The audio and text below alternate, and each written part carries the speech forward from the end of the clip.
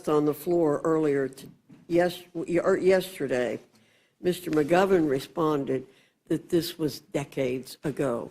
However, we've looked back and observed that you did indeed convene a hearing at 1:30 a.m. only a short time ago in 2022. It was for an omnibus, in addition to a short-term CR. Once again, those who live in glass houses shouldn't throw stones. Secondly, the letter asked, what else are you hiding? I want to be clear.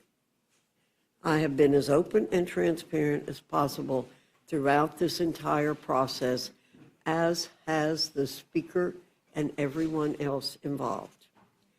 We posted the text of the Rules Committee print late Sunday night after the Budget Committee ordered the legislation reported, and we posted a comparative print at the same time showing the changes between the reported bill and the Rules Committee print. There have been many complaints from my friends on the other side about not knowing about whether there will be a manager's amendment and what will be in it. There will be a manager's amendment. It is how reconciliation has operated under both Republican and Democrat control. I certainly can't control the time that it will be ready, but I can assure my Democrat colleagues that they will certainly have more time than we were given in 2009 when a 309-page manager's amendment was dropped on us when the ranking member began reading the motion to report a rule for H.R. 2454. 309-page manager's amendment was dropped on us when the now ranking member began reading the motion to report a rule for H.R. 2454. The record is there. Our friends on the other side of the aisle love to cherry pick the facts about how this meeting is taking place in the dark of night. They've done it for several committee markups thus far. Never mind the fact that the only reason the hearings went as long as they did was because Democrats engaged in the legislative process, which is their right. But here's the thing, they can't have their cake and eat it too. They cannot complain about reporting legislation in the dark of night when the only reason it went so late was because of their own actions. Now, in the case of the Rules Committee, the same holds true. The Rules Committee has a long tradition of meeting late into the evening and reporting legislation long after most of America has gone to bed.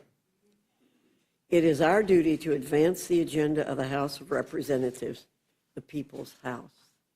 Let's roll the clocks back to when Democrats held the majority in the 110th and 111th Congress.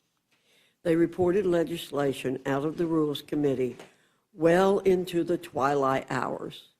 I know of what I speak. I was on the Rules Committee then.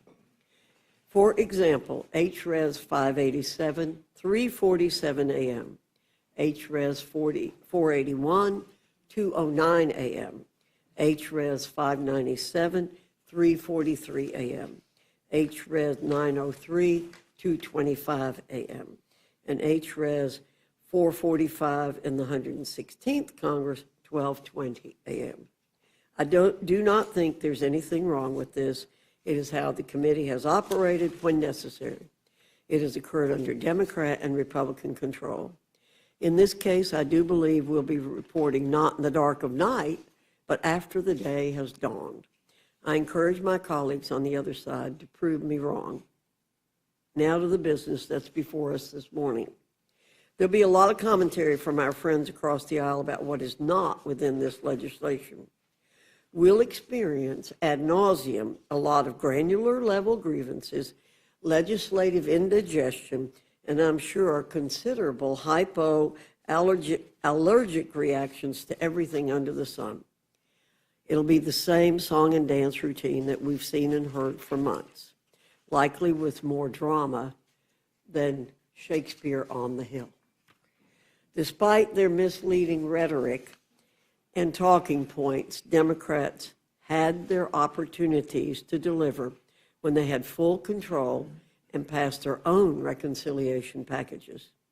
They did nothing to make the middle-class-centered Trump tax permanent. Despite the existence of the expiration of these tax cuts within their 10-year window, they refused. They even refused to raise the top income tax bracket, despite all their campaign talking points. Instead, they passed the so-called Inflation Reduction Act and the so-called American Rescue Plan Act that led to reckless spending and record inflation. But Republicans are here to do our jobs. And our jobs, in this case, isn't out of discretion. It's grounded in statute. We're considering legislation that executes the instructions given to the committees pursuant to the budget resolution, one that passed both chambers and is binding on this body and the Senate. And our express purpose is this: to ensure that our federal spending, taxation, and other revenue-generating concepts align with the current needs of the American people. The American people and this government, by extension, cannot afford inaction. Americans need this legislation to ensure our economic survival and the sustainability of this Republican government. Americans cannot afford the largest tax hike in our nation's history. Americans cannot afford the runaway, endless spending machines that Democrats have enshrined via their policies. Americans cannot afford the inflation caused by the Democrats in the last 4 years. Americans cannot afford a soft, fragile embrace of President Trump's successful policies on the border, national security, and growth. Inflation has fallen to the lowest level in more than 4 years, as April's consumer price index smashed expectations for the third straight month. Workers' real wages are up 1.9%, increasing each of the last 3 months. Encounters with gotaways, the top threat to public safety, are down by 95%. In March of 2025, fentanyl traffic at the southern border fell by 54% compared to March of 2024. Lastly, Americans and this government cannot afford to ignore the specific pro-growth provisions that President Trump campaigned on. Our bill delivers on the specific acute policies American workers embraced. We end taxes on tips. We end taxes on overtime. We boost tax deductions for seniors. We expand family-centered tax incentives like the child tax credit, the standard deduction, and family leave. The One Big Beautiful Bill is our answer to the American people's mandate from November. It is a clear, full-throated response to the millions of hardworking men and women across the entire nation who demand a serious course correction from the last 4 years and the setting of our fiscal situation on a sustainable footing. The committees within the House have all completed their respective parts, and all the pieces have come together. I commend all the committees, chairmen, members, and staff who worked for months, often well into the night and early hours of the morning, to craft the One Big Beautiful Bill Act. We're here to finish the job and ship this legislation to the House floor. With that, I look forward to the discussion. I now yield to the ranking member, Mr. McGovern, for any comments he wishes to make. Well, that's a lot to digest. Thank you. Madam Chair, before we get into the substance here, I've got a simple question. What the hell are Republicans so afraid of? What the hell are you so scared of that you guys are holding this hearing at 1 o'clock in the morning? It's a simple question that speaks to the heart of what's going on here, and one that I'm going to keep on asking. If Republicans are so proud of what is in this bill, then why are you trying to ram it through in the dead of night? If you guys are so proud to kick 14 million people off Medicaid, if you guys are so proud to rip food assistance out of the refrigerators of moms and dads and their kids, if you guys are so proud of shutting down rural hospitals and hurting our farmers, if you guys really think these are such great, awesome, beautiful things to do, like Trump keeps saying, then why not hold this hearing at 1 p.m. and not 1 a.m.? Why not debate this bill in prime time when most of the American people can watch? It's 1 o'clock in the morning. I think it's prime time in Guam. And I think it's crystal clear. It's crystal clear to everyone what this is all about. Now, the chairwoman wants to pretend like meeting at 1 o'clock in the morning is business as usual around here. It is not. This is not normal at all. She had to go back 20 years into the archives to dig up a single example of rules meeting at 1 a.m. And I guess, is that supposed to be some kind of gotcha? I'm actually glad she went back 2 decades to bring it up, because in 2007, Democrats convened the Rules Committee at 1 a.m. to protect people's health care. You guys have us meeting at 1 a.m. to rip it away. Now look at the record. George W. Bush was president, and the Children's Health Insurance Program was about to expire. That's an actual emergency, not a fake emergency like this. He vetoed not 1, but 2 of the bills that we sent him because he didn't want to cover those additional kids. So you guys caught us doing what exactly? Trying to protect coverage for uninsured kids. Great, we're proud of that. There is no comparison here. This is a 1,000-page bill, for God's sake. 1,000+ pages, and you want to shove it through in the dead of night because Trump said, close your eyes and vote for it. You're using emergency procedures to jam this through Congress to meet an artificial deadline that you created yourselves because the billionaires just couldn't wait for their tax cut. It's astonishing, really. It takes my breath away. It's just over 100 days, and you guys have gone from promising to lower costs to ripping away people's health care. Now, of course, you don't want anyone to know what you're doing here. It's because you know that this bill betrays the people who voted for you. You have the most ineffective Congress in a century. You've passed almost no legislation into law. And this is how you want to roll out your big centerpiece legislation at 1 o'clock in the morning. This isn't just incompetence. It's much more nefarious than that. You are intentionally hiding what you are doing. What an insult to the people of this country. What disdain you guys must have for the people who voted for you. You know, people are so tired of getting screwed over by a system that doesn't work for them. America is fed up with this BS, and people want change. And I don't blame them. I'm fed up too. They want us to make things better for regular people. And what your big, ugly bill does is the exact opposite. You guys and Trump are perpetuating the exact broken system that people hate. You're rigging things for the rich and powerful. More tax breaks for billionaires while regular people get screwed. More giveaways for those at the top while moms and dads struggle to get by. More loopholes into the tax code for Wall Street CEOs and bankers while working families fall further and further behind. That's the Republican agenda. That's what you guys think is big and beautiful. Greed, corruption, and tax breaks for billionaires. You want to steal from the wallets of working class people, steal from their ability to buy food and get health care, and then you have the nerve to claim that this bill is about cutting costs and reducing waste? Give me a break. This bill raises the debt limit by $4 trillion. $4 trillion with a T. Even your own members, budget hawks in the House and Senate, weren't happy with the latest version of this bill because they know it will blow up our deficit. And the true cost is likely trillions of dollars higher, a cost shouldered by the American taxpayer. So you want to cut taxes for the rich and pay for it by exploding the debt and stealing from the American people. Stealing from people with the least so you guys can give more to those with the most. And I just find that fundamentally wrong, fundamentally cruel, totally out of touch, and totally and fundamentally immoral.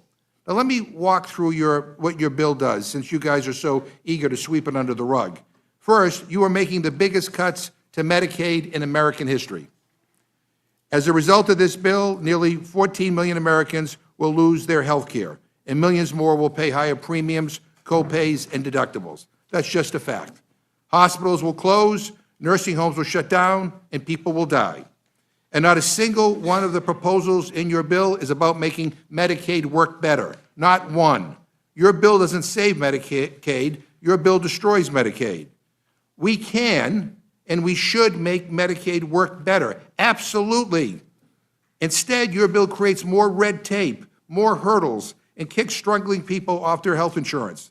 Now, who asked for this garbage? I mean, more red tape? Oh, boy. When I talk to people back home, that's exactly what they want with their health care. More red tape. I mean, come on.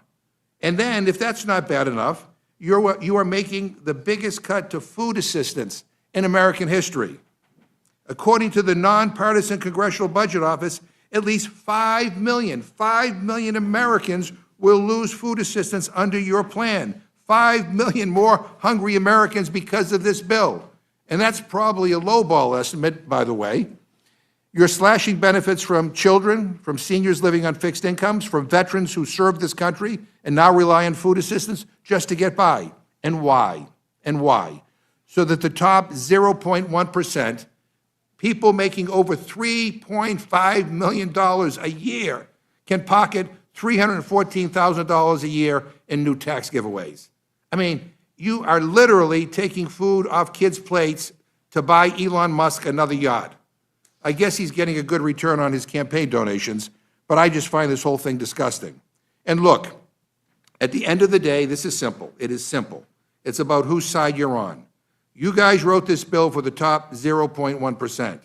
You wrote it for the billion-dollar corporations who offshore jobs and dodge taxes. You wrote it for the big oil and big pharma CEOs who rip people off. You wrote it for the rich and famous, for the people who never, ever have to worry about where their next meal is coming from or how to take care of their elderly parents. So you guys picked a side, okay? You picked the billionaires. I get it. You want to betray the people who voted for you. You want to sell them out because Trump told you to. But guess what? Democrats are picking a side too. And we are siding with the vast, vast, vast majority of Americans who you are going to screw over with this bill. We are siding with the 14 million parents and grandparents who are going to get kicked off health care if this monstrosity passes.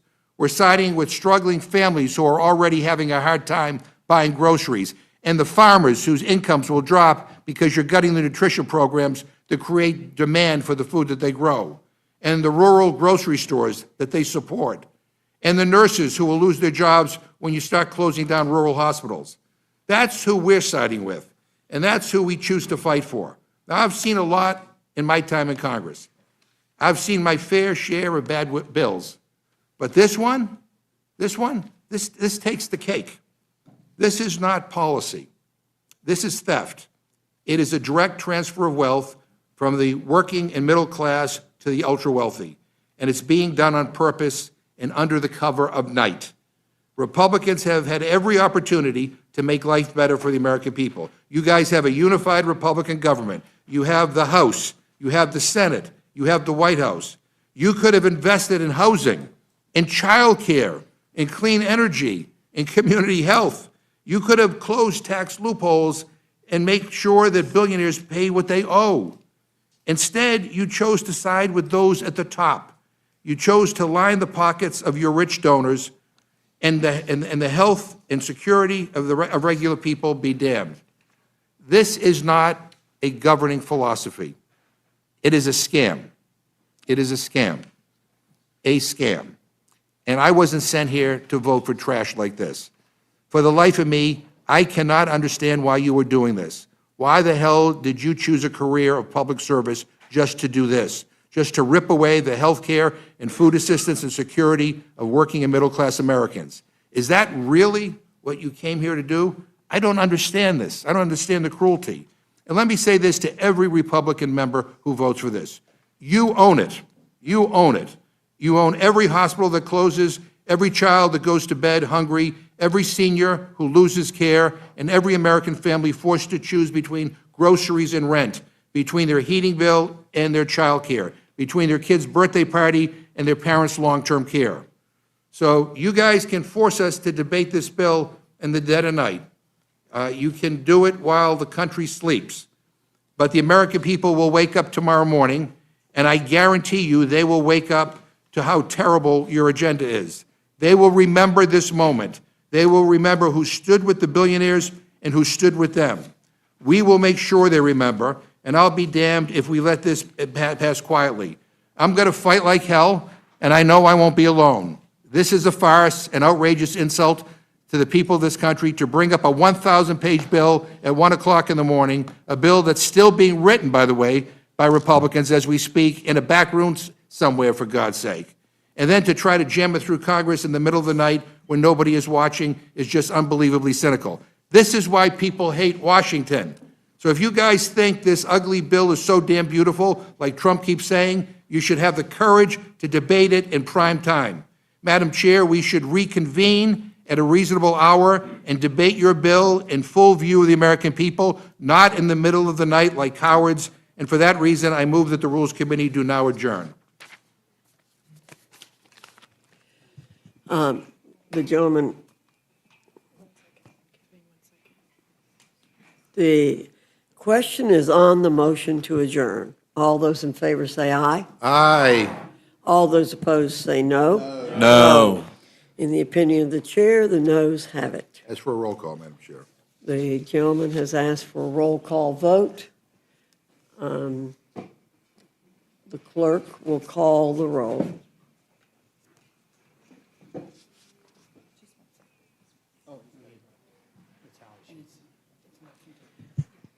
Why don't you just let me call?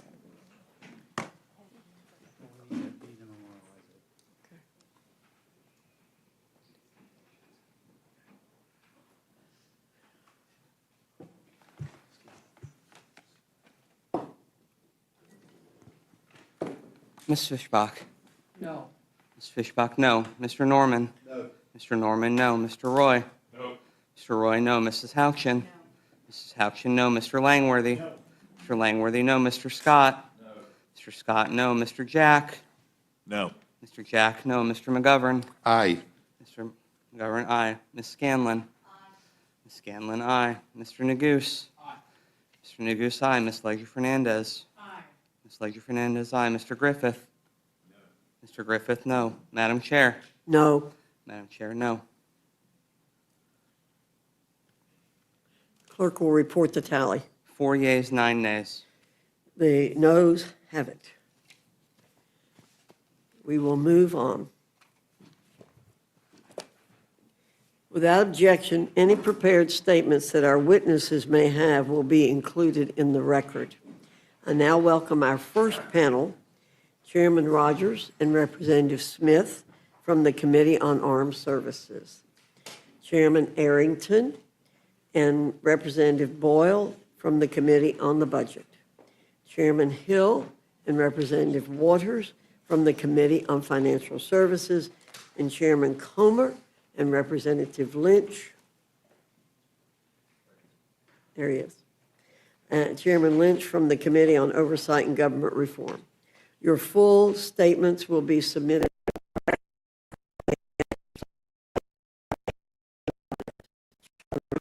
Welcome your testimony. Thank you, Chairwoman Fox and Ranking Member McGovern. I appreciate the opportunity to present the Armed Services Committee Reconciliation title. The HASS title provides $150 billion in mandatory funding to modernize our military, revitalize the defense industrial base, and improve quality of life for our service members. The time for this level of investment is long overdue. The threats we face from China, Russia, Iran, North Korea, and others are much more complex and challenging than at any point in our history. We are being outpaced by our adversaries in the development and deployment of critical capabilities. Our defense industrial base is atrophied to the point where we may no longer be able to sustain prolonged conflict, and it all stems from a chronic underinvestment in our national security. Defense spending is not keeping up with inflation. In fact, we are currently at the lowest level of defense spending as a percentage of GDP since before World War II. That anemic level of investment is endangering our national security, and it must change. Reconciliation gives us the opportunity to do just that. It forces the department to start building the future of American defense now. It invests billions to accelerate deployment of new, low-cost, attritable autonomous systems. These unmanned air, surface, and underwater systems are the key to victory on future battlefields. The HASS title will go a long way toward restoring American deterrence and building our ready, capable, and lethal fighting force that President Trump has promised. Finally, I'm very pleased to be able to report that the committee reported this out on a bipartisan basis. I think that demonstrates the underlying bipartisan consensus we have to increase investment in our national security. Thank you for the opportunity to testify and for your help in moving this critical bill forward.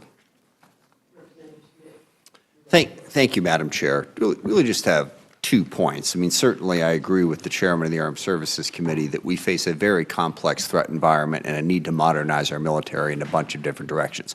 I'm not sure I agree on what the total number of the budget should be for the House Armed Services Committee, but 2 crucial points. If you believe that the Defense Department needs more money, that we need to spend more money on defense, you cannot vote for this reconciliation bill. This reconciliation bill is going to cut taxes over 10 years by somewhere between $5 and $7 trillion, depending on how you guys all finally decide what you're going to put in there and what you're not going to put in there. It is going to increase the debt and the deficit by $3.5 trillion or thereabouts.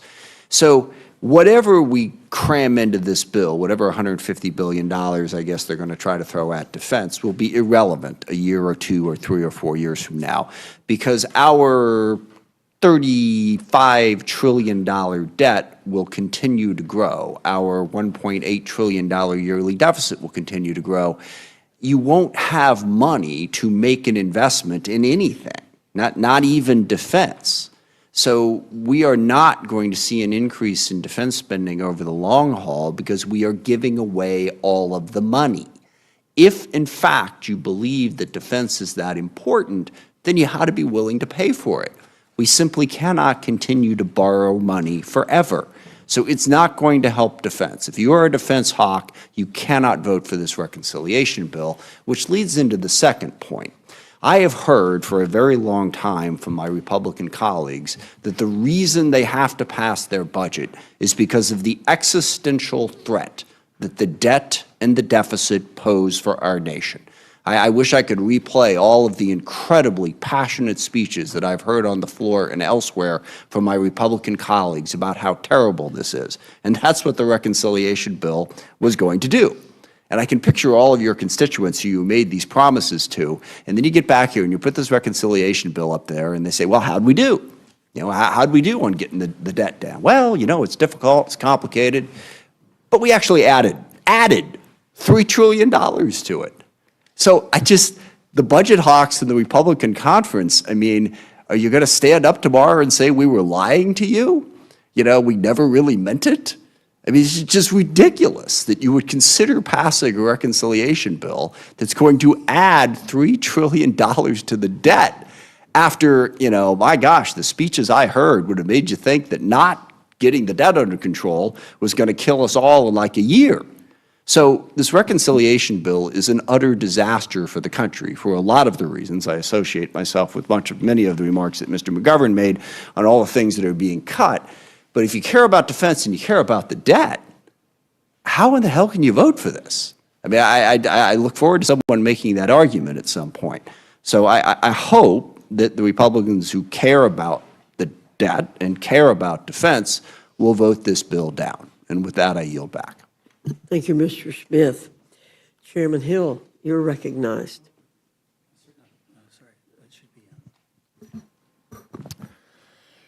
Good morning, Madam Chair and Ranking Member McGovern. I've never considered myself much of a morning person, and this takes it to a whole new level. A few weeks ago, the House Financial Services Committee completed work on the assignment to us under the budget resolution from Congress adopted early in April. The resolution asked us to decrease the deficit by at least $1 billion over the 2025 to 2034 period. We've done that. We've rescinded the remaining unobligated balances with the Department of Housing and Urban Development's Green and Resilient Retrofit Program created under the Inflation Reduction Act of 2022. We ended the Public Accounting Oversight Board's authority to collect regulatory fees, and transferred any unused balances to the Treasury. Audit oversight will continue without disruption. We put a firm cap on the Consumer Financial Protection Bureau's budget, setting its funding at no more than $249 million for fiscal 2025, with an annual adjustment for inflation going forward. For the CFPB Civil Penalty Fund, once direct victims are compensated, remaining funds will be transferred to the Treasury's general fund.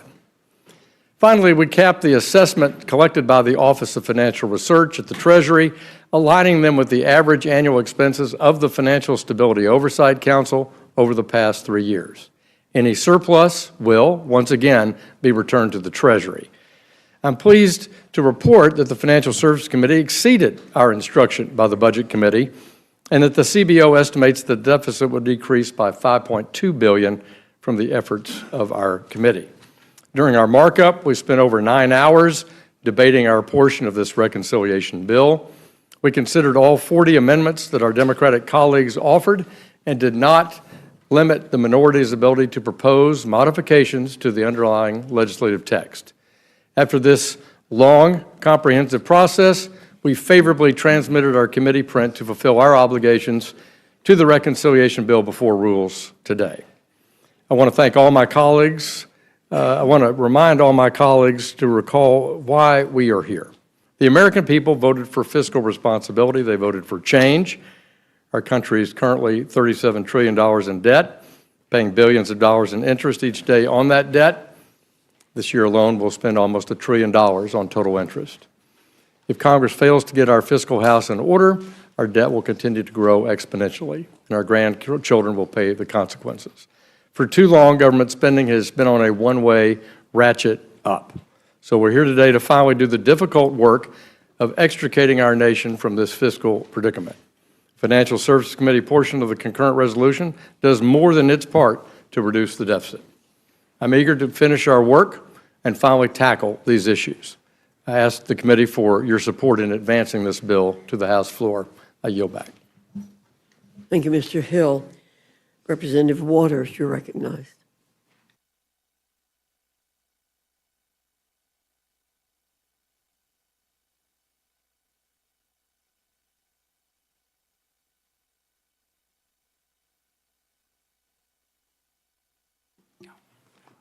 Well, I can't let that not be heard. Well, here we are. Republicans have dragged us here in the dead of the night under the guise of having a productive hearing about the GOP tax scam bill. But the truth is that Republicans couldn't care less about how bad this bill is. They're going to sit here and ignore every single thing that I and my Democratic colleagues have to say about this bill and how it will harm hard-working American families. And it's all because they are afraid of Donald Trump. They're so afraid of Donald Trump that they will gladly allow the American people to serve as collateral damage to the $5 trillion handout, $5 trillion handout to billionaires in this bill. They're so afraid of Donald Trump that they're okay with him getting richer while their constituents are getting poor. This isn't hyperbole. This is real life. This bill cuts programs that will literally make American families poor and make Donald Trump and his billionaire donors richer. I was there at the Consumer Financial Protection Bureau after Trump and Elon Musk illegally attempted to shut down the Bureau. I heard from consumers about what shutting down the agency means for them. This is the very same agency that following the 2008 financial crisis, which many of us in this room remember, was created to stop predatory financial institutions from ripping off our constituents. The same agency that has saved American families $21 billion by returning to them funds that were swindled out of them. Trump failed to shut the agency down in court. So now they're trying to soliciting the help of Republicans. This bill, this budget scheme will slash the Bureau's budget by 70% and put the agency's crucial work like cracking down on illegal junk fees, tackling discrimination in housing, and protecting service members and students from scams to a grinding halt. This is all to cut taxes for billionaires like Mark Zuckerberg and Elon Musk. Republicans are also pushing to gut the Financial Stability Oversight Council and Treasury's Office of Financial Research, agencies that are designed to prevent another financial crisis like the one in 2008. They're eliminating funding for affordable housing construction despite a national homelessness crisis. I also showed up at HUD because I know the harm this will pose to families. They're also so desperate to do Trump's bidding that they're eliminating another agency that doesn't cost taxpayers anything, the Public Company Accounting Oversight Board, which oversees auditors to prevent frauds like Enron and ensure that companies controlled by the Chinese Communist Party are on the up. What's even more sinister about Republicans dismantling our financial institutions, that they're doing this in the middle of an economic crisis. Our economy is falling behind Europe, China, and Canada. Americans are so economically anxious that they're holding off on starting a family and buying a home. The so-called pro-family party is making it harder for Americans to have kids and ripping away the American dream of home ownership. Inflation is rising, the dollar is down, yields are up, and borrowing is getting more expensive. And just this past Friday, Moody's lowered the United States credit rating because of Trump's reckless tariff policies and growing concerns about how this bill would jack up our debt by giving a massive, unnecessary handout to billionaires. Don't forget, he is all carrying out the most egregious crypto scheme in history, a scam that is enriching himself and his family while average investors lose money. But nothing in the bill addresses this crisis. Trump has thrown the U.S. economy. He's put us in this position. Republicans, let's face it, you're not serious about helping your constituents. You only care about kissing up to King Trump. This isn't what the American people elected us for. I yield back the balance of my time. Thank you, Ms. Waters. Mr. Arrington, you're recognized. Thank you, Madam Chair, Ranking Member McGovern, members of the Rules Committee. Only in the mind of a Democrat could a 22% tax hike prevention be a bill that's characterized as trash. Only in the mind of a Democrat could giving our soldiers, our sons and daughters in uniform, what they need to be ready to protect us, to keep us safe and free, be a scam. Only in the mind of a Democrat would keeping illegal immigrants from receiving taxpayer-funded social services so that we could sustain those programs for American citizens now and into the future could be a scam or trash. And I got a whole lot of other talking points, and I look forward to the conversation. The reconciliation bill under consideration today is the principal legislative vehicle for advancing the full America First agenda to realize President Trump's vision and House Republicans' unwavering commitment to making America safe and prosperous again. Our goals were as follows: to strengthen our military and secure our border, to reignite economic growth and unleash American prosperity, and to rein in wasteful Washington spending and begin the process of restoring the fiscal health of our great nation. The One Big Beautiful Bill Act contains the largest tax cuts, security investment, federal energy asset deployment, and spending reduction in the history of the United States of America. This is an historic moment. We believe it's a generational opportunity to reclaim the American promise, to renew the American spirit, and restore America's greatness. The American people gave President Trump a mandate and unified Republican leadership in Congress to reverse course on the failed policies of the last 4 years. Their message to Washington, Madam Chair, I believe was crystal clear. They want competent leaders, common sense policies, and a commitment from everybody in this room, all of the lawmakers and leaders of our great country, to be committed to putting America and Americans first. Let's give the voters what they got, what they asked for today. I yield back. Thank you, Mr. Arrington. Mr. Boyle, you're recognized. Thank you, Madam Chair, and thank you, Ranking Member, and thank you to all the members who go above and beyond by serving on the Rules Committee. When I was a teen, my late mother would often say, "Nothing good happens after midnight." Now I know what she meant. This big bill for billionaires will truly hurt working Americans. Let me highlight some of the major points. First, it will bring about, according to the Nonpartisan Congressional Budget Office, the greatest loss of health care coverage in American history. It does it in several ways. First, by providing and instituting the biggest cut to Medicaid in American history. Second, by launching devastating cuts to Obamacare. Those two combined will result in a loss of health care for about 14 million Americans. But that's not all.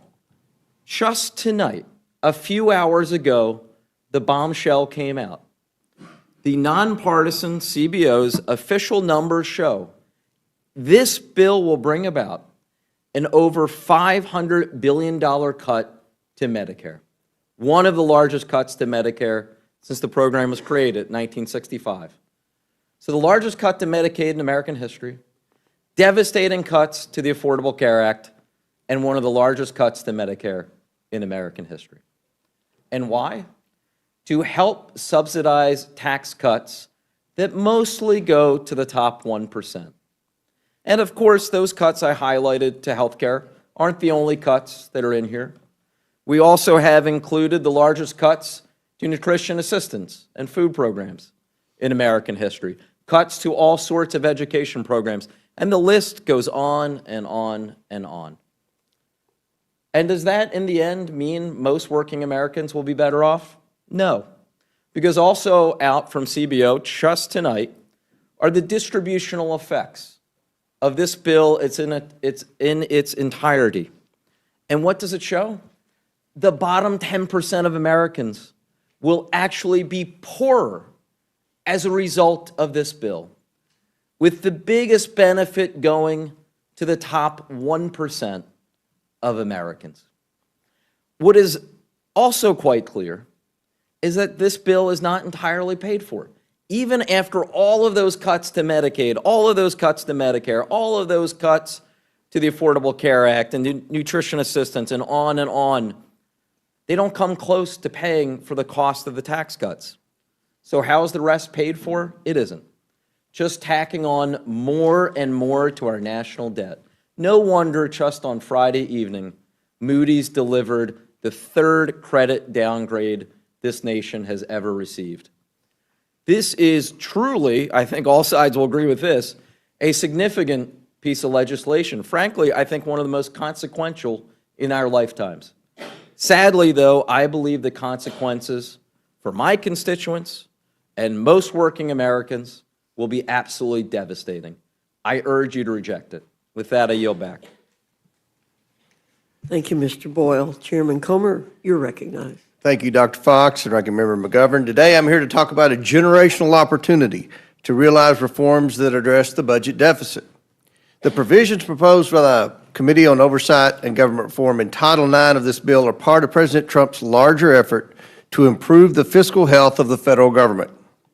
Last November, Democrats offered to provide more of the same, but the American people instead elected President Trump to a historic second term on promises to change Washington, D.C.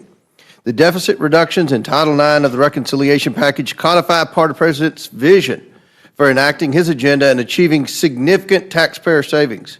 Congressional procedure, precedent, and tradition too often contribute to an ever-expanding federal government. Meanwhile, too little is done to shrink the administrative state and make the federal bureaucracy more efficient. The budget reconciliation process provides a rare opportunity to reverse that trajectory. Fundamentally, Congress instructed the Committee on Oversight and Government Reform to advance policies that reduce the federal deficit by at least $50 billion.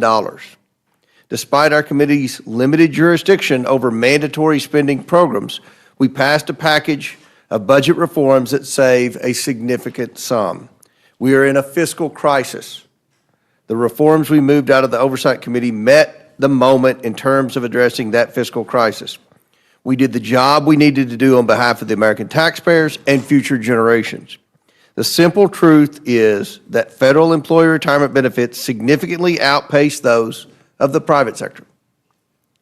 To this point, the Congressional Budget Office issued an April 2024 report that I requested, stating that, quote, benefits for federal workers cost 43% more per hour worked on average than benefits for private sector workers, end quote. CBO stated further that, quote, benefits also constituted a larger share of total compensation for federal workers than for workers in the private sector, end quote. Most of the costs associated with these benefits are funded by hardworking taxpayers in the private sector and federal borrowing. I understand that our conference includes members that represent different constituencies. I support leadership's work to combine our package with the provisions reported by other committees into one bill that can gain the support of our conference. And I thank my colleagues for working with leadership to represent their constituents and reach an agreement on a package that advances significant budget-saving reforms. I fully support our collective efforts to advance a package that works for the House and supports President Trump's agenda. Title IX of the legislation before us today advances most of the Oversight Committee's important budgetary reforms. These reforms will save taxpayers money while protecting current retirees, as well as law enforcement officers, border patrol officers, air traffic controllers, nuclear material couriers, and firefighters who serve a clear public interest and typically have shortened federal careers due to mandatory retirement rules and early retirement incentives. Taken together, the reforms now being considered in Title IX will reduce the deficit and move us toward the more accountable federal government and the American people demand and deserve. I ask the Rules Committee to promptly advance this legislation for consideration by the House, and I welcome the committee's questions. I yield back. Thank you, Chairman Comer. Representative Lynch, you're recognized. Thank you, Madam Chair. And Ranking Member.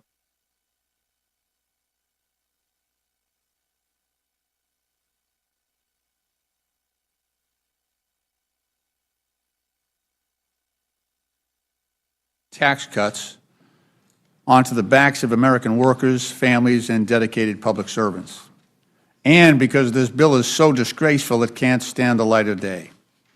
In just over 100 days, we've witnessed the Trump administration lay off more than 200,000 probationary federal employees, including leading researchers, public health experts, veterans, and other critical positions.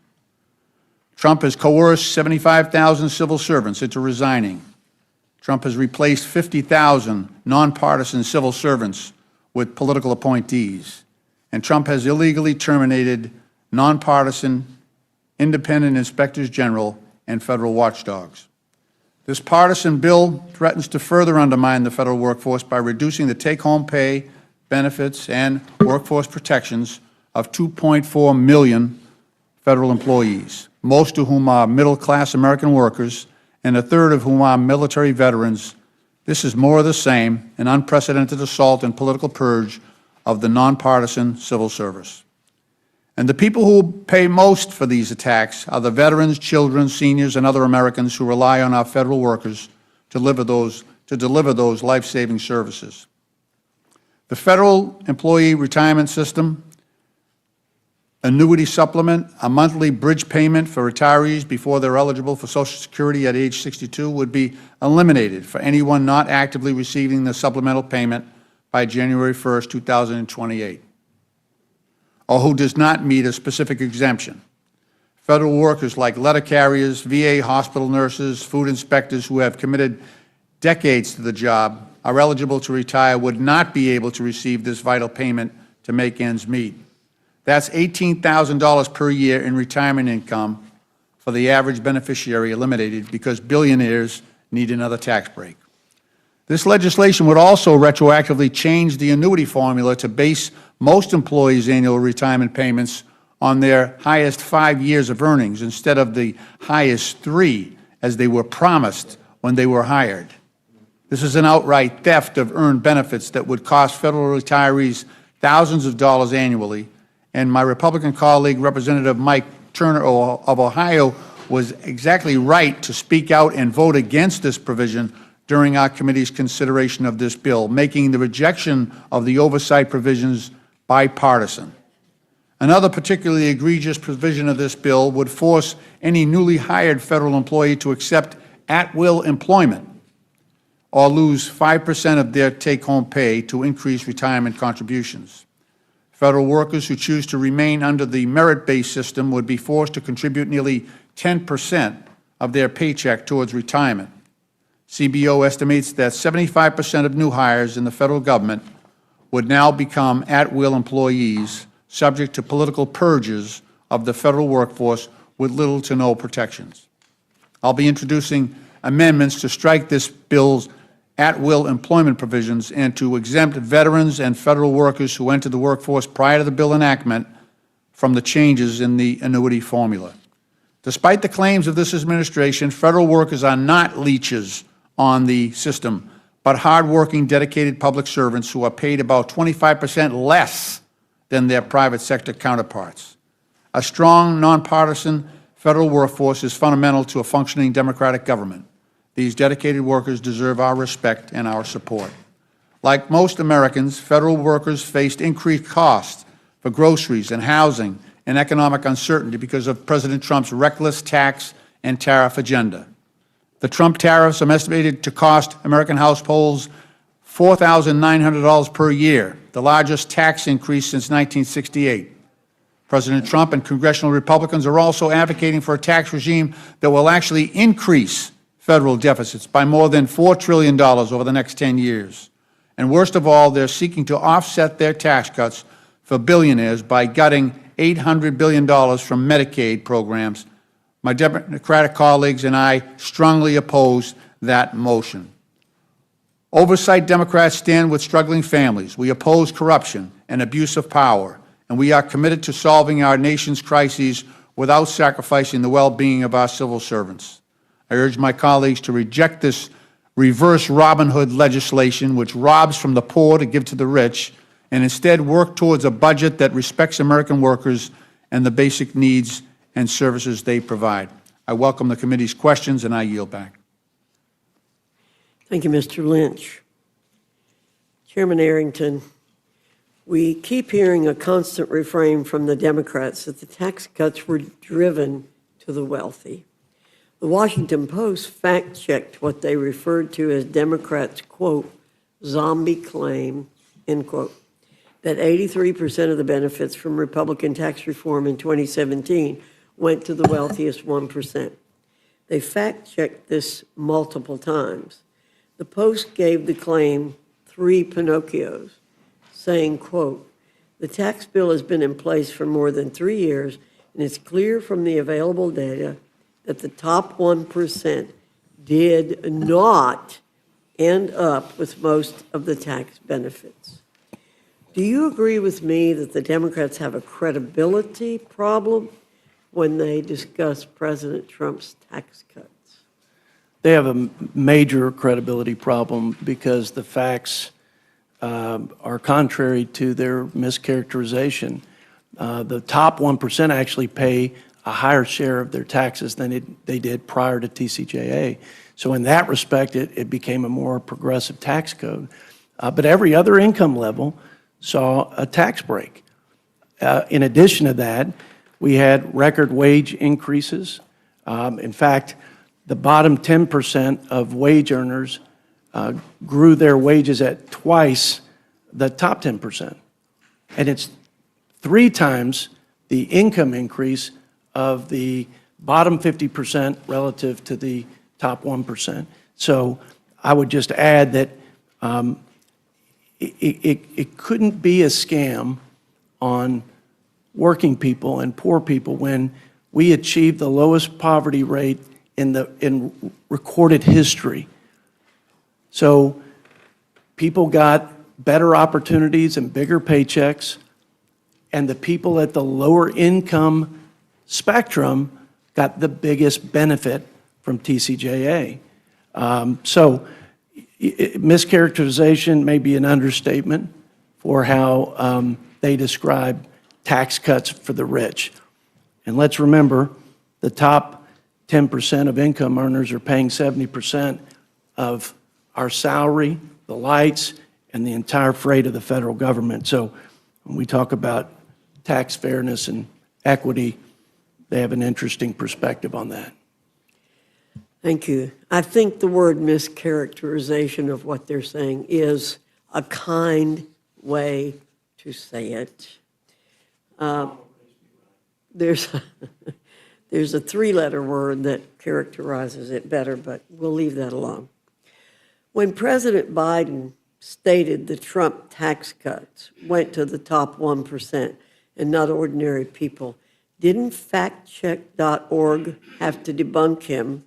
And didn't the liberal Tax Policy Center even have to correct President Biden? And didn't even the New York Times state that, quote, studies consistently find that the 2017 law cut taxes for most Americans? That's and correct. doesn't this constant refrain we're hearing from Democrats now match exactly what has been categorically debunked? Yes, ma'am. Yes, ma'am. And nobody knows that better than the average family of four who saw about a $5,000 increase in their take-home pay because of their tax relief, which was almost the opposite effect of the inflation tax they paid over the last 3 or 4 years. Thank you very much, Mr. McGovern. I think what you're talking about is not what we're talking about here today. We're talking about the Republican reconciliation package that is going to be jammed through this committee and rush to the floor. And if I'm understanding the numbers correctly, the latest version of their tax scam, the top 0.1% stand to gain $255,000 on average in 2027 alone. That's $700 a day, every day. The people who make over $1 million a year will also get their pockets lined. On average, these millionaires will have an additional $81,500 per year, but pennies for everybody else. For those earning less than $50,000 per year, the average benefit is $265. That's less than $1 per day, and that's laughable when you begin to look at the gaps that are going to be created by these cuts in other programs. But, Mr. Boyle, I have a letter here that you received along with the Democratic leader, Hakeem Jeffries, from the director of the Congressional Budget Office, and I'm looking at this chart here about who benefits from this bill. It doesn't seem to match what Chairwoman Fox and Mr. Arrington are just talking about right now. You want to comment on this? What that chart shows, and by the way, that's not my chart. Yeah, I know. That's not your chart. CBO's. That is the official scorekeeper's chart, the nonpartisan Congressional Budget Office. And if you can show that chart again, what it shows is the poor get poorer while the rich get richer. And so let me quote again from the CBO, specifically their numbers. For people in the bottom 10%, they will experience a 4% loss of household wealth. Meanwhile, for people in the top 10%, they will see their household resources increase by 2%. It is as simple as that. And I ask unanimous consent that this be entered into the record, Madam Chair. Without objection. My view on legislation is that if you believe in the legislation, you ought to vote for it. If you don't believe in it, you ought to vote against it. So I would say to my friend Chairman Arrington, if you believe the stuff that's contained in this reconciliation bill, if you think these priorities are the right priorities, and if these represent your values, then by all means, vote for it. I'll disagree with you. I mean, I could spend all day here, because I'm also on the Agriculture Committee, and we had a lengthy hearing on the impact of the nutrition cuts on average people and on states, too. There's an unfunded mandate here as well. And it's going to be significant. But if this bill represents your values, I'll just say for the record, it doesn't represent my values. And so, you know, we're just going to have to agree to disagree. But, you know, let me ask you a question, though, Chairman Arrington. I mean, this is the Rules Committee print of what we're talking about. Is this Rules Committee print in front of us, is this the final version of the bill, or a change is going to be made? Sir, it's the final version of the bill until the manager's amendment is completed, and then we'll know what those definitive changes are. So are negotiations still ongoing? And if so, with whom? Where are they, and in what room? Shouldn't you be in that room instead of being here right now because you're the budget chair? I mean, during the budget markup on Sunday night, you said that you weren't aware of any changes being made, and then my colleague on the Rules Committee, Mr. Norman, on this committee followed up saying he was happy with the direction, with the changes that were being made. So which is it? So changes are going to be made? Well, I'd say there have been a lot of conversations and discussion and healthy debate within the conference. But as far as I'm concerned, my job was first to make sure that the budget targets were achieved, and they were. So we had a balanced budget reconciliation bill. That was our job to affirm that in the Budget Committee. As to what changes, I don't know of any definitive changes until I see it on paper. Lots of things change, as you know, Right, yeah, in this process. But in the Budget Committee markup, you said that we would have an official score from the nonpartisan budget experts at CBO before we vote on this bill. And when will we get that score? I believe we will still have a score on the final bill. So you think we'll get the score before we vote on it? That's my expectation. And if we don't, would you recommend that we hold off until we get the I think score? we got a lot of the bill scored at this point. My expectation is that they'll have the bill scored.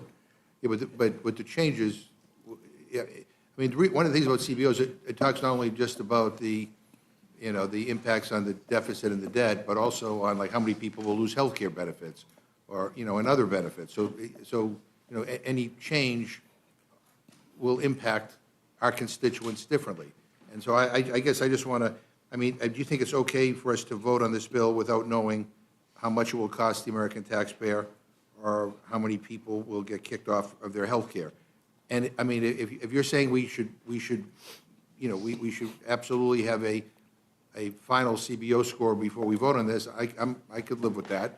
I want to make sure I'm understanding what you're committing to or not committing to. I'm committing, my expectation is they'll have all the scores, Mr. McGovern, but I think they know the various machinations and what that will do to ensure a certain number of people who receive, for example, Medicaid, who are in this country illegally under the policies of President Biden, and what that will change when we put prohibitions against taxpayer funded services going to be clear, illegal. I'm not looking for a prediction. I'm looking for kind of certainty about Yeah, what sure. we will be. Mr. Boyle, as you know, statutory pay-go, which stands for pay-as-you-go, is a law that requires tax cuts and spending increases to be offset, meaning that they do not add to the deficit. If at the end of the year, congressional legislation collectively violates pay-go, those deficit effects trigger across-the-board cuts to programs like Medicare. Does this bill trigger statutory pay-go?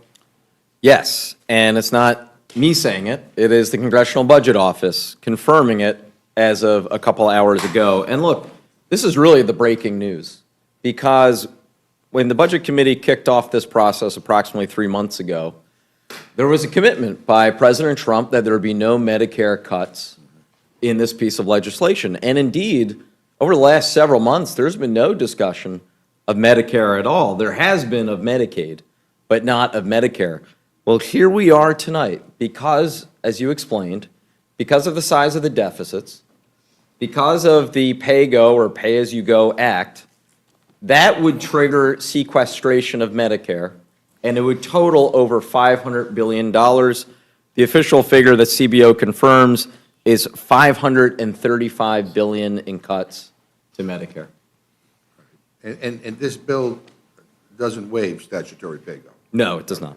So this will have a direct impact on Medicare and the federal budget, which is, again, I think a lot of people who are not following this as closely as you are probably are not aware of and will be surprised to learn about tomorrow. Chairman Hill, as you know, military service members and veterans are disproportionately targeted and endangered by financial fraudsters. And the CFPB, whose funding Republicans are aiming to cut by roughly 70%, received nearly 85,000 financial complaints from service members and veterans in 2023. And the CFPB has provided $363 million in monetary relief from enforcement actions that involved harm to service members and veterans. Our colleague from Connecticut, Mr. Himes, spoke on an amendment in your committee that would prevent funding cuts to the CFPB from harming veterans and service members. I mean, this seems like a common-sense amendment to me, yet not a single Republican spoke in favor of it. No one on your side even spoke up to explain why they were in favor of not moving this amendment forward, which, again, I think threatens the financial safety of our service members and our veterans. So at the end of the day, I mean, this amendment was voted down. So I just want to give you an opportunity to explain why cutting an agency that protects the financial well-being of our service members and our veterans is a priority in this bill. I don't quite understand it. Well, thank you, Mr. McGovern. The plan that Republicans advanced in this reconciliation plan was to save mandatory spending, and it's our judgment, going back and looking at the history of the CFPB since its inception in the Dodd-Frank Act, that it could continue its core function and meet its statutory obligations at a 5% cap of the Federal Reserve's budget, which would be about $249 million this year, and that it could meet all of its statutory obligations in meeting what Dodd-Frank directed them to do, which is for large financial institutions and non-banking companies comply with consumer compliance, and we believe they can do that. Yeah, I'm hearing great concern about the impacts of these cuts, and what I worry about in a number of areas with regard to this bill is that cuts are being made not necessarily on the merits, but just because cuts have to be made. Ranking Member Waters, the CFPB has returned $21 billion to consumers over the last 14 years. If Congress proceeds to slash 70% of the CFPB's budget, a vital agency whose sole purpose is to protect American consumers in the financial marketplace, would the CFPB be still be able to fight for consumers and seek remediation when they are harmed with this kind of cut? Thank you very much for that question, Mr. McGovern. Absolutely not. The Consumer Financial Protection Bureau is extraordinarily important for consumers. I sat on the conference committee of the Dodd-Frank reforms when we created the Consumer Financial Protection Bureau. A lot of work had been done by Senator Warren and others. But I want you to know, prior to the Consumer Financial Protection Bureau, the consumers really had nowhere to turn. They had nowhere to really lodge their complaints. And this is very important because now, with the Consumer Financial Protection Bureau and the excellent work that has been done, they've been able to return $21 billion over 14 years to our consumers. I want you to know that our consumers, the victims, are mostly the least of these.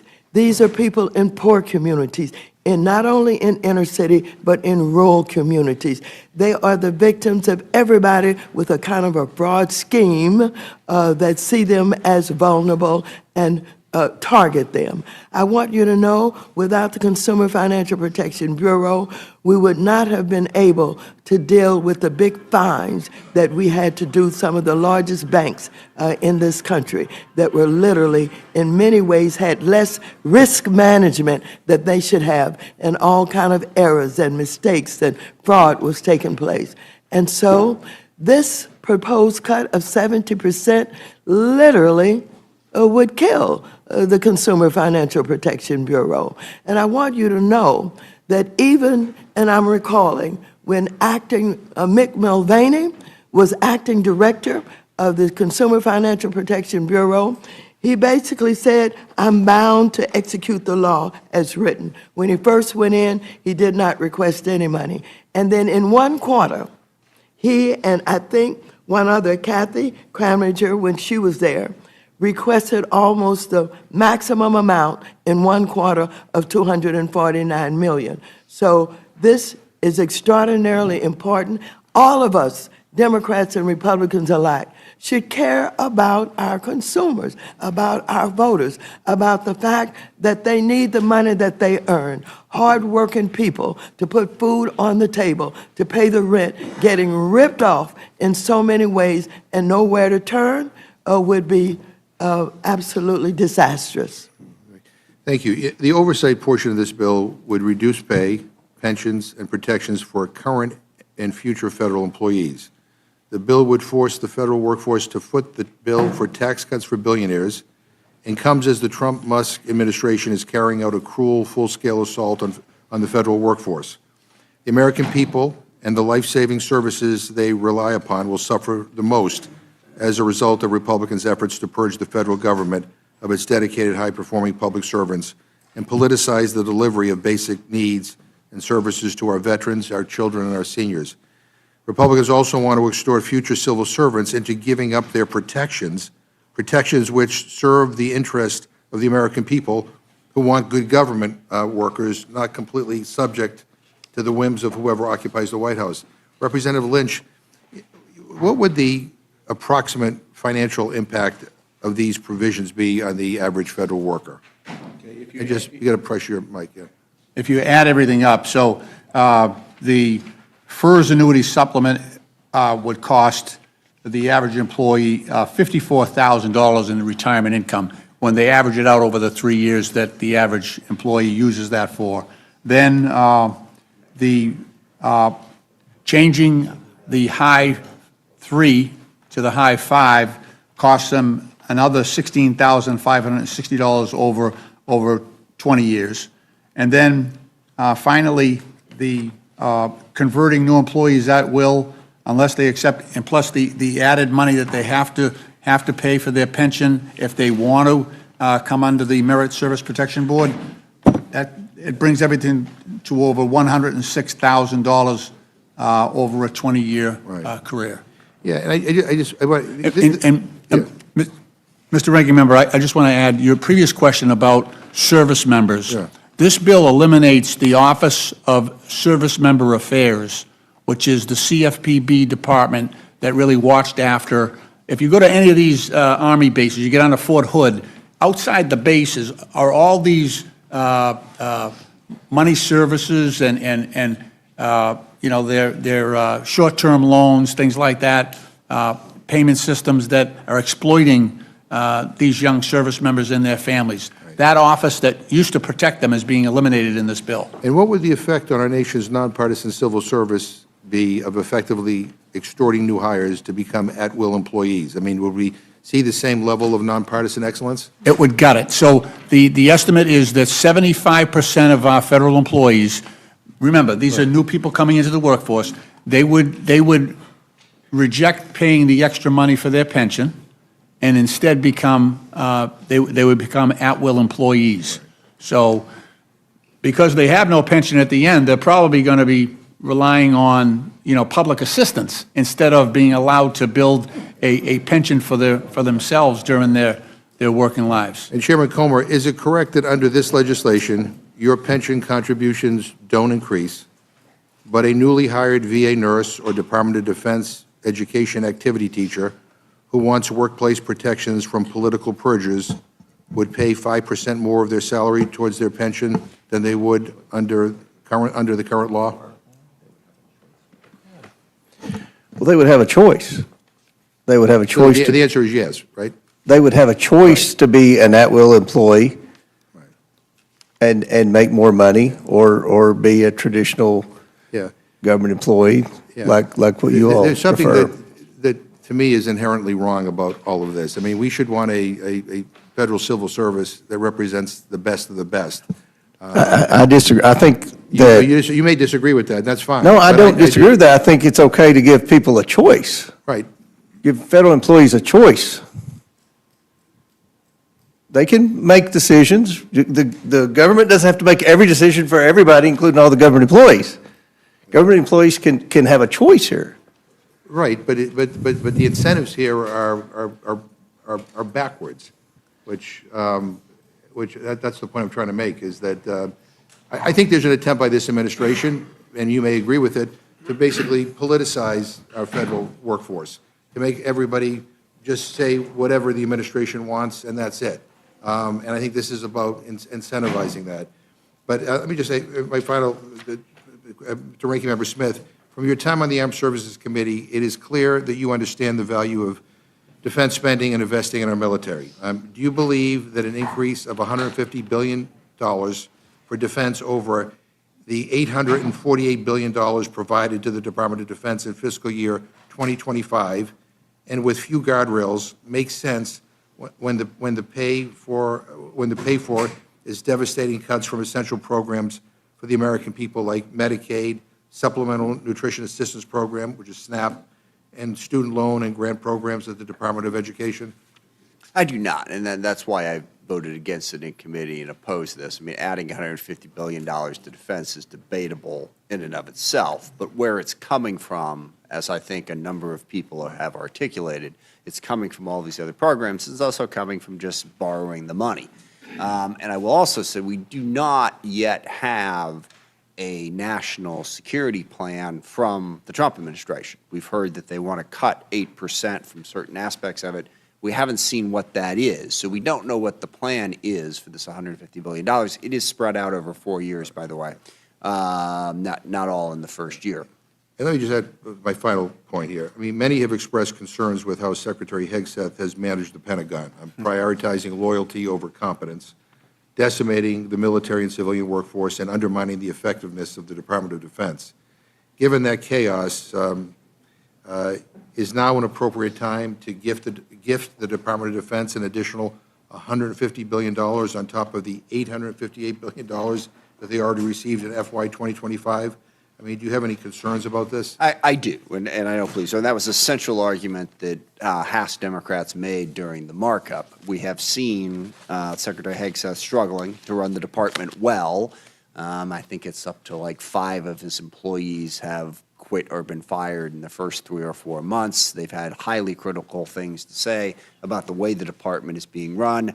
Obviously, they don't know how to control secure information securely. And again, they don't have a plan in terms of where they're planning to spend. We don't even have an FY26 full budget yet. So, no, I don't think this department can be trusted with that. I want to thank all the panel for being here. Again, as I said before, this bill doesn't represent my values, and I'm going to be part of an effort to fight like hell to defeat this. This is bad for our country. I yield back. Thank you, Mr. McGovern. Mr. Scott, you're recognized. Thank you, Madam Chair. And Chairman Rogers, I'm going to come to you in just a second to talk about the investments through DOD, but I just want to make sure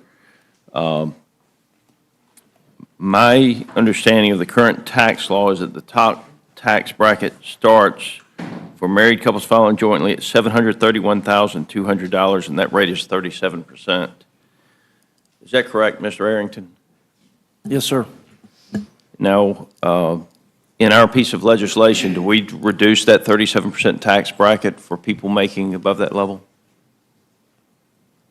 Do we reduce that bracket? That is the reduced bracket that we extend. It is 37% going forward, though. Yes. That's correct. It is an extension. So Yes. we're going to, the tax rate is going to be the same. That's correct.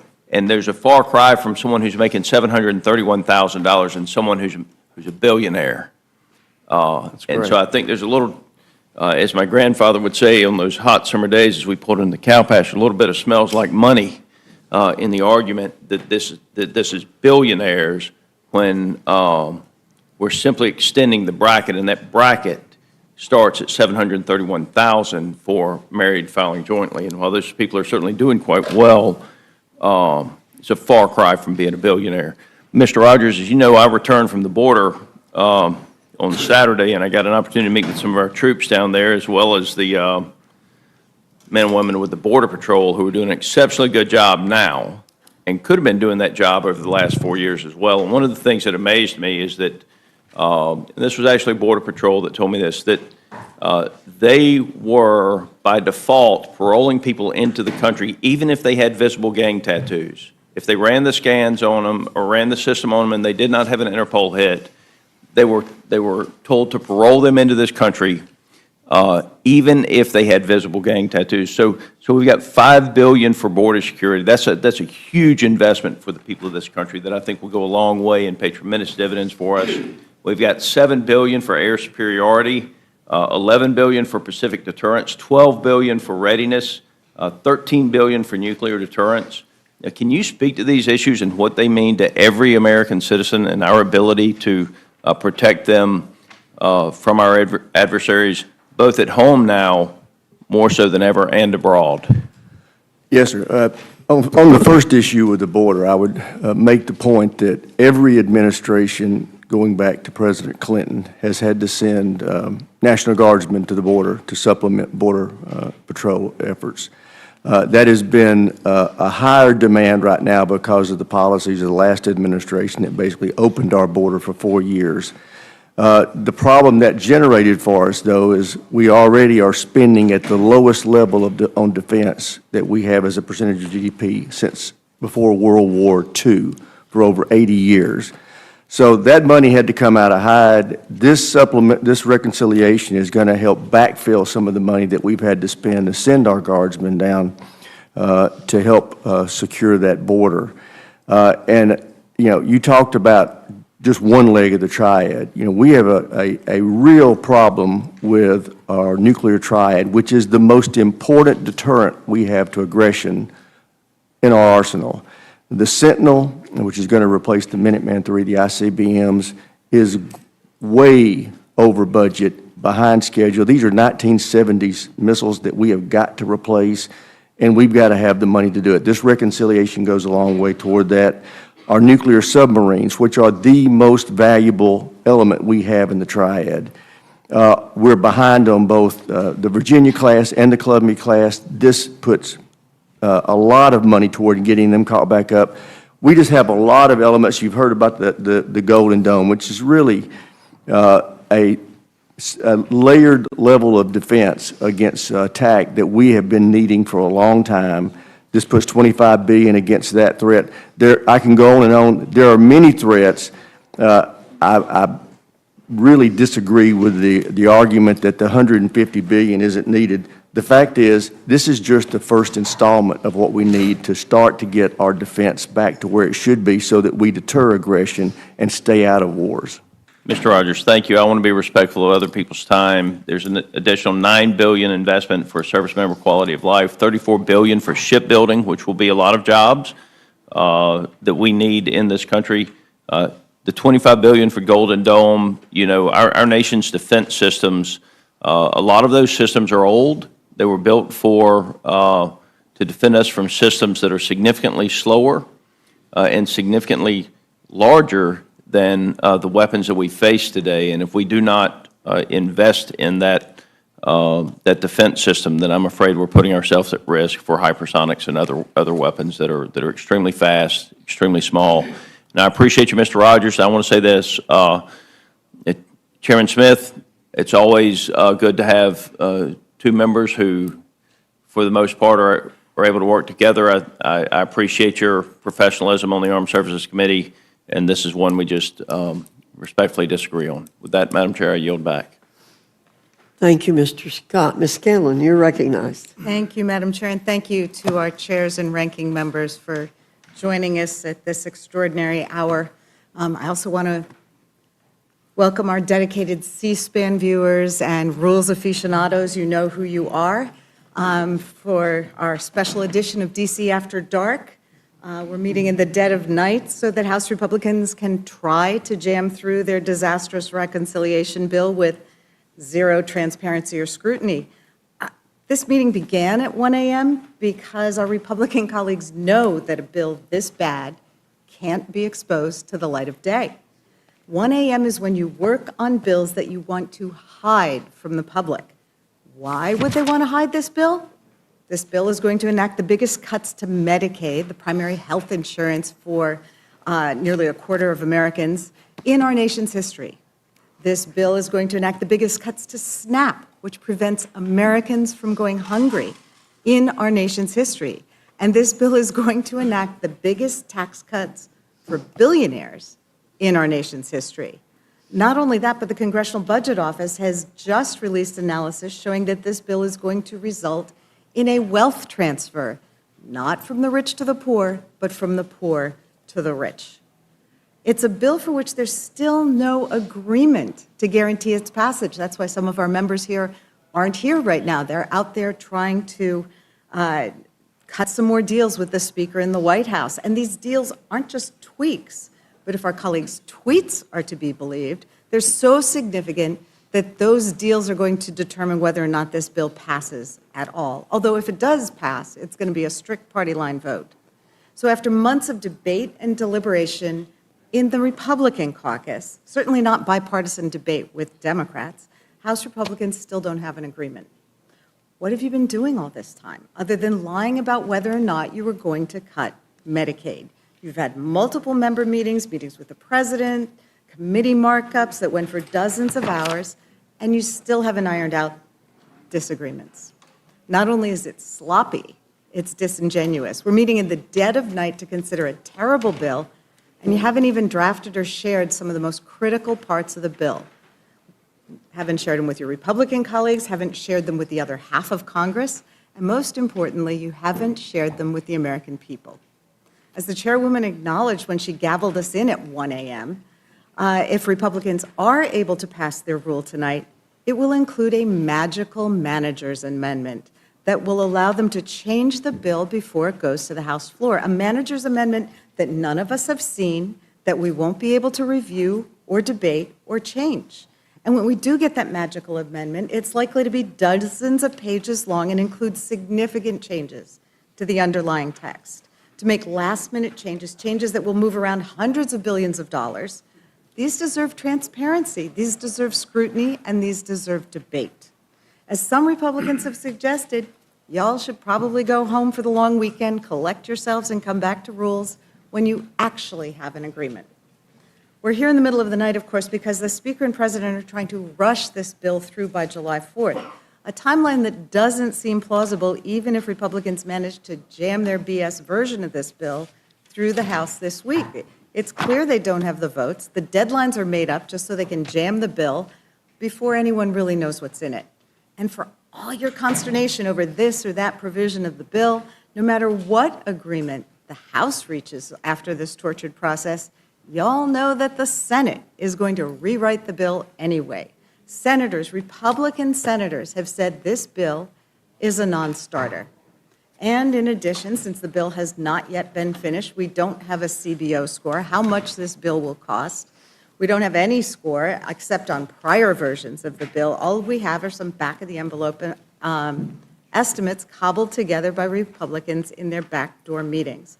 Mr. Roy and Mr. Norman have long been big advocates for making sure that we have a CBO score. So it's hard to believe they're going to think it makes sense to pass a bill that doesn't yet have a CBO score, where hundreds of billions of dollars worth of taxpayers' money is penciled in by staff with a calculator, maybe a slide rule, possibly an abacus, or, are they going to, as seems likely, throw caution to the wind and cave again because the president told them to? Of course, business leaders and economists are calling this bill an economic disaster.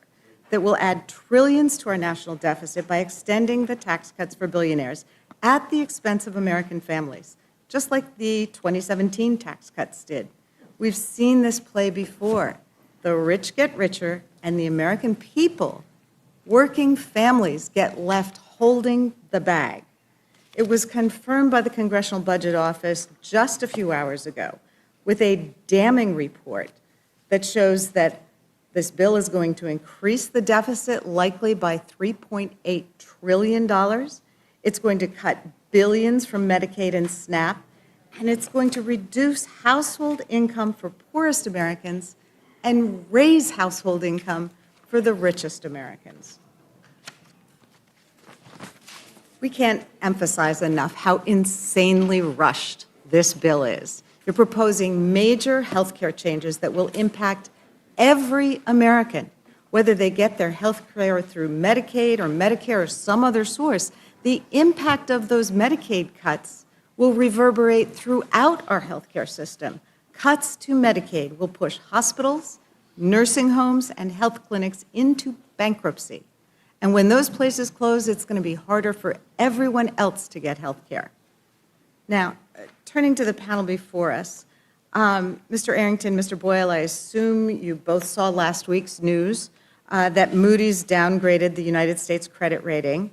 And I'm sure you've read about it because one of the biggest reasons for the downgrade was extending these unfunded tax cuts for billionaires. Moody's explanation is as follows, and I quote, "If the 2017 TCJA is extended, which is our base case, it will add around $4 trillion to the federal fiscal primary, excluding interest payments, deficit over the next decade. And as a result, we expect federal deficits to widen, reaching nearly 9% of GDP by 2035, up from 6.4% in 2024, driven mainly by increased interest payments on debt, rising entitlement spending, and relatively low revenue generation. We anticipate the federal debt burden will rise to about 134% of GDP by 2035, compared to 98% in 2024. So doesn't it worry any of you on that side of the dais? It certainly seems to be what you've been talking about. It seems like a pretty damning indictment of the fiscal situation the Republicans are putting us in, and one that is going to become worse if they pass this bill. There's also this tidbit from that liberal journal, the Wall Street Journal, earlier this week. And I quote, "Investors sold U.S. government bonds and the dollar on Monday, after Moody's ratings late last week stripped the U.S. of its last AAA credit rating, citing large budget deficits and rising interest costs. Adding to the nerves about America's debt trajectory, the House Budget Committee approved a tax and spending bill Sunday that is projected to add trillions of dollars to that deficit." And another Wall Street Journal article this week was entitled "The Stark Math on the GOP Tax Plan. It doesn't cut the deficit." That article put it this way: the plan won't reduce federal budget deficits and would make America's fiscal hole deeper. While Republicans who vowed to reduce red ink say higher economic growth will fill the gap, budget analysts across the political spectrum have panned the Republican plan, warning that it worsens the U.S. fiscal picture. So there's no way around it. Your math ain't mathing. And the consequences are going to be disastrous for the entire country.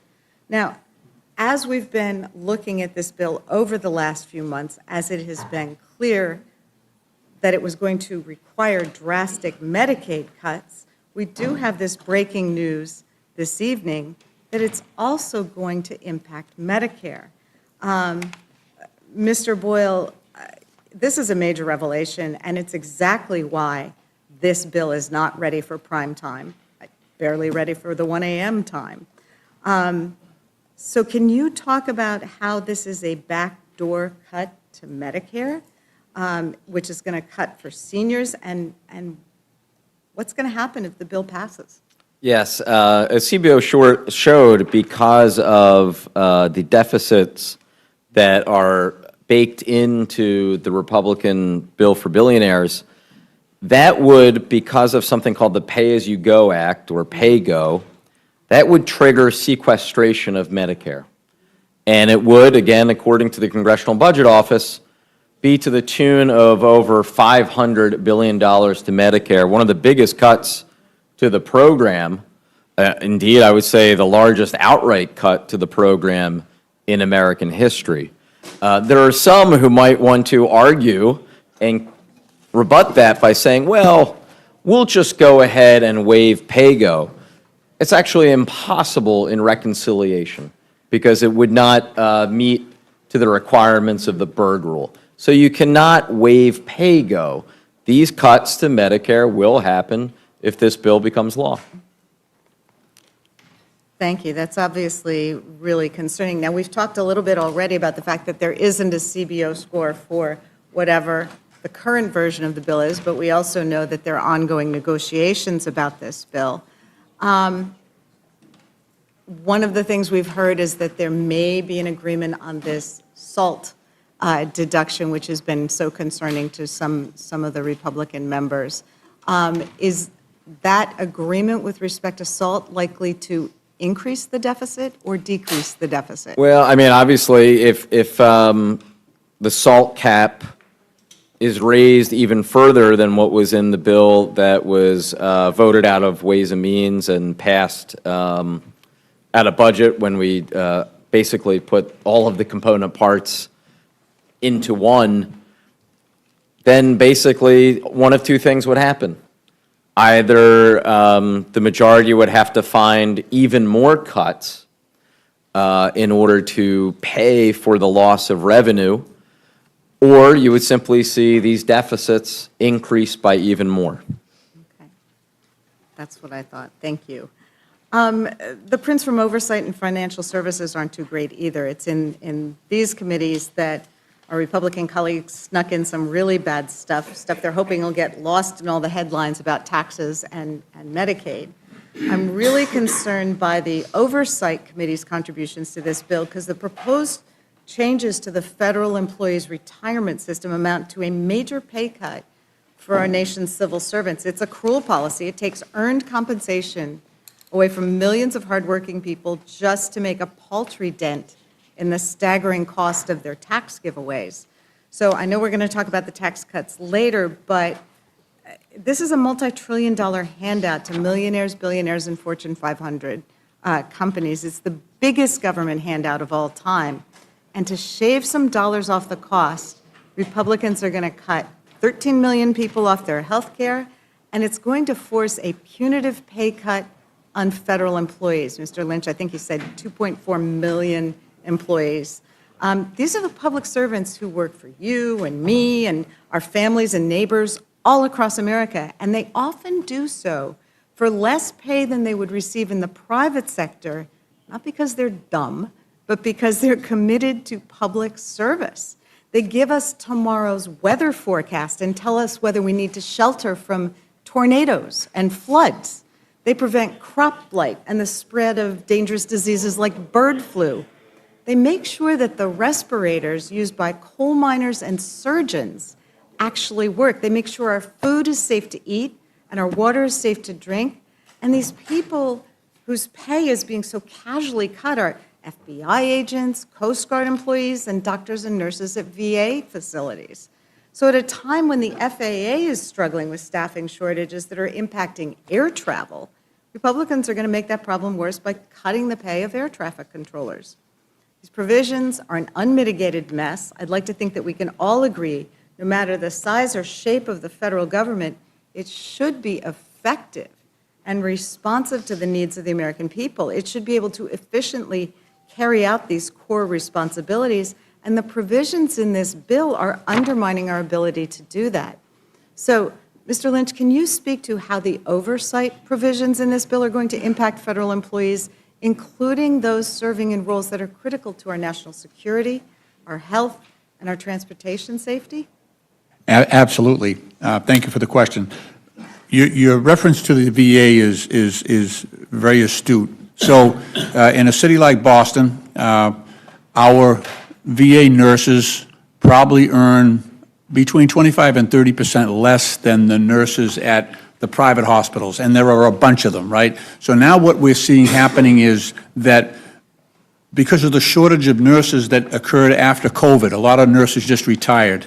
Now they're pulling nurses from the VA. They're leaving the VA and they're going to work because they've got less hours, they got more pay, more benefits. So we're competing now. And you know, this is going to make it much more difficult to retain those nurses. And the ones that have been there a while are the most valuable, right? It takes a while to get a nurse trained up, you know, and fully skilled. It takes a few years.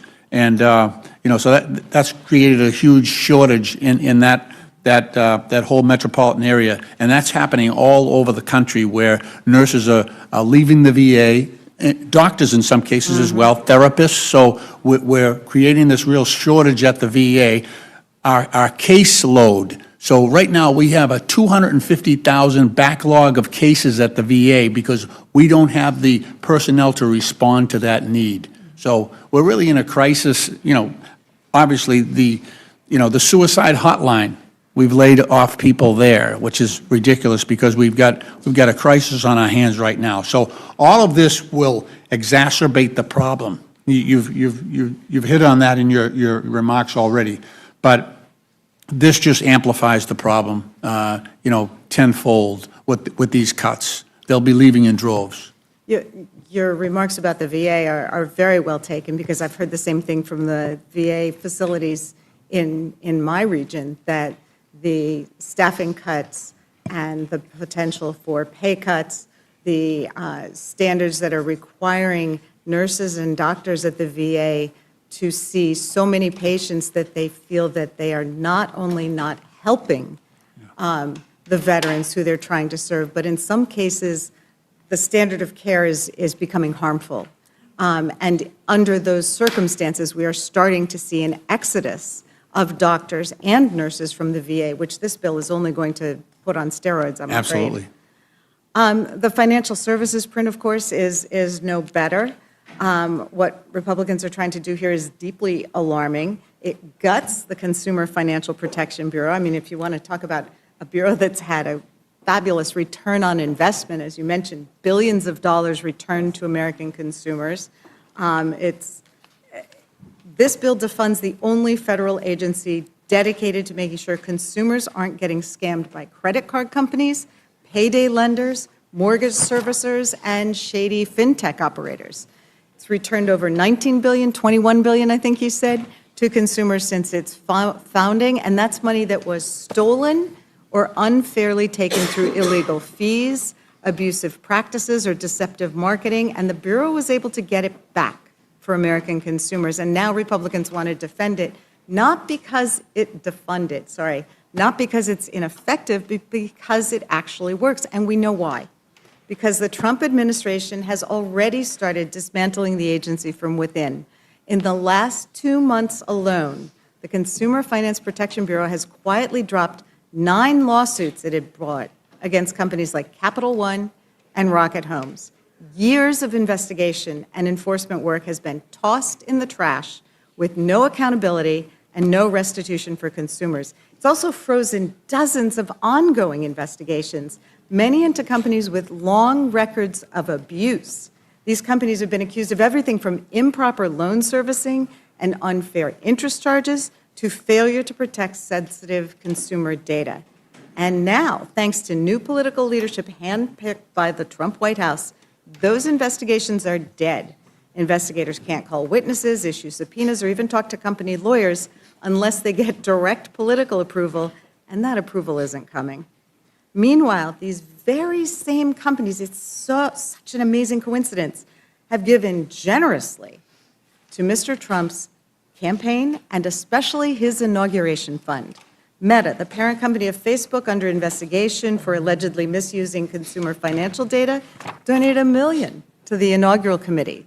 Greenlight, a fintech company accused of misleading families about debit card access, is backed by a Trump-aligned venture capital firm. And Elon Musk, whose company is launching a new mobile payments business, posted "delete the CFPB" on his social media after Trump's election. And of course, we've heard quite a bit about how much he's donated. So this isn't policy. It's payback. This is what happens when you let billionaires and campaign donors write the rules, and now House Republicans are trying to finish the job by defunding the CFPB entirely. So, Ranking Member Waters, can you speak more about this apparent corruption happening at the CFPB? Well, let me, allow me to say to you, Ms. Scanlon, you aptly described what has been happening with the Consumer Financial Protection Bureau.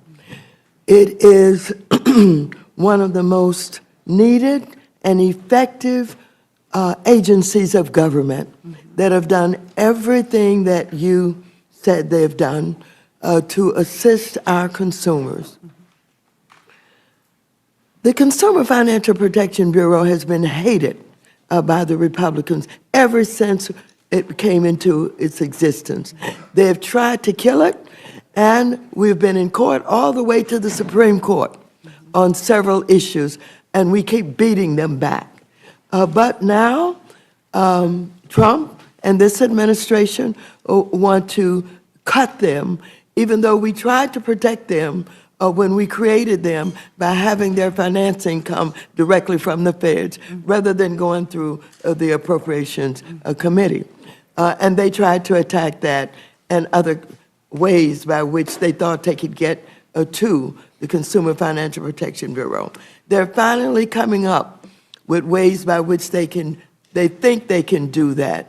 But the way that we have been in the courts with the Consumer Financial Protection Bureau, they still would be alive after a huge cut. But they would sit there and not be able to do anything. They wouldn't be able to do the investigation. They would not be able to protect those very consumers that the law created them to take care of. And so there are many in this country who fight very hard and are very disgusted with what is happening in an attempt to basically undermine them and get rid of them.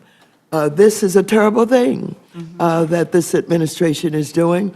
You would think that both Democrats and Republicans would care enough about the consumers that they would protect this one agency that has demonstrated that they can do the work and the investigations to help get rid of fraud and ripoffs, as you have identified. And so this is what we should be fighting. I'm going to continue to fight. Like I said, I was there at the Consumer Financial Protection Bureau, and we're all worried so very much about what is going to happen if, in fact, the administration has its way. And again, you have correctly identified it and talked about it in ways that everybody should understand. It's really stunning that an agency that has been this successful in protecting American consumers is being zeroed out, when the only folks who are going to benefit are going to be large corporations and folks who are taking advantage of Americans. And I would, apparently we don't, but I would hope that we would have bipartisan agreement that an agency like that should remain in place. I'll yield back. Thank you, Ms. Scanlon. Mr. Jack, you're recognized. Thank you, Madam Chairwoman. And Chairman Comer, given that I serve on the Oversight and Government Reform Committee, I will focus my line of questioning on you. And I'll just note from the outset, too, that you've done an incredible job with your leadership with the committee. You do a great job for your district, for the Commonwealth of Kentucky, and our country. You referenced this in your opening testimony, but could you just clarify for the committee your legislative jurisdiction over mandatory spending? It's pretty narrow, is it not? You're exactly right. Let me say, you're a good member of the Oversight Committee, Mr. Jack. We're glad to have you on there. But our jurisdiction was very limited to mandatory spending. All we had that would fall in the legislative jurisdiction would have been the federal employee benefits. Fair enough. And it's my understanding that federal employees get a hybrid pension that consists of both a 401k type defined contribution plan known as Thrift Savings Plan, or TSP, and a defined benefit annuity known as the Federal Employees Retirement System, or FERS. How do these benefits contrast with those offered in the private sector? Yeah, you're right. The private sector employers have shifted away from defined benefits towards defined contribution retirement benefit programs in recent years, and unlike what's provided in federal service, few private sector employers actually maintain both such benefits for retirees. In fact, a recent Department of Labor report indicates that only 15% of private sector civilian workforce had access to both defined benefit and defined contribution plans.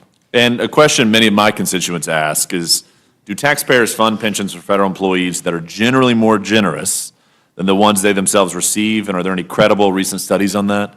Yes, according to a 2024 CBO report that I requested, CBO found that in 2022, federal employee benefits cost about $31 per hour worked and $22 per hour worked for private sector employees. Thus, benefits for federal workers cost 43% more per hour worked on average than benefits for private sector private sector workers. Fair enough. One thing that you've mentioned in your testimony, and I've heard you speak over and over about, more than 2 million federal retired employees currently receive federal pension benefits costing more than $100 billion annually, with taxpayers shouldering most of the expense. I just want to repeat that for the committee. 2 million federal retired employees that currently receive over $100 billion in benefits from taxpayers combined together. And just to be abundantly clear to those who spread disinformation, the changes your committee print makes to the federal retirement system do not affect the benefits of those retired employees. Is that a fair statement? That is 100% correct. That is opposite of what some of the Democrats in Congress have been saying. It does not affect those. The benefits of those are already retired are not impacted, and the change we make to the FERS benefits, the supplemental retirement benefits, takes effect for those retiring after 2027, so that's a 2-year delay. Exactly. And just to clarify, for those future employees, people that may not be hired for years from now, I think they're given a choice when they're hired. Right. It changes in that aspect, but for those retired, it does not. But could you just walk us through what happens as it relates to those who may be hired in the future? Yeah, in the future, they're going to have a choice. They can be an at-will employee, or they can be the traditional government employee that Mr. McGovern cherishes. And if they're an at-will employee, they would receive a higher benefit. If they want to be a traditional employee that's protected with the very generous federal employee personnel laws that are on the books, then they can do that. So I think this is. Our proposal saves billions of dollars, and I think it gives federal workers a choice. Well, one thing I want to focus on as well is, my district, I'm just south of the Atlanta airport. I represent an enormous amount of air traffic controllers and heard a lot from the air traffic controllers throughout this entire process, and would just love for you to walk the committee through how air traffic controllers are treated as it relates to some of these changes. I know we worked at great lengths to ensure that we're recruiting the best, enabling the best system for air traffic controllers to thrive so we can keep our skies safe. Yeah, and Mr. Jack, you've done a great job advocating for them on the Oversight Committee, and I want to be correct a statement that was stated by a Democrat on the Rules Committee earlier. The air traffic controllers are exempted from any changes in this bill. That's in print, so that needs to be clarified. They're completely exempted from any changes. And law enforcement officers, federal firefighters. That's right, Border Patrol. Wonderful. And as it relates to Border Patrol, just a helpful point as I round out my time. You also achieve savings by removing ineligible dependents from the federal employee health insurance program. I applaud this provision. Taxpayers should not bear the cost of fraud and error committed by federal employees, and did not, just correct me if wrong, did this provision get bipartisan support when it was taken up by the committee last Congress? It did, and that's something that we should all be applauding here. This is an audit to ensure that there aren't people on the benefits plan that are ineligible. And that's kind of what Brett Guthrie done with Medicaid. We're not cutting Medicaid. We're not cutting these benefit. With that provision, we're trying to ensure that people who are on the system are truly eligible and to remove those that are ineligible. GAO report estimated that if we do this audit, it'll save $1.5 billion taxpayer money. So I think that's a pretty good deal for the American taxpayer. Well, I appreciate your leadership. I very much am grateful for yourself and all that worked on the committee to help support air traffic controllers. It's very important in my district. And with that, Madam Chair, I respectfully yield back. Madam Chair? Thank you, Mr. Madam Chair, I just want to point out, you called this meeting, and I'm looking at who's here. There's 4 of us and only 3 of you. And your members can't be bothered to even sit here and listen to the witnesses. And I just say that because if that continues, we're going to move to adjourn. So I hope that your members will, since you called this meeting, will actually be here present and listening to being in the other room is not being here. So I just point that out and say that we will feel obligated to move to adjourn again if that continues. Thank you. Mr. McGovern, our members are in and out, just like your members are in and out. You were gone for about 30 minutes, and so we always allow people to move in and out. There are more of us meetings. here right now, and we're in the minority. Well, Just pointing it out. our members This has been are a here. tactic in the Agriculture Committee, I don't know about the other committees, where Republicans just get up and leave. And so I think people ought to be present here. At least you ought to have more of you here than us here. Thank you. There are more of us here than you, so there's no reason to delay this meeting any longer than it is. Mr. Neguse, what I'm saying is there's no need to delay this meeting any longer than we have to. Thank you. Recognized. Thank you. Thank you, Madam Chair. Good morning, to all the chairs and ranking members. Thank you all for being here. Thank you for your testimony. Got a lot of questions, but I guess first I want to, maybe if the chairwoman would indulge me, give her an opportunity to say a word, and that is my assumption, and I think the assumption for most Americans, is that the reason Republicans have decided to notice this hearing and proceed in the dead of night is because this bill is indefensible. It sounds like maybe you have a different reason, and so I guess I'm trying to understand, why was this meeting scheduled for 1 a.m.? Why are we meeting at 3 a.m.? What was the rationale? Or is there a rationale that am I mistaken? I think my opening statement stands for itself, Mr. Neguse. Okay, well, I appreciate that, Madam Chair. I would just say, I mean, your opening statement essentially, as best as I could tell, were ruminations about, what happened in 2007, 20 years ago. I wasn't here. Most of us weren't here. I don't know that that is a cogent rationale to say. 2022, two and a half years ago. And so the basis for scheduling this hearing in the dead of night is that you've decided that this is just the way things should work, and that this is, I mean, I'll just proceed. I'll just say this, Madam Chair. It does not take more than a cursory review online to find quotes from just about every member on the other side of the dais, including you, Madam Chair, back in 2009, again, it's a long time ago, regarding a stimulus bill that you described as rush legislation that was thrown together, quote, who threw together the final stimulus bill in the dead of night. Another bill that you, quote, said, the bill that was finalized in the dark of night. So I think it's an unfair and unreasonable mischaracterization of our position and with respect to the disagreement we have about this process unfolding in the dead of night. And it makes no sense to me why House Republicans didn't notice this hearing for 6 a.m. or 7 a.m. It would not have been a difficult thing to say, yeah, instead of meeting at 1 a.m., we're just going to meet in the morning. And the American people are going to be able to watch and hear this fulsome debate and be able to reach their own conclusions. That doesn't seem like an unreasonable position to take. And I suppose, and maybe I'll start with Chairman Arrington, so I know him to be a reasonable person. Welcome back to the committee. I don't know. Now I'm nervous. Well, I don't think you were here in 2007 either. Maybe you were. No, I was not. I don't think you were. Is this, I mean, you can't possibly agree that it is a prudent thing to do to have this hearing at 3 a.m. I mean, is this how you imagined legislation would be made in Washington when you were running for Congress, Mr. Chairman?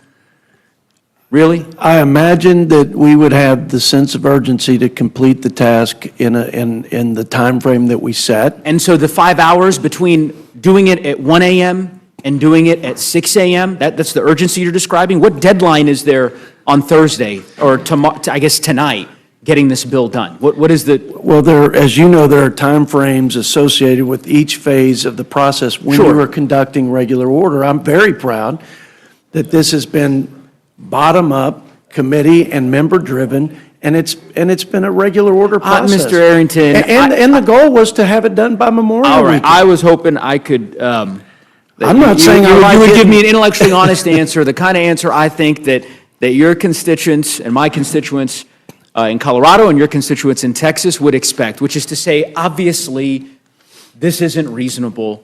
It does not make sense. This isn't transparent to hold hearings at 3 a.m. on a bill of this size and this scope and this scale. That's not in the best interest of the country. You could just as easily delay it 5 hours, let the American public have an opportunity to listen to this debate, and then vote on the bill on Thursday. And all of you could go home for the district work period. So I don't, this false sense of urgency for 5 or 6 hours makes no sense. And again, I understand that's your rationale. I think the American people are smarter than the House Republican caucus are giving them credit for. They know what this is about, and when they wake up, invariably, later this morning, and they find that this bill was reported out of this committee in the dead of night, I think they'll reach their own conclusions about House Republicans' commitment or lack thereof to transparency. And just for the record, because I want to be an equal opportunity advocate here with respect to some of your colleagues on the other side of the aisle who serve on this committee, who apparently have decided not to attend the very hearing that they demanded we hold in the middle of the night. But they have spent years condemning late-night rule committee markups and bills that are reported out. Mr. Norman, I'm just going to read some of his greatest hits. This is from 2019. 2,300 pages, less than 24 hours to read, debate, and vote. Oh, and $400 billion added to our national debt. That's an ex post. Another one. New swamp minibus dropped at 2 a.m. It was actually earlier, I guess, than where we find ourselves today. We're expected to vote on $1 trillion in spending tomorrow. It's 1,000 plus pages. This won't be good. Diving in now. Another one. You never be expected to sign a 1,000-page document to buy a new car in a day. Why should Congress be expected to sign off on 1,000 plus pages resulting in $1.2 trillion in spending in a day? That's our colleague, Mr. Norman. I'll be very interested to what he has to say when we wrap this hearing up at 10, 11 a.m. later this morning. Mr. Arrington, I want to talk about the deficit.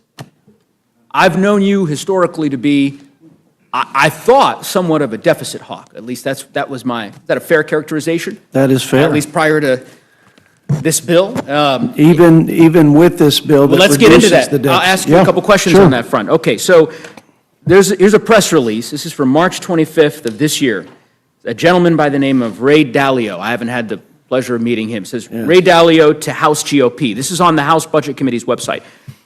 Cut the budget deficit to 3% of GDP. This was his admonition to you and to your Republican colleagues that it was a laudable goal to try to get the deficit to 3% of the GDP. Do you agree that that's a laudable goal? Yes. Is that something you're passionate about? Absolutely. What's fascinating is that the Committee for Responsible Federal Budget just issued a press release today. You might have heard it. You might have read it. I'll read you the headline. House bill would put 3% deficit far out of reach. So this goal that you have, that you seem to be particularly passionate about, is one that is not embedded in this bill that you're asking your colleagues to support, according to the Committee for Responsible Federal Budget. You're familiar with that organization? I am. And I think they've featured you at different times. I think they've applauded you, if I'm not mistaken, in the past. They're good people, and good people can disagree. Let me read to you what these good people have said about your bill. They have said, and I'll quote, unfortunately, the House Reconciliation Bill, the One Big Beautiful Bill Act, would increase deficits significantly. The House Reconciliation Bill would put the 3% deficit target further out of reach. These These are your allies. I mean, these are people who are fighting for a responsible federal budget, who've been imploring the Congress to take deficits seriously. A month ago, you had folks coming in saying, Mr. Chairman, get to that 3% target. Yeah. And now you have these experts that you've praised in the past telling you you're way off the mark. Make it make sense, Mr. Chairman. Well, to get to a 3% deficit to GDP, which would stabilize the debt, you've heard the Secretary of Treasury establish a similar metric, would take $7+ trillion in spending reduction. It's a great goal, and it's a clear one, and it's measurable. But just like coming out of the World War II, 120 roughly percent debt to GDP, we're comparable to that today, actually have exceeded it. It took time. And I would say this is a substantial effort and step to begin bending the curve on debt to GDP. So my analysis is different from my friends in the organization that you mentioned. Different isn't the word I would use. I mean, different is it is when the bottom, different is one opinion, is a bit of a deviation. They are saying you are wrong. I didn't quote it length. I mean, I'll just keep reading here. In 2027, we estimate the House reconciliation bill would boost deficits to about 7% of GDP, which is more than double Besant, the Treasury Secretary that you referenced, proposed fiscal target, 1.8% of GDP above current law and 0.7% of GDP higher than a simple extension of the Tax Cut and Job Act's individual provisions. What they're saying, I think, is that if you just simply extended the tax bill and didn't do anything else, you would reduce the deficit more than what you've done here. I don't know how that could be even possible. Well, I'm reading their press release. But we reduced, just let's think through this. We reduced spending by 1.7 roughly trillion dollars. And they're suggesting by extending the tax cuts without that reduction in spending, we would be better off? I think I can tell you why. And I'm happy to give the ranking member of the Budget Committee opportunity. It's because of the tax breaks that you have given to the richest Americans embedded in this bill, such that at the end of the day, the savings that you've described ultimately don't put the dent into the deficit that you proclaim. Ranking Member Boyle, you can correct me if I'm mistaken about that. I like you both, but Neguse has the better side of the argument, I think quite clearly. I would point out a few things. The Committee for Responsible Federal Budget is, I have to say, admirably independent, and at times they are an equal opportunity afflictor of both sides of the political divide, depending on the piece of legislation that's coming down the pike. Their credibility is quite clear. They've been consistent when it comes to deficit and debt, and they are calling out the intellectual dishonesty in this piece of legislation. There's actually a conservative think tank called the Manhattan Institute, which indicates that the Republican bill is actually the most expensive piece of legislation since the 1960s, since Lyndon Johnson's Great Society. So it's no accident that Moody's chose this past Friday to, for the first time in American history, downgrade our debt. They've been withholding joining the other two credit agencies, one of which had downgraded our debt back in 2011 when the Tea Party Congress drove us right up to the brink in terms of whether or not we would have a debt ceiling crisis. And then there was another credit downgrade by a different credit agency a couple of years ago, which was also related to another potential crisis in terms of the debt ceiling. Though that credit downgrade a couple of years ago did also reference the future trajectory of our debt. And now here we are with Moody's, for whom the trajectory, because of this legislation, of our deficits and debt was finally what prompted them to be the last of the three credit agencies to downgrade our debt. So finally, as you pointed out, what we're seeing in the bond market, that can't be spun. That can't be papered over with a gimmick like current policy baseline. The reality is these markets are charging us more now for our debt, which means higher mortgages, higher auto loan rates, higher costs for the American people. Yeah, I couldn't agree with you more, Ranking Member Boyle. And as I go through the constellation of the entities and the individuals that have opined as to the impact of this bill on the deficit, it's pretty clear to me the conclusion. Apparently, the CBO, the Committee for a Responsible Federal Budget, I was unaware of the Manhattan Institute's conclusions. I guess we'll add them to the list. By the way, Republicans also, Republican senators, right? I mean, Chairman, you're aware of, we don't have to go through the litany of the statements. I mean, I'm happy to read them to you, but you're aware of what Senator Rand Paul and, other colleagues of yours in the upper chamber have said about this bill and about their concerns regarding the deficit. Well, it's 3 a.m. Why not? I'll offer a few of these. May as well. This was Rand Paul today. Apparently, the Speaker, I guess, met with the Senate Republicans, and this is Rand Paul's quote. Quote, the Speaker basically said that conservatives just have to live with raising the debt ceiling $5 trillion or $4 trillion, which is a historic amount. And I'm one conservative who won't live with that. Senator Ron Johnson, this is a week and a half ago, quote, the one big beautiful bill, I never thought I'd be quoting Senator Johnson, but anyway, I digress. The one big beautiful bill that Congress is working on is certainly big, but beauty is in the eye of the beholder. Too often, the reality of these budget debates get obscured in details, politically charged issues, and demagoguery. Under every scenario now being considered, federal debt continues to skyrocket from its current level of almost $37 trillion. And I could go on. So Republican senators, the CBO, the Committee for the Responsible Federal Budget, my Democratic colleagues, everyone who's looked at this bill seems to conclude it is going to blow up our deficit. Everyone but you, Mr. Chairman. And I just can't understand why. Would you like me to explain? Yes, sure. Well, I don't know if you know what the annual average GDP was during Trump's tenure prior to COVID, and I'm not going to ask you the questions. I appreciate that. But it was close to what the annual average GDP rate was for President Biden, actually, if you control for COVID, around 2.8. It was 1.8 when President Trump took over in his first year of his first term. He was able, because of the pro-growth policies, including the Tax Cuts and Jobs Act, but also massive deregulation efforts, America First trade, et cetera, good energy policy, was able to move the needle by an entire 100 basis points, which over the budget window is about $3 trillion.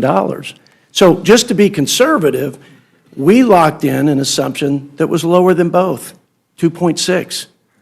So ironically, CBO projects the annual average growth rate at this point, which I think is actually pretty aggressive, given that they assume the tax cuts would expire, is 1.8%. So to have a conservative assumption of 2.6 plus the $1.7 trillion in spending reduction actually not only balances, but in 10 years it reduces the deficit, and more importantly, it brings the debt to GDP down, which I think is the best measure of the fiscal health of our country, by 10 percentage points. I've given when you, does that ever happen? I've given you some room to respond on that. Thank you for the time. Of course. Can I tell you what the Committee for Responsible Federal Budget Well, said about? I wish you wouldn't. I'd be happy to, because they actually looked at this exact issue. Yeah, sure. I think it's important. And they said, and I'll quote, most analyses have found that the House bill, that the House bill would have either a modest positive or modest negative effect on output and would not meaningfully change the annual growth rate. Yet even with the concurrent budget resolution's assumptions of 2.6%, the very percent that you just identified, average real annual growth, which is quite optimistic in the near term and highly unrealistic over a decade, deficits would remain well above the 3% target. Mr. Chairman, look, I get it. It's one source, but we've been through this routine previously. I know when you testified in front of the committee before. I recognize you're here selling a product that I honestly don't think that you agree with, but, I understand the assignment. And so I will just simply tell you, I don't think that this bill is in the best interest of the fiscal health of our country, and there's a reason why virtually every expert has reached the same conclusion. I want to ask some questions of Chairman Hill, if he might indulge me. So can you just describe to us, Chairman Hill, the impetus behind the Public Company Accounting Oversight Board? Public Company Oversight Board, what we've done is we've transferred. No, not what you've done recently. I'm asking, why do we have it?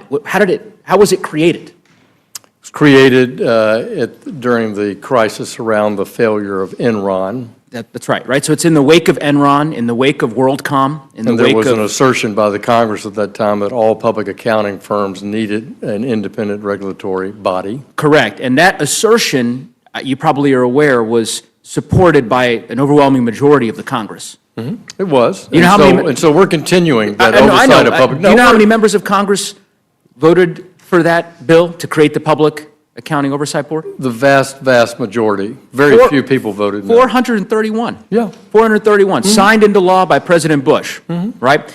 And you all have chosen to eliminate it, right? Not true. You're not eliminating it. No, we're transferring the authority to oversee the public accounting from the PCAOB to the SEC. To the SEC, got it. But you're not allocating any funding to the SEC to actually perform these duties, right? There's no money in this bill for that. We are taking the fees that were being charged to the companies and eliminating those fees. I understand you're limiting the fees, yeah. So my point is, you've said, We're you said I'm saving not man- dismantling the agency, but we're moving it to the SEC. But we're not giving the SEC a dime to do any of these critical accounting functions that virtually every Republican in the United States Congress supported a mere 20 years ago, right? We're cutting the mandatory spending that is in this, currently in the budget for the PCOB, transferring those authorities to the SEC, and I'm sure they can come to the Congress for appropriations. Got it. So in the interim, there will be no public accounting oversight No. activities, right? Yeah. That's not true. The work do you of mean? overseeing the public accounting firms will continue. By who?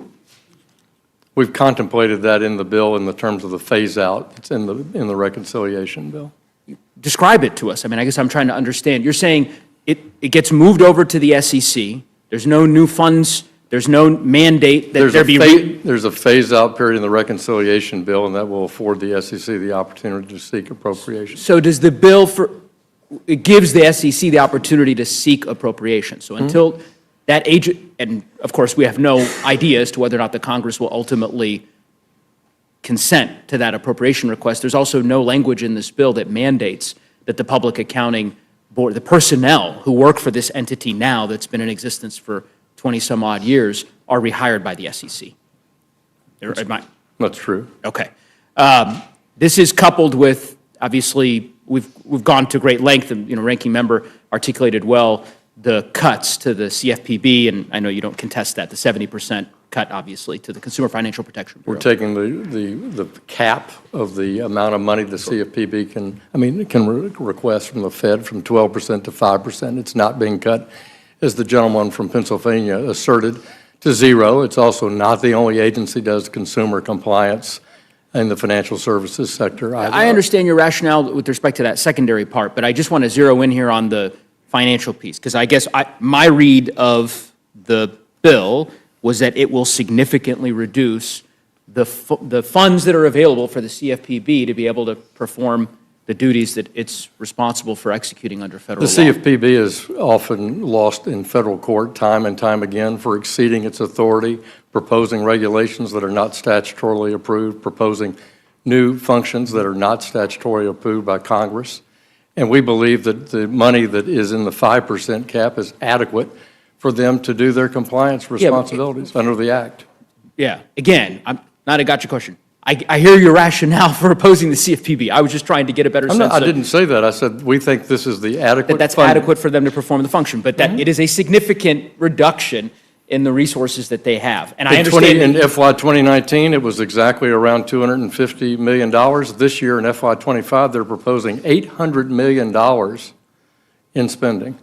And yet, in our view, the spending is adequate to be at $250 million, looking at their own analysis of their own personnel, compared from when it was at its full initial Got it. operating phase in 2012 and comparing it to today, we believe it's adequate. Okay.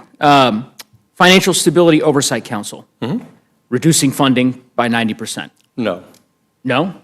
What we've done is the fees that are the budget for the Financial Stability Oversight Council, which is supported by bipartisan members of the Congress. Right. We're simply saying that it's the actual expenses. So the Office of Financial Research, where that revenue takes place, we've looked at the 3 years average use to support the FSOC's operation. We've capped it at that 3-year average level for the actual functioning expenses of FSOC. We're not eliminating FSOC. We're not eliminating the funding for FSOC. I want to give the ranking member an opportunity to respond, and perhaps she can clarify if I'm misunderstanding the nature of the way in which FSOC's funding will be implicated. So I'd like to have that clarified.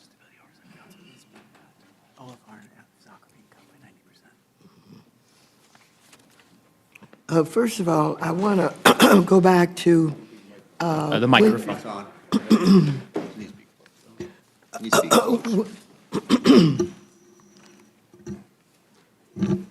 I want to say a word about the PCOB that is being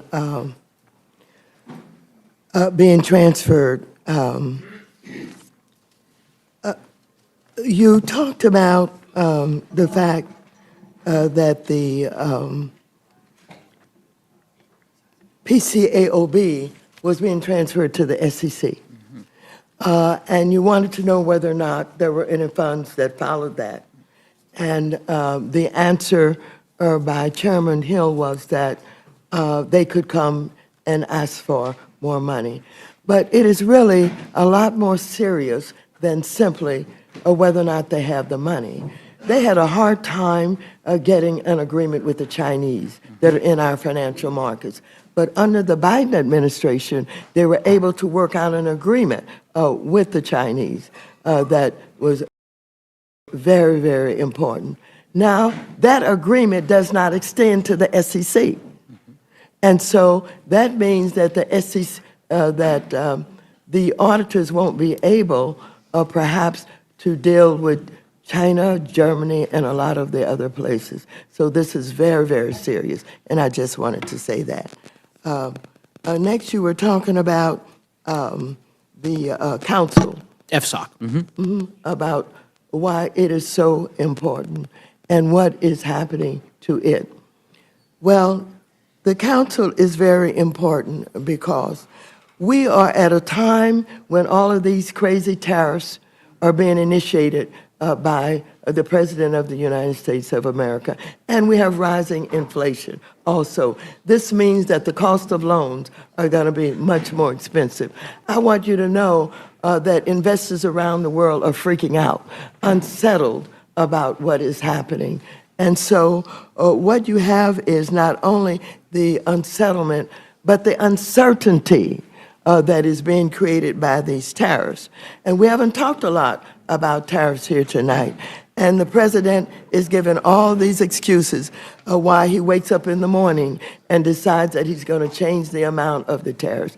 And he said that the reason that we're having all these tariffs is they aren't paying their fair share, and he's going to use the new money that he's going to collect for manufacturing, et cetera, et cetera. He's going to do all of that. However, I want you to know that these tariffs are being placed on bananas and coffee, and that has nothing to do with what he's saying he's going to use the money for. So the council is so very important as we take a look at what needs to be known with this crisis that's being created and how the federal government could get involved much sooner than what happened in 2008. And so we need it. If you just take a look at what happened with AIG, which is one of the biggest problems that had to be corrected, they got in charge of that, and they were able to not only give new oversight, but it was restructured, and it was no longer a threat. So it's very important to have the counsel and the research that goes along with it. Well, I would say, thank you, Madam Ranking Member, and I would just say, Mr. Chairman, Chairman Hill, I respect your expertise. I know you've worked on these issues. I know you've served in the Treasury Department, and I understand the policy reasons that you might have, and We were directed, and Mr. believe, Nagise. well, let me finish, it wasn't a Okay. question, that you believe with respect to some of the changes that you're seeking to make. My simple suggestion is that the changes you are making to the Accounting Board, to the CFPB, to FSOC, taken together in the aggregate, all of these agencies, these entities were created for a reason, right? And they were in the wake of very serious financial crises that engulfed our country. And I just don't, I don't think that it's in the best interest of American consumers to pursue these kinds of changes. I also think they're policy changes, and that, you know, ultimately if the parliamentarian in the Senate is abiding by precedent, that they shouldn't make it through the birdbath, but that's a different inquiry. So in any event, I will move on. My final question to Chairman Comer.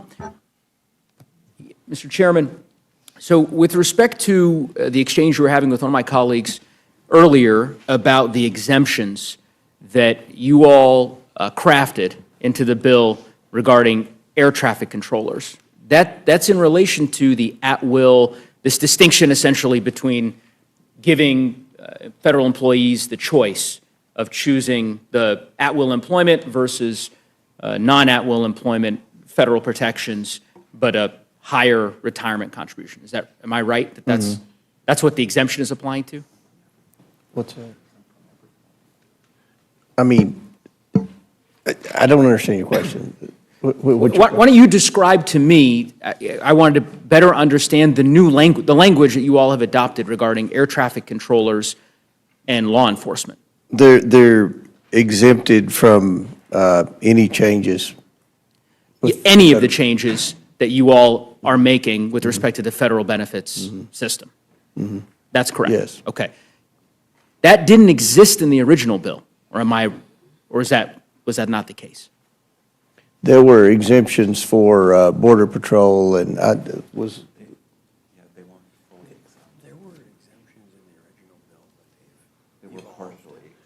Yeah, they were, I guess you could say, partially exempt. Yeah, and that's the genesis of my question was, okay. I'm really drilling down on, and your staff director, I think can probably attest to this issue around the provision that I would say compels, you would say offers federal employees this choice to choose at-will employment and a higher contribution for their retirement benefits, right, or to stay within the federal protected system and have to pay a higher contribution on their end. That original provision did not have the exemptions that you all have added now for law enforcement, for Border Patrol, for air traffic controllers. That wasn't in the bill that you all marked up a few days ago that the Republican majority on the bill approved. Or am I wrong about that? That's correct. Okay. What I am interested in is, was there a discussion, and are you willing to have a discussion, particularly as you consider a manager's amendment, to draw out a similar exemption for veterans? So veterans who have rights under the in the current system, if you're a veteran and you work at any of our federal agencies, right, but you don't fall into this particular job classification exemption, you have rights before the Merit Systems Protection Board that you can adjudicate, right, as a veteran. And my point is to simply say, why wouldn't you draw out this exemption to include veterans, irrespective of whether or not they fall into this classification or not?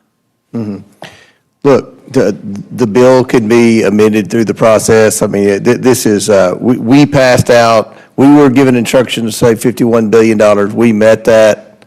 And look, during discussions, there's going to be minor changes made here and there. With respect to at-will, I want to make it clear there are certain states that have at-will civil service employees. Some of those states are Georgia, Texas, Florida, and Utah. So I don't think there's anything groundbreaking or unique here. No, I'm not. But what I'm suggesting is you crafted this exemption over the course of the last 72 hours, you added a very large exemption to this bill. That's an exemption I support, by the way, with respect to what you've drawn out here. Clearly, you have the capacity to just add veterans. You could do that now. There's negotiations apparently happening somewhere in this building, and Ranking Member McGovern and Chairman Arrington's colloquy, I think, established that. So I don't really understand why you wouldn't just make the case to the leadership, respectfully, Mr. Chairman, to say, okay, if this exemption was worth pursuing, let's add veterans as well, so that we're not forcing veterans into this Hobson's choice that we've decided we did not want to force upon firefighters, air traffic controllers, and other law enforcement officials. I think that's a reasonable request to make on behalf of our nation's veterans. And as you know, a large portion of the federal workforce are veterans. So I think that this would be the least we could do. And I would implore you, I don't know if you have further thoughts on that, but I mean, you're the chairman, and I assume you negotiated this We've already exemption. passed our bill out of the committee, so it's not. But this amendment happened after you marked up the bill. That's my point. You passed the bill. It included no exemptions for police officers, for firefighters, for border patrol. It was a limited exemption, as your staff director noted. You've added that in the last couple of days because there were stakeholders who made clear their outrage, which, by the way, was expressed by Democrats, I understand, during the markup, and Ranking Member Lynch can comment on that if he'd like, but I think Democratic members of the committee made the case that this ought to be, obviously, we believe it should be Well, eliminated Democrats want to entirely, spend, into oblivion. I mean, if it were just Democrats, there wouldn't be any cuts. Well, You just keep spending money. and I keep would adding to I the would not deficit. call. I mean, somebody has to step I up. would and not call. We're on an unsustainable Mr. side. Neguse, Chairman, respectfully, Mr. I would not Neguse, call. I'm Mr. almost done Neguse, here. I would respectfully You ask say- a question. He Mr. answered. Comer was attempting to answer He your answered. question.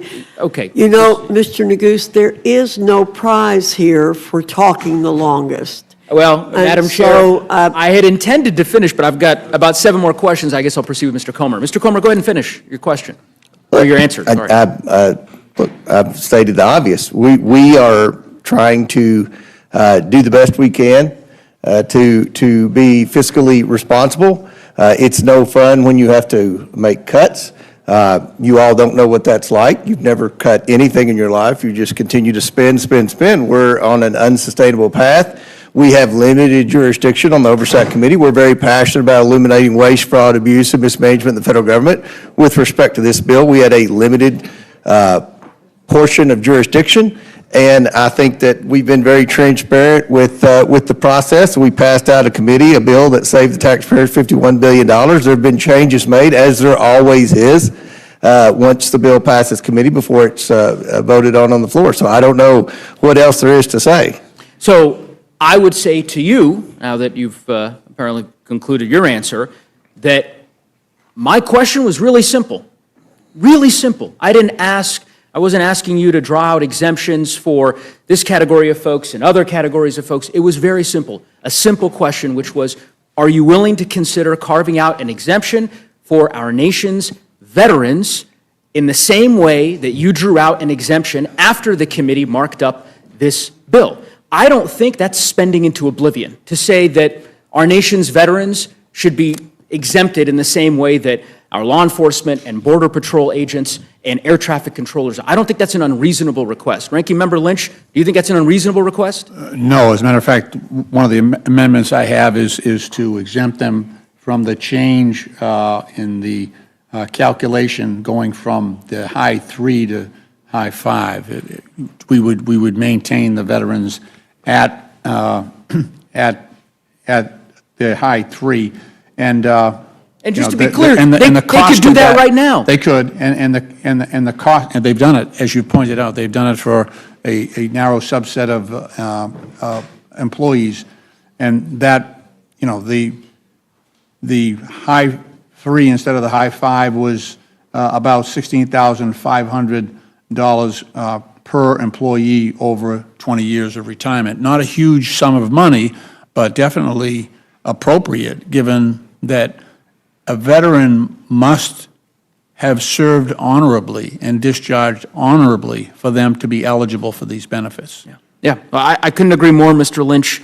And again, Republicans are negotiating right now as we speak on SALT deductions and tax credits and any host of issues that members of your caucus have. And I would think that the least they could do is entertain, or at least not treat it so gingerly that the response of, oh, it's spending into oblivion because we have a simple request. It was the only question that I asked you, Mr. Comer, and so I'm taken aback by your answer. But anyway, I will yield back, bounce my time. I thank the ranking members and the chairs for being here.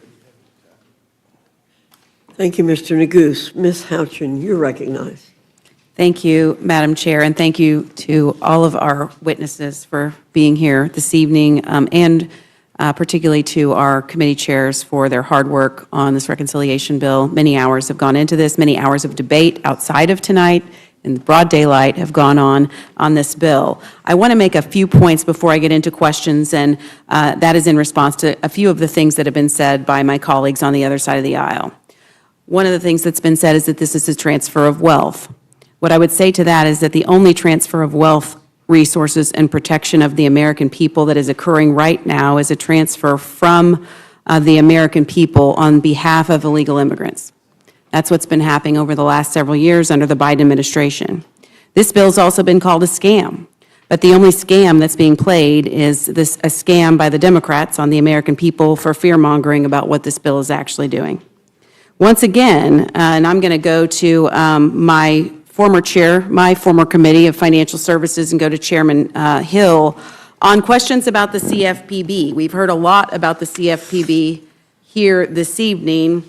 And the thing that I think strikes me most about the CFPB's creation is that only in Washington would we create a federal bureaucracy to fix something that we broke. And I'd like to just submit for the record, Madam Chair, an article by the American Enterprise Institute, October 30th, 2017, a crisis caused by housing policies, not lack of regulation. Thank you.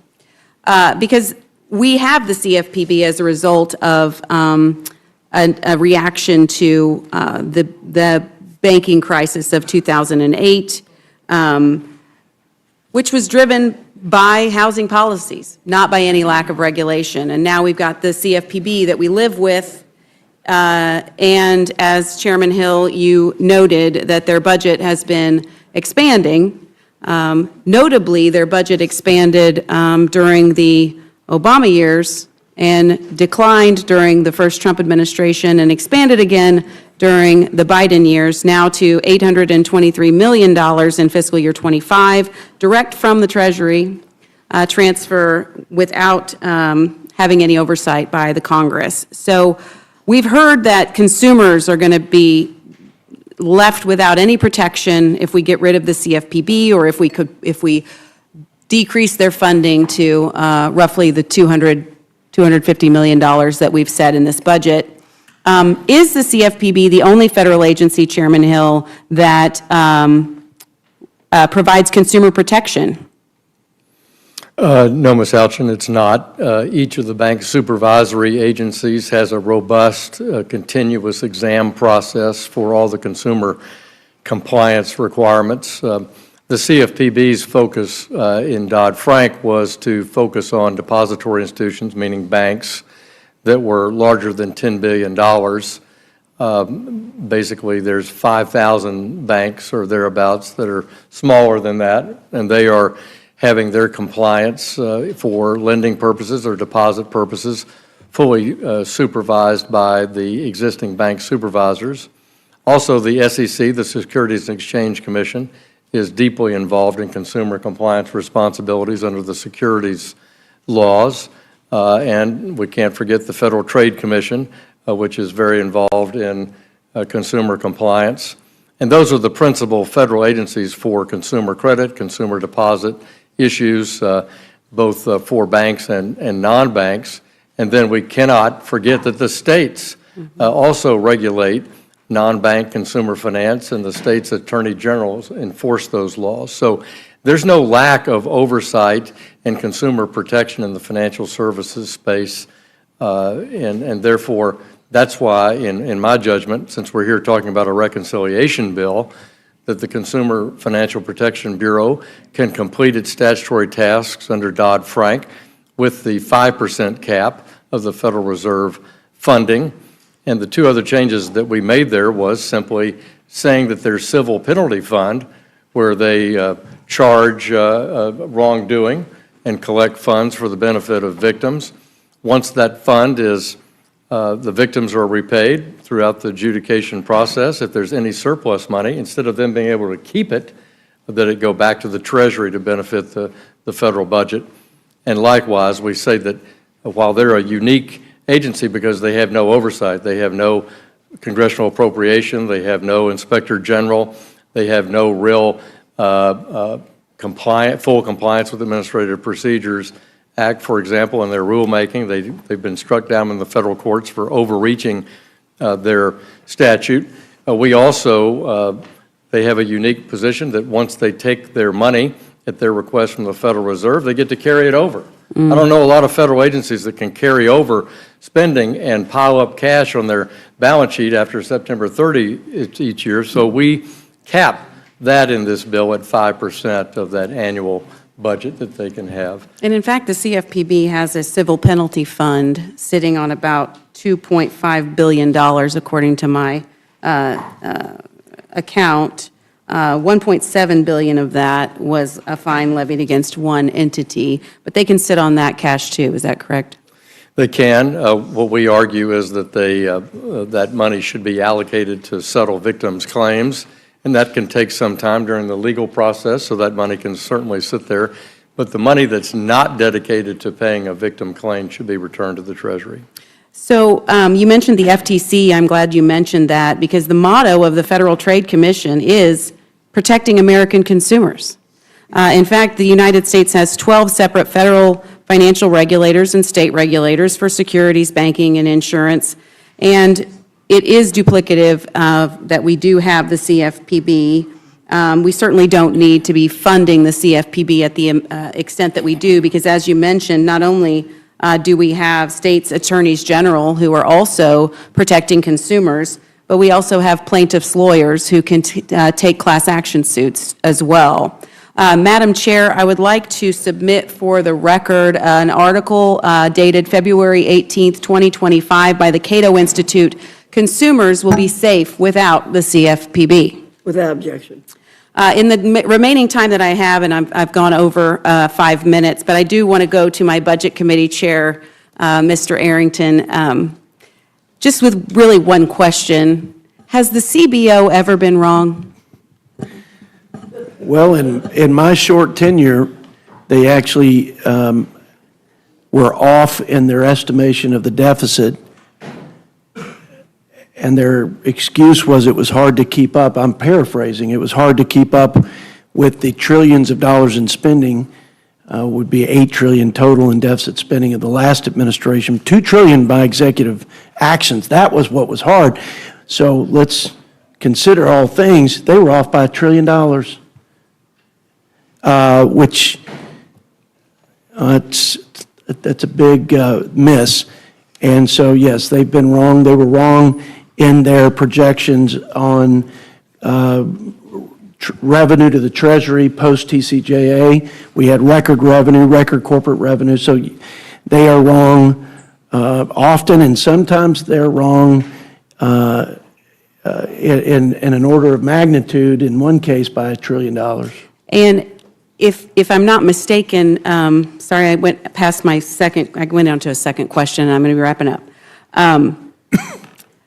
They underestimated the cost of the IRA, and they underestimated the benefits of Trump's Tax Cuts and Jobs Act. Is that correct? Along with underestimating the cost of Obamacare and a whole list of other things, but that is correct. I will say that JCT was the initial scorekeeper or administered the score for the IRA tax credits, green energy tax subsidies, and they were off by almost 4 times. Yeah. the actual cost. So all this conversation about how reliant we should be on CBO scores to tell us what, the cost of what we're doing is going to be, CBO has not been all that reliable, and as history has shown. Is that correct? That's correct, and if I may, Ms. Houchin, I'd say the best predictor of the future is past performance, and what we tried to do is be conservative about a growth assumption at 2.6, which was under the annual average of both President Trump and President Biden. I thought that was the responsible thing to do, which forced us as a conference to put these gentlemen in the position, among other authorizing chairmen, to dig deep on rooting out waste in this, the people's government. I'm very proud that in the end, it's reducing the deficit by about $175 billion. We need to do more. We need to rinse and repeat future reconciliation bills. But the debt to GDP going down by 10 percentage points is, in this environment, and over the last couple of decades, is just probably unfathomable, but we've achieved it. I'm convinced we will achieve it and then some, because we're not adding tariff revenue, we're not adding other things that I believe will happen because of the iron will of this president on that front, if not on others. So thank you. Thank you so much to the witnesses for your long hours of testimony. I yield back. Thank you, Ms. Houchin. Ms. Leisure-Fernandez, you're recognized. Thank you, Madam Chair. And I don't know whether to say, buenos dias, good night. We don't really have a word in either Spanish or English when you start at 1 a.m. and when you finally start asking questions at 4 a.m. But it is still nighttime. And Americans, some of them looking, we have 150 people outside standing in the rain asking us to do the right thing. I want to do a shout out to them. But Americans might have just woken up and they don't know what's happening. But let me tell you, it's a nightmare, right? We are living through a nightmare. And if you are a veteran, if you are a pregnant mother, if you live in rural America, this is a Republican nightmare. Because this bill that they are going to be pushing through in the dead of night is the biggest transfer of wealth from the poor, working families and middle class, to the wealthiest, right? And CBO put it out. Now, they don't want to pay attention to CBO because they don't like the facts, right? They don't like what it actually looks like. But we know that these numbers are horrible, and we'll get into them in a bit. But when we think about this transfer of wealth, especially this chart here, it gets me. It really gets me. There we go. From the lowest decile to the highest that CBO put out. And many of the people in this room are people of faith. And they might have heard when John the Baptist actually said that if you have 2 tunics, you should give one away. And if you have wealth, you should help feed the hungry. What we are seeing here today with the Republican bill is the actual opposite.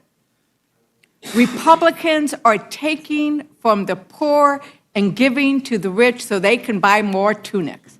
The wealthy don't need any more money to buy any more yachts. But when you take away that $6 a day that the poor and the working poor are receiving to put food on their table, you are taking away from the poor to give to the wealthy, the exact opposite of what John the Baptist told us what we should do.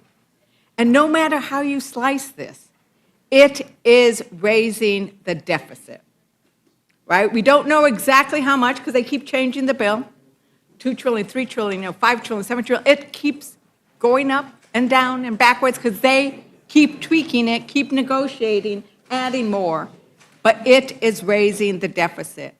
And so this bad billionaire's bill, it's not beautiful. it's bad and it's for the billionaires, is going to be paid for by you, the American people, because you're going to have to pay back the debt that they are borrowing to give to the wealthiest among us. So Trump is betraying you. He's betraying rural America. He's betraying veterans. He's betraying working families. But, you know, the ranking members and the chairman, I really need to give it to you. You've sat in your chair, even most of the Republicans have been absent. You have all been here, and so I appreciate you. You know, let's start with the idea and this concept of the deficit.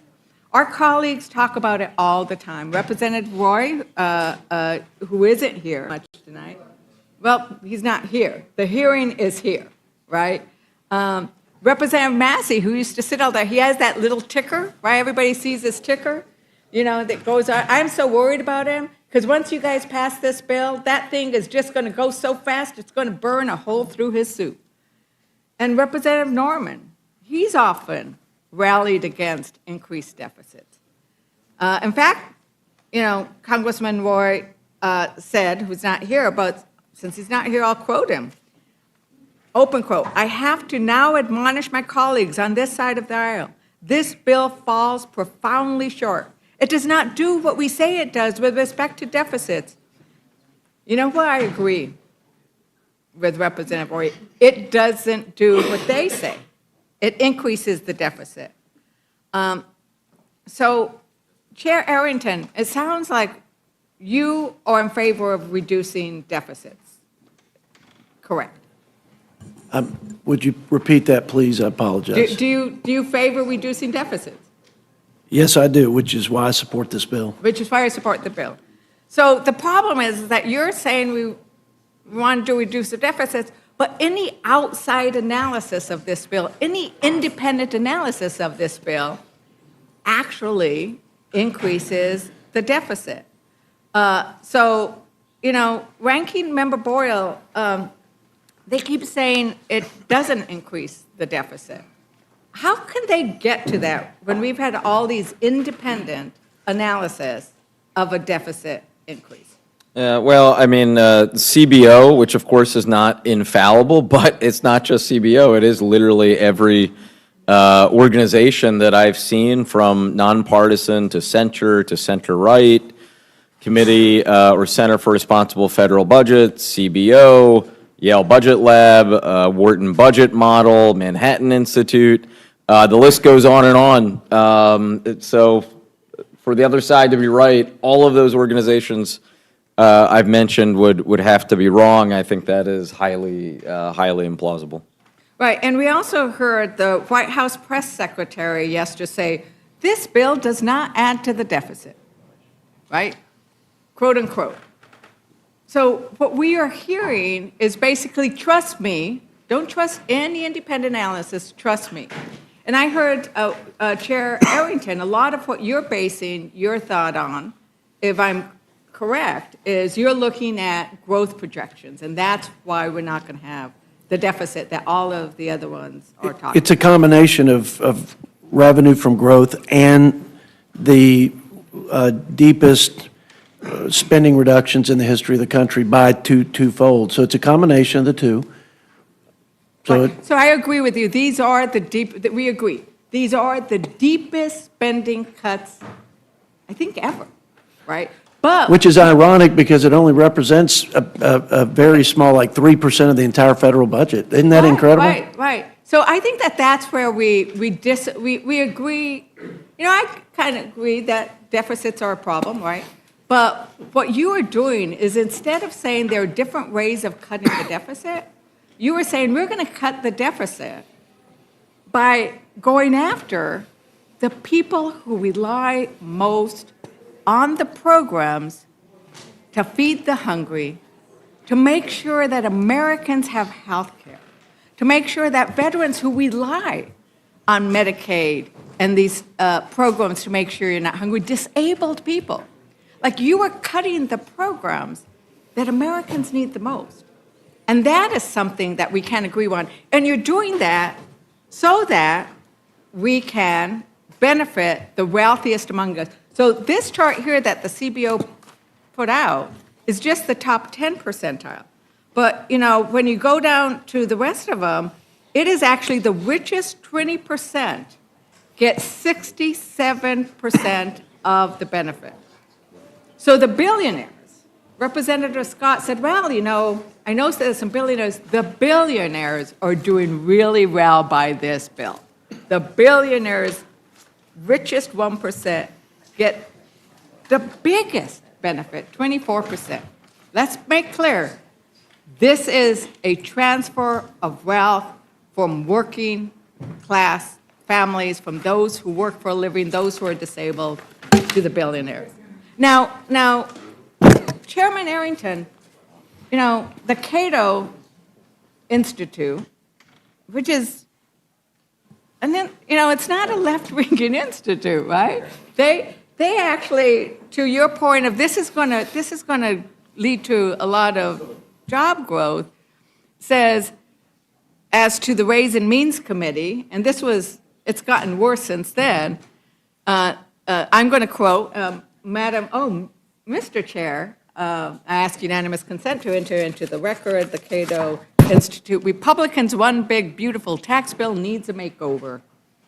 Without objection. And so I'm going to quote from it. It said, the Ways and Means Committee's one big, beautiful bill falls short of delivering serious pro-growth tax reform. It misses the opportunity to make the most important incentives for long-term growth permanent, and includes at least 20 new or expanded tax subsidies, dramatically increasing the complexity of tax code. It says that's going to be a minuscule vote.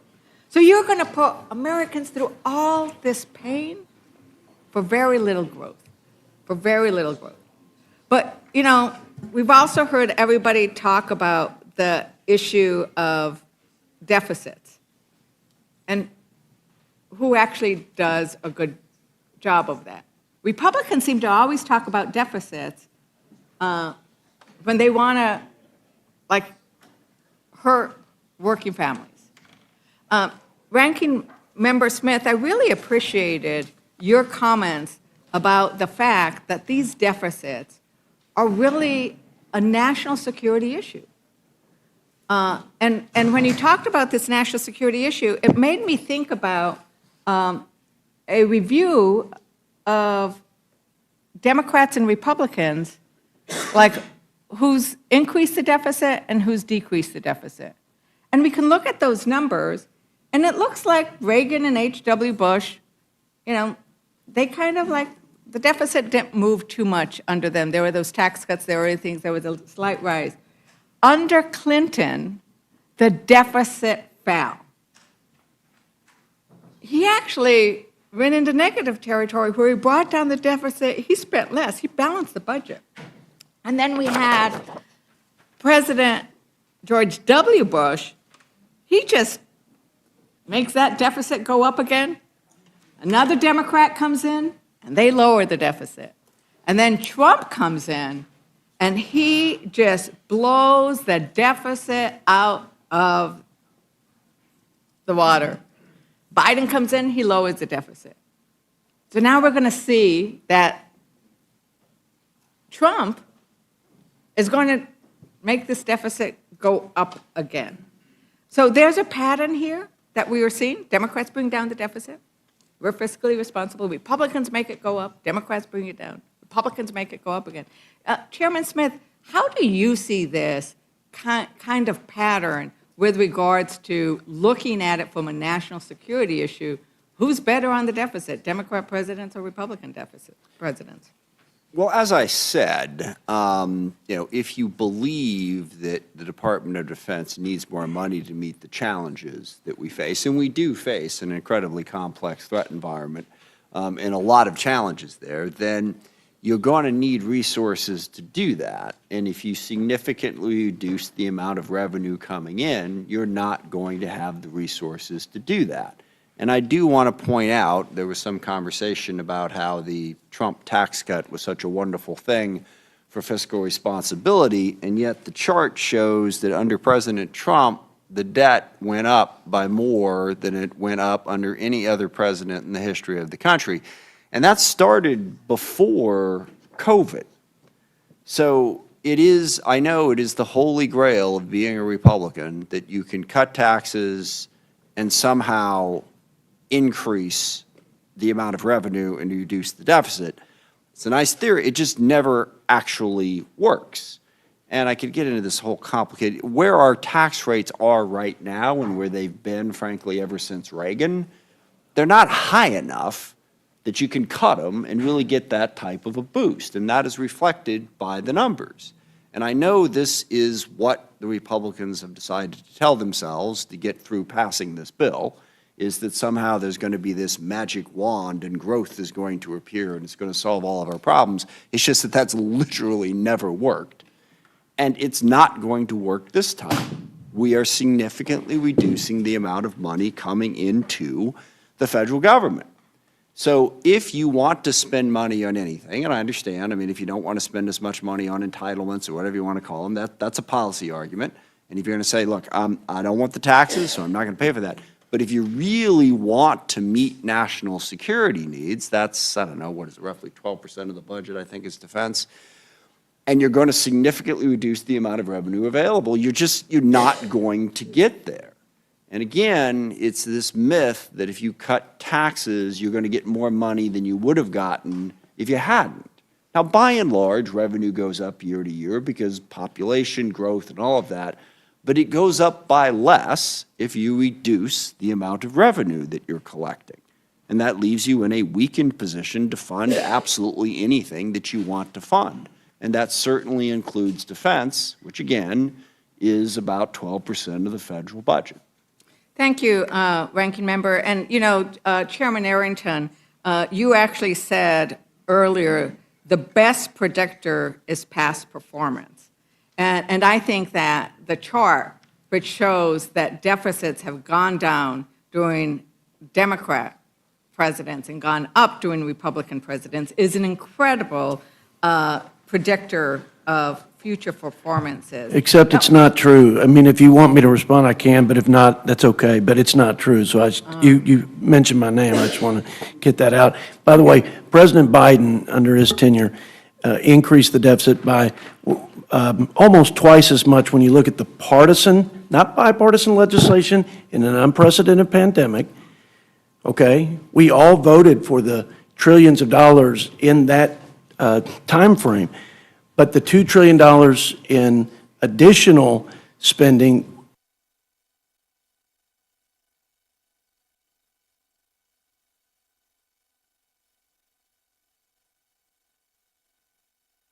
purely true, we all have contributed. I mean, both parties have.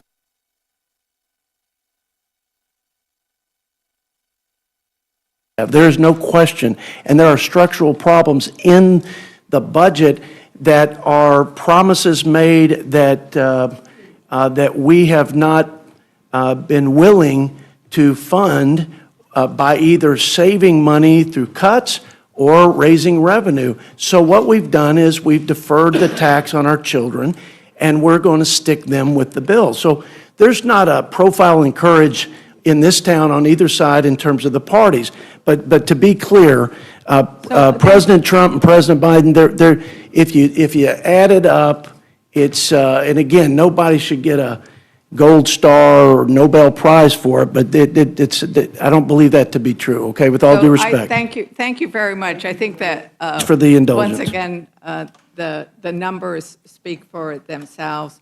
And Ranking Member Boyle, do you want to add anything to regards to what's going to happen with the deficit and what we've seen in the past? And then I want to move on to financial services, because I think that there is some serious issues. I don't think I need to, especially given the hour, I don't know whether to say how late it is or how early it is.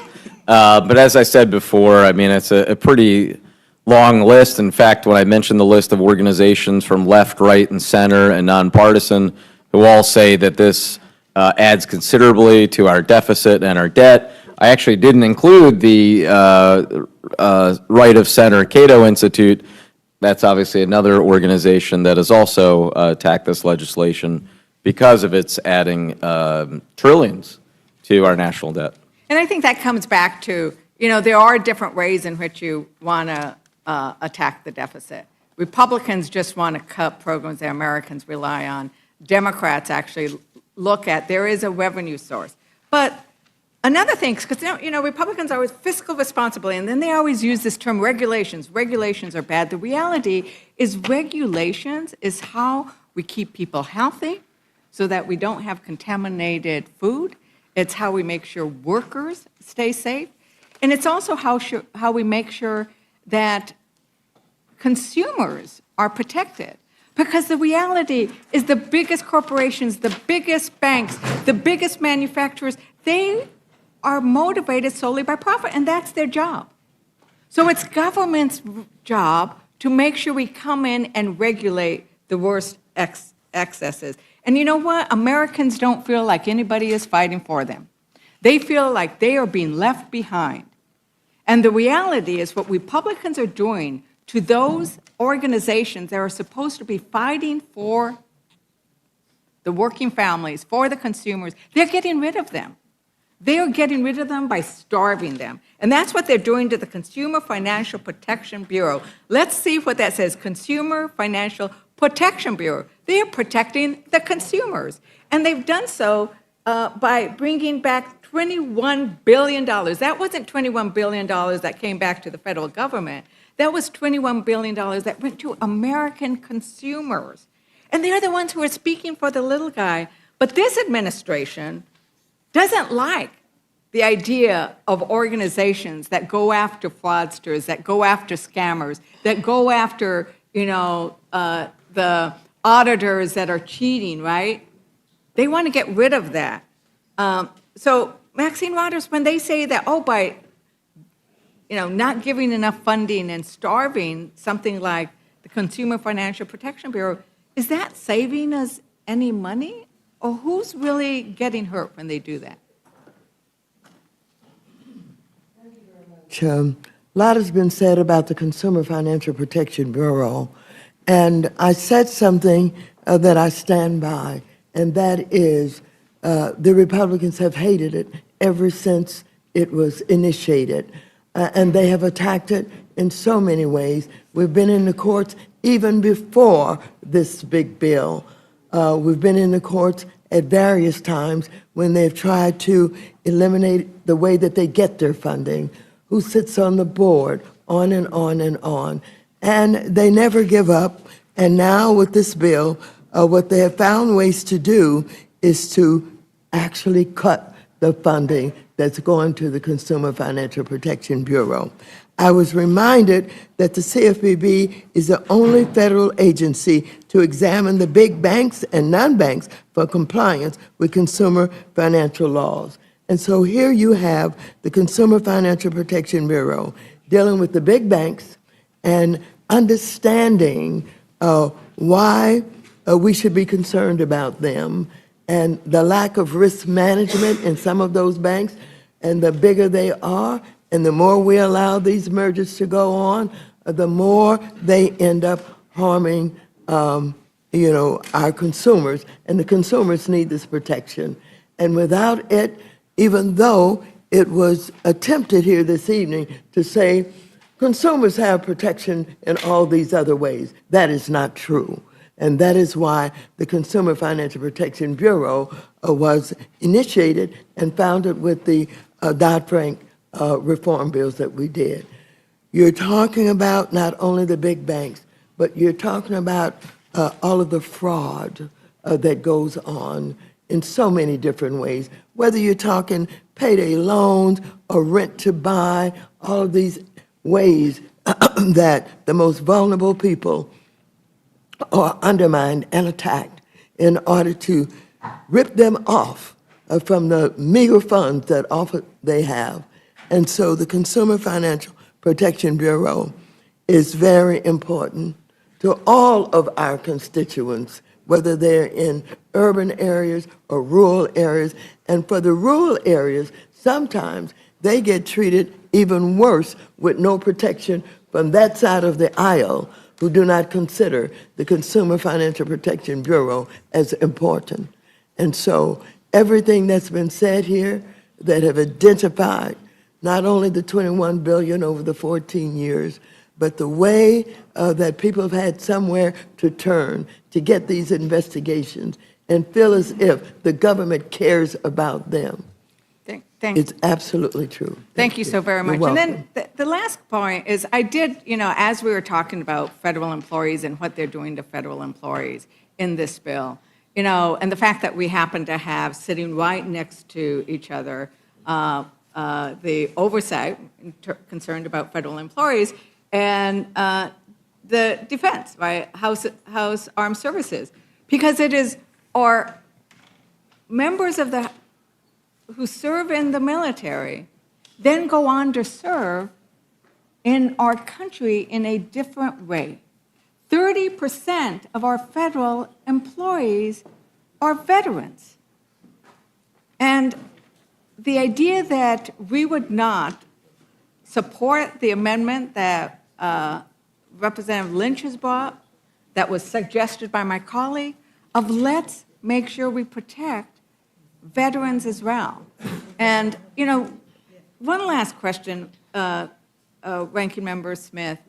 Why do you think that so many of our military end up serving America in our federal government? Because they believe in public service. It's part of why they joined the military in the first place. They believe in service above self. They could do a number of different jobs in a number of different places, but public service appeals to them. I think that's very obvious. It's one of the things I've always loved about working with the military, is you see the ethic that's what it's about. They are trying to serve something larger than themselves, and they want to continue doing that after their service in the military has been completed. And we've seen them do so in many, many places, quite ably. I think this idea of public service and service, I often say that service is an act of love, whether you're serving in the military, even in this chamber. And the idea that you are going to demonize and penalize those veterans, those federal employees who've already done so much for this country is really shameful. And, I am going to just say that it is now 4:20. And I think it is important that we are on this day as asking the question and taking the time, because this is 1,100 and something page bill. Americans don't know what's in it. And I do think that it is important that we end up going into and bringing light and maybe even sunlight by the time we get through all of these panels. But with that, Madam Chair, I yield back. Thank you, Ms. Leisure Fernandez. Mr. Norman, any questions? No questions, Madam Chairman. Thank you very much. Mr. Langworthy? I just, thank you, Madam Chair. I want to just take a moment and thank all the committee chairs for the countless hours and all the staff and the ranking members on both sides. This was an incredible legislative exercise. They have 11 committees produce this much work and the hundreds and hundreds of hours that have gone into the construction of our reconciliation. So I just want to show my gratitude there. I'd also like to yield a moment to the gentleman from Georgia, Mr. Scott. Madam Chair, I just ask unanimous consent to add an article to the record. The title of the article is Clinton Signs Welfare to Work Bill, August 22nd, 1996. And without objection. I would just point out to my colleagues that the same complaints about that piece of legislation came from people on the left, including from the Clinton administration, where he had people actually resign in protest. And the article ends with the statement, welfare and poverty rates both declined during the late 1990s. However, leading some observers to view the legislation as a success. And certainly the welfare to work signed under Bill Clinton was a success, and we believe that this one will be as well. With that, I yield. Thank you. Mr. Griffith? And I yield back. Oh, I'm sorry, Mr. Langworthy. Thank you. I don't have any questions of these witnesses. Thank you very much. Seeing no further discussion or questions, our panel is dismissed. Thank you very much. And I also want to add my thanks to the staff. I appreciate Mr. Langworthy bringing that up. We can't do our jobs without our staff, and I appreciate all of them being here, too. You want to make another one? Save it for me, though.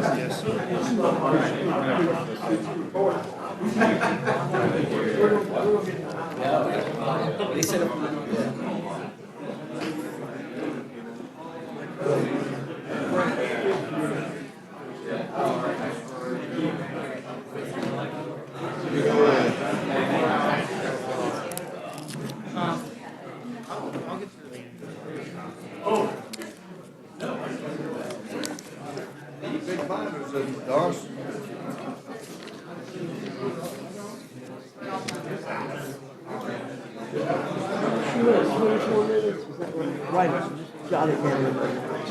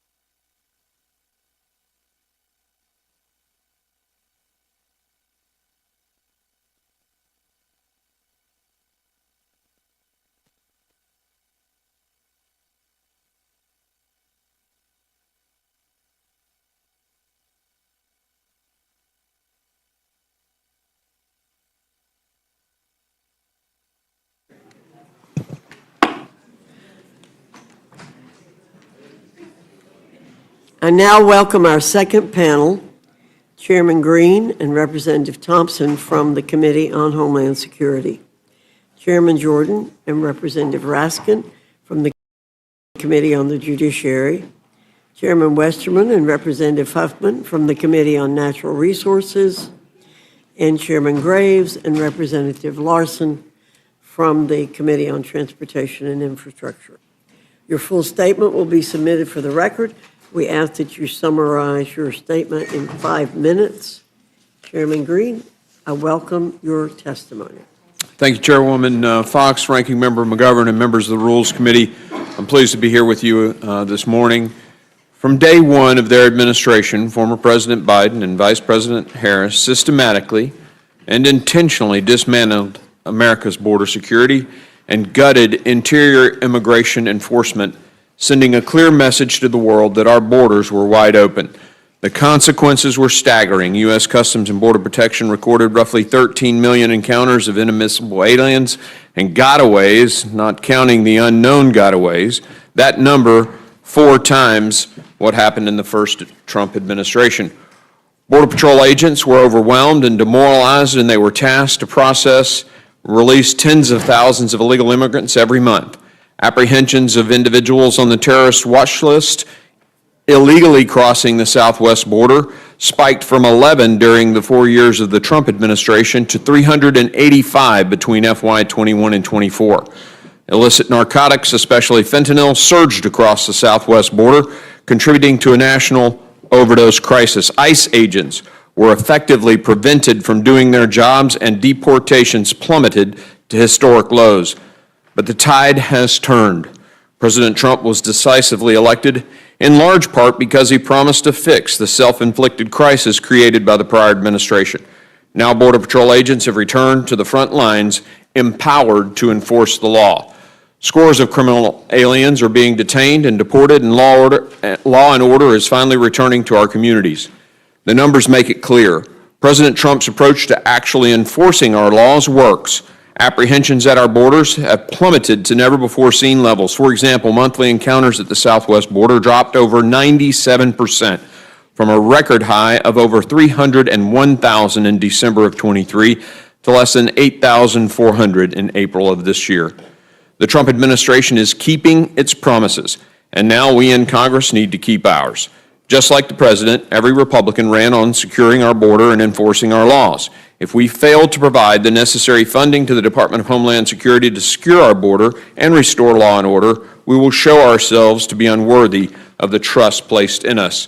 Every budget recommendation that my committee advanced for inclusion in this bill is critical to maintaining the momentum that we have achieved so far. First, Title VI of this bill provides over $46 billion to finish construction of a strategically placed border barrier system. This system includes not only just steel and concrete bollards, but a full suite of technology and infrastructure such as lights, sensors, cameras, and access roads, giving agents the tools they need to secure the border and do their job safely and effectively.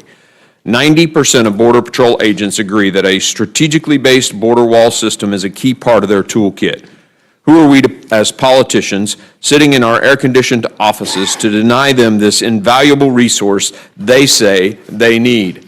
Our reconciliation package also provides $5 billion to improve and modernize Customs and Border Protection checkpoints and facilities. These checkpoints are critical to the border security mission.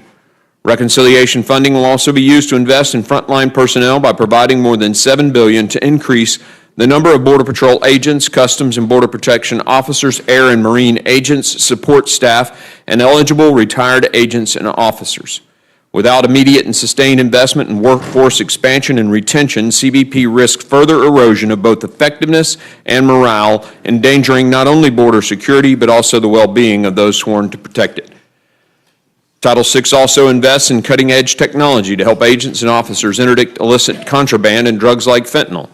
As cartel tactics evolve, Congress must provide CBP with the cutting-edge technology they need to carry out President Trump's successful border security agenda. Our bill invests over $5 billion in modernizing and enhancing our border security and surveillance technologies, drones, ground sensors, enhanced communication systems, and surveillance towers at and between ports of entry.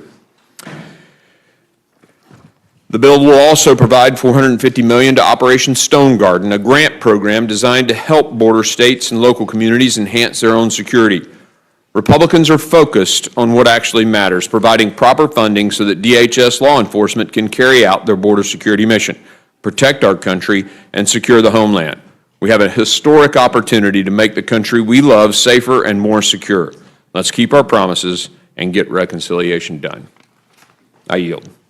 Thank you, Chairman Green. Mr. Thompson, you're recognized.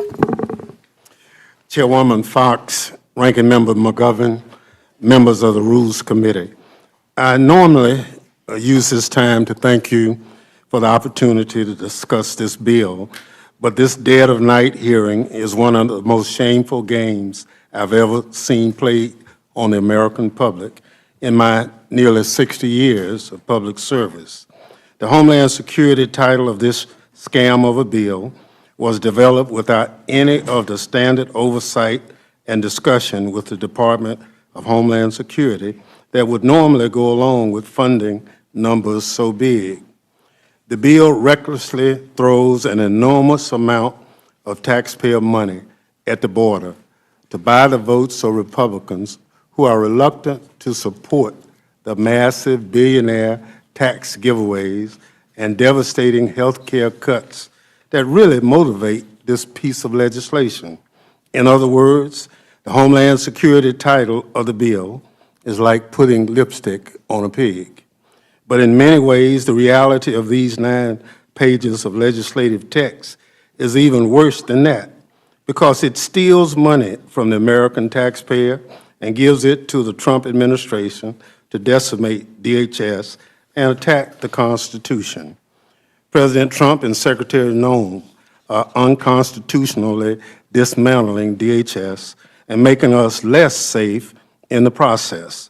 They are firing hundreds of civil servants, freezing grants, eliminating the watchdogs who protect Americans, and failing to respond to natural disasters across the country. Several of you have natural disasters ongoing in your district, and you have weekly requests for approval of other natural disasters. Under Trump and Noem, DHS is detaining and deporting American children with cancer, punishing students for engaging in protected First Amendment activity, and denying the due process to individuals, including those in the country legally. When the Trump administration spends its resources harassing, rounding up, and deporting American citizens, legal permanent residents, and international students in the name of border security, it is ignoring real threats from terrorism, domestic violent extremism, and gun violence. Just last weekend, a fertility clinic in Palm Springs, California, was bombed in a domestic terrorist attack. Domestic violent extremism represents one of the biggest threats to the homeland, and this bill doesn't spend a dime on it. It does, however, spend $46.5 billion on Trump's failed border wall, which, I may remind this committee, Trump originally said Mexico would pay for it. That amount for the failed border wall is 10 times what the bill spends on Customs and Border Protection personnel, and it nearly doubles what the Armed Services title of the bill dedicates to the technology complex, so-called Golden Dome Domestic Missile Defense Program.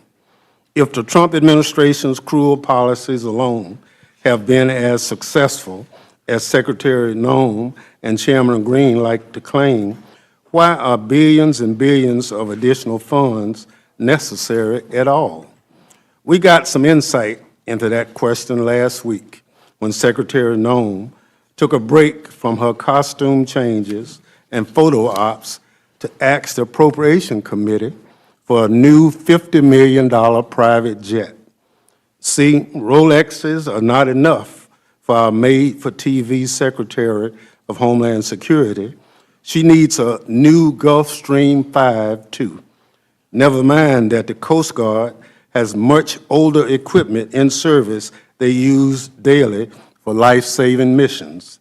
Those aircrafts should be replaced first. This reconciliation package allows the Homeland Security Department to create a slush fund that enables the worst excesses of this administration, like private jets for the Secretary and securing the President's multi-million-dollar golfing vacation at his branded properties. This bill may be big, but it's far from beautiful. In fact, it's beyond irresponsible. Earlier, I described Homeland Security portion of this bill as putting lipstick on a pig. I come from an agricultural district as well as a part of the country So let me use another farming analogy to wrap up. We may be here in the dead of night, but you do not need the light of day to smell manure. The American people are not going to be fooled by any middle of the night manure slinging here. As my dear friend Congresswoman Dina Titus once said in a Homeland Security Committee markup, you can't shovel shit and call it sugar. The American people are constituents, and they won't make mistakes what is being shoveled in this room tonight because it stinks to high heaven. I yield back.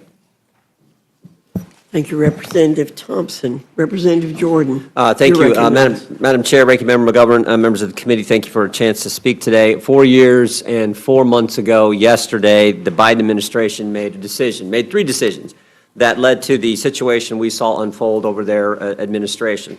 They decided on day one, intentionally, deliberately, in a premeditated fashion, they said, no longer will we have remain in Mexico policy, no longer will we build the wall, and when illegal migrant gets here, they will not be detained, they will be released. And as a result of those three decisions, 8 million individuals came into our country in the course of the Biden administration.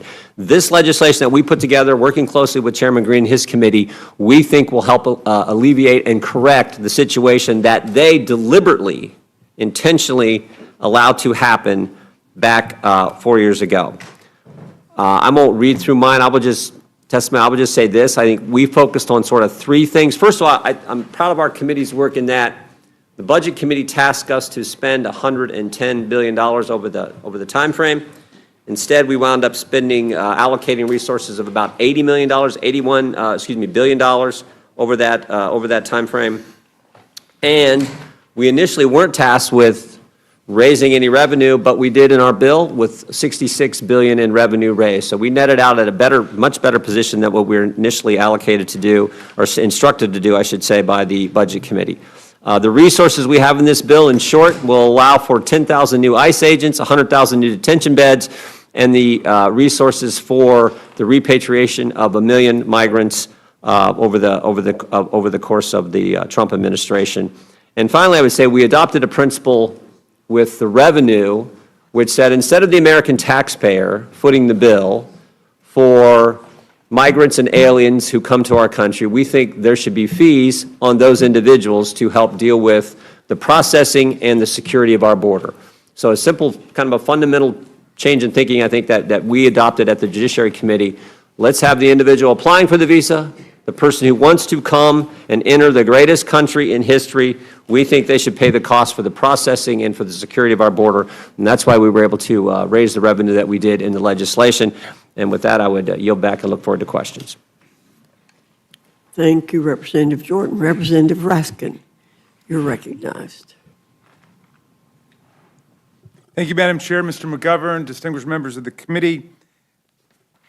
In the House Judiciary Committee, which is supposed to protect the civil liberties and the civil rights of the people, House Republicans want to hand Donald Trump a blank check to keep violating the Constitution, supporting criminals like the 1,600 insurrectionists and rioters he pardoned, and trampling the rights of the American people. In the first 120 days, we've seen federal courts all over the land issue an astounding 155 preliminary injunctions and temporary restraining orders against the administration's matchless onslaught of lawless executive orders and executive actions. That's more orders than have been issued against all other presidential administrations in the same period in American history put together. And I'd love to take you through all of them, but we obviously don't have the time.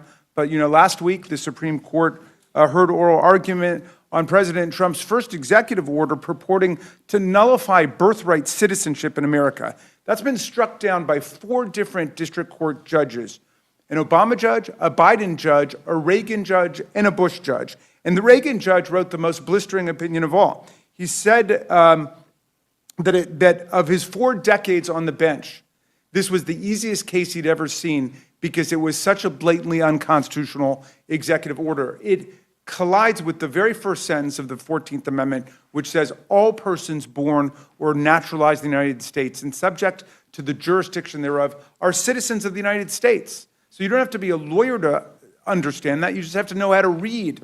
And so All of these courts across the land, Republican judges, Democratic judges, appeals court judges, district judges, are striking down the lawlessness of Donald Trump and his emerging gangster state.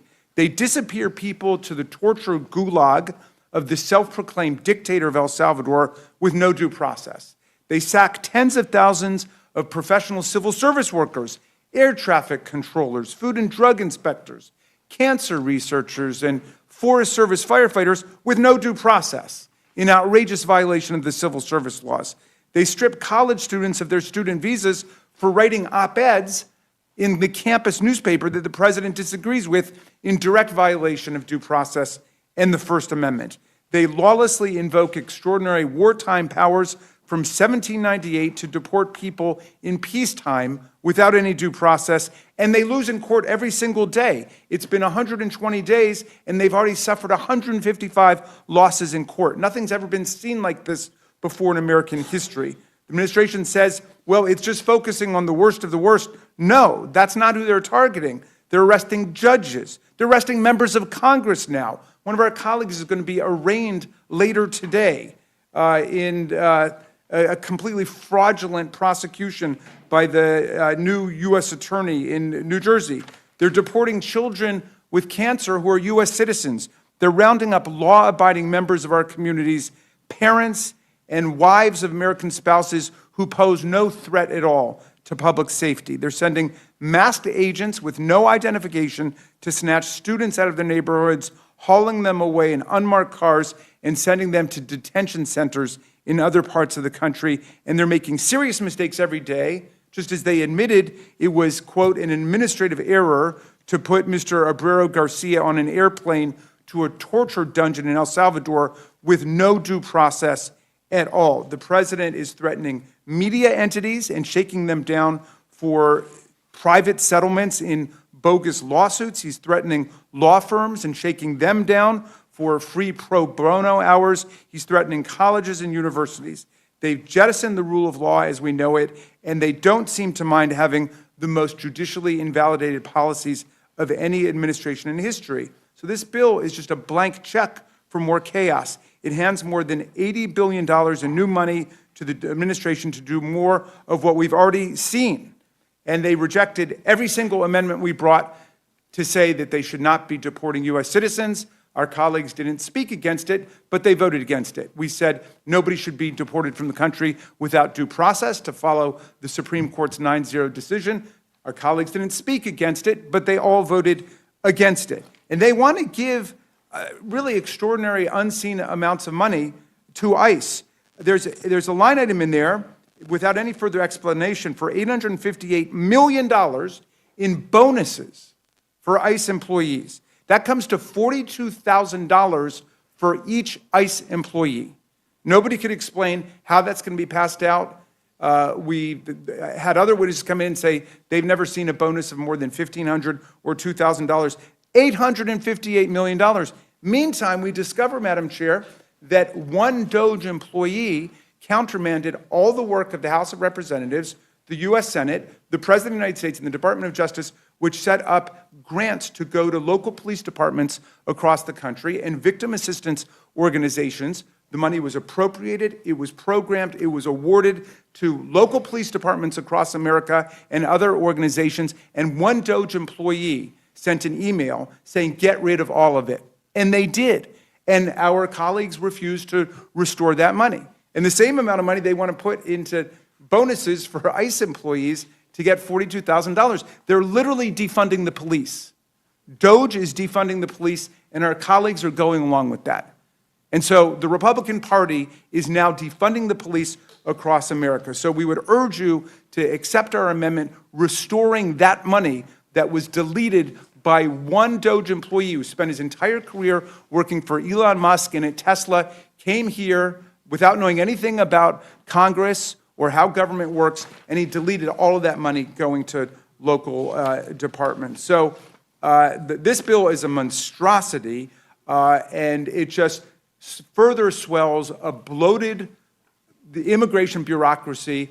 Nobody can even really say where the money's going, and we're not dealing with the real justice problems of America. Thank you for your indulgence, Madam Chair. I yield back.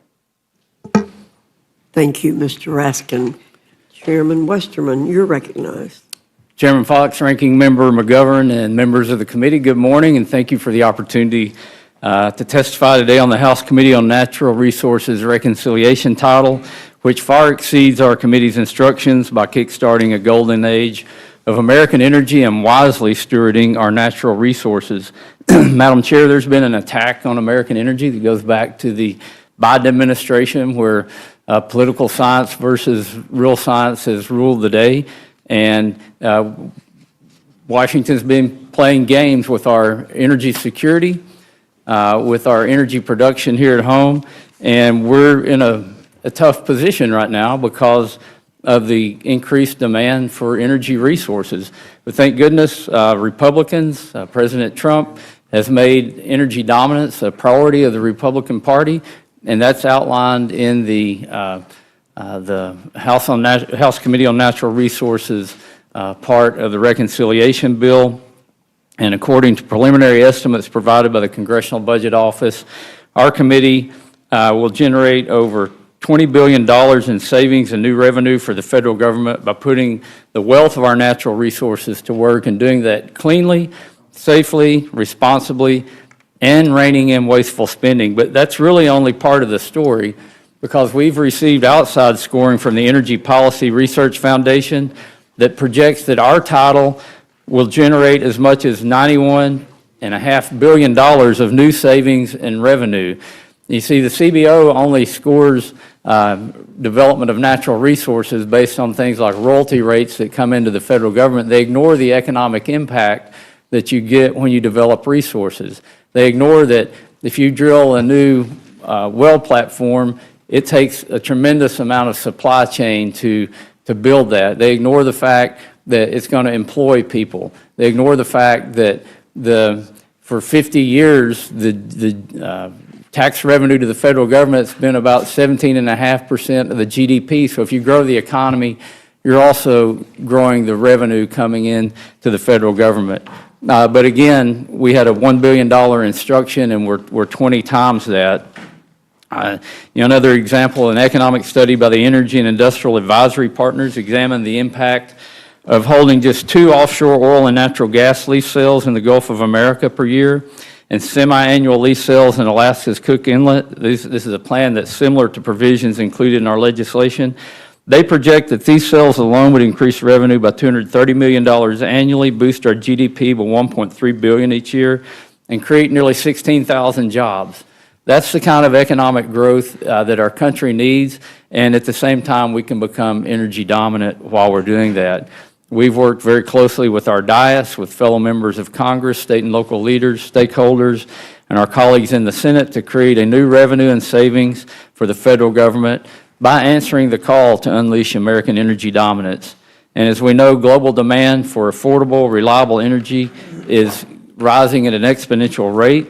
This presents a fiscal opportunity for the United States to generate immense wealth for our nation by being an energy provider to the world. President Trump has made it clear that America will rise to meet the occasion, and we're happy to help support those efforts with our language in the reconciliation bill. As I mentioned, demand for energy resources is increasing exponentially, and we can develop our own energy and our mineral resources right here at home. Our country has been blessed with abundant resources, but we have this not in my backyard mentality that's hurting the American economy, it's hurting the federal budget, and it's hurting, maybe more importantly, our national security. This just isn't an issue of economic growth and prosperity, but it's also critical to our national security. Our committee's legislation creates new revenue sources for the federal government. It establishes a process for project sponsors to pay a significant fee to ensure delivery of environmental reviews in under a year and guards themselves against frivolous lawsuits.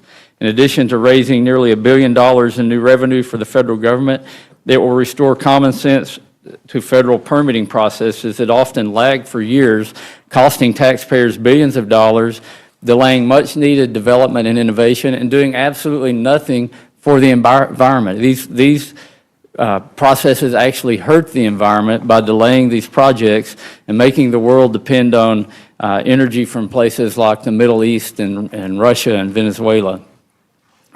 Additionally, we're investing $2.5 billion in water storage and conveyance infrastructure projects across the West. We've directed the Forest Service and Bureau of Land Management to utilize long-term timber sale contracts.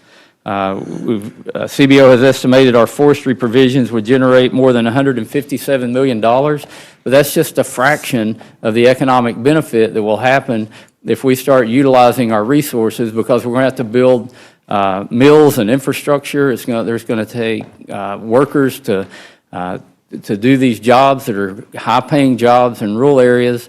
And again, we're going to get that economic impact of growth and development from developing our resources. There's a lot more to talk about. I'm sure there will be a lot of questions, but I urge the committee to report an appropriate rule so that our reconciliation legislation may be considered in the House. Thank you. I look forward to your questions, and I yield back. Thank you, Mr. Westerman. Representative Huffman, you're recognized. Good morning, Madam Chair, Ranking Member McGovern, colleagues. Appreciate this opportunity to testify here at 5 a.m. on the big billionaire boondoggle bill. We know that it rips off millions of Americans by taking away vital services in order to finance billionaire tax cuts. But there's another part of this bill that we need to discuss, and that is the fact that it is the most extreme anti-environment bill in American history. Powerful groups that underwrite the GOP have decided that now is the moment to strike, to auction off millions of acres of pristine public lands to industry, to mandate a massive expansion of offshore drilling, putting communities from Alaska to Florida at risk of catastrophic oil spills, to lock up millions of acres for new coal leasing, to make it impossible to challenge or even question unlawful polluting projects, and to give wealthy developers a new golden age of grift, apparently, a pay-to-play permitting process where they can write their own environmental reviews and buy legal immunity from lawsuits, even if their projects are dangerous and violate the law. And of course, at the tail end of that late-night markup, there's a little bit of a pattern here in the Natural Resources Committee. A provision was added to sell off hundreds of thousands of acres of land in Nevada and Utah. Most Americans hate all of this. They cherish our public lands. They value clean air, clean water, and wildlife, and they reject billionaire giveaways. That's why Republicans have had to jam all of this stuff into budget reconciliation. That's why we're here in the dark of night. Republicans are doing everything they can to avoid scrutiny, to avoid even talking about what's actually in this legislation.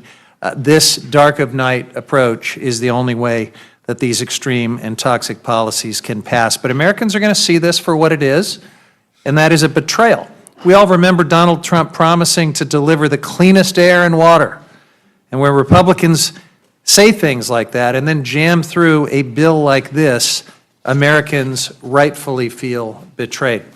It's the same with Trump's promises to lower costs, grow the economy, protect Medicaid. I mean, he must have had his fingers crossed because he's crashing the economy, driving up costs for American families, and pushing House Republicans to jam through this bill that makes all of it worse. Across multiple committees, this bill doubles down on dirty fossil fuels of the past and crushes the growing clean energy economy of the future, increasing electricity costs for families and factories. The CEO of Next Era Energy Company, John Ketchum, recently said this: if you take renewables and storage off the table, as this bill does, we're going to force electricity prices to the moon. To the moon, his words. You know, when Trump promised a mission to the moon, that was supposed to be astronauts, not your electricity bill. The natural resource title of this bill, which we call the Environmental Liquidation for Billionaires Act, is a massive betrayal of anyone who values clean air and water, wildlife, outdoor recreation, pristine public lands, sacred tribal sites, or anyone who wants affordable electric bills. That's why my Democratic colleagues and I have been sounding the alarm, because this is much more than just bad policy. It's a seismic shift in who our government is even working for. This bill gives away billions in subsidies, new subsidies, to the coal industry, to corporate irrigators, and to big oil, and at the same time it rescinds billions from programs that actually serve our communities, like funding for our national parks, coastal restoration, and healthy fisheries for coastal communities. Now, when Democrats offered amendments to protect tribal sovereignty, to hold polluters accountable, to ensure fair returns for taxpayers, Republicans rejected every single one. And then they slipped in that late-night provision at midnight of our markup to sell off hundreds of thousands of acres of public lands in Nevada and Utah without maps, without notice, without any explanation. Only after the markup did we learn from media reports that this bill is a thinly veiled and corrupt water grab. The through line across these provisions is clear. Prioritize short-term profits for billionaires and corporate polluters over clean air, clean water, and a livable planet for everyone else. We've seen this playbook before. Cut taxes for the rich, gut public services and protections, hope no one notices until it's too late. But, Madam Chair, people are paying attention, even now, at 5 a.m. They see a Republican majority that won't defend this bill in the light of day and won't explain why polluters deserve a free pass while families lose health care and food assistance and get stuck with higher electric bills. And the American people are going to see Democrats continue speaking out and standing firm on the idea that public lands belong to the public, not to big oil, not to foreign mining companies, not to billionaires or corporate polluters. I urge this committee to reject and strike this title. It doesn't serve the American people. It serves the people who already take too much and want even more. I yield back. Thank you, Representative Huffman. Chairman Graves, you're recognized. Thanks, Chairman Fox and Ranking Member McGovern. So the Transportation and Infrastructure Committee produced recommendations to meet our instructions by combining critical investments in border security, our national defense, and needed modernization of air traffic control with cuts to wasteful spending and some other deficit-reducing measures. For more than 20 years, the Coast Guard, for instance, has received less than half of the capital investment necessary to successfully carry out its critical missions. To support the Coast Guard, we've provided more than $21 billion to recapitalize Coast Guard assets, including the acquisition of cutters, aircraft, icebreakers, while it also funds the construction of facilities needed to support their new assets. With more than half of the total funding going towards maritime assets, we're also aligning with the President's recent executive order to strengthen America's shipbuilding capabilities. Additionally, following the tragic aviation accidents in recent months, this committee has heard directly from stakeholders and the administration about the need to improve the safety and reliability of our nation's aviation system.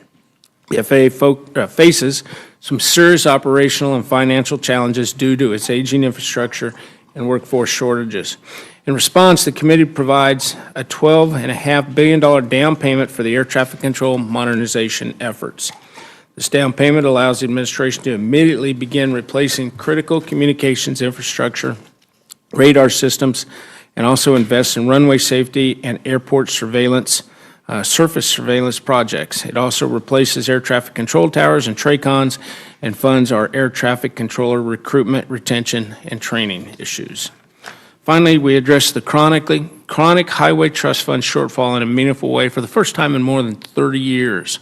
The Congressional Budget Office projects a $142 billion cumulative shortfall in the highway trust fund over the 5-year period following the expiration of the current authorization. So put simply, the system for funding our federal surface transportation programs is broken. And our recommendation is to implement a $250 annual fee on electric vehicles and a $100 annual fee on hybrid vehicles and deposit all of those collections in the Highway Trust Fund. For too long, EVs operated on our nation's roads without paying into the system, which is primarily funded by federal taxes on gasoline and diesel.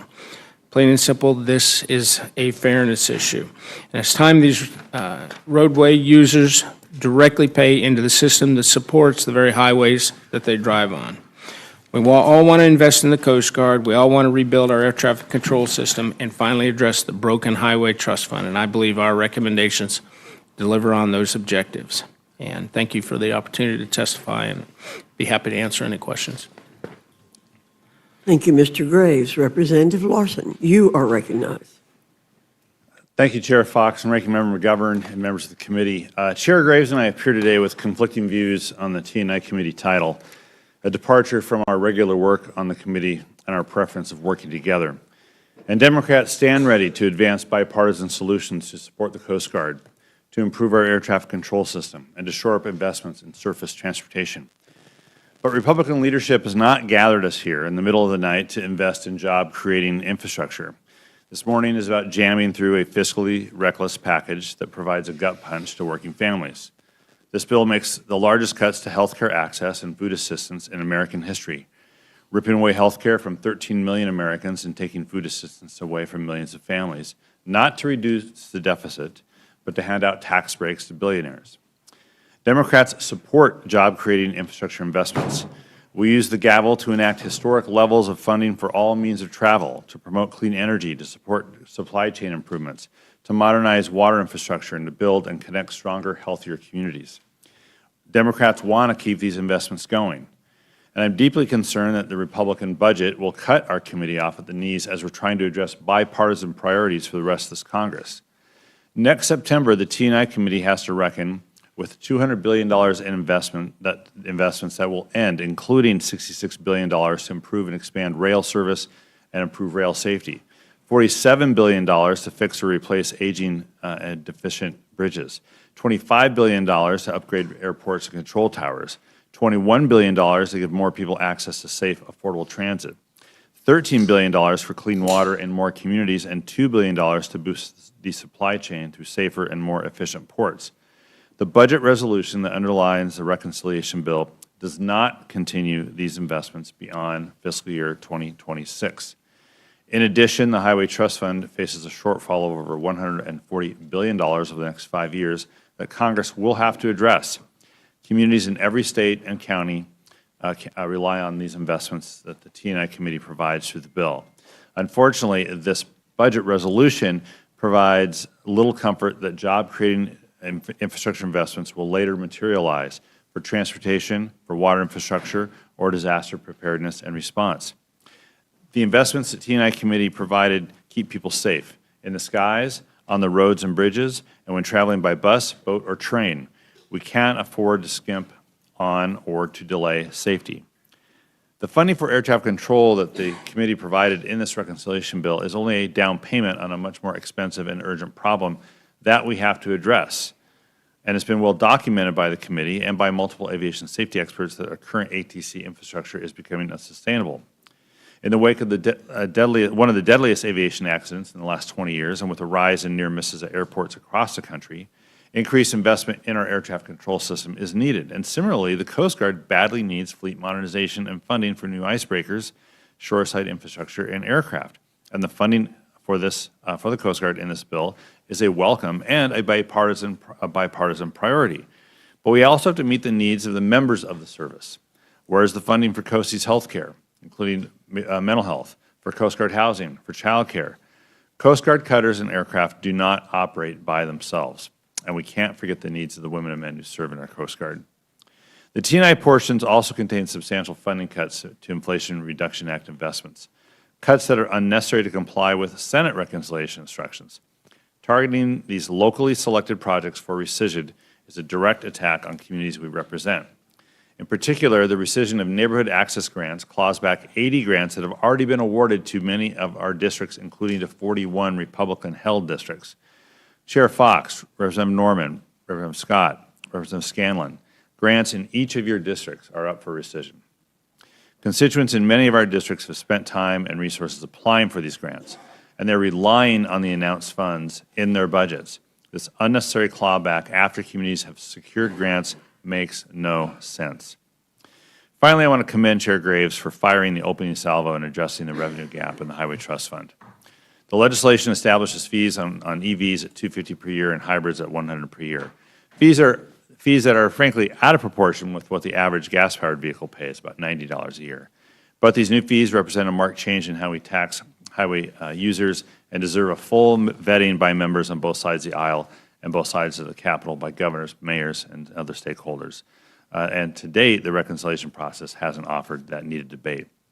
The surface transportation reauthorization that's due next year is important, and finding the funding to pass that bill is a major priority. The lack of parity among types of vehicles and the proposed fees and the lack of consensus among members means we have a little more work to do. But I look forward to a future bill when members of the Rules Committee get to see us work together in this Congress. But this big, ugly bill is not it. I yield back. Thank you, Mr. Larson. Thanks to all of you for being here this morning. Chairman Green, Democrats spent all of last Congress telling us that we needed a comprehensive immigration package to fix the border. But it simply wasn't the case. After only 5 months in office, President Trump has ended the worst border crisis in history by simply enforcing our current laws and empowering our law enforcement officials to execute their duties. To ensure his successes aren't short-lived, shouldn't we continue to provide sustained resources to invest in our border security infrastructure and personnel? And that's what the legislation from your committee delivered, correct? Hard resources. Yes, Chairwoman, this is pretty much hard resources in addition to the personnel stuff. We're increasing the number of Border Patrol agents and things like that. So there's some human resources pieces of this, but the vast majority of it is hardware. So would you agree that the Democrats have a credibility problem when assessing the problems at our border? After all, we didn't need a single change in authorizing statutes to make this sampling.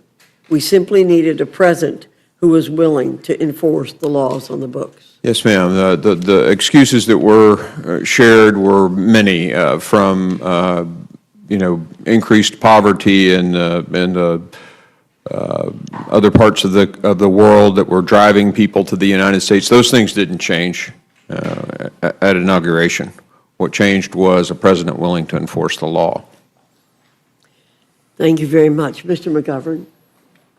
I don't even know where to begin. It's 5:11 in the morning, and for those who are just tuning in, the Rules Committee began meeting on this reconciliation bill at 1 a.m. And you may ask, why do the Republicans want us to meet at 1 a.m. and not 1 p.m.? It's because they don't want anybody to know what the hell's going on here.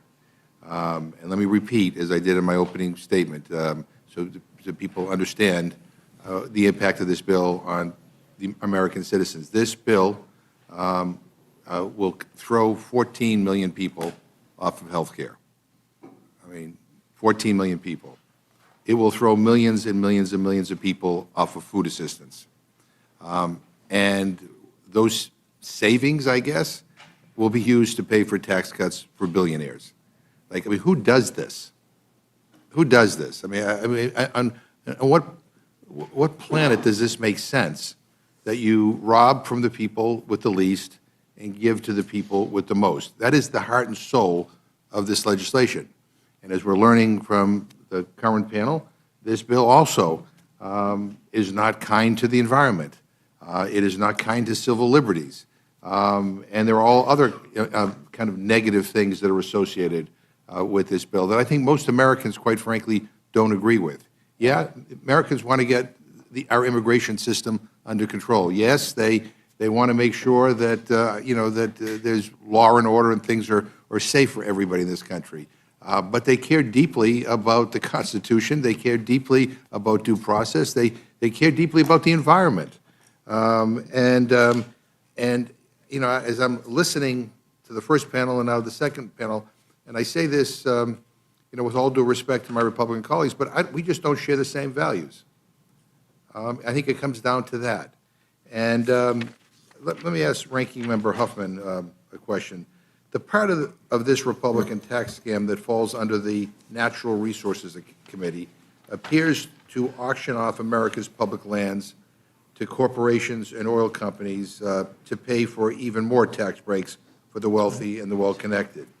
And even though more than 70% of the American people oppose selling off our nation's public lands to the highest bidder, so my question is, how does this title sell off and sell out public lands? Yeah, thank you, Ranking Member McGovern. So, several ways. First of all, several 100,000 acres in Nevada and Utah are sold outright under a dark of night amendment that Mr. Amadei and Ms. Malloy added at the tail end of our markup. So after weeks of being assured by Republicans that they would not sell off public lands, they turned around and are now selling off public lands, much to the dismay of some of their own colleagues, including Mr. Zinke in Montana. But then the even bigger giveaway is in the form of auctioning off vast areas, millions and millions of acres of public lands, including pristine areas, the Arctic Wildlife Refuge, and mandatory offshore leases covering millions and millions of acres in the ocean. They're doing all of that while lowering royalties for big oil and for big coal. They are offering up an area the size of Connecticut that they propose for new coal mining, and also opening up areas very sensitive in the boundary waters watershed, the most visited wilderness area in the United States, for a particularly toxic form of new mining. So the House Natural Resources Committee was instructed to raise money to help offset the tax scam, but the committee's provisions also spend significantly. Can you tell us a little bit more about the big oil giveaways in this bill? Absolutely. Well, in addition to giving big oil all these vast areas, far more than they could ever need or want in places like the Cook Inlet in Alaska, massive mandatory offshore leases in the Gulf of Mexico, even though 80% of existing leases are sitting there idle and are not even being developed. It's just more being offered up to big oil while lowering royalties and giving the Secretary the authority to go to non-competitive leasing if the market doesn't yield enough interest, which it won't in many of these cases, and then additional discretion where the Secretary can lower royalties even further, practically giving away these public resources. And so one provision of this bill will allow companies with polluting projects to buy their way out of judicial review of their environmental review documents. So what could this mean for communities impacted by these projects? It means they have no voice whatsoever in projects that could have terrible impacts on their public health and their environment. All a developer has to do is pay 125% of the estimated cost of the NEPA review, and they are guaranteed a fast turnaround on their approval and then completely insulated from all judicial review.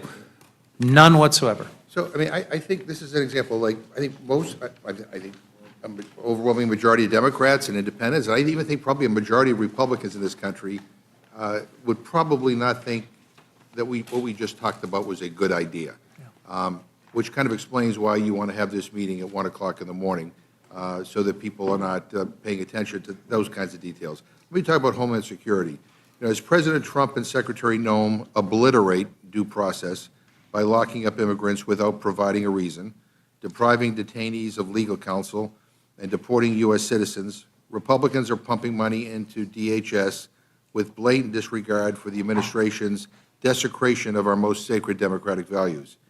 This bill does nothing to lower costs for American families. In fact, it does the opposite.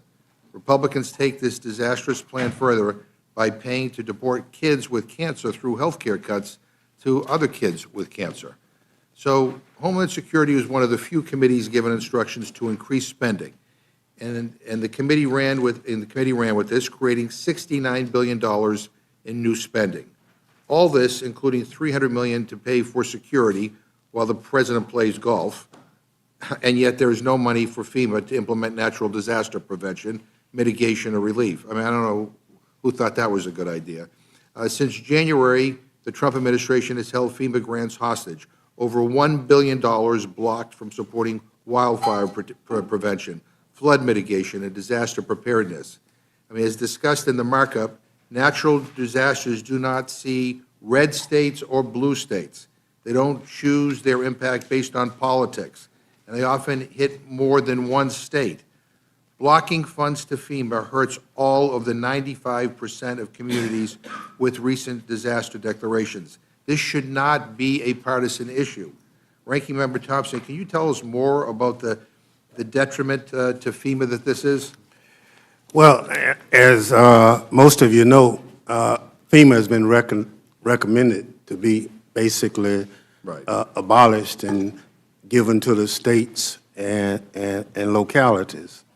Well, if that was the case in the chairwoman's district, without FEMA's help, North Carolina would be in serious jeopardy. Mississippi, Arkansas, New Mexico, Missouri, other states right now have disaster declaration requests pending before the president. Some of them are almost 2 months. I've never seen it take so long for disaster declarations to be approved. Well, we had the secretary before us, and her testimony is that we need to get rid of it. I asked her, okay, what's the plan? Well, we're working on it. Well, you want to get rid of it? Surely you pull some people together and talked about it. Well, we've set up a council. How many times have they met? We haven't met. So clearly, we are being told certain things, but in action, it's not there. In support of what I'm saying, we offered certain amendments, over 30 amendments during our section of the bill. Not a single Republican voted in support of the bill, didn't speak. It was just absolutely against. And let me just tell you some of the things. We said no funds would be used to deport American citizens. My Republican colleagues voted against that. But they think it was a radical idea? And we said sending American citizens to foreign prisons. They voted against it. Deporting lawful present immigrants without any due process. Voted against that. The one that bothers us most is ignoring Supreme Court rulings. And so we were trying to basically establish with our amendments some basis that most Americans already agreed to in law. And so we couldn't get a support for due process, for hearings. So, you know, it's chilling. It's chilling that that's the direction that this Congress is moving in. I mean, I think Trump is basically telling people what he wants, and we have too many members of Congress that are going along to get along. And quite frankly, it is chilling. And I think not just, I'm saying that not just as a Democrat, but I think most Americans who respect the rule of law, who respect the Constitution, understand that this is not the direction they want us to go. Let me ask you, Ranking Member Thompson. Republicans are spending $46.5 billion more for Trump's border wall. $46.5 billion. The bill also spends $4.1 billion for CBP personnel and $2 billion for hiring and retention bonuses. So if I'm doing the math, the Republican reconciliation bill spends 10 times the amount on Trump's stupid border wall as it does on CBP personnel. Not only that, the bill gives local police in Trump's hometowns $300 million to provide support so he can spend even more time golfing. So we never stop hearing from you about this being the most secure border ever. So now you need billions for this stupid wall? I mean, give me a break. What better purposes could be served by this money instead of a giant wall and time for the president to golf? well, clearly, DHS funds should not be spent for recreational activities, especially activities spent at properties you control or own. And so, again, this is part of creating the ability to make money at government expense. And the reason I say that is our Secret Service and other personnel would end up having to stay on the property while you're playing golf. We understand that, but you know, we have a lot of golf courses, if you want to play here, and people can go home. So it's not good. More importantly, so much of the other thing we are addressing is we're not providing training for our law enforcement personnel. When you pause a grant, that means you've stopped the money. And so the language is confusing to a lot of cities and counties in this country because they said we were approved and then we were told we were paused. We were trying to buy a fire truck. Now we can't buy the fire truck. We need it. We need to train our personnel. And so all those efforts have pulled us back and make us less safe as a country. And I go back to the FEMA. You know, natural disasters don't pick party. Right. And so I encourage the committee to look at this notion that we take care of Americans in that time of distress and danger. Normally, when FEMA comes, it's because state and local resources have been overrun. Yeah. And for us to move in a direction with no plan at this moment is not in the best interest of any American citizen. Look, I think all of us have had natural disasters in our districts at some point. And I will tell you, I have had in my district, and FEMA has been extraordinary. And I don't know what we would have done without them. Mr. Raskin, I didn't know if you wanted to add anything. Thank you, Mr. McGovern. But I wasn't aware of this provision. Would you just tell me that number again? Did you say there were $30 million for $300 million Yeah, $300 million. Security for golf trips? For Basically to help.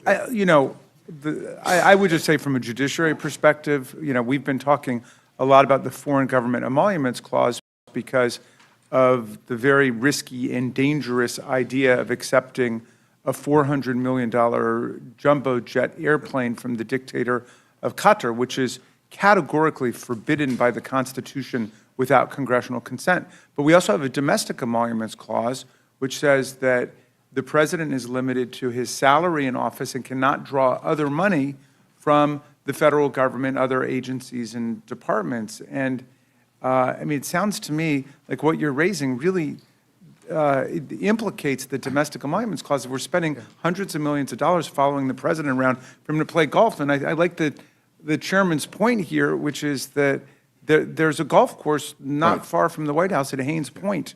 We're throwing people off their health care. We're taking away people's nutrition assistance.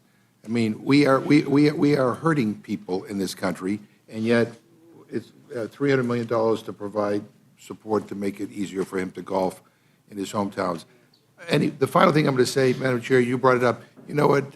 Please don't diss the notion of the importance of a comprehensive immigration reform bill.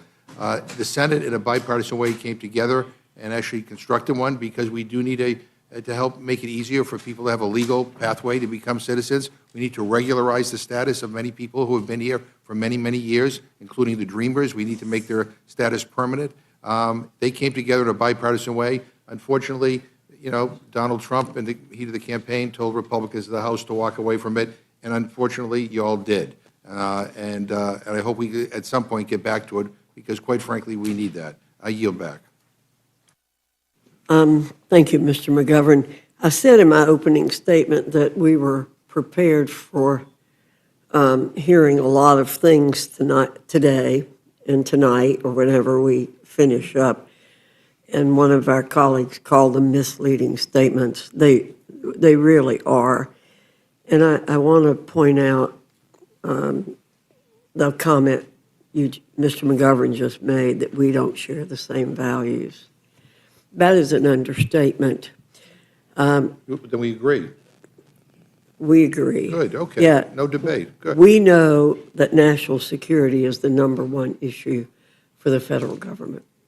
And that's what members of this panel are talking about. And you talked about taking care of Americans in time of disaster. And we don't think that a border wall is stupid. A border wall is necessary to take care of Americans. I do, but I also terms point of out that the- Homeland Security is hometown security. Yes. And unfortunately, I think you guys have lost sight of that, so. Mr. Langworthy, you're recognized. I have no questions for the panel at this time. I just also want to reiterate to this panel, thank you to all the chairs and the ranking members and for the staff of the committees for all of the hard work that they've put in and the hundreds of hours going into this reconciliation process. This is quite an exercise, and I really want to salute you all for the work. I yield back. Mr. Langworthy, Ms. Scanlon, you're recognized. Thank you, Madam Chair, and thank you to all our ranking members and chairs for getting up so at an ungodly hour of the morning to join us, and thank you again to our C-SPAN folks who are up way too early. The question I've been asked most since about 36 hours ago when this hearing was noticed for 1 a.m. Is why on earth would anyone try to hold a congressional hearing at 1 o'clock in the morning? And of course, the obvious answer is because the bill is so horrible, they want to hide it from the public. So just, to do a little bit of, no spoiler alerts or anything, but to catch up from the last episode, the last hearing, we had a little bit of breaking news, a couple CBO letters that came out after 5 o'clock yesterday. One demonstrated quite convincingly that this bill will cause the household incomes of the lowest 10% of the poorest 10% of Americans to decrease, and it will cause the household incomes of the richest 10% of Americans to increase. So it is a wealth transfer. I know our Republican colleagues say that they don't like to transfer wealth between different groups, but apparently if it goes from the poor to the rich, it's okay. The second piece of breaking news is that this bill will violate the pay-go provisions and induce sequestration, which will then lead to a $500 billion reduction in Medicare. Now, we've been raising the alarm for months that this bill was going to impact Medicaid, but it's also going to impact Medicare. So I think that's something people have to put in their pipes and smoke. I want to thank all of our many colleagues for being here to do what is the purpose of hearings, to try to make a bill better, to try to expose what is in it. Certainly there are more of our Democratic colleagues here waiting their turn to testify in amendments than there are of the Republican members of this committee who, I guess, are taking their naps off camera for a change. I want to focus some of the most egregious parts of the judiciary section of this bill. Unlike most of the directions or the reconciliation directions for most of the committees, judiciary decided to add tens of billions of dollars to support this administration's lawless and ultimately counterproductive immigration agenda. So under this White House, we've seen mistaken and illegal deportations. We've seen wrongful arrests, including by masked men in unmarked cars. We've seen outrageous attacks on due process and First Amendment rights. And this agenda has made the United States government complicit in the false imprisonment of people in an El Salvador jail that is notorious for human rights violations. Our government is now complicit in this. And it's shameful that the U.S. government is refusing to lift a finger to return these people home to their families, even when the government has admitted that they were sent there by mistake and in violation of a U.S. court order. This White House's lawless immigration agenda has seen people ripped off the streets and detained not for a crime, but for exercising their First Amendment rights. This isn't immigration enforcement. It's calculated cruelty. This isn't keeping our communities safe. It's an un-American attack on the truth, on the First Amendment, on fundamental human rights. It's a campaign of fear and lawlessness being carried out on the American taxpayer's dime, and no one should kid themselves. If you don't support an immigrant's right to due process, then you don't support anyone's right to due process. Because without due process, who's to say if the next person in shackles being loaded on a plane to El Salvador or South Sudan is a citizen or not, to say if they're a gang member or not, to say if they're an actual threat to national security or just a political threat to this White House. So, in addition, we've got buried in this bill a provision that would prevent U.S. courts from being able to enforce their rulings when government officials violate court orders. This bill would prevent the courts from using their most powerful tool to uphold the law, the power to hold government officials in contempt. So, of course, it's being written so that it would apply to pending cases impeding a court's ability to enforce orders against, you guessed it, the Trump administration. And this is important because, as Ranking Member Raskin mentioned, this White House has been sued more than any other administration hundreds of times in just its first few months because it's violated so many laws in such a short time. So basically, our MAGA friends want to create a financial hurdle too steep for most plaintiffs to overcome by putting an enormous price tag on Americans' right to access justice in our courts in order to challenge these White House power grabs. Federal courts rarely require bond in cases alleging unconstitutional actions by the government, and the decision to impose a security bond is properly within a judge's discretion, depending on the circumstances. This bill would change that. It would kneecap any avenue for the courts or the American people to hold an administration, any administration, accountable for unlawful or unconstitutional actions. Have our colleagues forgotten that we do not elect kings, we elect presidents, and for a limited time period? Have they forgotten that a president, his administration, his allies, including Elon Musk and his Doge brothers, don't have the right to do whatever they want just because congressional Republicans don't have the backbone to stand up and stop them? These efforts to undermine our constitutional order would destroy the very rights and liberties that have made America strong and a beacon to the rest of the world. So this bill doesn't serve my constituents. Mr. Raskin, one of the things that my constituents have been most concerned about, they're horrified that the White House and Department of Justice canceled over $800 million in community grant funding, which we tried to restore, but our Republican colleagues voted no. We saw funding for community violence prevention, crime fighting, support for law enforcement, gun violence prevention. Using that funding, evidence-based programs have reduced gun violence in communities like mine, Philadelphia, by over 50% in the last couple years. So can my constituents think that this is a danger to public safety? Can you comment on this? Well, it's extraordinary that they're wanting to spend tens of billions of dollars on the border wall while they're cutting hundreds of millions of dollars from grants going to local police departments, victim assistance organizations, anti-rape and sexual assault groups that are actually on the ground in all of our communities. Now, this is something where I really thought we could have a bipartisan consensus because nobody knew about it. We all voted to appropriate that money in the House of Representatives. The Senate voted to appropriate that money. It went through the entire legislative process. It was signed into law by the President of the United States. The money goes to the Department of Justice. They program it in their Office of Justice Programs, and then the various police departments around the country and local groups apply for the money. And there were 365 grants that were actually awarded. They were planning on it. A lot of them started to spend money that hadn't even come in yet from other sources. And this one Doge employee, we've got the guy's name, we found out who it was, sent an email, and he just went down a list of them and said, get rid of all of these grants. So I said to our colleagues, you didn't know about this, we didn't know about this. It doesn't have to be a partisan thing, but that's not how our system works. We don't have a fourth branch of government called Doge or Elon Musk. And yet, when we introduced an amendment to restore all that money, alas, our colleagues didn't have anything to say in defense of what Doge had done, but they all voted against restoring the money. And so we've got the same amendment before the Rules Committee. I beseech our distinguished chairwoman, Ms. Fox, Mr. McGovern, please look at this. We're hearing about it all over the country. I think it's more than 38 or 39 states that are involved in this. These are groups and these are police departments that were depending on it, and we're literally defunding local police departments and local crime-fighting programs.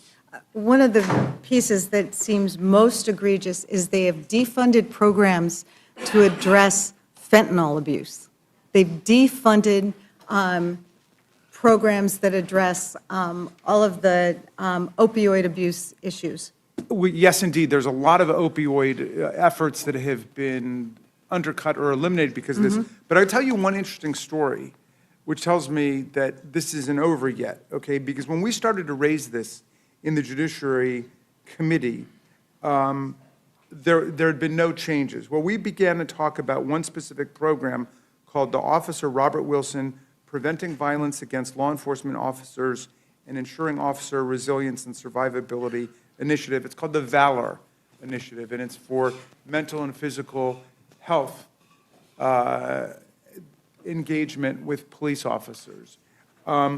We began to talk about that. We advertised it. We showcased it. And mysteriously and quietly, the program was restored by the Department of Justice. But nobody explained why. Everybody's refused to talk to us about it. And this is so much the pattern of what we've seen with Doge, where they come in with Elon Musk's chainsaw, they have a personnel massacre, they get rid of everybody, and yet if you know somebody, and you know, as a Democrat, I don't know a lot of people in the Elon Musk world, but I know Republicans who've been able to get a phone number for this person or that person and get somebody restored. Well, if it's waste, fraud, or abuse, they shouldn't be restored, but it's not waste, fraud, and abuse, but none of us should be subject to this kind of treatment. And that's why I talk about the fourth branch of government. This is not contemplated in our system of government. Now, I don't know whether or not Elon Musk has been run out of town or he's just no longer popular. We don't hear a lot from him, but there are still tons of people suffering the repercussions of what he and Doge did. And so, again, I would just beg the Rules Committee to look at this, because we've heard from people all over the country about that. And unfortunately, the logic of what they did has carried over into the president's budget proposal. They want to cut $1 billion out of Department of Justice programs in the next budget. You know, $500 million from the FBI, the ATF. There's this cybersecurity and infrastructure security center. President Trump got mad at a guy who worked for him named Chris Krebs, who was the director of it, because he contradicted Trump over the 2020 election. He said it was the most secure election in American history. As a conservative guy, he told the truth about what happened. President Trump has issued an executive order against him now to deny him security clearance and all this stuff. Meantime, they cut hundreds of millions of dollars from our cybersecurity and infrastructure security efforts against Russia and against other enemies of the United States. So please, we've got to bear down on the details here. All of the money is being sucked up for immigration, the border wall, and away from local police. They are defunding the police in America.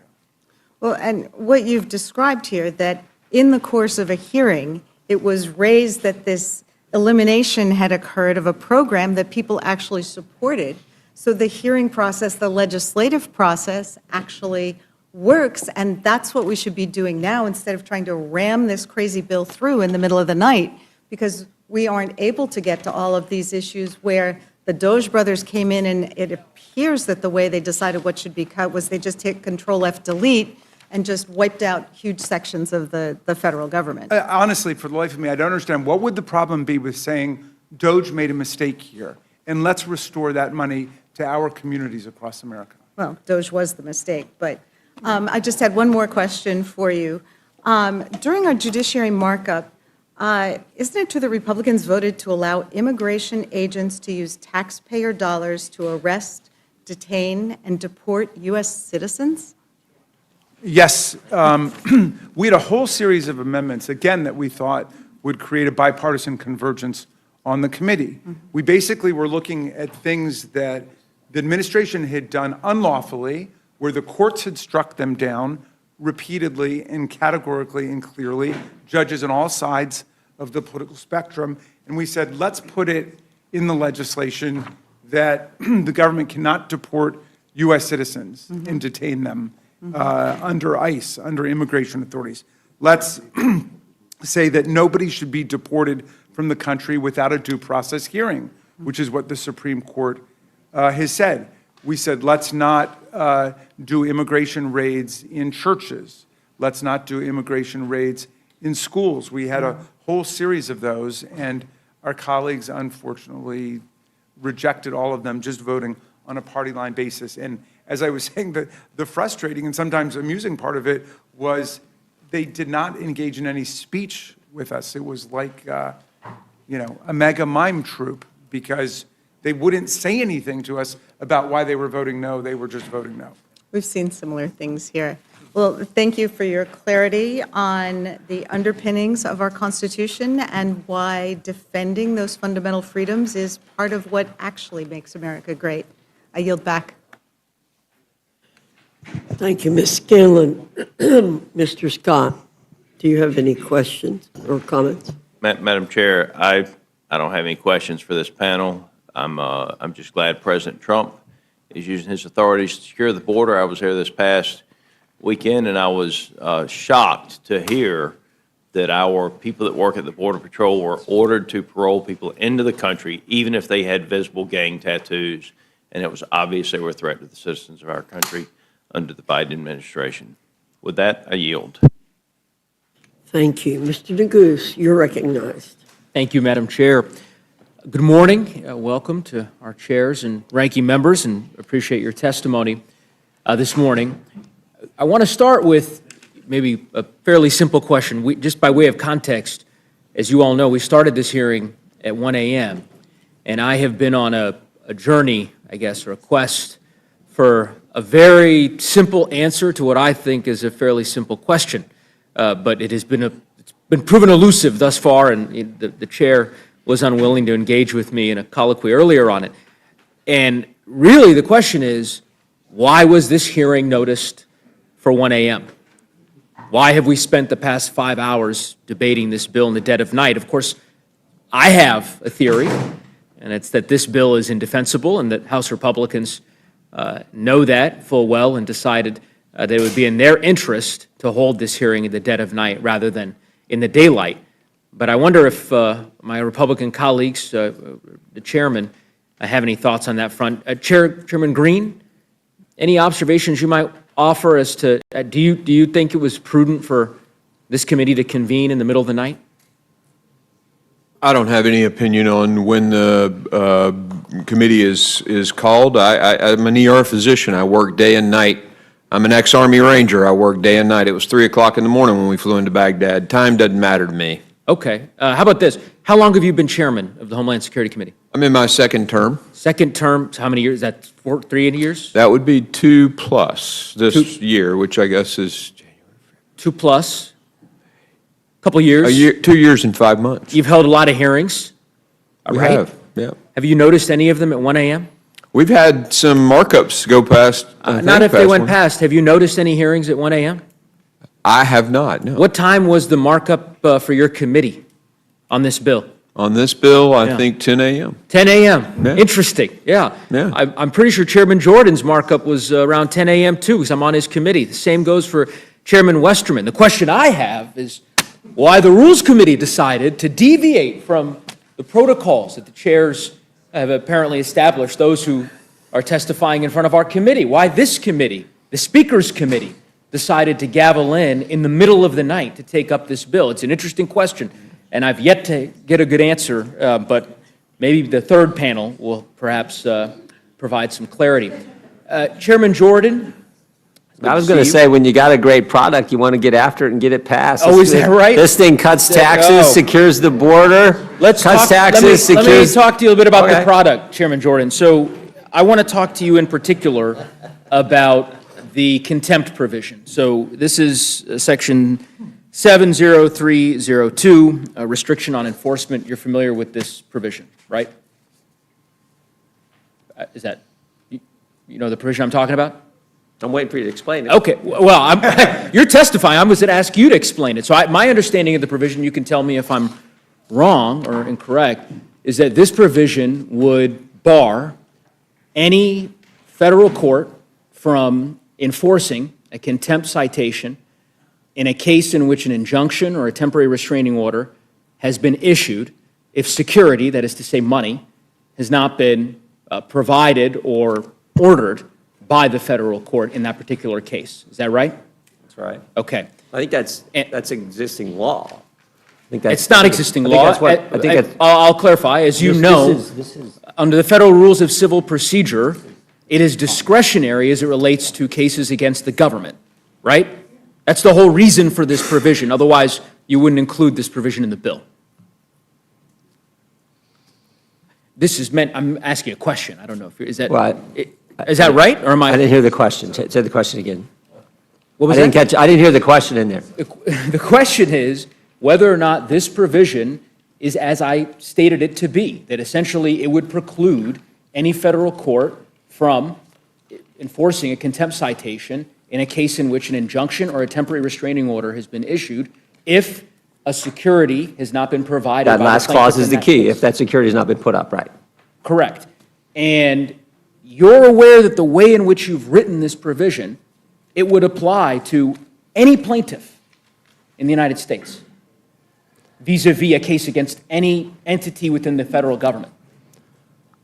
I can look at the drafting, but my understanding is it applies to the cases we're talking about with immigration cases. Yeah, no, you're incorrect. So yes, those What you're cases, saying are incorrect. those I'm just cases saying would be- how I believe it was written. Okay, You well, think it's let me- written different. Let me explain to you what this provision Well, actually I does. can't wait for your wisdom. Go right ahead. Chairman Jordan, this provision would bar any plaintiff in the country from being able to obtain a contempt citation from a federal court in a case in which an injunction or a temporary restraining order has been issued if security has not been provided. It is not limited to the cases that you've identified. So let me give you an example.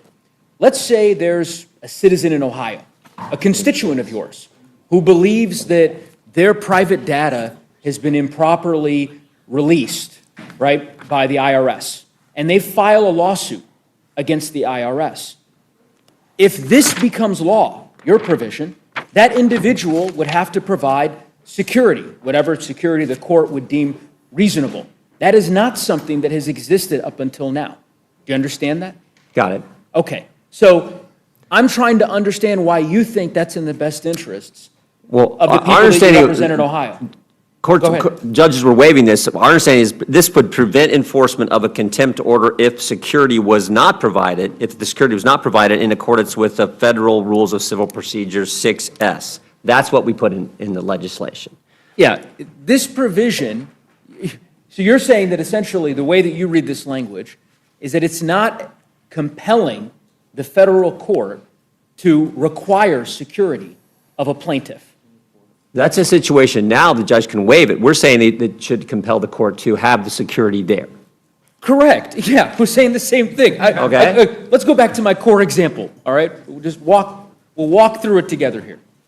A constituent in Ohio who believes that their information was improperly released by the IRS. I remember you've served on the Judiciary Committee for many years. Hold on. We're talking about in the context of immigration cases. This is all cases. This is not immigration cases. The plain language of this statute that you have written applies to every conceivable case brought in a federal court, period. IRS cases, patent cases, immigration cases. If you have a constituent that sues the ATF, this provision applies to them. This is the point.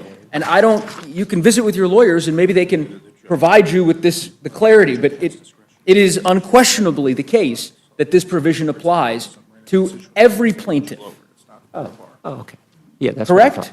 I think we're on the same page now. The judge can set the security at whatever level he wants. What's typically happened in these cases is he just waived it. No one's putting it up, and they're getting this injunction that applies nationwide, Correct. which is the So, concern. I hear you. Are you okay with the nationwide injunction I hear issued by you. one single federal judge? We'll get to that part, Mr. Jordan. Okay. Let's complete the analysis on this piece, because to your point, as you said, this particular provision doesn't require a specific amount of security. It's essentially saying to the federal court, it has to require some security.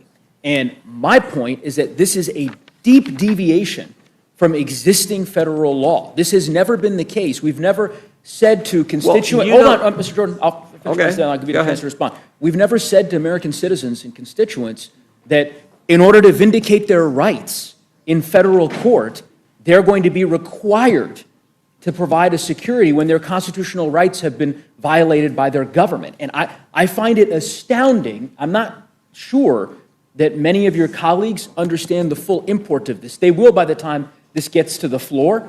I imagine there will be a lot of limited government advocates who will find deep reasons to be concerned about this type of provision because, as you could imagine, it will preclude folks from being able to vindicate their constitutional rights. Now, I would also say the way that you have written it, as you've noted, it's retroactive, right? So this applies to any... Well, I just want to say the situation we're trying to address is what's been happening around the country. You didn't write it that way. As you know, a single federal judge gets cases brought to the judge. They waive the security and then issue a decision that applies nationwide to all immigrants who are in that situation. Why didn't you put nationwide in this language? Well, we can look at the language. I mean, it's 6 a.m. You're voting on this thing in like 10 hours. What are we talking about?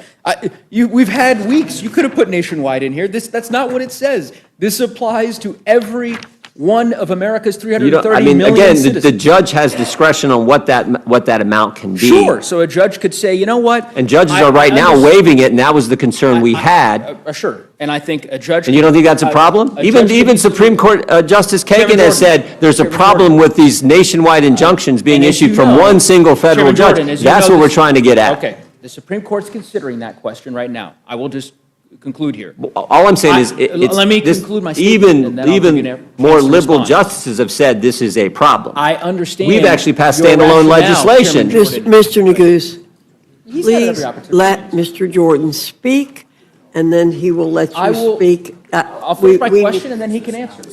Okay, but you're not asking a question. Okay, sure. You're asserting a statement. Madam Chair, Mr. Neguse controls the time. Yes, sir. And so... But I'm trying to ask him to ask a question and then let Mr. Jordan answer. I will conclude my statement and then ask a question of Mr. Jordan, since he, I don't think, wants to engage in this constructive dialogue to try to actually address the purported problem that he is trying to solve. So I will simply finish the hypothetical that I offered.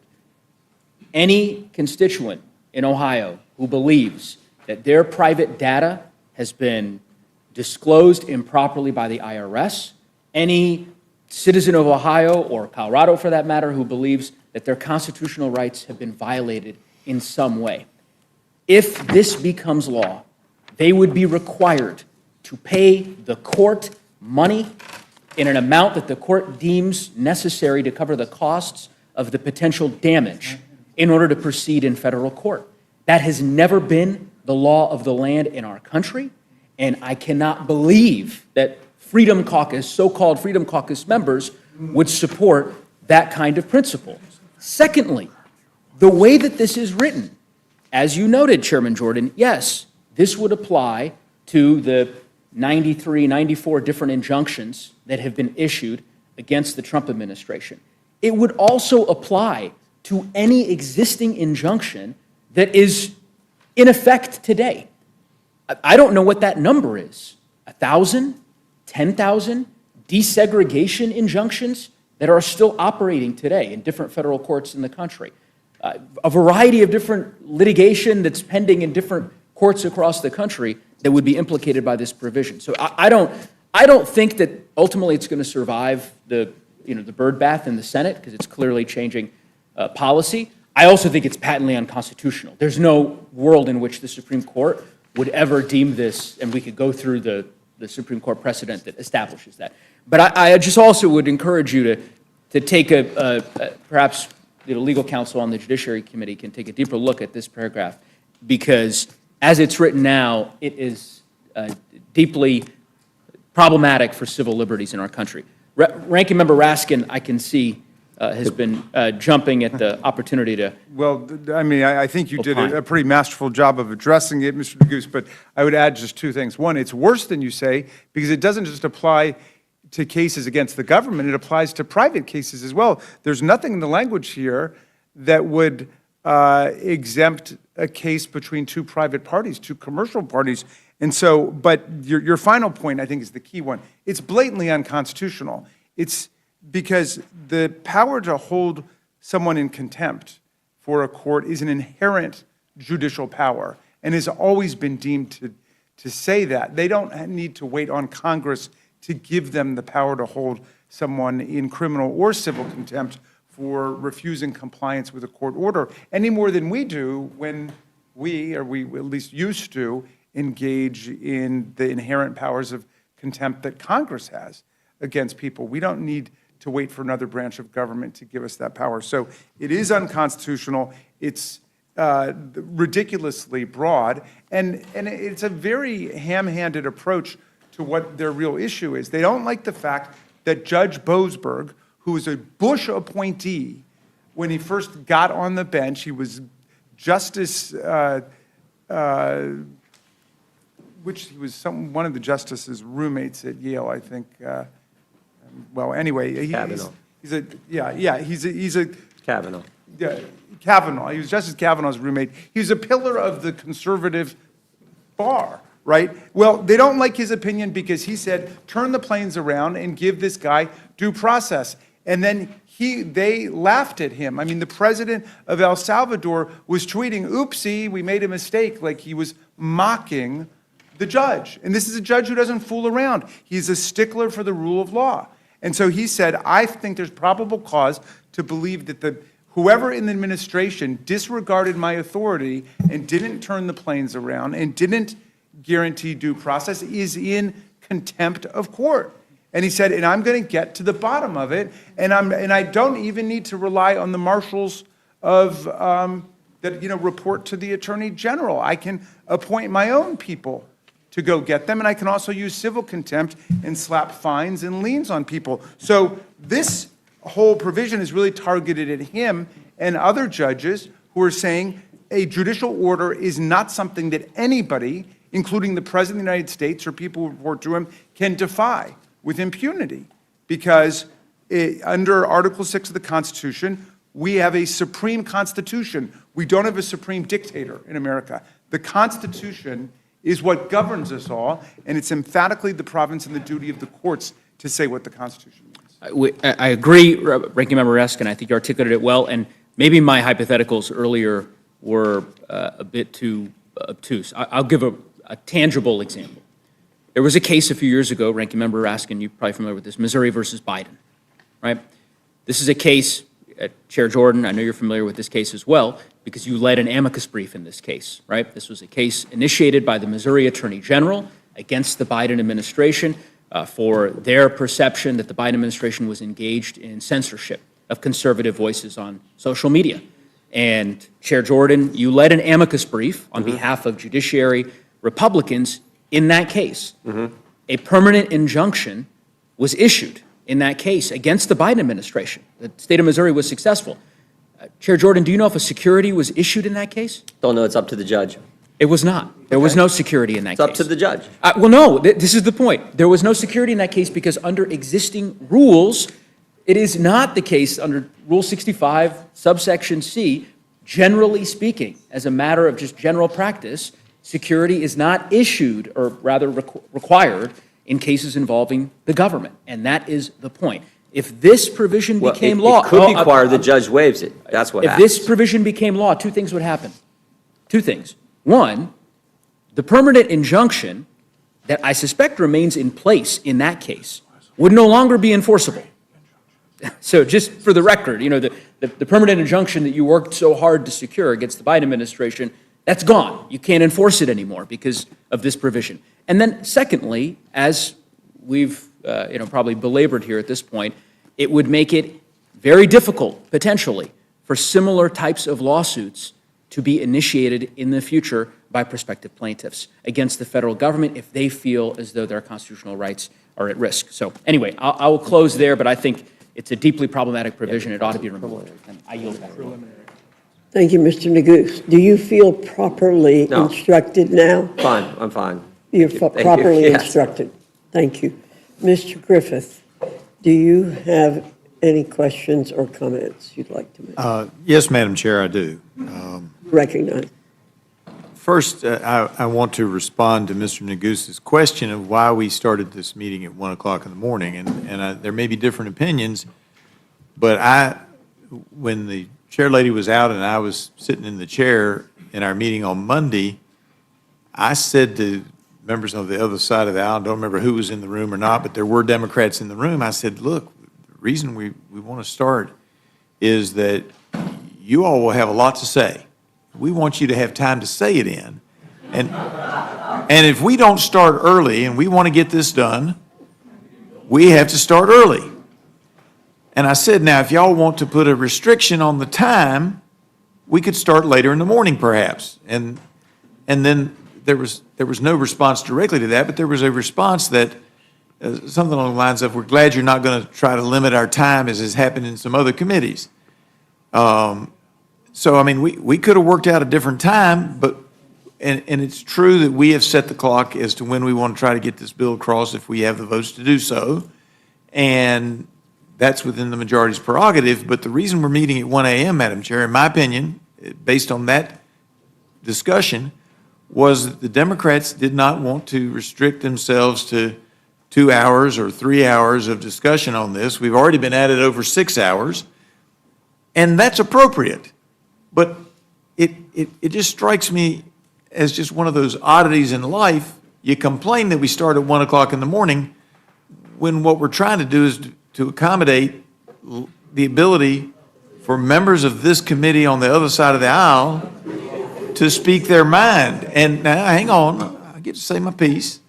If that was not the case, and if people were willing to say each panel is only going to have an hour, we could have started later. And that was not the case. And I respect that, but I just don't want to be whipsawed by saying we all started in the middle of the night for some other reason. The reason was so there'd be plenty of time so we can get through this thing, let everybody have their chance to say their piece, and then we can move forward. So with that said, I will ask this question of Mr. Jordan. Mr. Jordan, is there anything that you didn't have an opportunity to say in the discussion that's occurred thus far that you had great desire to say? Well, I was just going to say, I think the overall legislation is good legislation. Cuts taxes, secures the border, requires work, and gives moms and dads the ability to pick the school that they think their kid's going to get the best education. Those are 4 fundamental principles that I think vast majority of Americans agree with. That's why I think the bill is so good overall. And I think what we were able to do in our committee, particularly proud of, and that the fact that we were charged with just spending, allocating resources to keep the border secure, but also we're able to bring in revenue to help help offset the cost to secure to keep our border secure. All right. I thank the gentleman. I have no additional questions. You yield back. If you'd yield just a moment to me, I was going to answer a bit ago. I agree with what you're saying about why we started so early. Mr. Negus had said we'd be on the floor between 11 and 12, I believe, today. And so starting at 6 o'clock, at 1 a.m., and hopefully we'll be on the floor by that time, so we won't be passing bills in the dark of the night. But I want to quote President Obama saying, there's a fierce urgency of now. We're not the only ones that have felt a fierce urgency of now. Madam Chair? Madam Chair, I yield my time back to you. Thank you. Yeah, Madam Chair, I just want to respond by simply saying there's no urgency to pass this bill tomorrow or on Friday, we could easily do it when we come back. And so, nice try by saying that it's our fault that we're meeting at 1 o'clock in the morning. I appreciate that. But you know what? This is important stuff, and it's going to impact a lot of our constituents, yours included. And this debate should happen in the light of day. And the fact that it isn't, basically, I believe, is because you guys don't want people to know what is in this bill. So I thank the chair lady. I yield back. Ms. Leisure-Fernandez, you're recognized. Well, thank you very much, Madam Chair. And I really did appreciate when Representative Griffith sat on the chair because he did answer questions. It was a lot of, well, we don't really no, there's tweaks, right? He kept saying there's going to be tweaks in these bills, and the tweaks haven't even started. But the reality is we could have started this at 7 o'clock in the morning and still had all day long to talk, right? Still had all day long to explain to the American people what we are doing here, where we could have maybe not forced every chair and ranking member to sit as if though they were on a cheap airplane or something. Look at them. They can't even open their hands. They are crushed in here. There's no reason to be doing this in the dark of night. I've been calling it the vampire committee because it seems like they're going to just suck all the health care away from Americans in the middle of the night. I think it is a good thing that we are asking questions because it's over 1,100 pages and not everybody has seen it. And we still haven't seen the last pages that might blow a lot up. And so the American people do deserve to have this set at a time when we are not coming in the dark. And yes, if we went, I'm looking at Chairman Westerman, it turns out our hearing wasn't very long compared to the rest. But you started at a reasonable time, and we kept going. The Ag Committee reasonably said there's a lot here, and they said it for 2 days. There is no reason we needed to come here at 1 a.m., except for that you want to push this through. You then passed a rule that Representative Roy had to walk out so he could not vote no, but you then rush everything. You want to get everything done in 1 day. You want to get everything done in 1 day. You're going to have the biggest transfer of wealth in American history, and you're going to do it in 1 day. That's your goal. And I don't know if it's because you're worried that maybe some Republicans won't be here to vote. Well, if this is that important for them, they should show up and vote. They should be at this hearing, right? We know you have to step out. We've been here since 1 o'clock. Democrats have pretty much been here, except for we're going to step out and grab a little quick something to eat, refill our coffee bottle. But Republicans aren't even showing up. Republicans aren't asking questions. They're not willing to defend what they're doing in this bill. That's a reality. But I wanted to, I had thought I would follow up a little bit on the conversation with Chairman Jordan, because I need to say, Chairman, last Congress, I sat here and I saw you and Ranking Member Jerry Nadler being in great, it was great. I felt like I was in an alternate reality. I told you, it's like, oh my God, that's amazing. That was FISA. That was FISA. That was FISA. Yeah, it's coming back. We're going to do that again. Yeah, I'm working on Mr. Raskin. Yeah, but what you were concerned about and what united you and the top Democrat on the committee was a belief in constitutional principles. Is that right? Yeah, I don't think the government should be spying on Americans. Right, but if you believe in that constitutional principle, shouldn't you believe in all of the constitutional principles? I do. Yeah, well, thank you, because you actually even wrote a Washington Post article about that, and I'm going to quote it because it says, we can balance, this is your Washington Post article, we can balance First time I've had an op-ed in the Washington Post. That's You right. did write an op-ed in the Washington Post. I'll send it to you. It's a Washington Post editorial, and your words were, we can balance the need to protect Americans' fundamental constitutional rights with the need to give our intelligence and law enforcement agencies the tools to fight those who want to do us harm. You still agree with that? Yeah, I don't recall if you voted for our warrant requirement amendment last year. I hope you did, but you'll get a chance. You'll get a chance in 10 months to But this issue of deal with it believing again. in due process, I think, means you need to believe in due process. You need to believe in our constitutional rights, even when it's dealing with due process. And Chairman Jordan, is there anything in this bill that protects Americans' due process? There's nothing that harms American due process. The Supreme Court's been nothing that clear. harms Americans' due process. Maybe I'll ask Ranking Member, part of the problem of why we're so worried about due process right now is we have a president who is violating due process, who is sending citizens, deporting citizens with their children who have brain cancer. They are deporting That's not citizens. accurate. They deported citizens' children. They Not- deported citizen children who needed medical care. They have said oops numerous times.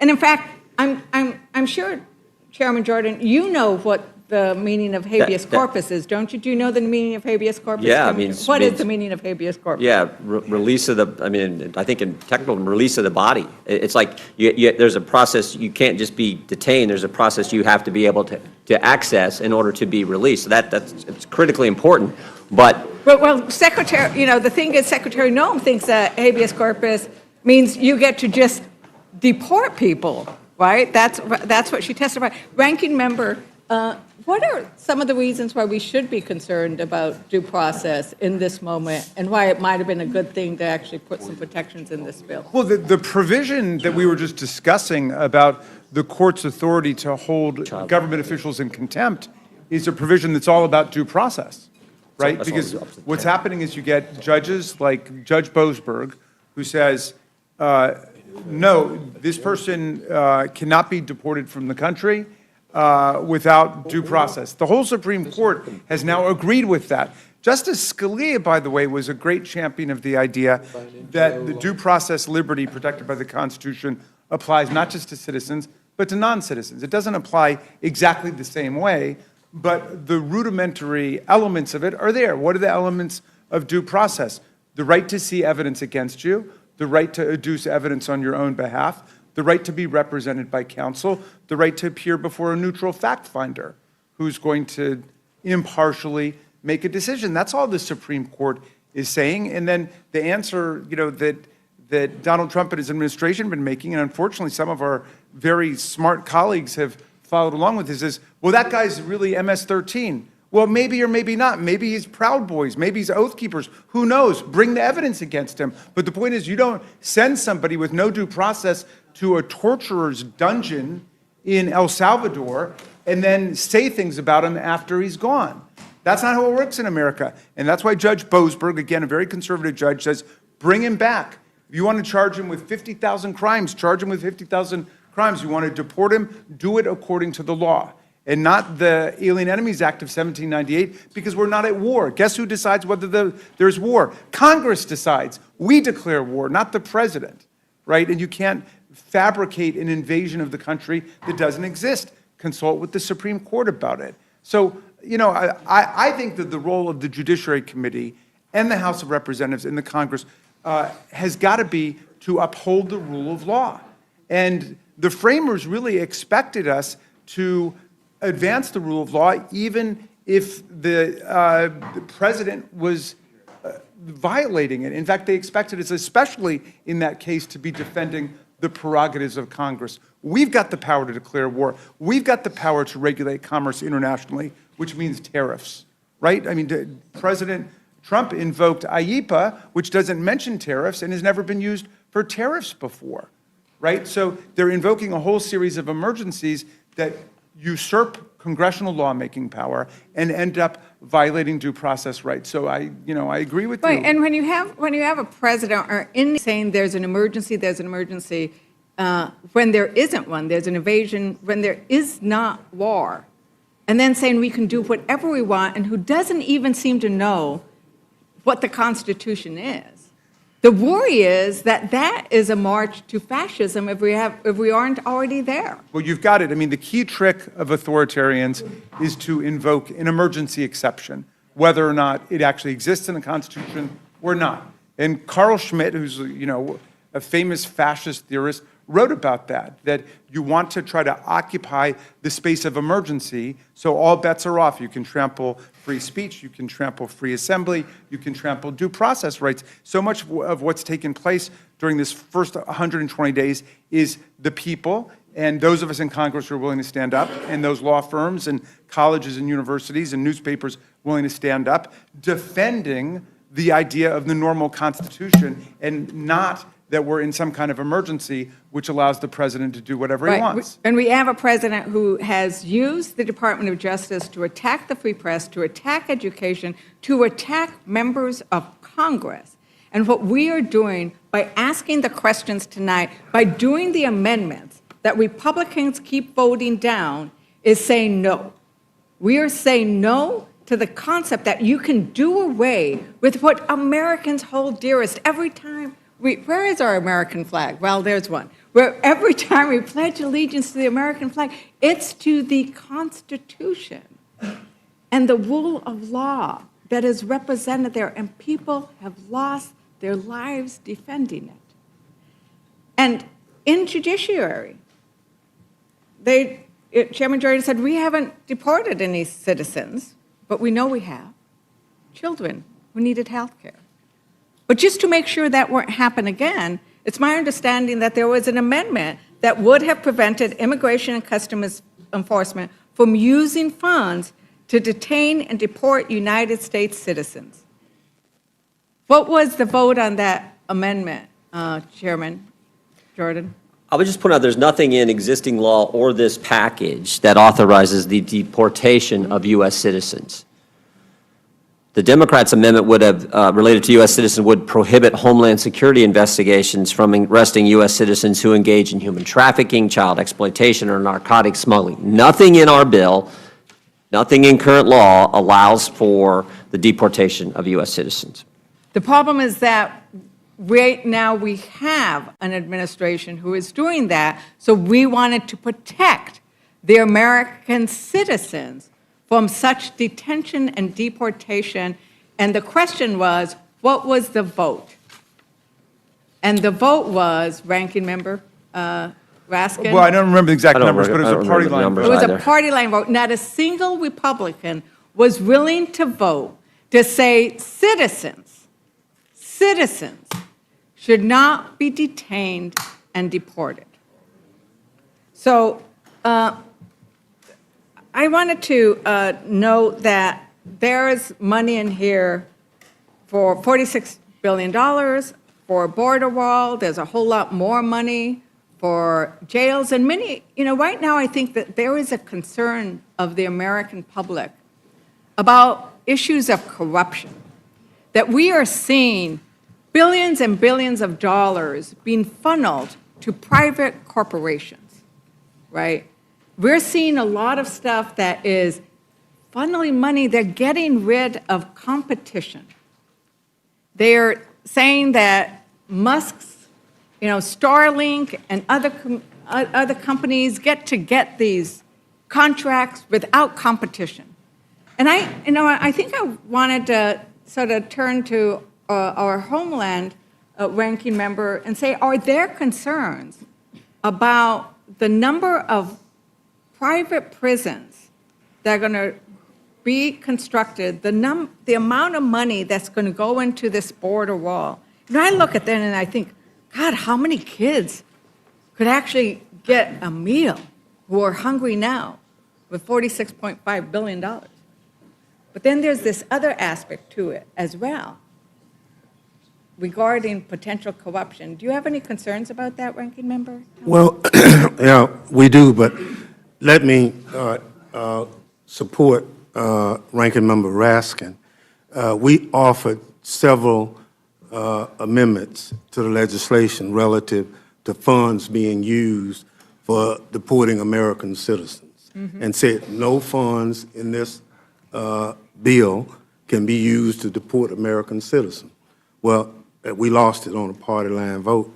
But also, the only thing we said was another amendment that our committee would prevent DHS from removing U.S. citizens except for legal extradition and treaty obligations.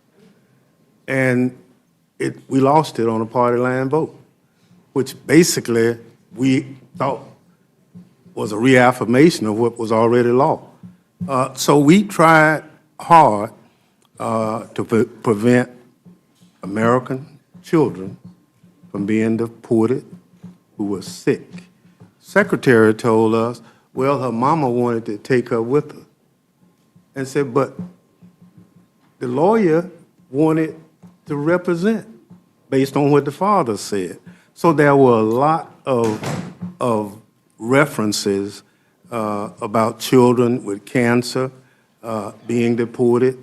And so we just think, as a lot of people have said, that as a nation of laws, we have to stand on those principles. And it's not a person's guilt or innocence, it's the due process that everyone should go through, regardless of status. We've heard people say, well, they had a tattoo. I said, well, okay, if you're going to charge that person for a tattoo, then present whatever evidence that this person has broken the law. You know, we have a Secretary of Defense with all kind of tattoos on him. So this notion that you can just do anything just because you don't like it is not who we are as Americans. And so I think part of what we tried to do was to reaffirm existing law and not leave it to interpretation based on what the president wants to do or what the secretary wants to do. We want to follow the law. And in every instance, we offered 30-odd amendments in support of that, and we lost all of them on a party line vote. It's really sad. And I want to, something was said earlier about this is what the American people want. There have been lots of polls about that, about what's happening with regards to this bill. And I would say, I'm going to just quote the Kaiser Family Foundation poll that found that at least 3/4 of the public oppose the key things we're doing in this bill. And that is oppose the cutting of Medicaid, 76%. The public doesn't want this bill. We now heard that this is going to affect Medicare. 79% of the public oppose the cuts to Medicare. What is really happening in this bill is an attack on working families and the education cuts, you know, that Chairman Jordan, mentioned education as well. We're going to deal that with in the next panel, but, you know, those are going to be hard on folks. And, you know, this concept that my colleague from Colorado was going to about who is now having to pay, the idea that Americans now have to pay to be able to access our courts, I think it's very problematic. That we are turning on its head what we're doing. And I think that I'm going to yield to my colleague because she wants to talk in this vein a bit. Just with respect to that, this provision that would limit the ability of the courts to enforce their provisions, I just wanted to request unanimous consent to enter into the record an article published in Just Security on May 19th by Professor Edwin Chemerinsky. It's entitled A Terrible Idea, and it provides a very thorough rundown on just how bad that provision is. Without objection. Thank you. And I would yield back to my colleague. Thank you. You know, in natural resources, we also, I think, are limiting people's access to the courts. And that is really problematic. And one of the reasons that I think it's incredibly problematic is I have a lot of tribes in my district. I sit as the ranking member on the subcommittee on Indian Affairs. And we know that tribes, much of the federal lands were once tribal lands.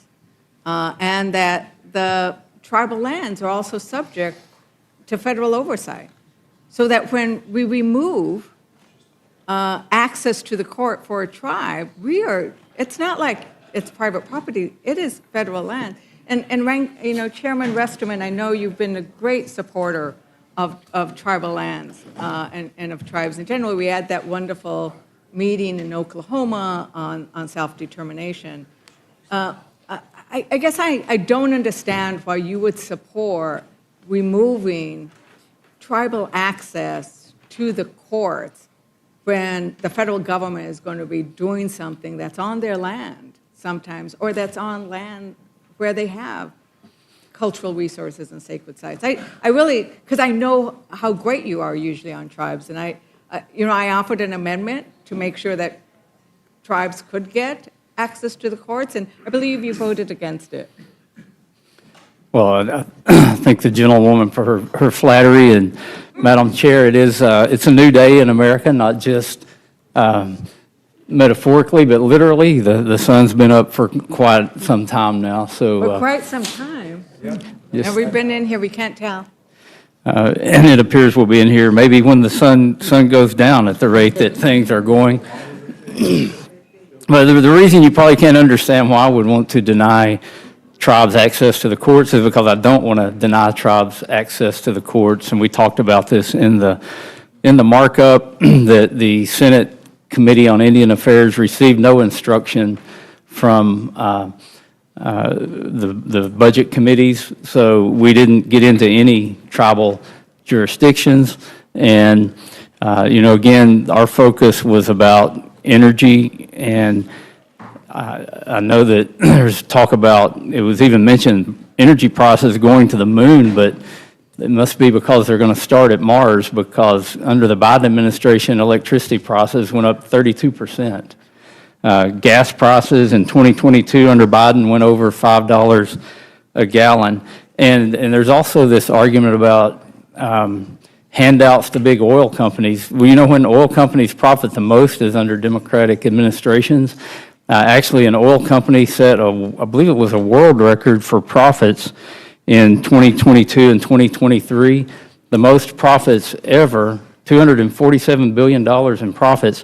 It wasn't Exxon, it wasn't Phillips 66, Conoco, or Shell, or BP. It was Aramco, the Saudi oil company, that had world record profits under the Biden administration. So there's a lot of things that get said in these hearings, but not a lot of them are based on fact. And again, I don't want to deny any American citizen access to the courts.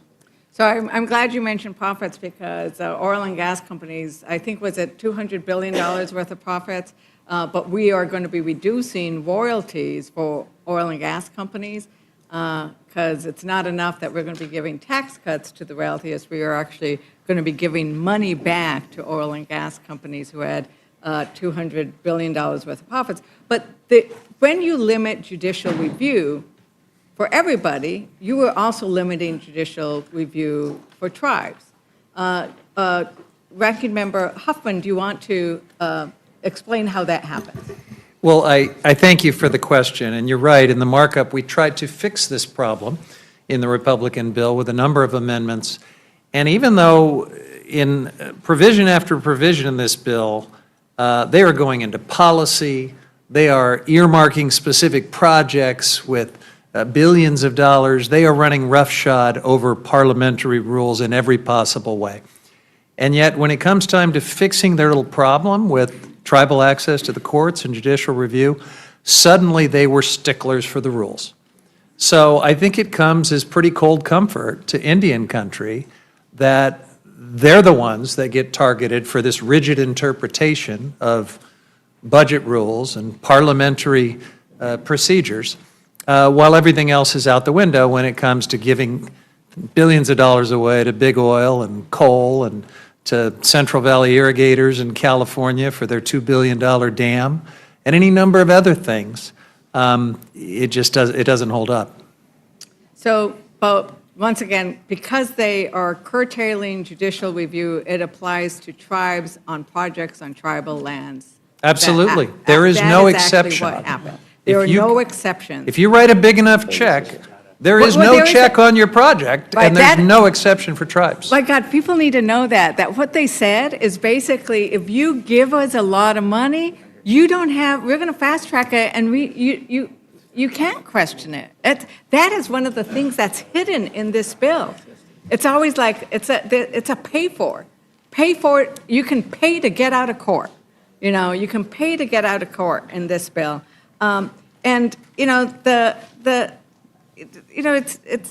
is very sad that for people who do want to come in and challenge, you now are charging a fee. Yes. We've never seen this before. You have to pay per page now? If you are participating in the protest provision for one of these oil and gas lease sales, and this could be tribes, just to engage in the protest procedure, you now get hit with a fee. It's just remarkable. So cutting royalties for oil and gas, giving away millions and millions of acres at fire sale prices to the industry, but if you want to protest any of it, you pay a fee. And by the way, no judicial review if it's a wealthy enough developer that they can pay the special golden age of grift fee for permitting. Thank you for that, and I think with that, I might want to go see that there actually is some sun out there, because we're trying to bring light to what's actually happening for the American people so they can see some of these provisions. We don't have time because it's 1,100 pages long that they are ramming through in a single day, and we haven't even seen all of the provisions. But I am very grateful. I see so many of my colleagues here in the in the room. They are here because they have amendments to try to make the bill better.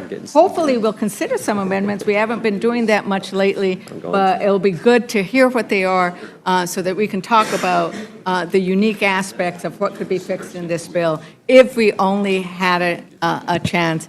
And with that, is there anything else anybody wants? Any other comments from, I'm the last Democrat, so this is when you, I don't know, Republicans might want to say something. Actually, I do have a question on this tattoo thing. I have kids, and 2 of 3 of them have tattoos. How many of you guys have kids? It's all guys. Yeah. How many of you guys have kids? We got 4 kids and 8 grandkids. How many of our kids have tattoos? None of mine. None of yours? Wow. Wow, that's really, I thought it was good with 2 out of 3. But, our kids have tattoos, right? So many people have tattoos, you cannot go anywhere without seeing tattoos. So the idea that we're using a tattoo as an indicator for you get kicked out of the United States without due process is really scary. Thank you very much, Madam Chair. I yield back. Thank you, Ms. Leisure-Fernandez. Ms. Fishbach, you're recognized. Thank you, Mr. Chair, and there's so much I would love to unpack from the last 25 minutes, but I recognize that we are trying to make sure that we limit our time. But I do want to just say, first of all, the sun is up. It's a little overcast, so if Ms. Leisure-Fernandez wants to see the sun, it's a little overcast. So, yeah, a little overcast. And we are not, and I just have to address the fact, we are not ramming this bill through. Every one of these bills went through committee. They were put together in committee process. They've all been through budget. They've all been out there. And so ramming something through is, I think, an inappropriate way to discuss this bill. This has been through the process. Yes, we are sitting in committee and we are working this through and we are hearing testimony and allowing people to ask questions. But I think it's a disservice to the American people to say that this has been rammed through, because it has been through various committees. And with that, I am going to yield back, but I just wanted to make sure that someone said that this is not accurate. Thank you, Ms. Fishbach, for saying that, because even one of our colleagues said earlier these bills had been months in the making. Yes. And someone did need to say that, and I appreciate very much your saying that. Madam Chair, I also sit on the Agriculture Committee, and I should say on that committee, they actually, we did not have a full and open process. They cut debate off, and they prevented dozens of amendments from even being offered. And yes, We'll be able to discuss that. This is being rammed through because we don't even know what the text of this bill is going to look like. And there's going to be major changes, and we're hearing about them, bits and pieces in the news media, and none of them have been vetted. But I do, because I know you're struggling for votes, so you're making all kinds of deals right now, and they're going to hurt my constituents, so I yield back. I too will resist saying more. No sense in prolonging this. If Ms. Houchin, you're recognized. Thank you, Madam Chair. I'd just like to ask Chairman Green, how long was your markup on your section of this bill? I think we started at 10 a.m. and ended like around 4 or 5, I think. 4 or 5 p.m., Yeah. yes. Chairman Jordan, how long was your markup on your section of the bill? 8 hours. And Chairman Westerman? We started at 10 a.m., I believe, and finished at 12:42 a.m., so, or was it 1:42? It was a long time. A long time, Yeah. several hours. And 12, 14 hours, something like that. Chairman Graves, how long was your markup? 7 hours. So, and were these markups televised?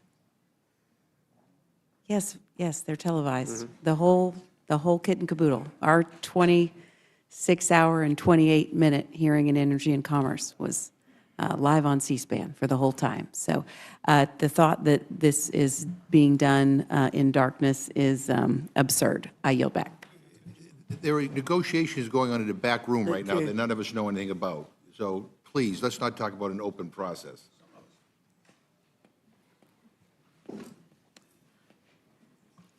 Again, let me resist. Okay, anyone else have comments that you want to make? Nope. Well, I thank our witnesses for being here this morning and appreciate the time and all of the comments that were made, and you're dismissed.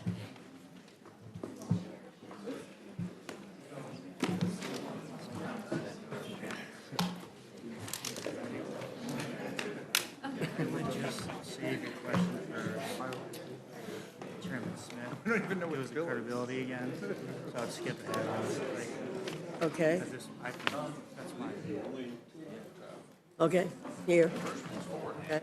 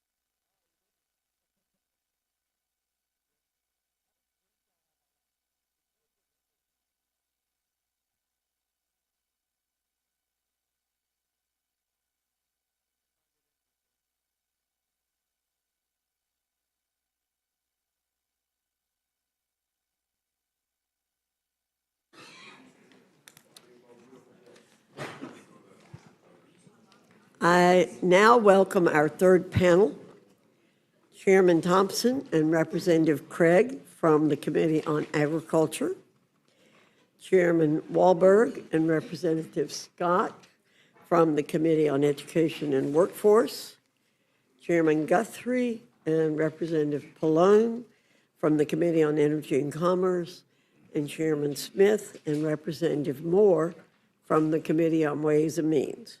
Your full statements will be submitted for the record, and we ask that you summarize your statement in 5 minutes. Chairman Thompson, I welcome your testimony.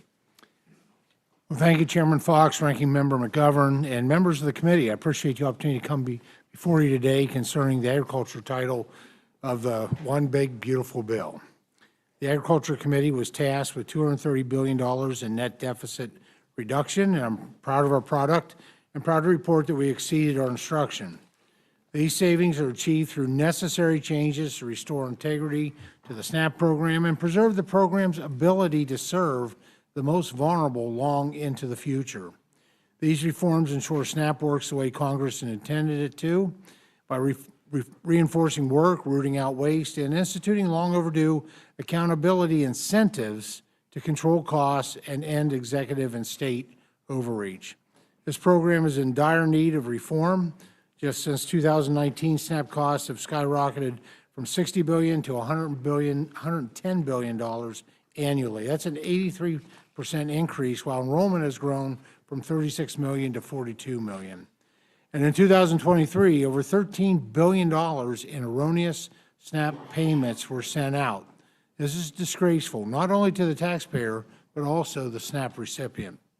The Rules Committee print includes several improvements to the SNAP program, including preventing future administrations from unilaterally increasing SNAP benefits beyond inflation, focusing on a core principle that everyone receiving the benefit that can work should work, and modernizing the work requirement and closing loopholes that allow for widespread waivers.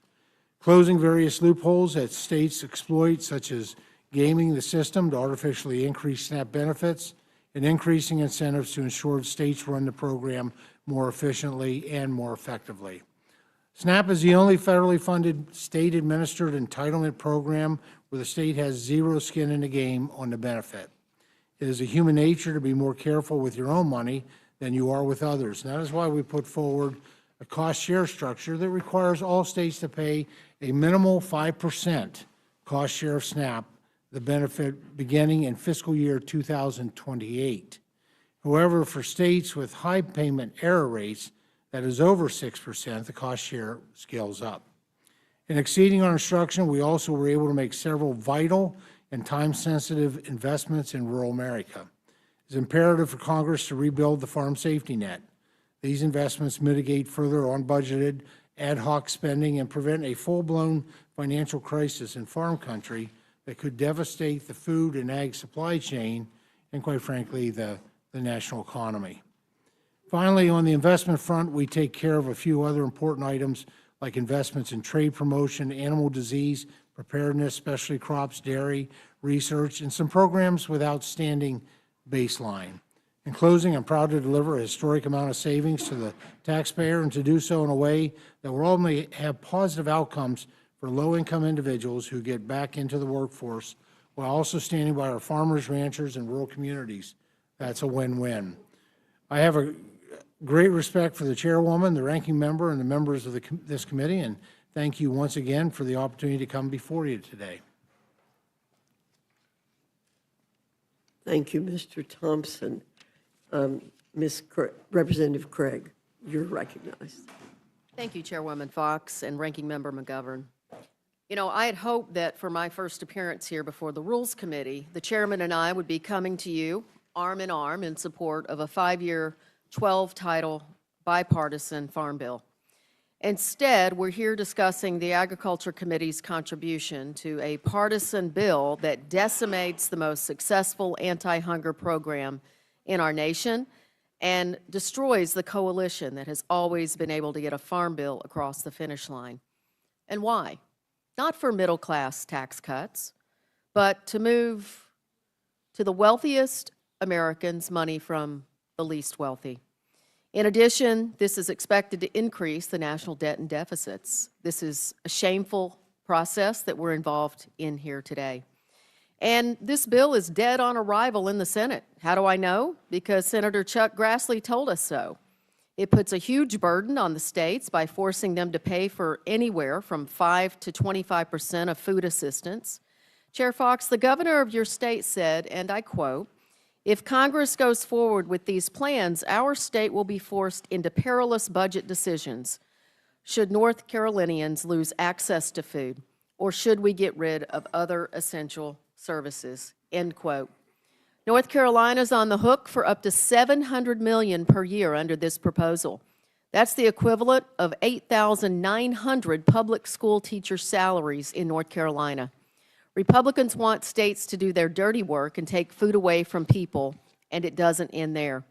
This budget does something else incredibly egregious. It changes the definition of dependent from children under the age of 18 to children over the age of 6. Once a kid turns 7 years old, their parents could lose food assistance unless they meet new paperwork and work requirements. I wonder if the people who came up with that policy have children or understand that there are summer breaks and there's spring break. I have several, and let me tell you, they eat more as they grow, not less. It's truly beyond the pale what this budget would do to children in our country. And let's be clear about what we're talking about here. The average person receives $6 per day in food assistance. Let me say that again, $6 a day. No one chooses to sit at home and not work for $6 a day. $6 a day doesn't build you a life. It can, though, build you a bridge to the next paycheck, the next opportunity, the next moment of stability.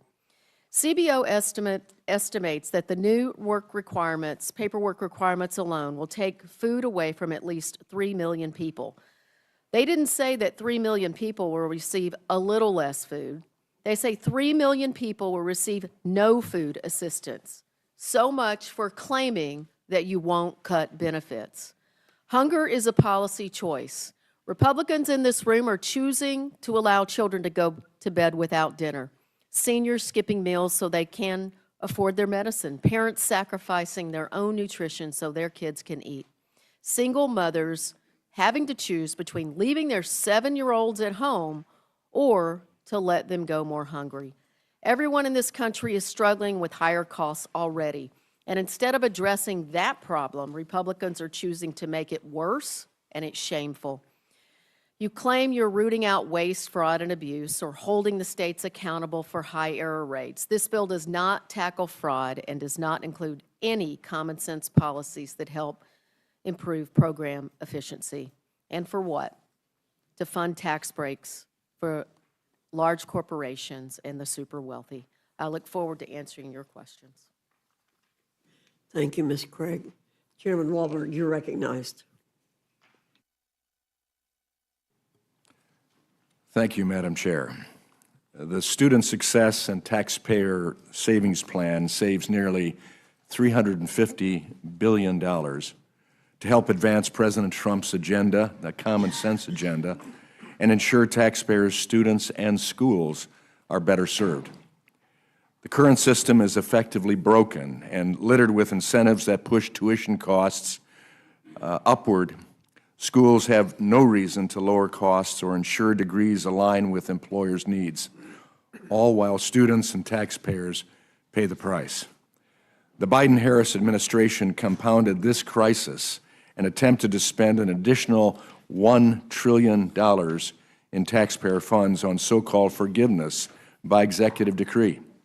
Dumping more federal money into a broken system doesn't mean that system will work. In fact, government spending on higher education has reached record highs, yet millions of students supposedly benefiting from those funds will ultimately end up with a degree that doesn't pay off or fail to finish school. This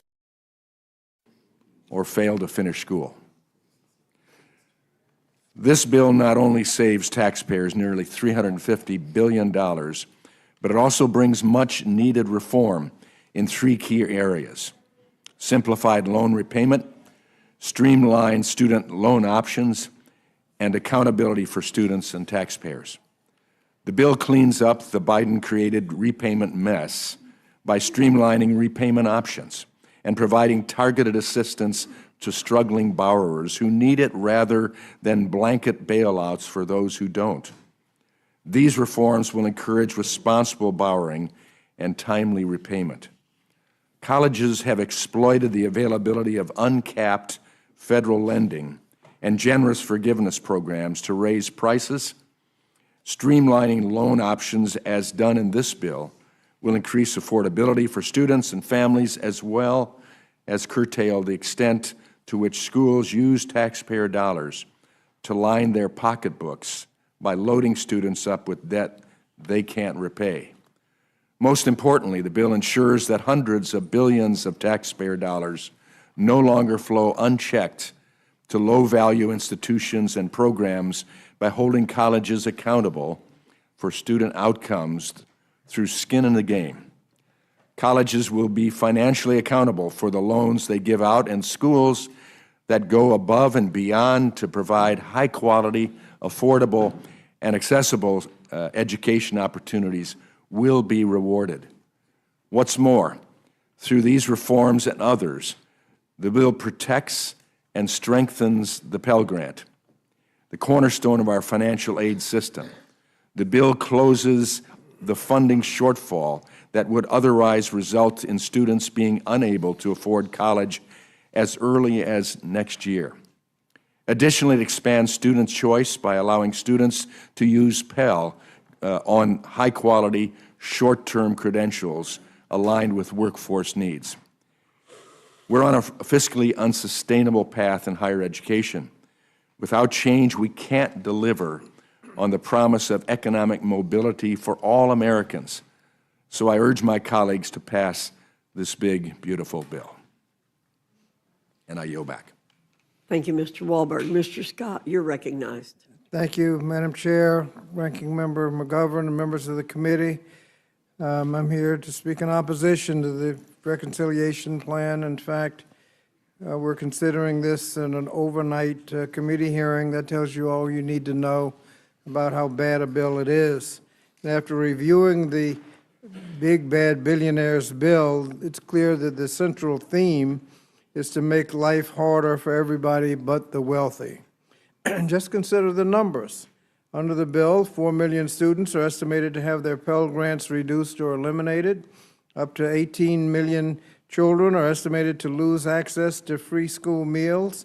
And over 13 million people are set to lose their health coverage. And what is the purpose of all of these cuts? To give tax breaks to millionaires, billionaires, and corporations.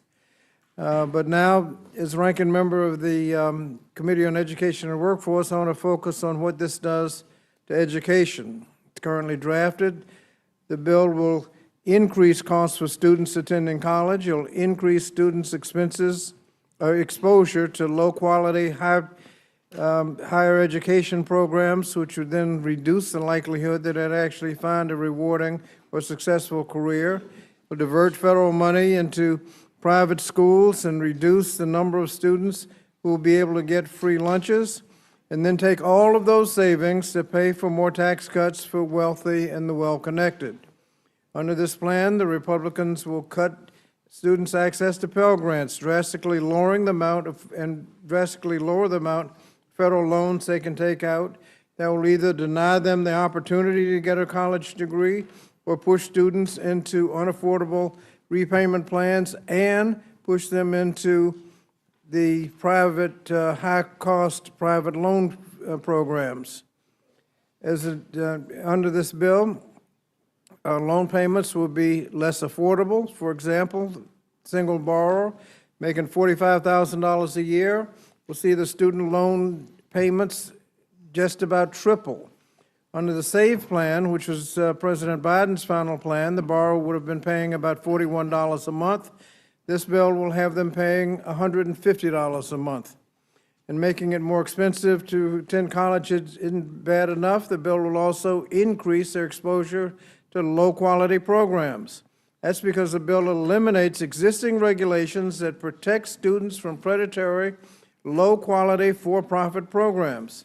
In addition to making it harder for low- and middle-income people to afford college, the proposal will significantly impact public school meals program.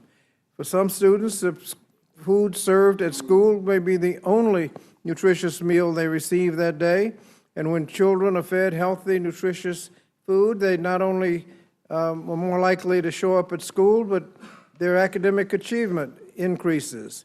And yet, despite this, the new analysis from the Urban Institute estimates that up to 18.3 million children could lose access to free meals as a result of the cuts to the SNAP nutrition program.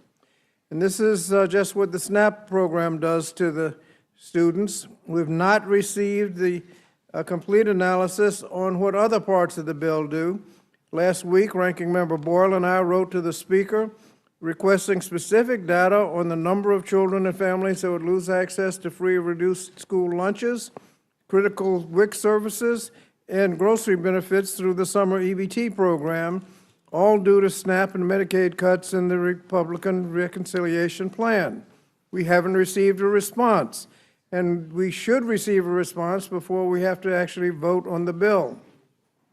Finally, I'd like to point out that the bill includes language to fund privatization of public education. That would constitute the first nationwide federal voucher program, effectively diverting taxpayers' money and resources into private schools, away from public schools, which will be serving 90% of the students. That tax credit program was drafted by the Ways and Means Committee, but this committee has put in additional language that is clearly within the jurisdiction of the Education and Workforce Committee, including language preventing federal, state, and local governments from adding oversight mechanisms or guardrails that could protect students. I'm disappointed that the Education and Workforce Committee didn't have an opportunity to comment before that ended up in the bill. In summary, the so-called one big bad billionaires bill disproportionately helps the wealthy, then has others paying for it through losing health care, nutritious food, and access to college. And this is all to provide more tax breaks to billionaires and corporations. And to add insult to injury, Madam Chair, the deficit goes up. And we know how to reduce the deficit. In fact, every Democratic presidential administration since Kennedy has left for the Republicans a better deficit than they inherited. And every Republican since Nixon has left a worse deficit for the Democrats that succeeded them than they inherited. We should reduce the deficit. We know how to do that. And for those reasons, I oppose the bill and ask that we start from scratch and produce a bill that reduces the deficit, fiscally responsible, and addresses the needs of the American people. With that, Madam Chair, I yield back. Thank you, Mr. Scott. Chairman Guthrie, you're recognized. Thank you. Good morning, Chairwoman Fox and Ranking Member McGovern. Thank you for holding this hearing. And the Energy and Commerce Committee, we had a marathon 26.5-hour markup of our reconciliation instruction. It was a unique opportunity to consider issues spanning the full jurisdiction of our committee. We worked through legislation that will unleash American energy, end costly EV mandates, and advance American innovation, along with strengthening the Medicaid program for the most vulnerable Americans and improving their access to quality care. Our committee was tasked with identifying $880 billion in savings and new revenue, and I'm proud to say we exceeded that goal. We've worked diligently to meet the target by ending wasteful Green New Deal-style spending, supporting the rapid innovation of American industry and federal agencies, and eliminating waste, fraud, and abuse in Medicaid that jeopardizes care for millions of women, children, people with disabilities, and elderly Americans. To ensure American energy dominance, we are securing our energy infrastructure by taking steps to refurbish and refill our Strategic Petroleum Reserve, which strengthens our energy security and supports our national security. Further, we're taking steps to streamline the process for LNG, exporting LNG to our allies while promoting more American energy production.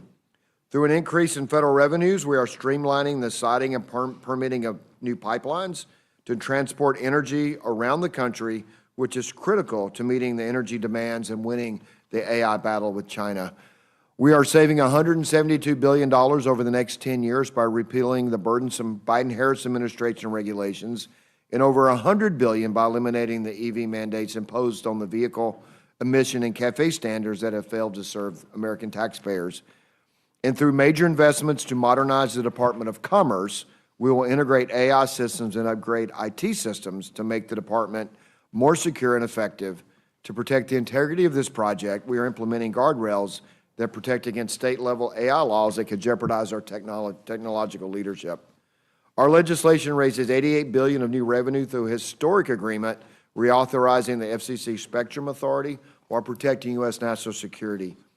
Biden-era inflation has left Americans struggling to access affordable health care, making programs like Medicaid critical for the vulnerable Americans who rely on them, making it more difficult.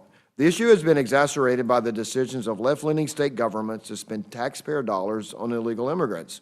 House Republicans make no apologies for prioritizing Americans in need over illegal immigrants and other able-bodied beneficiaries who are choosing not to work. Our priority remains the same: strengthen and sustain Medicaid for the expectant mothers, children, people with disabilities, and the elderly.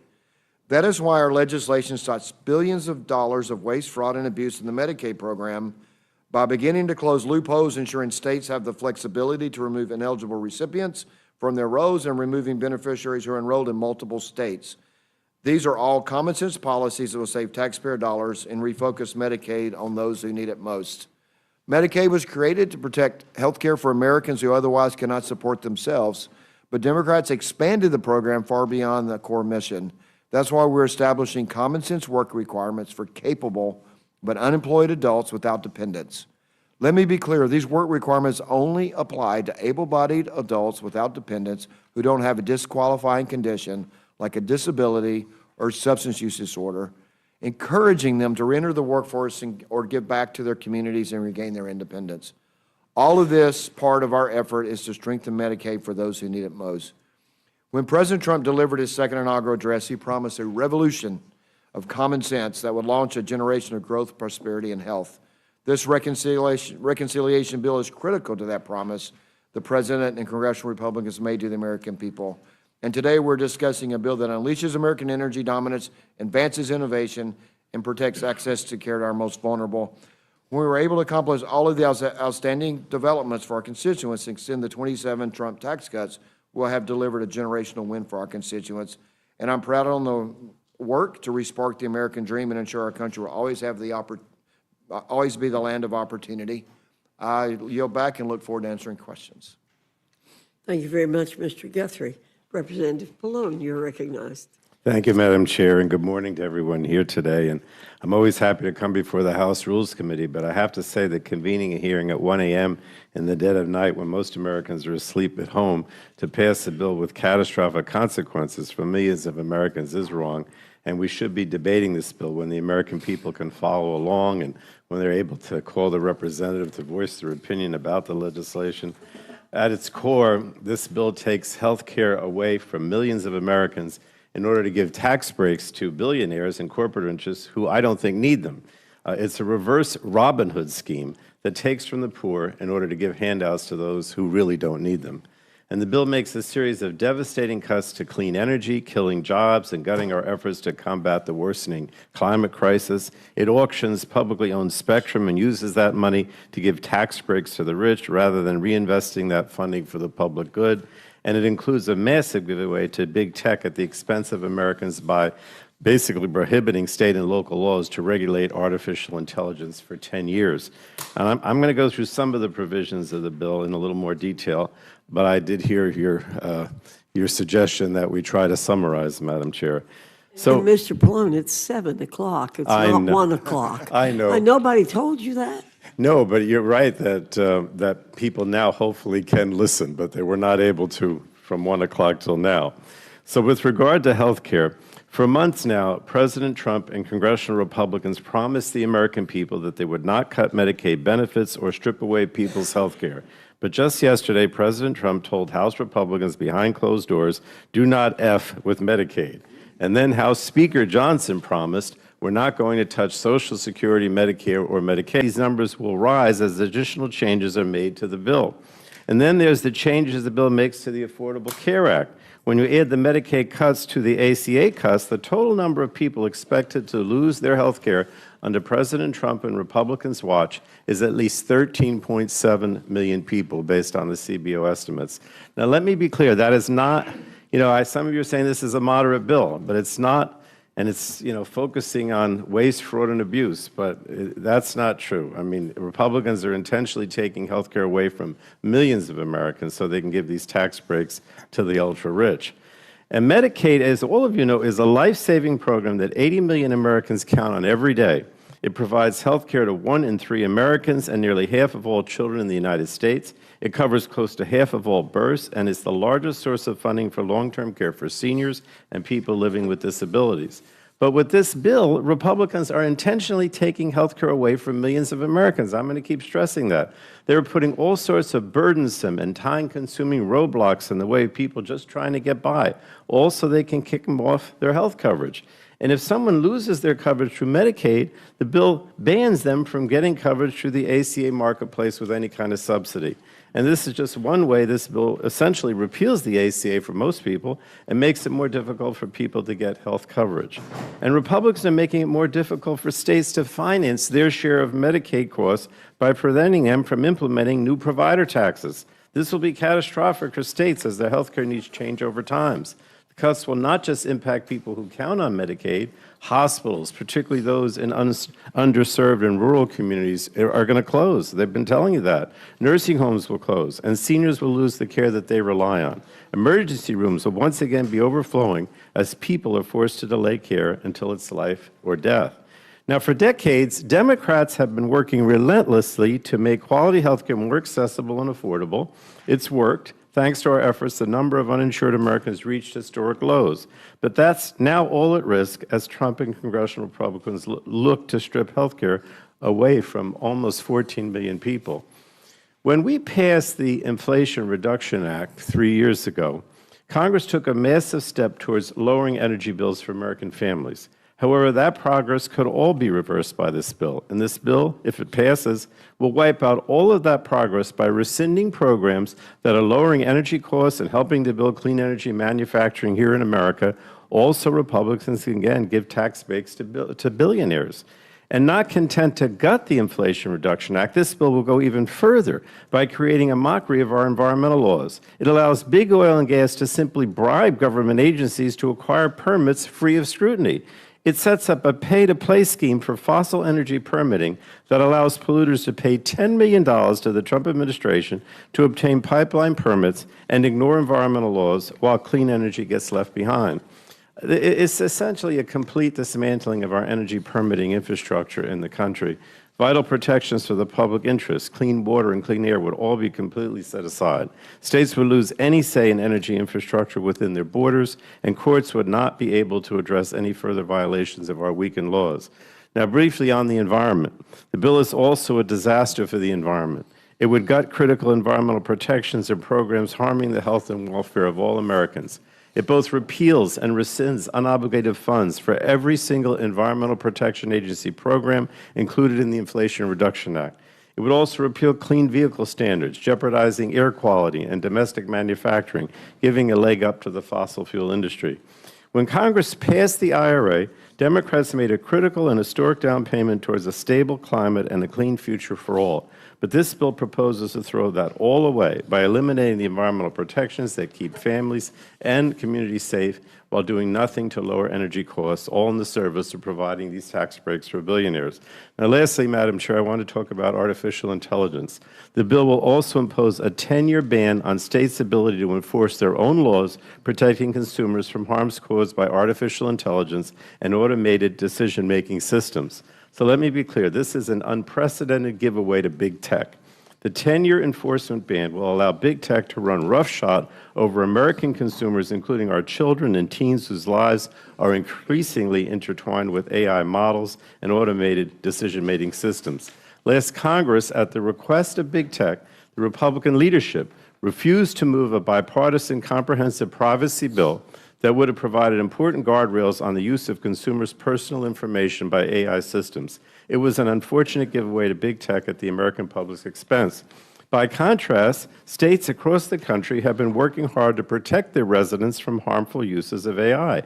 They've enacted laws that protect consumers' privacy, prohibit the use of AI to commit financial fraud and to steal elections, prohibit algorithmic bias in housing and credit, prohibit harmful uses of facial recognition technology, and protect consumers from AI systems that put their mental health and physical safety at risk. Now, Congress, in my opinion, should be learning from the work done by the states. We should be working to enact federal laws that protect consumers from the negative consequences of poorly understood AI models and badly designed automated decision-making systems. But instead, House Republicans are leaving American consumers, and especially our children, at the mercy of big tech and their powerful and invasive algorithms. If this policy becomes law, states will be powerless to respond to harmful uses of AI and automated decision-making systems for the next decade. And that includes threats we know exist today, as well as any threats we can't currently imagine that arise over the next 10 years. So it's just a reckless policy giveaway to big tech that puts all of us, especially our children, at risk for years to come. I forgot I did have to also mention spectrum. And finally, the bill reauthorizes the spectrum auction authority of the Federal Communications Commission and requires the agency to auction additional 5G spectrum for a savings of at least $88 billion. Now, historically, auctioning spectrum has been a bipartisan effort, and we've used that money to reinvest in the public good. However, under this bill, Republicans are tunneling the money to tax breaks for the rich instead of directing the savings to fund grants like Next Generation 911 or to make high-speed internet more affordable for American families. And that's, again, a gross abuse of spectrum auction funds, and it's a perfect example of what's at the core of this bill, selling out the American people to give handouts to the rich. So, Madam Chair, I just have to say this is a bad bill. It takes away basic needs like health care and food assistance from some of the poorest Americans in order to give these tax breaks to the richest. And we don't need to take from the poor in order for the rich to have more than they already have.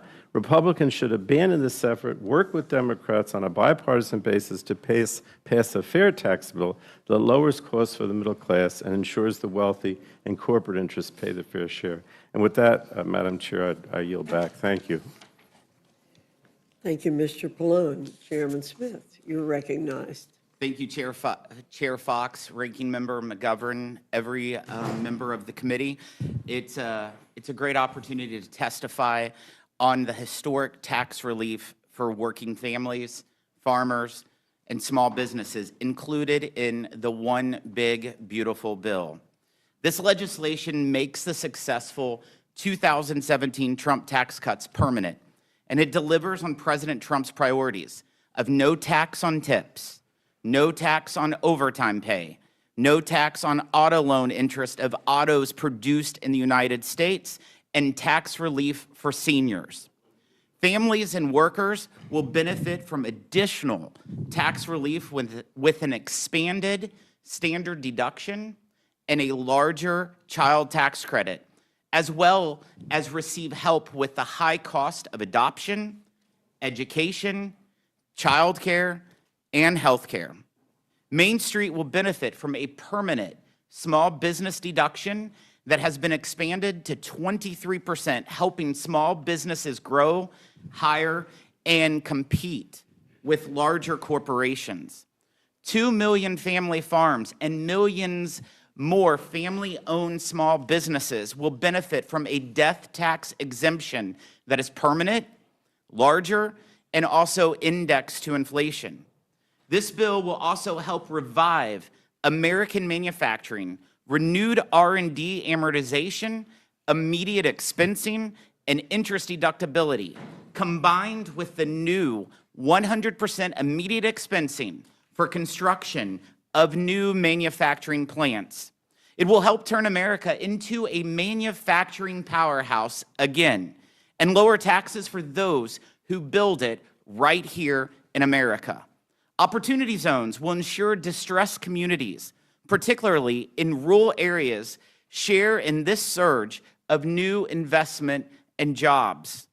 Working class Americans voted for President Trump because he puts their interest over elite special interest. Wealthy universities will pay an endowment tax as high as the corporate tax rate. Bad Biden-era tax policy that rewarded the wealthy, the big banks, and China with tax breaks and giveaways will be replaced with good tax policy that benefits working families and small businesses. Illegal immigrants will no longer be eligible for refundable tax credits. Foreign countries will no longer be able to steal American tax revenue. The result will be economic prosperity for workers and families like the boom times of President Trump's first term. Take-home pay for the typical family with 2 children will increase by as much as $13,300. Annual real wages for workers will rise by as much as $11,600. Pro-growth tax policy will save up to 7 million jobs, while the permanent and expanded small business deduction will add 1 million new jobs each year and expand small business economic output by $1.5 trillion. And Ways and Means was able to deliver pro-growth, pro-worker tax cuts below the committee's reconciliation instruction of $4 trillion. I suspect Democrats will make the false claim that this bill rewards the rich at the expense of the poor. But that tired talking point was wrong following the enactment of the 2017 Trump tax cuts, and it is definitely wrong under this bill today. People who make over $1 million annually will pay a greater share of the tax burden than they currently do. Households earning less than $100,000 get a 13% tax cut.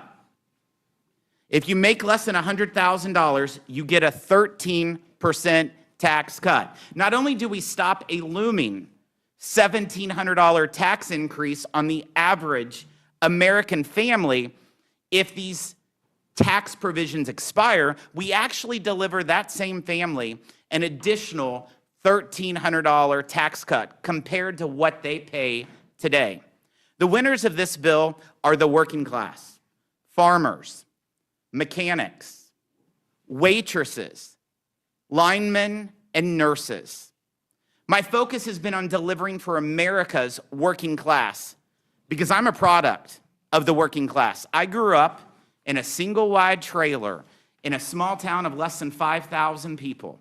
And this bill delivers for families like mine who have fallen further behind for decades. Failure is not an option in getting this done. The one big, beautiful bill to President Trump's desk. Otherwise, every single American will face, on average, a 22% tax increase. Nearly 30 million small businesses will lose the small business deduction and pay a tax rate above 43.4%. American manufacturing would compete with one arm tied behind its back against competitors like China. Families would have to sell the farm just to pay the IRS. Congress must deliver on the priorities expected by the 77 million Americans who voted for an America where workers and families will thrive again. Main Street and rural towns will grow again, and America wins again. Thank you for your time, and I look forward to your questions. Thank you very much, Mr. Smith. Ms. Moore, Representative Moore. Good morning, Madam Chair, my classmate. I count it all joy to be here with members of the Rules Committee, Ranking Member McGovern and others, and I count it all joy to be able to testify on the behalf of the Ways and Means Committee and of my constituents and all those who are the least lost and left behind in America. I want to talk about the tax provisions of the so-called One Big Beautiful Bill Act. I really can't argue with the president over the fact that this bill is big. It's 1,000 pages of a big bonanza for billionaires. I know that we have been accused of characterizing this as a bonanza for billionaires, and the numbers will bear that out. I know, Madam Chair, you're fond of fact-checking stuff, so I hope that you will do that on behalf of the American public when it comes to talking about how those folks under $100,000 are going to experience such a great income. You've heard a lot about work requirements and how that's going to generate all these savings. You heard about how these lazy little boys that are in the basement playing video games and saying to mom, "You bring down some more potato chips," are going to, that's going to cost $800 billion in savings. How many of these boys do we have? Are there that many video games, I would have to ask. You know, we talk about how we're just going to rout out waste, fraud, and abuse, and that's somehow going to generate over $1 trillion in savings. I'm asking you, even those of you who are not that good in math, to try to figure this out with me. Let's begin the analysis of this bill, not with all the numbers that we're all going to be throwing around here this morning, but let's just begin this analysis with a moral question. Should children go hungry or be left to suffer or die from treatable diseases? And if your answer to that, anybody, if your answer is no, then just sort of reason backwards from that precipice and see if the justification of this bill sort of unravels. I'm so happy to be the last person to speak on this panel because we have heard from our colleagues and on other committees about the harms that this bill is going to do to millions and millions of our constituents, fellow Americans. We're going to cut $230 billion out of SNAP. We're going to kick 13.7 million people off their health insurance. We're going to trigger $500 billion in cuts from Medicare, those of us who are protecting seniors here on this panel. We're going to reduce educational opportunity for American children who are least able. There are kids who just might not be chosen. I was one of those kids. I wasn't chosen, and I didn't have any choice. And this is who we're going to take money from. We're sitting here bragging about so-called savings. And what are we going to do with these savings? What are we going to do with the savings? Are we going to take these savings and reduce our debt? Nope, we're not going to do that. These tax cuts are so massive that we don't have enough kids to starve. We don't have enough people to deny health care. So we're just going to ask Americans to finance tax cuts for billionaires on the national debt, on the credit card. I just paid off a credit card. I was so relieved. It was the first night's sleep I had in a long time. And we have people here. I know my good friend, the chairman of our committee, does not like debt. Well, he used to not like debt, but he kind of likes debt today. The JCT scored this bill at $3.8 trillion. $3.8 trillion. But that's not even the real score. Why not? Because of all the budget gimmicks in there. They've got all kind of budget tricks in this billionaire bonanza bill, like cutting the budget window after 9 years and making dozens of provisions that benefit regular Americans temporary to get them through the 2026 cycle, to get them through President Trump's tenure as president, assuming that he won't get a third term. Otherwise, he's going to have to do something else. But that being the case. I mean, it is so cynical to tell people we're going to give these to you. We're going to have permanent tax cuts for wealthy people. But we're going to make this temporary, just long enough to trick you into believing that it helps. So, what is the cost of this bill after we strip away all the gimmicks? It's going to be, not including the interest on the debt, it's going to be at least $5 trillion. So, my twist on Mark Twain's statement, there are lies, damn lies, and then there's trickle-down economics. You know what? We've heard, at least, I'm 74 years old, and I swear to God, I can remember when the talk of the trickle started. And it hasn't trickled yet. And this bill is not going to start the trickle. The so-called fiscal hawks will try to make you believe that this country club urban legend that tax cuts pay for themselves. It has never worked, but it just has not stopped the talking point. That's what it is. That they claim that this bill will generate $2.6 trillion of revenue from economic growth. There is not one.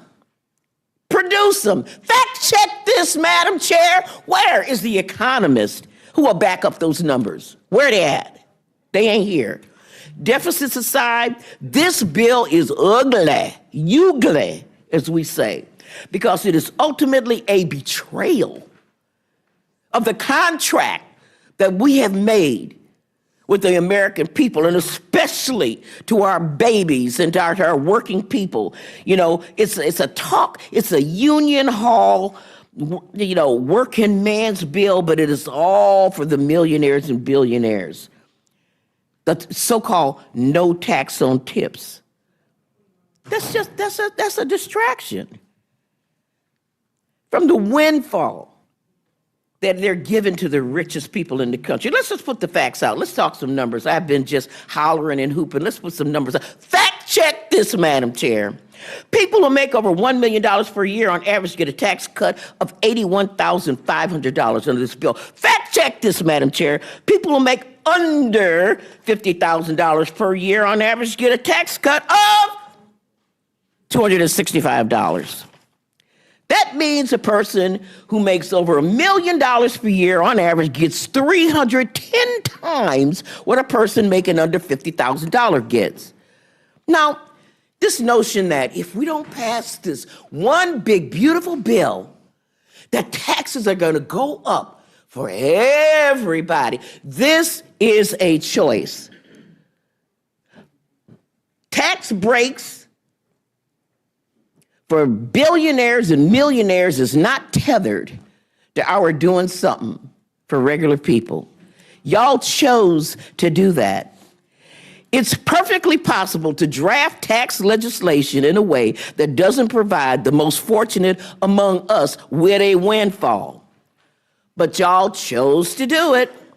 Now, in the Ways and Means markup, we stayed up all night, and I do empathize with you, Madam Chair, for having to stay up all night, because we stayed up all night.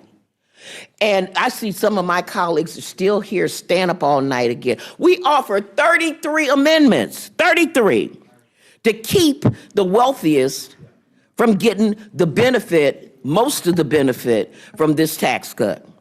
So we suggested that, there shouldn't be any tax cuts for individuals making over $400,000 a year. Republicans voted no. We suggested that, if they make $10 million, we shouldn't give them a tax cut. Republicans voted no. We said, how about $100 million? Republicans voted no. We said $1 billion. They voted no. You know how they voted. No one was just too rich for this tax cut in the worldview of our colleagues on the other side of the aisle in the Ways and Means Committee. Now, if that wasn't bad enough, the JCT numbers show that this bill is even worse for people on the bottom rung. By 1929, 2029, sorry. According to JCT numbers, after the temporary tax cuts for people making under $30,000 for a year, on an aggregate, they're going to, as a group, they're going to be paying $5 billion more in taxes. That's a big tax cut, Madam Chair. Fact check that. Now, imagine that, Madam Chair. There's so many ugly things in this bill, in this 1,000 pages of this big, beautiful bill. My 5 minutes could not possibly do them justice. Making it easier. I couldn't believe it when I saw this, Mr. Chairman, Madam Chairman. I couldn't believe it when they proposed to take away the taxes on silencers for guns. What, Madam Chair, why? There's a $200 tax on buying silencers for guns. And then we're going to kick 2 million children off the child tax credit. You know, they brag about doubling the child tax credit, but Madam Chair, the poorest, the neediest, the most vulnerable children get nothing,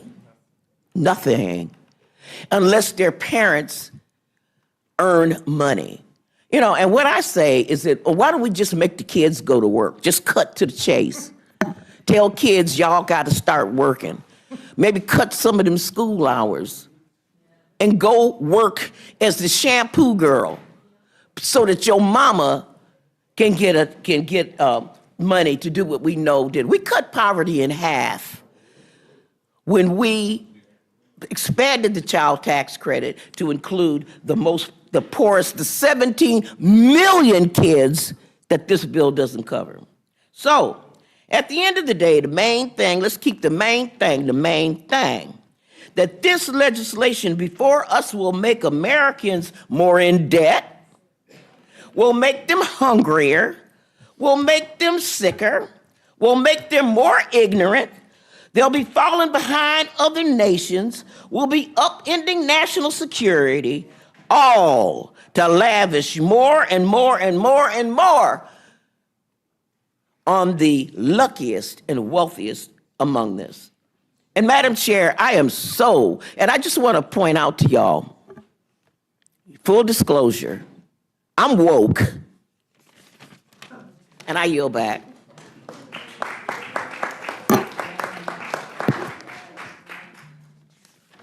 Well, Ms. Moore, I think that applause indicates performance, having been brought to the Rules Committee this morning.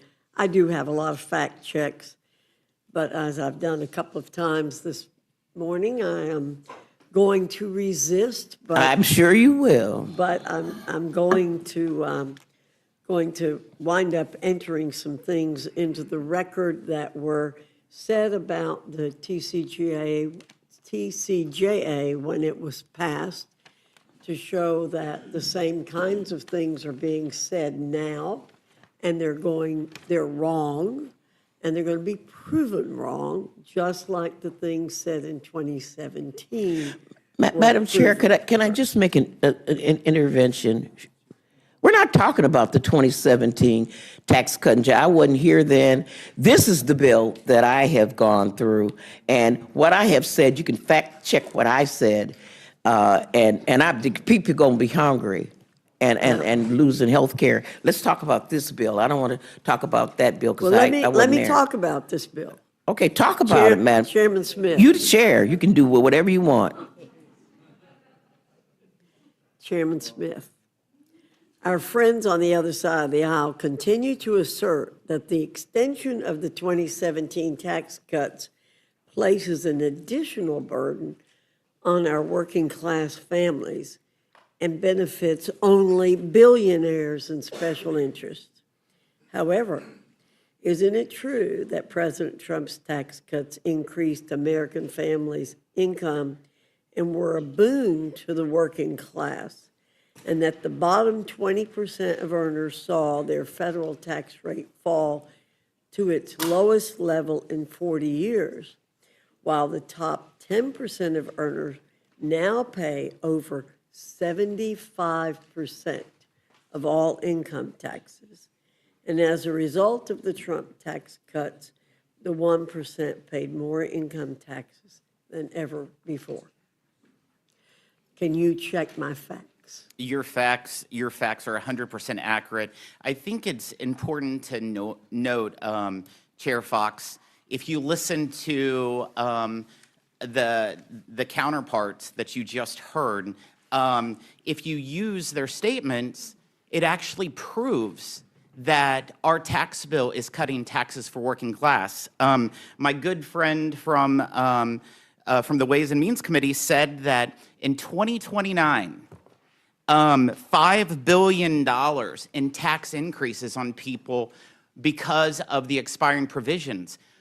In order to those to be increased, that means they had to be cut, and that's what we're doing here. We are cutting $5 billion for those tipped employees, those Uber drivers, those linemen who work overtime, and it's for 4 years. I hope it's much longer, but you know what? Don't say that it's increasing $5 billion, but you're not giving us credit for the $5 billion tax cut that we're doing right now. And I also want to point out, Chair Fox, back in 2017, in those Trump tax cuts, the 17 million children that Ms. Moore was talking about that are being left behind, yeah, they're going to be left behind by the Democrats when they vote no on this bill, because that would mean a refundability would go from $1,700 to $1,000. So every one of those 17 million children would lose $700 pulled out because the Democrats voted no. So in effect, the shares of those who foot the tax burden got more progressive in the 2017 bill, and will get that way, and will be that way again with this bill. Correct? That's correct. And last, despite all of the rhetoric, and I have to tell you, it really qualifies as rhetoric. Again, performance, I think, is a better term for it. The Democrats could have raised the tax income bracket when they were in control and passed their reconciliation efforts, because the tax cut expiration was in the 10-year window. Isn't that correct? It's absolutely correct. And they failed to do so. Again, they have a credibility problem here. We hear all the time from Democrats about what we're doing, but never taking responsibility for what they could have done when they had the majority in House and Senate as recently as 6 months, and the presidency as recently as 6 months ago, correct?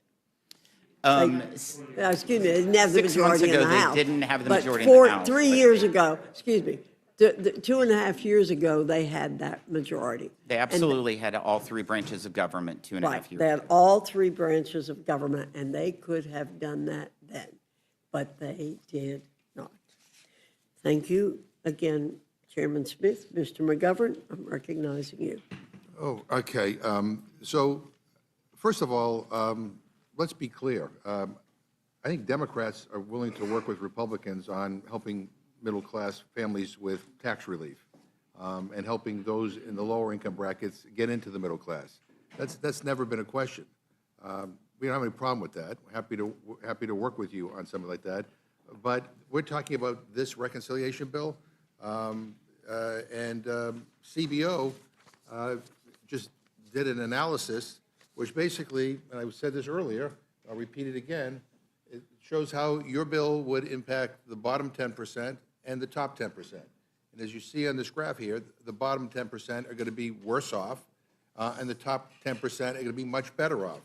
And one of the reasons why is because in this beautiful bill that you think is so beautiful, there are cuts to SNAP that amount to $230 billion, cuts to Medicaid that amount to $880 billion. And so basically, I mean, I'm trying to put this politely, but middle-class families, those struggling to get in the middle class, are going to be screwed if this becomes law. And we went over this earlier, with the latest version of this bill, The top 0.1% stands to gain $255,000 on average in 2027 alone. That's $700 a day. People who make over $1 million a year will also get their pockets lined. On average, these millionaires will have an additional $81,500 per year. For those earning less than $50,000, as Ms. Moore pointed out, the average benefit is $265. That's less than $1 a day. So that is what our problem is with your reconciliation bill. The people that we think that we get elected to try to fight for are going to be hurt the most in this reconciliation bill. And let me also just say, I mean, I kind of hope that we would get to a point where Democrats and Republicans and liberals and conservatives would all agree on some fundamental basic principles. One is that, everybody should have health care.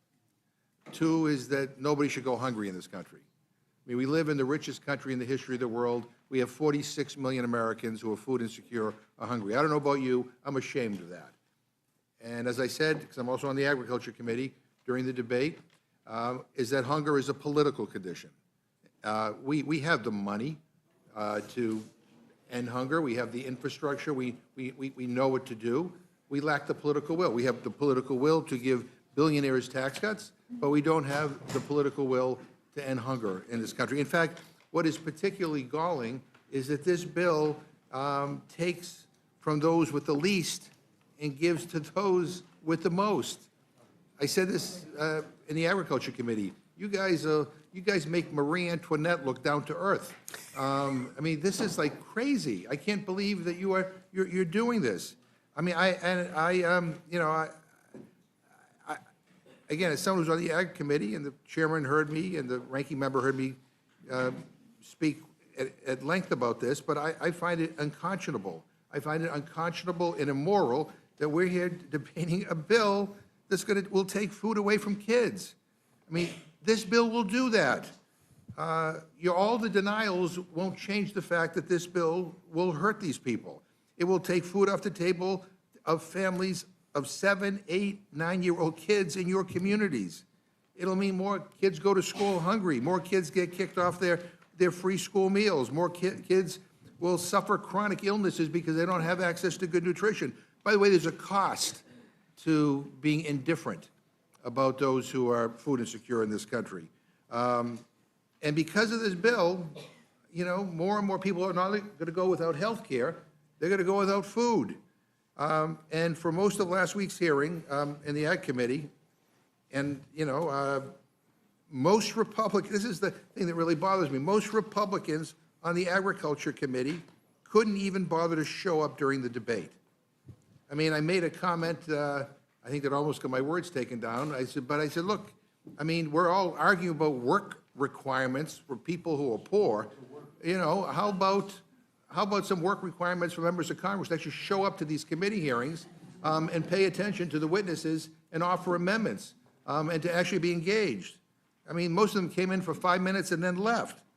Well, guess what? I sat there for virtually all of the 13 hours. I heard firsthand how much this bill is going to screw over kids and seniors and working families and so many other people. People who voted for Republicans and who I think now are going to feel betrayed by Republicans. They're going to lose their food assistance. Now, I don't know why so many people didn't show up, but I think it's because many of you know how deeply unpopular what you're trying to do here is among the American people. And since you guys don't want to talk about it, I'm just going to talk a little bit about it. Your bill cuts SNAP, a program that provides kids, seniors, veterans, and people with disabilities with on average of about $2 per meal to afford food. You're going to cut it by over $313 billion. When the chairman of the Budget Committee was here a month and a half ago advocating these cuts in food assistance, I asked him a simple question. I said, what is the average SNAP benefit? He had no idea. He had no idea. He didn't know it was $2 per person per meal or $6 a day, and yet was advocating these huge cuts. But that means you're gutting 1/3 of the entire program. That is the biggest cut in history. And you know, your bill takes food away from families with kids if their single parent is struggling to find a job or can't access childcare. Your bill forces older adults up to age 65, many who have limited educations and dismal job prospects, off of benefits in 3 months. I mean, who's hiring a 64-year-old who was recently laid off? I mean, do you really think that you can change careers at 64? It's not easy. Some people can. It's not easy. Your bill prevents future increases to benefit calculations, meaning families will have less money for food in the future as costs rise. I mean, really, this is $2 per person per meal. That's what it is. And your bill threatens food benefits for 16 million children, 8 million seniors, and 4 million people with disabilities by shifting the cost of benefits onto states whose budgets cannot support the hundreds of millions of dollars that have to put up every year to maintain benefits for these individuals. Chairman Thompson, I want to ask you a pretty simple question. This bill, the bill that you wrote, takes benefits away from families with kids as young as 7 years old if their parent loses a job and cannot find another job. So let's say you're a single dad with a college degree, you live in a small rural town, there may not be a lot of jobs available, you have a college degree, but millions of single dads in this country are in this position.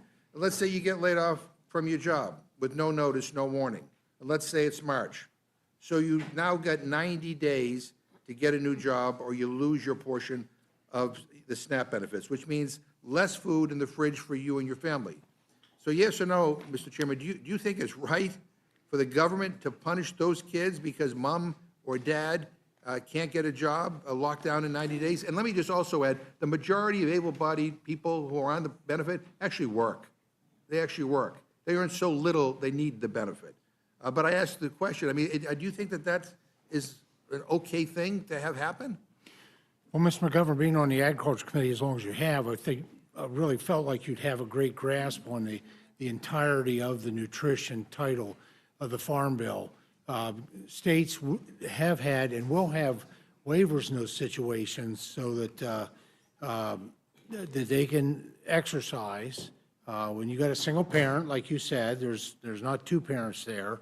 Obviously, there's provisions if there are two parents, one parent would apply, the other parent it would not apply to in terms of any kind of work, volunteer, or education opportunities, which we pay for.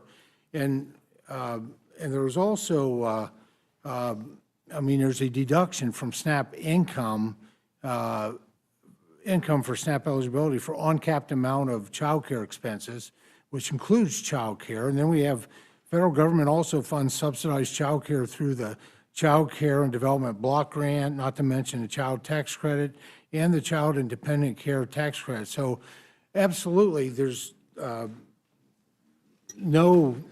should not be a loss of access to supplemental nutrition.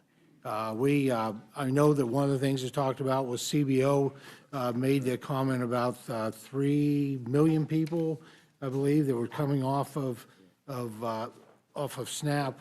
Well, those are individuals who choose not, choose not to engage in work, volunteer time, or education, or a big part of that, and you're right, it's not half, though, yet at the most, it's 27% of folks on SNAP are working.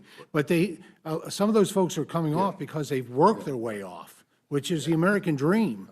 They no longer are living in poverty. I'm going to yield to, that's kind of a word salad, but the bottom line is if that single parent can't find a job, I've heard word salad. they lose their benefits. It's that simple. I mean, they lose their benefits. And by the way, we have a child care crisis in this country, too. I don't know whether Ranking Member Craig wants to add anything. No, I would just add that one of the most egregious parts of this bill is changing that scenario where that single dad, when their child turns 7, then would have work requirements. And again, child care crisis in our country. And add on top of that, that if you're married, actually, only one of you has work requirements. So, it's crazy. You can stay home and still be eligible for the benefit if you're married and your spouse goes to work. But if you're a single mom or a single dad, the new dependent age for someone is 7 years old. Right. And by the way, the vast majority of people in this country who are on SNAP are kids. They're seniors and they're people with disabilities. and veterans as well. In your home state, Mr. Chairman Thompson of Pennsylvania, they'll be, under this bill, they're going to be on the hook for over $1 billion in benefits alone if this bill is acted. So what if Pennsylvania or any other state can't meet that cost? I know you think they can, but what if they can't? I mean, I think the governor of your state says the bill will make groceries more expensive, close down local grocery stores, and force kids to go hungry. But I want to just say, this state cost share that you all talk about, saying that we're not going to cut benefits. Well, like again, if Pennsylvania had to absorb $1 billion, that's a lot for a state budget. What if they can't do it? Did they then do benefit cuts? Well, I actually reject your premise of your question that states will refuse to cover 5% of a supplemental nutrition assistance program, given that they have 2 years to adjust their state budgets. SNAP, as you know, is the only state-administered entitlement benefit that is fully funded by the federal government. And states are already paying anywhere from 25 to 50% of the cost of Medicaid benefits in their states. States are fully capable of paying for SNAP, and every single state has achieved an error rate below 6% in the last 10 years, which would bring them down to that base cost share. And really, the time has come to impose clear incentives for states to improve their services to SNAP participants and control costs. And the only way for that to occur is for them to have some level of skin in the game on benefit expenditures. Well, as you know, it's not just 5%, it could go up to 25% and for some states. But let me switch to Ranking Member Craig so we get, get some different perspectives here. Ranking Member, what will states do if they can't meet the absurd new scam set up by Republicans in this bill? We all know that they're going to cut the benefit. It's just that plain and simple. And look, the way that this bill takes the error rate right now, if it's $56 or less, the state does not count that, whether it's an underpayment or an overpayment. But like under this, everybody's error rate is going up. And I'm sorry that the chairwoman left, because 19% of her households in her district are benefiting from the SNAP program today. And the cost in that state is going to be just exorbitant. So isn't this just a backdoor way to take food assistance away from people without having to get your fingerprints on it? Well, it's shifting the blame for taking away the benefit. So this body is trying to shift the blame to states. 23 governors wrote to us to say, we cannot afford this, we cannot pay for this. And in fact, Ranking Member, is there anything in this bill that prevents a state from cutting benefits for kids? There's absolutely nothing in this bill. So this bill could lead to kids, seniors, veterans, and Americans with disabilities from being cut off of food assistance or seeing their benefits reduced. This bill will lead to benefit loss to millions of Americans. Now, Chairman Thompson, even if you disagree with everything that we just said, would you support amendments? And that's a pretty accurate statement, Yeah. Mr. Ranking Member. Thank you. Yeah, but would you support amendments that simply say that SNAP provisions in this bill cannot go into effect unless no child, no veteran, and no one living in a rural community will have their food benefits cut under this bill? I mean, we tried to offer that in committee because there's great concern. Well, over Mr. Ranking Member, I don't see it necessary, given the depth and the width of the nutrition title. What we're putting forward can't be taken in a silo. You have to look the entirety of how the nutrition program works. And I don't believe, actually, I believe that we're going to be empowering more children to have a better future. And there may be parents out there that will choose not to engage in work requirements that, by the way, we've had since the 1970s. Right, but this is but not something not new. Not with kids at seven and 8-year-old, 9-year-old. If you go back and you look at the general work requirements, it's age 6. We move it to 7 with this bill. And I don't know how we provide children a better future by providing them less food and nutrition, as they're growing up. I mean, I don't know how we mean, guarantee a better future if we do everything we can to keep children stuck in intergenerational poverty. Well, first of all, a lot of people who are on SNAP, who have been on SNAP, have gone on to be very successful people. There's this kind of 'cause work- stigmatization that a if lot of you're on that's 'cause staff, work requirements work. that somehow you're going to always be stuck in poverty is just not the reality. I'll go to Ms. Craig and then to Ms. Moore. Mr. Chairman, I'm offended by your last statement. You know, my own mother was a single mom who was going to school at night to get her teaching degree for 9 years to become a teacher. Yep, she did it, but under the scenario we just outlined, my mom would no longer be eligible for benefits once I turned 7 years old because my mom is going to school, not able to work during 80 hours a month. That is the truth, and you know it. And look, 11 million people, according to the Center on Budget and Policy, including 4 million children, live in households that would be at risk of losing these benefits if this bill passes. Well, and if I can, I'd just say, you read the bill, it's an average of 80 hours a month. That's 20 hours a week. Doesn't have to be 20 hours. It just has to be an average of 80 over a month. And it is work. And like the ranking member said, approximately 27% of SNAP recipients are working today already, but they're living in poverty. But it can be volunteer work, but it also, your mom would qualify because she was actually getting education, and that is a qualifier for Not 80 receiving hours a SNAP week, benefits. not 80 hours a month. And let me just, we throw around these numbers, 13 million people will lose their health care, so many, 5 million people will lose their food assistance benefits. And I worry sometimes that there are people in this chamber, who look at those numbers and kind of view them as statistics and fail to appreciate kind of the human element behind them. One of the things that I've learned in this job is that people's lives are complicated. And one glove doesn't fit all. And as much as we want to, say that this should apply to everybody or this should apply to everybody and this, and it is complicated.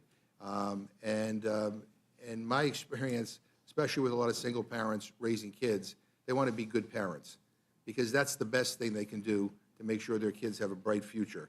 And to have to add on to that now, if I don't meet this new requirement, I will lose my SNAP benefit, and there'll be less food in the house.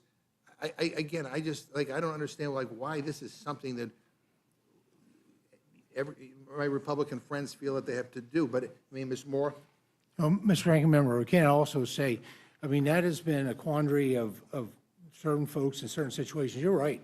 It's complex. People have very different lives. What happens if child care is not available? And that is why the state what happens has if there's no and will transportation? retain flexibility with waivers to be able to meet those individual needs. We just need to make sure that the states administer those programs according to the intent of Congress. Well, lots of luck with that. And I would just, again, say, I think a better way to do it is to not make these cuts and maybe not give tax breaks to billionaires. But Ms. Moore. Thank you so much, Mr. Chairman, and I do appreciate this vigorous discussion. As a co-chair of the bipartisan foster youth program here in Congress, I can tell you that leaving a 7-year-old at home while the parent goes to work, there's a name for that. It's called child abuse and neglect. That will get you a case. And I know people who have had their children removed from their homes for that very reason. They were at work, couldn't afford child care, and left their child at home. Let me just say this. As a survivor of childhood sexual assault, I guarantee you that Chester the molester is going to know that your child is at home on a regular basis while you're out working to meet these work requirements. And they will find an opportunity to pretend that your mom told them to come by, or you've seen them, or come on, go to the store with me. And if you're 7 years old, you're vulnerable. I can tell you that if the house catches on fire while that 7-year-old is in the house because they tried to make themselves some chicken nuggets and turn the stove on, that is going to be a little bit of a problem. I also want to mention another thing about this 80 hours. I think this 80 hours is very interesting. I remember my daughter once working for a daycare center, and the minute she hit that 19th hour, No matter how busy they were, they sent her home because they didn't want to incur payroll tax charges. There's employers make decisions that low-wage people, low-income people, people that you're targeting, don't have any choice about it. You're working in a fast food restaurant, they're not going to let you work 40 hours a week, so they have to pay workman's comp. They're not going to let you work 20 hours a week in order to do it. They're dumb if they do. Because they don't, the whole point is to have people churning in and out. So I don't want to, this is, I so appreciate my colleagues here from the Ag Committee that have greater information about this particular part of the bill, but I just could not let it pass without talking, so if you want to change anything, this 7-year-old at home alone, it's a name for it. Child abuse and neglect. Thank you. Now you're back. I just want to ask a few quick questions to Chairman Smith. Chairman Smith, you keep saying that if we don't pass this beautiful bill, it will result in the biggest tax increase in history. Well, as I see it, that's your fault. And why? Because when you passed your tax bill in 2017, you made the corporate tax cuts permanent, but you made the tax cuts for middle class temporary. So when those cuts expire, and the rates go up on hardworking Americans is because you drafted your bill. That's why you drafted your bill. I mean, another thing, you keep touting no tax on tips, no tax on overtime.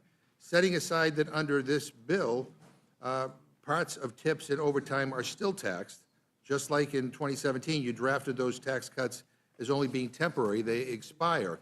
So if these are an important centerpiece to help working class Americans, why are you making them expire? Why are those tax cuts temporary? So the bill that we passed in 2017 out of the House made everything permanent. It was the other side of the building that put the expirations in. But the bill that I drafted, Mr. McGovern, and that I was part of the Ways and Means Committee made everything permanent. And the good thing about it is this one big, beautiful bill before you will make all those expiring provisions permanent. Well, let me ask you this. Do you think the child tax credit should go down in 2029? You're talking about 2029. Yeah, no, that is the enhanced boost that we're doing, which is $500 more for the child tax credit. But you think it should expire in 2029? I would love for it to go longer, but I would love for Democrats to work with us to try to make sure we have permanent tax policy. Do you think the standard deduction should fall in 2029? Absolutely not. That's why I think Democrats would want to work with us to make sure that we continue to provide tax relief for working families. Do you think taxes should go up on senior citizens in 2029? That's why I hope Democrats will work with us to make sure that we're providing tax relief for seniors. Do you think people should have to pay taxes on their tips in 2029? That's why you'll vote with me to make sure that it doesn't happen, right, Mr. McGovern? And do you think that people should have to pay tax on their overtime in 2029? That's why we're eliminating it in this bill, and that's why you're voting against it. No, I mean, I'm voting against it because I don't like the taxes for billionaires and the cuts in health care and the egregious But no cuts in tax food for and food overtime is benefits. in this bill, But and you'll be voting no. You know, I mean, and as I said at the beginning, I mean, we're more than willing to work with you on tax cuts and tax relief for those in the middle and for those vulnerable populations. But it just seems that all these provisions that seem to benefit the people who are most well-off and well-connected don't have to worry about that, but all this other stuff we do. So I'll just close with this. You know, I think this is an awful bill, and I understand why we began meeting at 1 in the morning to talk about this, because I think my Republican friends don't want people to know about it. The idea of people losing health care benefits, and the idea of billionaires getting tax cuts, and people losing their food benefits. I said this in the Ag Committee. I said that there's a special place in hell for people who take food away from hungry people. And I feel very, very strongly about this. I'm angry that this is the path that you have chosen to go down, and we're going to fight like hell on the House floor. I yield back. Gentleman yields back now. Recognize Ms. Fishbach for her time of question. Thank you, Mr. Chair. And I can tell who got a full night's sleep, so that just kind of shows. But first, I want to start out by thanking Chairman Thompson for all of your work on your portion of the bill. I know you've been working a long time, and you have not only the America's farmers in concern, that you're concerned with them and you're working towards them, but also the people that are affected by the bill. So I appreciate your work. And Chairman Guthrie and Chairman Wahlberg, appreciate what you've done. I mean, you have done wonderful things, and I know that you've been working on it for months and months and months, went through your committee, and we've all been working on those things over a great span of time.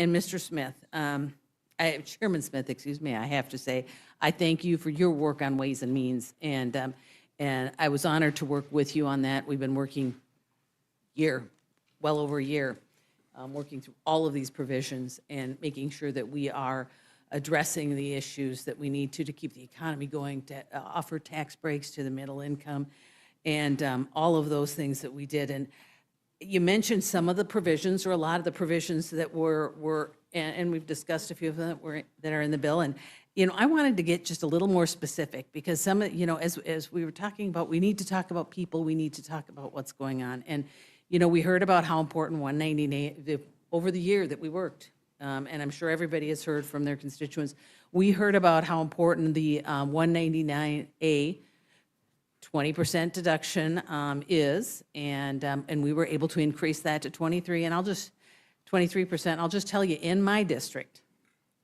that affects 55,000 small businesses and family farms. And you know what?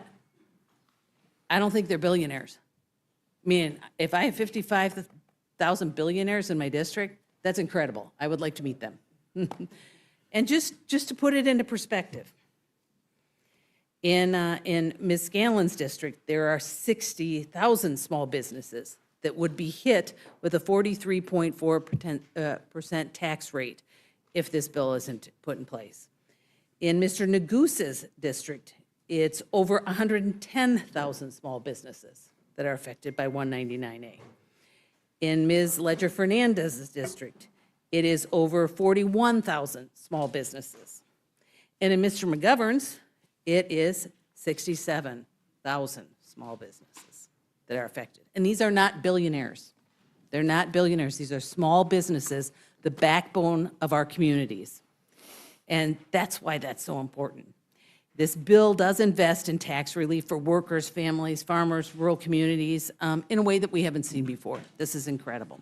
And if we talk about the child tax credit, we talk about the enhanced child tax credit. In my district, 75,000 families are affected by that provision. In Ms. Scanlon's district, there are 83,000 families that are affected by that. Mr. Negus's district, 73,000 families that are affected by the child tax credit. In Ms. Ledger Fernandez's district, 75,000. And in Mr. McGovern, almost 100,000. And all of those people would see their child tax credit cut in half without this bill. These are regular people, regular middle-income people that will be affected if we do not take to heart those provisions and pass this bill. This is about making sure that people have what they need and the middle income are there and supported. And I also just wanted to say, we've made some mention about the length of time and that these provisions haven't been made permanent. And just as a side note, just to throw it out, when Democrats in 2022 passed the Inflation Reduction Act, they only extended the enhanced premium tax credits through 2025. Was there an election in 2024?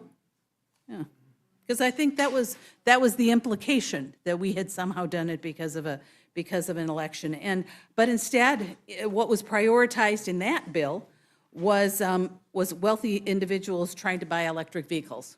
So that was the difference. This bill actually helps the middle income and not just do that. But I did want to just really focus a little bit, and I want Mr. Chairman Smith, we've talked a lot about the families and the middle income, but I did want to circle back and just talk a little bit about the provision that we put for seniors, that we created for seniors. So if you could talk just a little bit about that.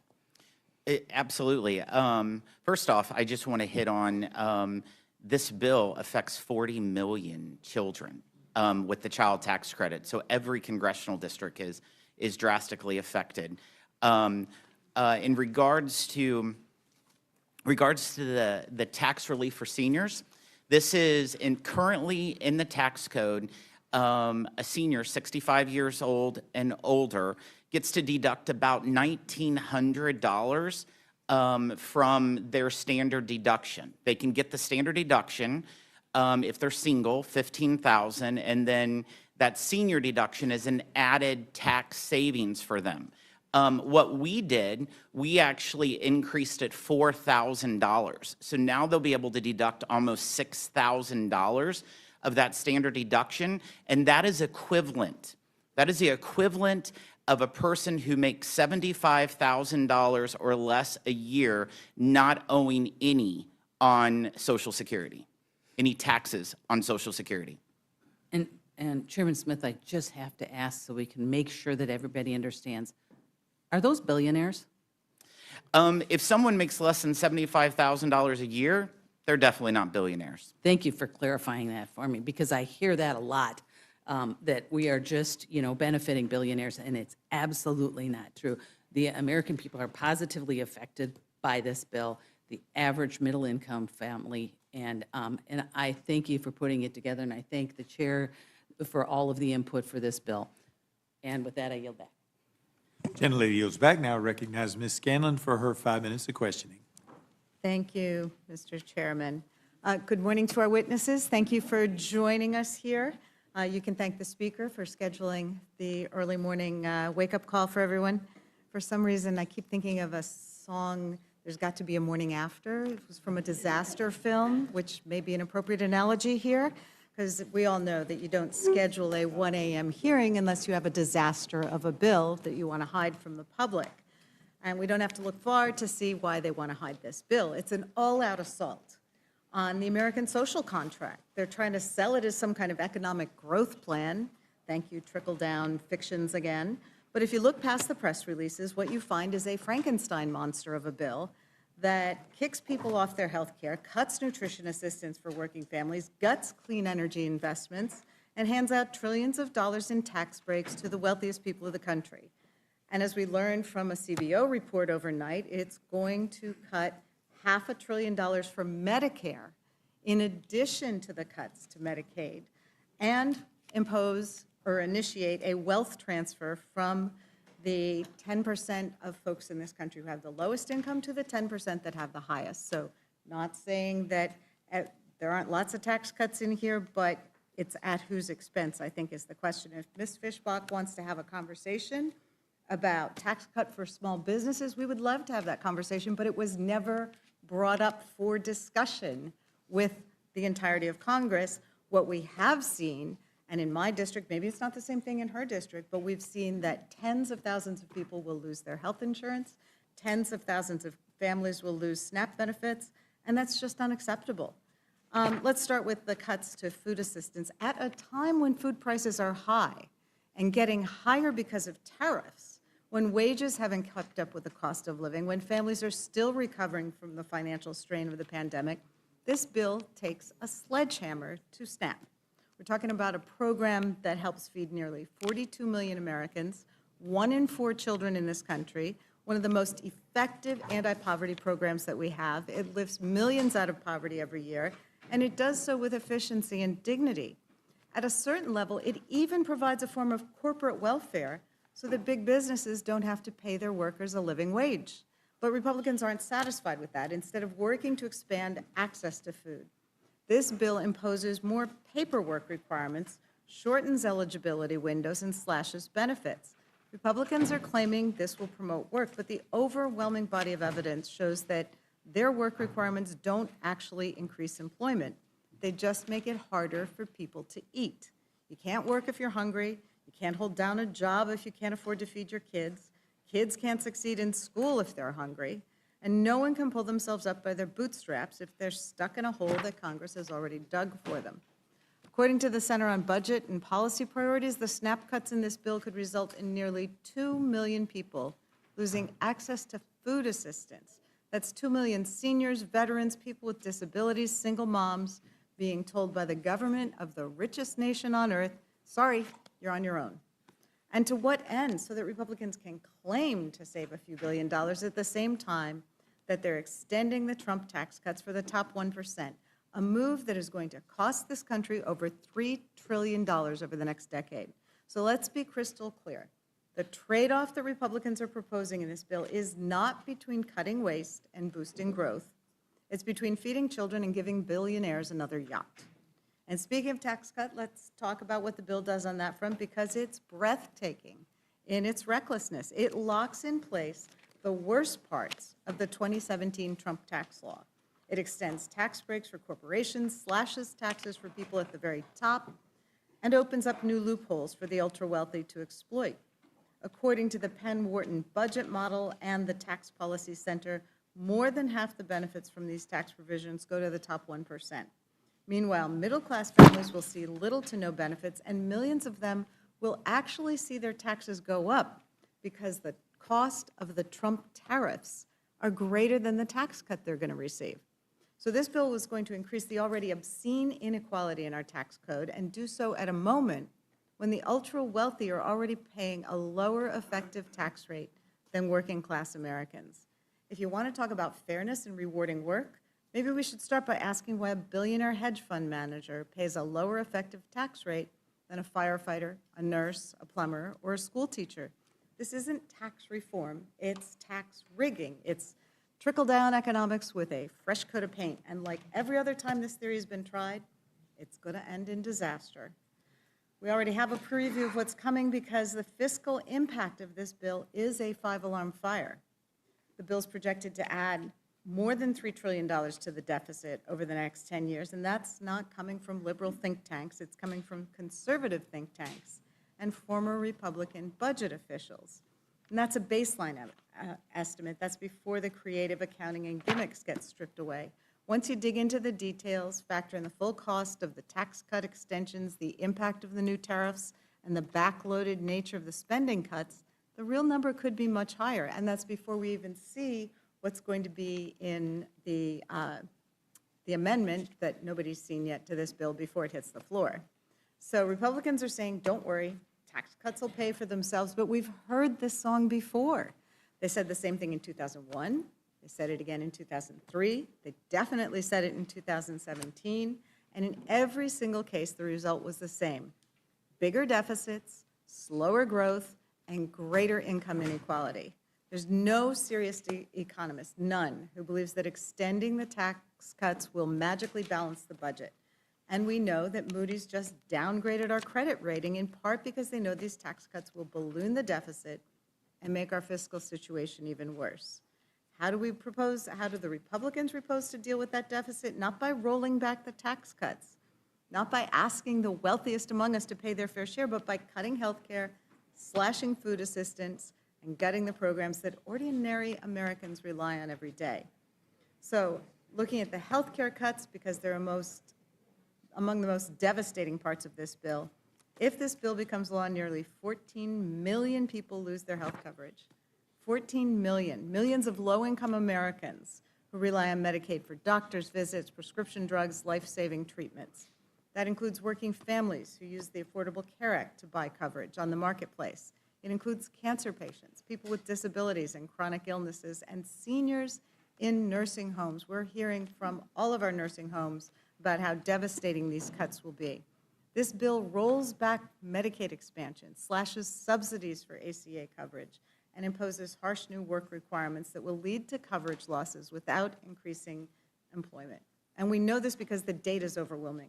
When Arkansas imposed similar Medicaid work requirements a few years ago, more than 18,000 people lost coverage, and there was no measurable increase in employment. That's because most Medicaid recipients are already working, or they're caring for a child, or they have a disability, or they're in school. So the work requirements are just so-called work requirements. They're actually paperwork requirements. They'll kick people off Medicaid not because they aren't eligible, but because they have to jump through more hoops to prove it. And it's not about promoting work. It's about punishing poverty and making life harder for people who are already struggling. Just like with SNAP, the savings from these health care cuts are pennies compared to the cost of the tax breaks that Republicans are giving to their wealthy donors. You don't get to call yourself fiscally responsible when you're taking health care away from cancer patients so that Elon Musk can get another tax write-off. Congressional Budget Office has been crystal clear. Medicaid work requirements don't increase employment, they just increase the paperwork and the number of people who lose health care. This isn't about work. It's about trying to justify an unjustifiable tax giveaway to the rich. And then we have the clean energy and environmental investments that are being gutted in this bill.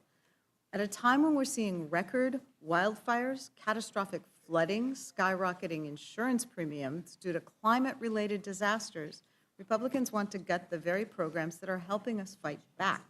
This bill rescinds billions of dollars in clean energy tax credits, slashes funding for renewable energy deployment, blocks support for home energy efficiency that many homeowners in my district have been able to use to upgrade their furnaces and water heaters and reduce their energy costs. And it even goes after investments in climate resilience and environmental justice. So this is just sabotage.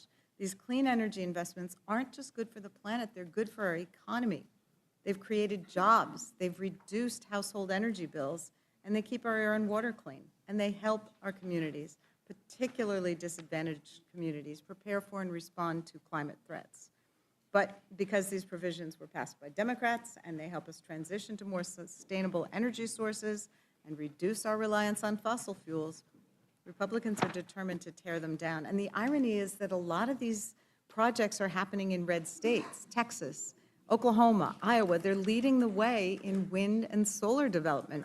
But this bill is going to pull the rug out from under that progress, all to make a political point.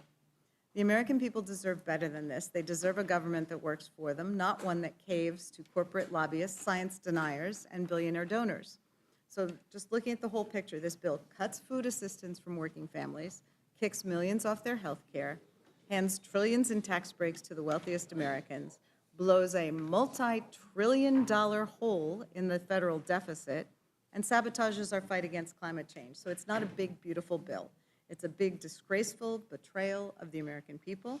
It's a bill that punishes the poor, rewards the rich, and threatens the stability of our economy. And the fact that it's being rushed through the House with no real debate, with new things being exposed about it practically on an hourly basis, no final CBO score, no transparency, no accountability, should alarm everyone here, regardless of party. So obviously, I'm not a fan of the bill. We have to do better. The sun is up. The American people are looking. Ranking Member Craig, this bill includes the most significant cuts to SNAP in decades. Can you explain what this means for working families and children and seniors who rely on SNAP to put food on the table? Yeah, it's devastating. It is the largest cut in American history to the most successful anti-hunger program in American history. I mean, we're talking about, you know, and let me make sure my Republican colleagues understand this. The nutrition title is a title in the Farm Bill. This absolutely destroys the Farm Bill coalition that we have worked for decades to establish in our country. One issue that is raising a lot of concern in Pennsylvania, which I represent, as does Mr. Thompson, is that for the first time ever, this bill would require states to start paying a portion of SNAP benefits. What would this kind of cost shift, Ms. Craig, mean for the state's ability to serve their residents? Well, at the end of the day, every state's going to make its own decision about what they can accomplish here, and the net effect is going to be in many states around this country, they're going to cut the benefit. States already share 50% of the administration cost of this program. That goes to 75%.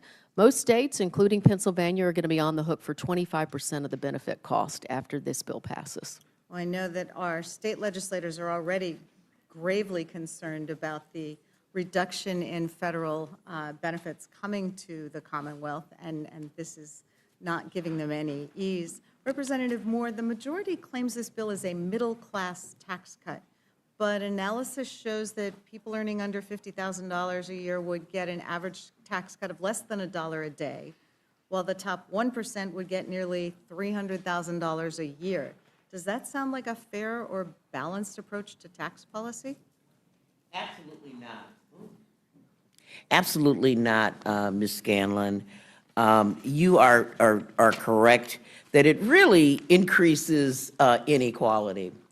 And if, for those of us who remember our history, when we went into the Great Depression, it was the biggest inequality we had experienced in American history. And this sort of resembles putting us in that direction. This bill is the top 1% get 20% of the benefit in 2027. The top 5% get 40% of the benefit. The top 10% get 52% of the benefit of this bill. Ms. Scanlon, if you'll just indulge me for a moment, I just want to talk a little bit about the quote-unquote small business benefit. I noticed that Ms. Fishbach referenced the numbers of small businesses in all of the Democrats' communities that would be affected. And so I just have a real question. Is or is it ain't a small business? I'm looking at one of the things I think is particularly egregious. One of the most expensive pieces of this big, beautiful bonanza for billionaires. That's the 199A deduction. They claim this for small business, this pass-through. And, they wax on about, how important it is. In 2022, that was the year that we were able the JCT was able to find data. In 2022, taxpayers claiming the 199A deduction with adjusted gross income, all of it qualified business income, in the neighborhood of $200,000 a year. That small business claimed about $6,500, $6,500 on average. Taxpayers claiming the 199A deduction with adjusted gross income in the neighborhood of $10 million. Still, this is small business. They claimed about $520,000 of this deduction on average. In 2022, there were about 800 taxpayers.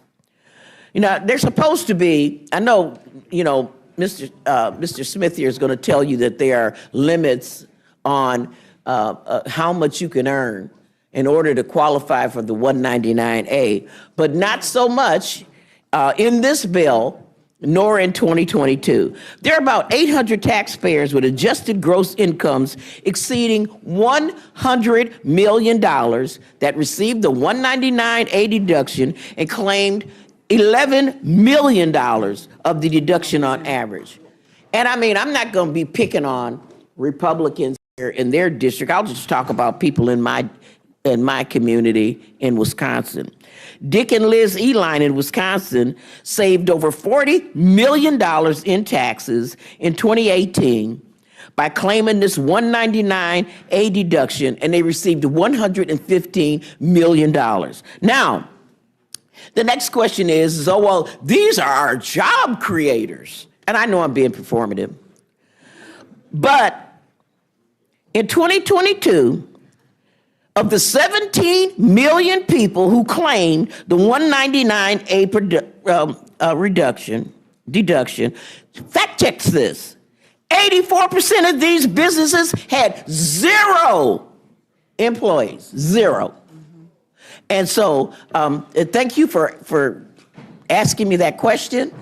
And yeah, the benefit goes primarily to rich people. And like I said, just in the examples that you've given, the average taxpayer, not talking about business, but individual, is going to receive $265, at least until it expires in 2029. I appreciate that, and I have a few more questions for you, but I wanted to yield to the chairwoman for a minute. Yes, ma'am. I think many people in here have just heard that our colleague Jerry Conley has just passed. Oh, no. So I want to ask us all to stop and say a prayer for his family. Please take some time.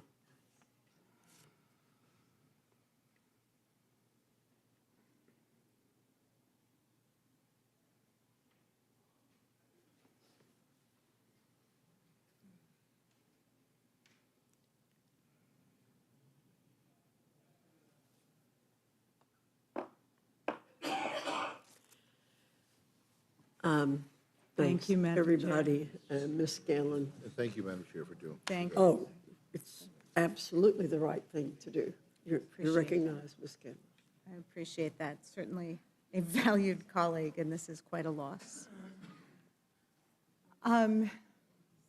Representative Moore, we had just talked about the fact that the top 1% or top 0.1% are going to get a $300,000 per year tax break, which is almost 4 times the median household income in my district.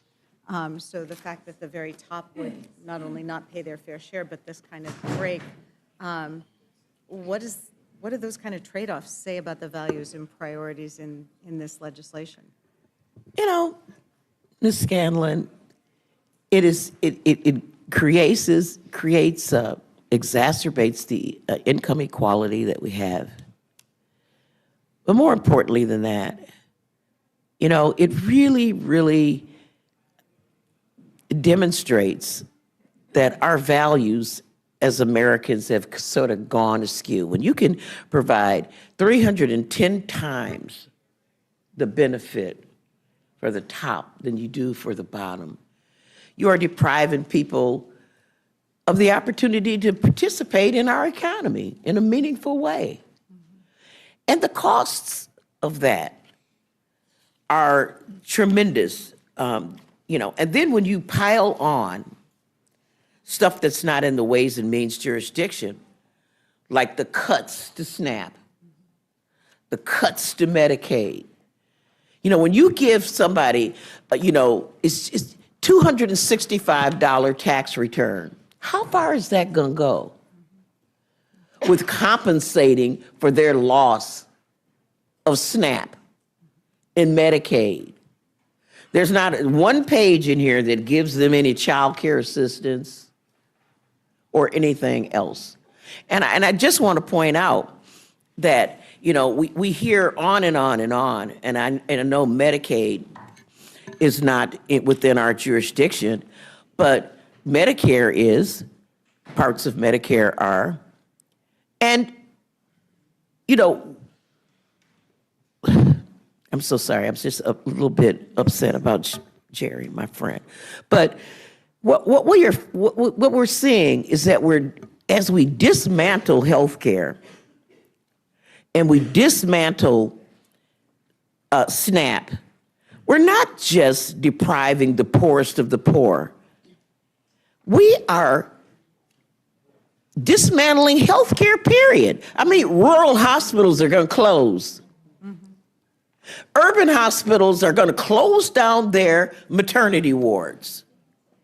Graduate students, I had docs come and say, graduate students, people who graduate from medical school aren't going to be able to have residencies because there didn't be no hospitals. And even if you have the best health insurance, the premier, you're rich, when you have your heart attack, you're not going to make it when you got to drive 35 miles to get to the ER.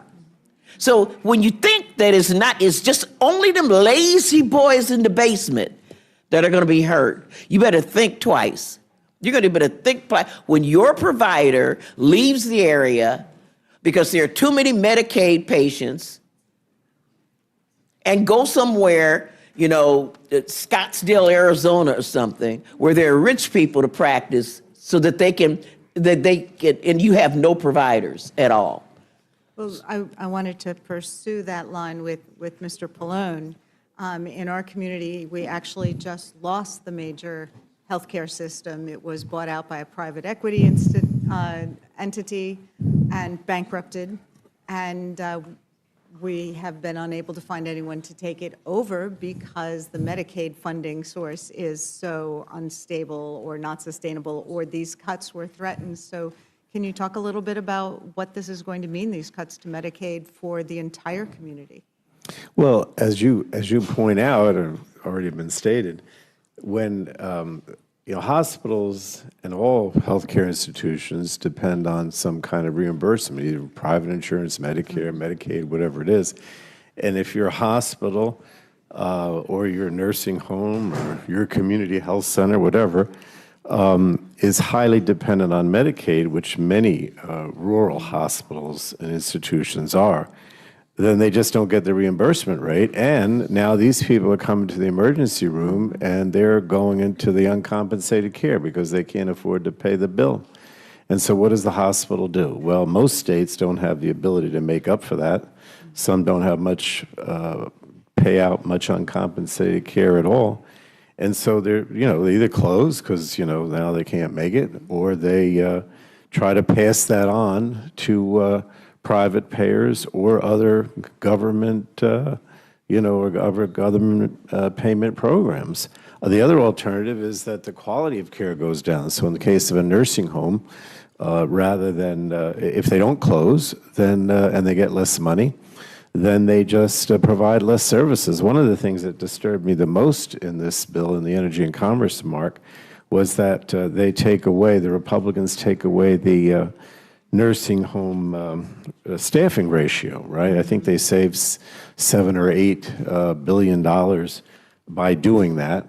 But what happens then? There's no nurse there at night. There's no nurse. And people die because there's nobody to take care of them. The services go down. I remember years ago in my state, we had terrible nursing home situations, safety, health hazards, nursing homes burned down, people died in the fires in my hometown.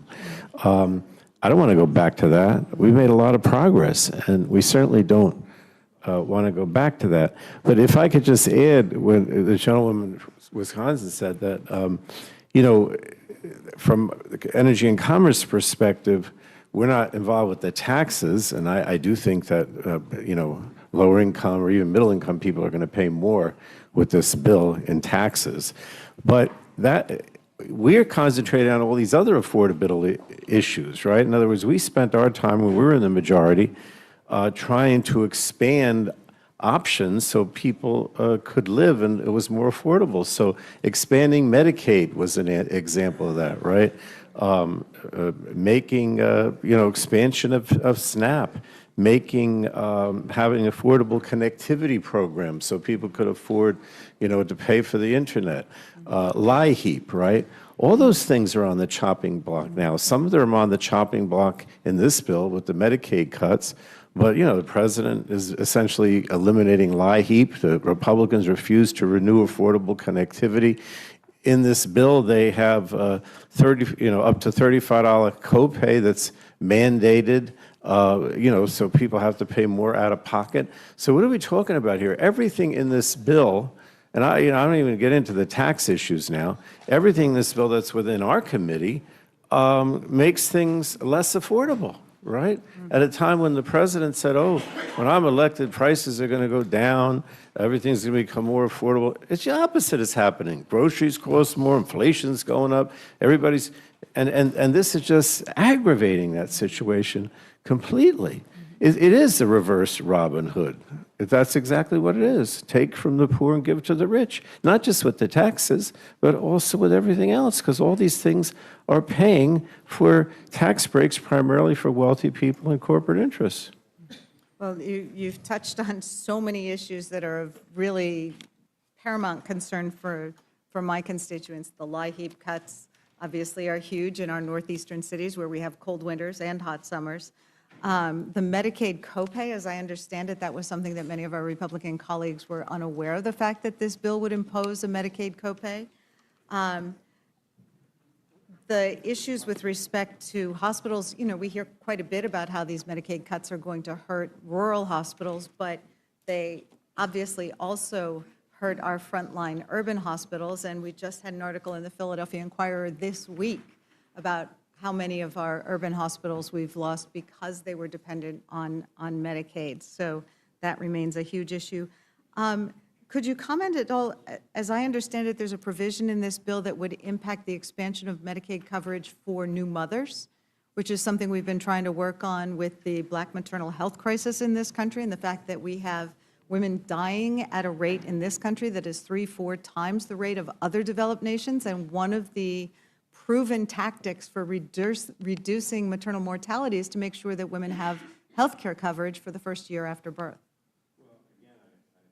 I have to mention that Robin Kelly is in the room, who's a member of our committee, and she, with the CBC Brain Trust, worked very hard on a lot of these maternal mortality issues, because they even, in a disparate way, even affect Black women even more so, you know. But yeah, I mean, that was another thing that we did as Democrats. We expanded to 1 year postpartum coverage, which is negatively impacted in this bill. And again, it's another example of how Democrats were trying to make things better and more affordable and keep people healthy, as opposed to Republican efforts, which will all go in the other direction.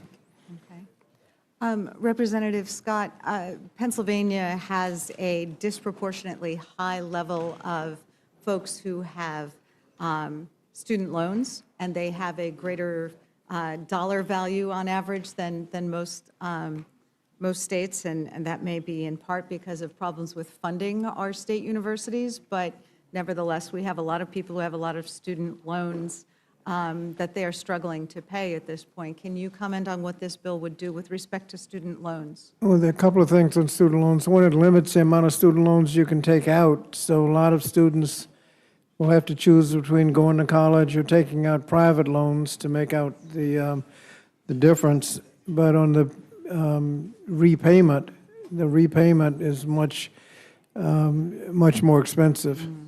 And so it's much of a problem they have now. It'll be even more. So they limit the amount of aid you can get, so a lot of students won't be able to go to school. Those that do will be paying more, and for longer.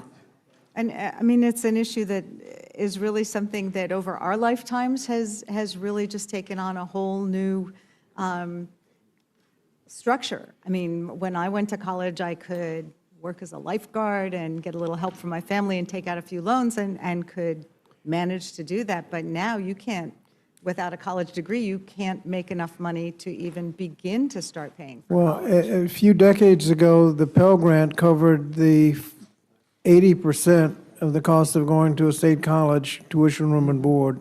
Now it's about 30%. Yeah. And that's where the student loan crisis came in, because families don't have that kind of money.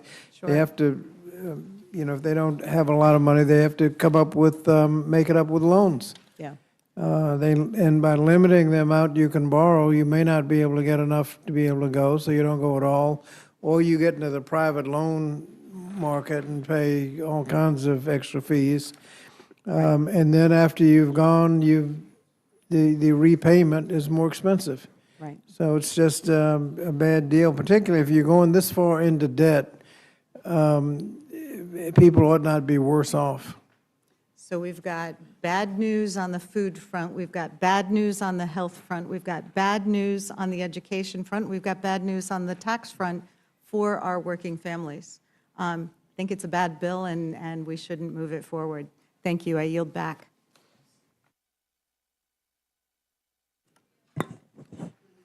Mr. Norman, you're recognized.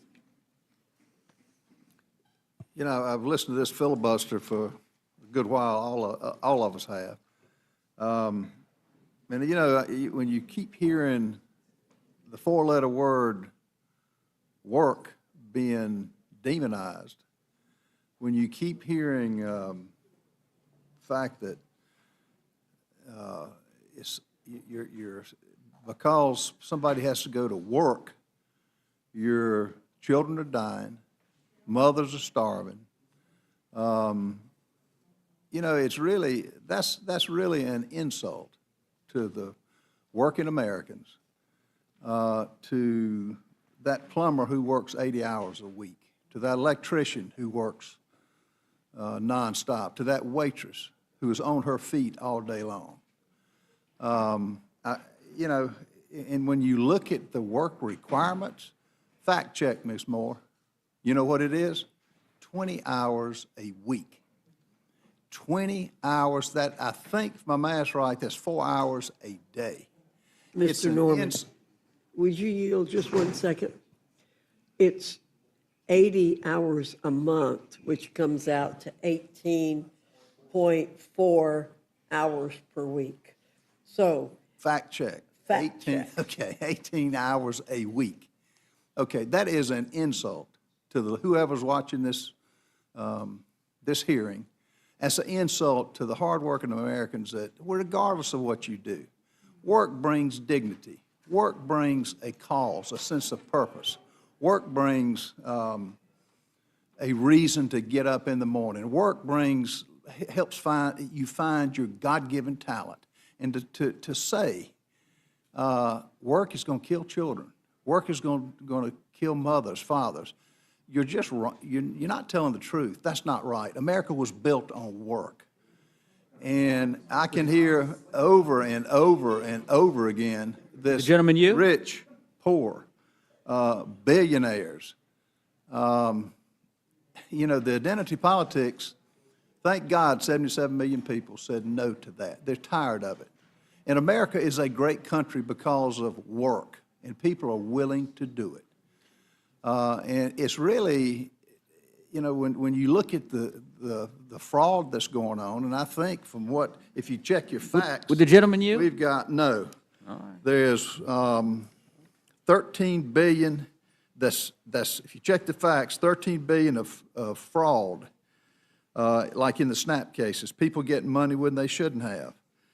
13 billion per year. That's 1.3 billion per month, if I check my facts right. You know, Americans have had enough of this. And I'm sorry, I know you learned it from the President Biden. Free education, free food for 15 million illegals that came into this country. You know, free housing. I'm sorry, that's not how this country was built. And you know, I admire all of you for the work that you do. Each one of you do work. And for those who keep identifying as, you know, demonizing work and demonizing those who have been successful, you never know the long hours that they put in, the long hours that they took to build a business, the long hours that they didn't get a paycheck. So you're hurting the very people who you could give hope to. And by demonizing this, Americans are just tired of it. You want to know somebody who's a definition of hard work? Right here. Came from nothing. Look at what she did. Many of you, and if you want to say rich, I think if you've got your health, you're pretty rich. If you've got your health. Jerry Conley would get it back. So I resent you saying that, and I really, it's a sad day that we've gotten to that point in this country when so many people are doing that. And are you asking me? No, ma'am. Oh, I didn't think you would. Filibustered long enough. I think you would actually ask me a question about work. I did not ask you a question. I'm not asking you a question. What I'm saying is, it's my time, Ms. Moore. I didn't interrupt you. You went on I counted, you went on for 20 minutes, which is fine. And you are entertaining, I'll give you that. But I'm just really smart. Ms. Moore, it's my time. All I'm saying is that the day of demonizing work, the day of demonizing America is over with. And Americans, people got it right. And we're going to continue to have a great country. This bill, this big, beautiful bill will help this country out. It's got some things we got to work out, but it'll help this country. And the other thing I will tell you is the taxes are the people's money. Government is y'all's God. The taxes are the people's money. And to give it back to them, like Chairman Smith and Chairman Thompson and Tim, you know, that's the right thing to do. So we're going to right the wrong for the last 4 years that this country has been through a living hell with this past president. And thank God we got people who are willing to step up and go to work. I yield back. Thank you, Mr. Norman. Mr. DeGoose, you're recognized. Thank you, Madam Chair. Well, my friend from South Carolina talked a lot about work. Just for the record, we've been working for the last 8 hours here in the committee, and I could say the same for the chairwoman. I'm not so sure I could say the same about you. I think you snuck out for a little shut-eye for a few hours, so I'm not sure. There was a lot of talk about work, but I haven't seen you in a few hours, so welcome back. Anyway, I do want to take a minute in all seriousness, and I want to thank the chairwoman for taking a moment to center our conversation here, just to remember and honor our colleague, whom I know we all treasured, and he was a giant among giants in this institution. He was a ranking member of one of our committees. He was the president of the NATO Parliamentary Assembly, appointed by Madam Speaker Emerita. He was one of the most prolific legislators in the House. I don't know that there's a single member of the House during his tenure in this body that had more laws signed, or excuse me, more pieces of legislation signed into law by presidents of both parties. And more than anything else, he was a fighter and a friend. And so I just know that we're going to miss him. And I think that it's a big loss for the people of Fairfax and for the folks in the Commonwealth of Virginia and for this institution. I want to ask some questions. Thank you to the panel. You all have been, I think it's the longest panel. As you know, we started at 1 a.m., so we've been here for about 8 hours. I'm told the sun has risen and that it's morning outside, but we haven't, been outside the room yet, so we'll just have to take your word for it. And as I said to the panel that preceded yours, I have been, I think maybe I can speak for my colleagues on this side of the aisle, we have been on this collective journey to try to figure out why the Speaker and Republican leadership decided to do this midnight, middle of the night, dead of night hearing on your reconciliation bill. And of course, we believe it's because this bill is indefensible and the Republican leadership did not want this bill debated out in the open. And I've tried to get answers from a variety of my different colleagues. One of my colleagues from Virginia, Mr. Griffith, offered an explanation more recently and essentially said, well, we did it in anticipation that there would be extensive debate by Democrats on this committee. Of course, there was only 4 of us on this committee.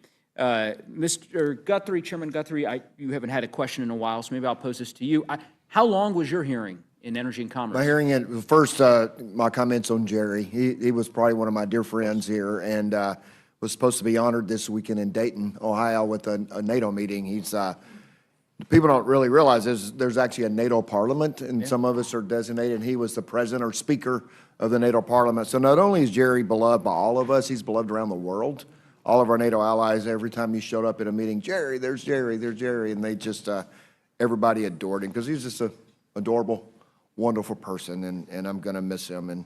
And I'll be in Dayton this weekend, and I'm sure a lot of us are going to shed a lot of tears for him. So, saying that. So, the question, my hearing went for 26 and a half hours. 26 and a half hours. What time did you start it?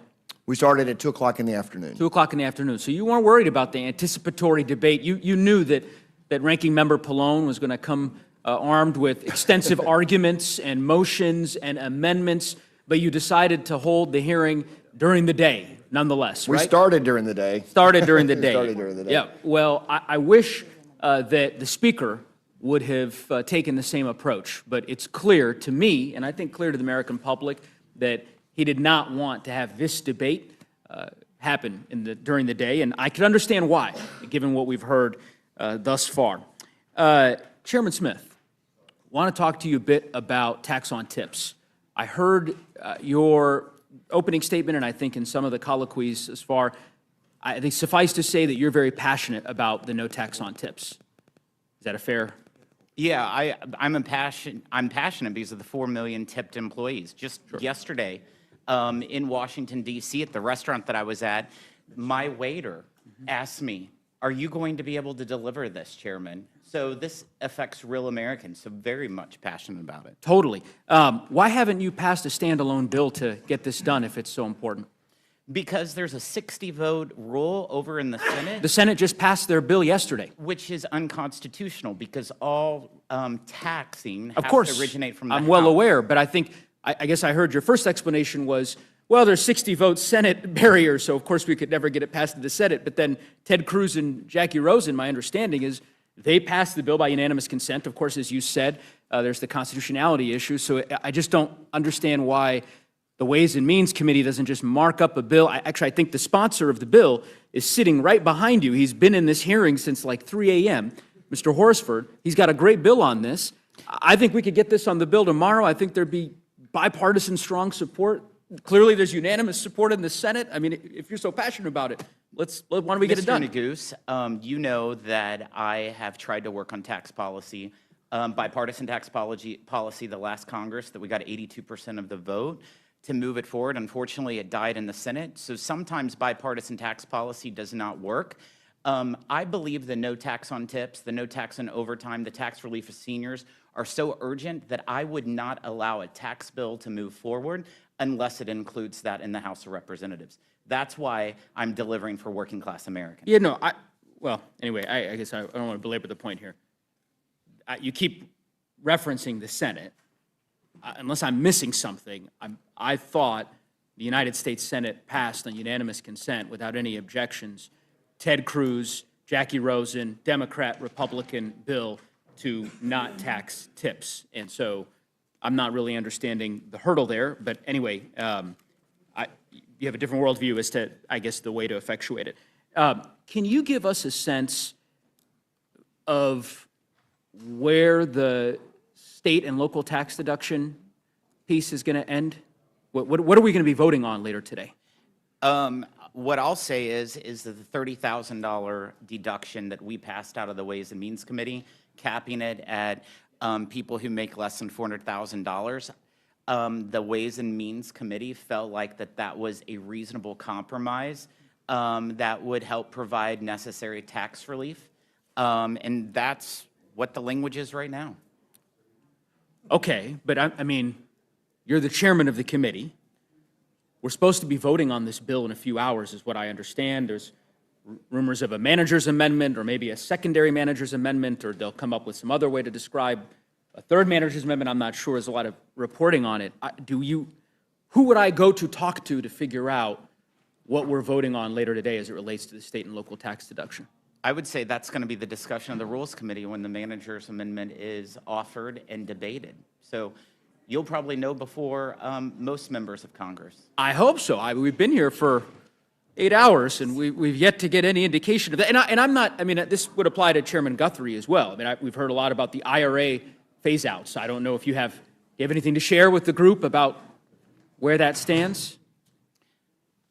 That would be Ways and Means Committee jurisdiction, not Guthrie's. E&C doesn't have a lot of committee of jurisdiction. Well, I'll let you two battle that out. But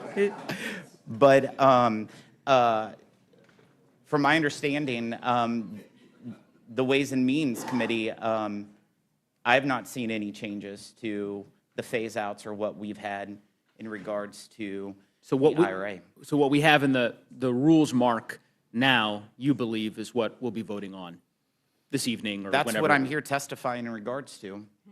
Okay, well, that's a different answer. But I can appreciate your position. I guess my point here, and I know I was hoping to ask Mr. Roy this question because I hadn't seen him the last 8 hours, but he appeared, well, yeah, apparently he's negotiating it. So maybe he can come in and he can give us some indication as to the answers on both of those fronts. Oh, I see. I guess Chip Roy's announced I'm a no, but I don't know that makes, anyway, we'll hear from him directly. Some questions for you, Chairman Thompson, with respect to the agriculture mark. Help me understand, and maybe Ranking Member Craig can help me understand this as well. You all have sunsetted the exemption for, well, no, sorry. You've included an exemption for veterans within what you've determined to be the able-bodied requirements in SNAP. Veterans, homeless, and young people that age out of foster care up to age 24. So veterans, homeless, and then what was the third? Foster youth. Foster youth. Yeah. But you've sunset that exemption in 2030. That exemption only lasts through 2030, correct?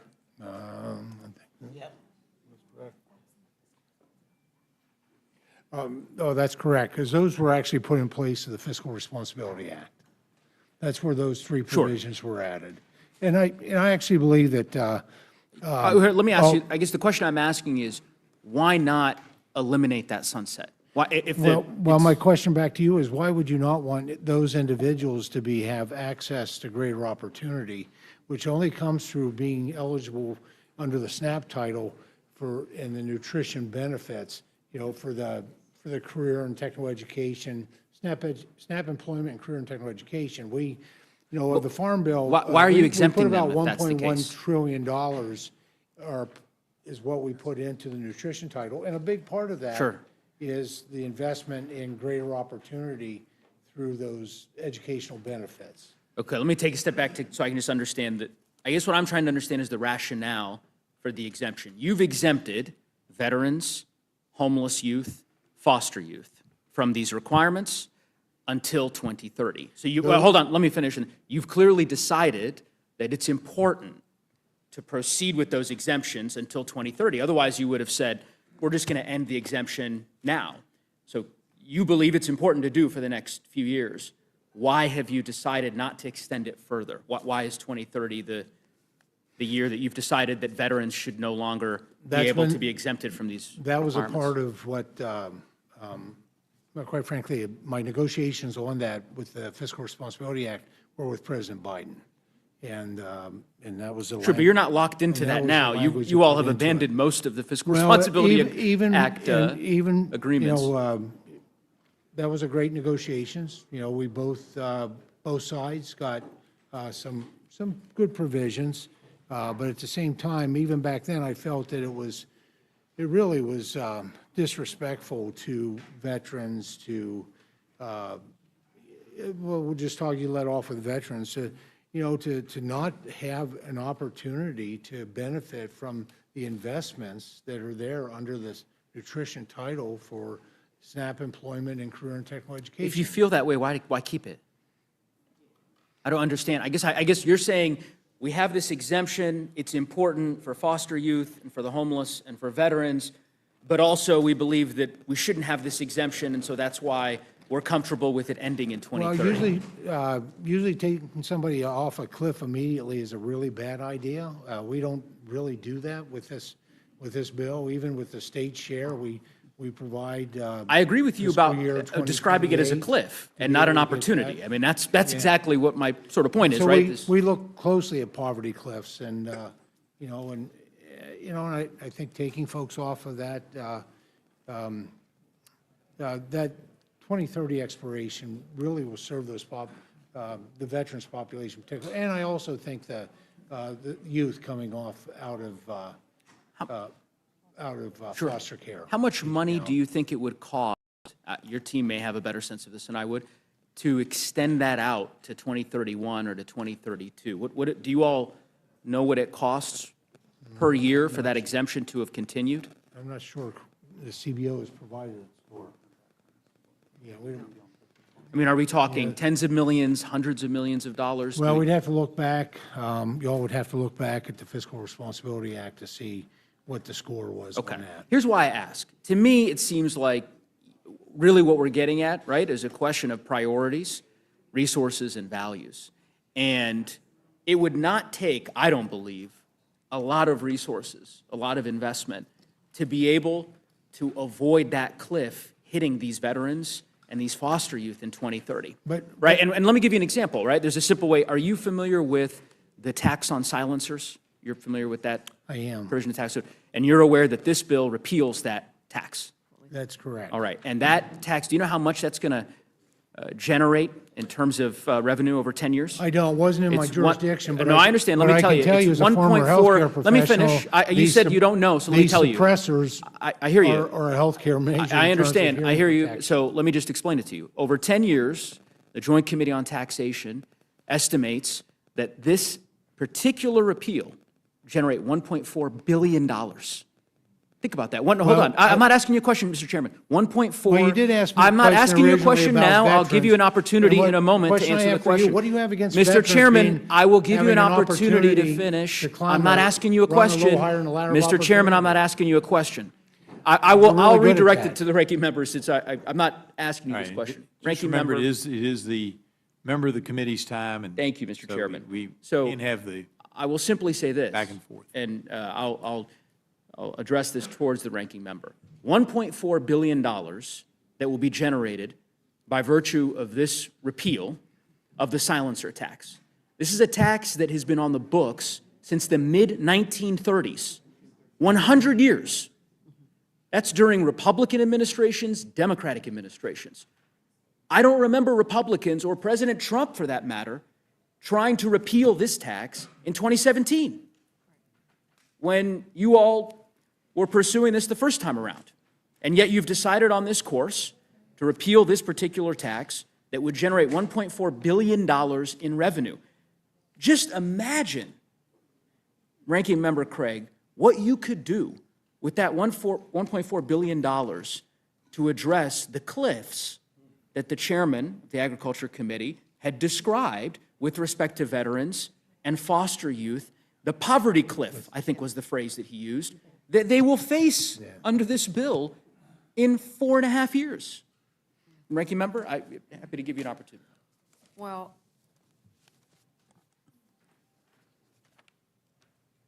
we could spend, we wouldn't have to cut, I suppose, or Republicans wouldn't have to cut food out of the mouths of hungry children, veterans, and our nation's seniors. What's happening in this committee is egregious. You just think about the revenue savings that you're cutting from a title of the Farm Bill. And I know I keep saying that, but I know my Republican colleagues across the aisle know that the nutrition title is part of the Farm Bill. And they know that these cuts, $313 billion to a title of the Farm Bill, outside of a 12-title, 5-year process, is putting a Farm Bill in jeopardy. And my colleagues are coming after food. We talk about work. I wish Mr. Norman was still here. Nobody here is arguing He's against done working. work. He left. He left again. He's done working, apparently. Mr. Norman said, what do you get? Are you kidding me? We already have work requirements in SNAP. What we're doing is we're adding work requirements to single parents of 7-year-olds. Who thinks that's a good idea? It's egregious. And you talk about child care costs in this country, it's egregious where we are. And, you know, Mr. Norman, and I could give you examples for every single one of your districts, but I'm going to use his just because I had it open here. We're talking about 11% of the state population in South Carolina that he's going to cut. We're talking about $321 million a year to the taxpayers of South Carolina in additional cost shifts. We're talking about $1 billion a year to the state of Pennsylvania. These are real dollars if we move forward with these. And so I have no idea why we think it's a good idea to repeal a tax on silencers when we are going to feed fewer children in our country as a result of this. It's a moral damn failure is what it is, Congressman. I couldn't say it any better. Ranking Member Craig, I think you articulated it well. And I guess it is just full circle in some ways, given that this was the last panel that we're going to hear from. But it makes a lot more sense in retrospect now why Republicans decided to proceed with this particular hearing in the dead of night. Because I think when you begin to see the full picture, it's only when you have the chair of the Ways and Means Committee to talk about the various priorities they are pursuing, repeals of taxes on silencers by way of example, and hear from the Agriculture Committee about the priorities they are pursuing, massive cuts to the social safety net, that you begin to understand the full picture holistically that is reflected in this bill. And I think that is ultimately what House Republicans did not want the American people to hear or to see. Regrettably for them, we're going to have an opportunity throughout the rest of today and when this bill invariably gets to the floor, to continue exposing it to the American public. And I think the more the American public learn about this bill, the less they're going to like it. So with that, I will yield back, Mr. Chairman, I think. Gentleman yields back and now recognize the gentleman from Georgia, Mr. Scott, for his time of questioning. Thank you, Mr. Chairman. There's been a lot said about a lot of different numbers here. But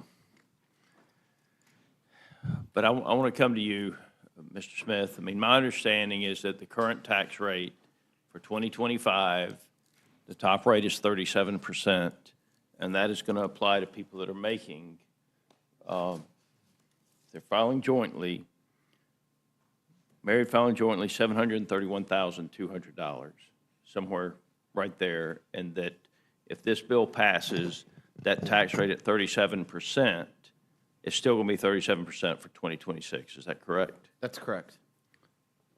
So all this talk about tax cuts for billionaires, what the accurate statement would be is we are not allowing tax rates to go up.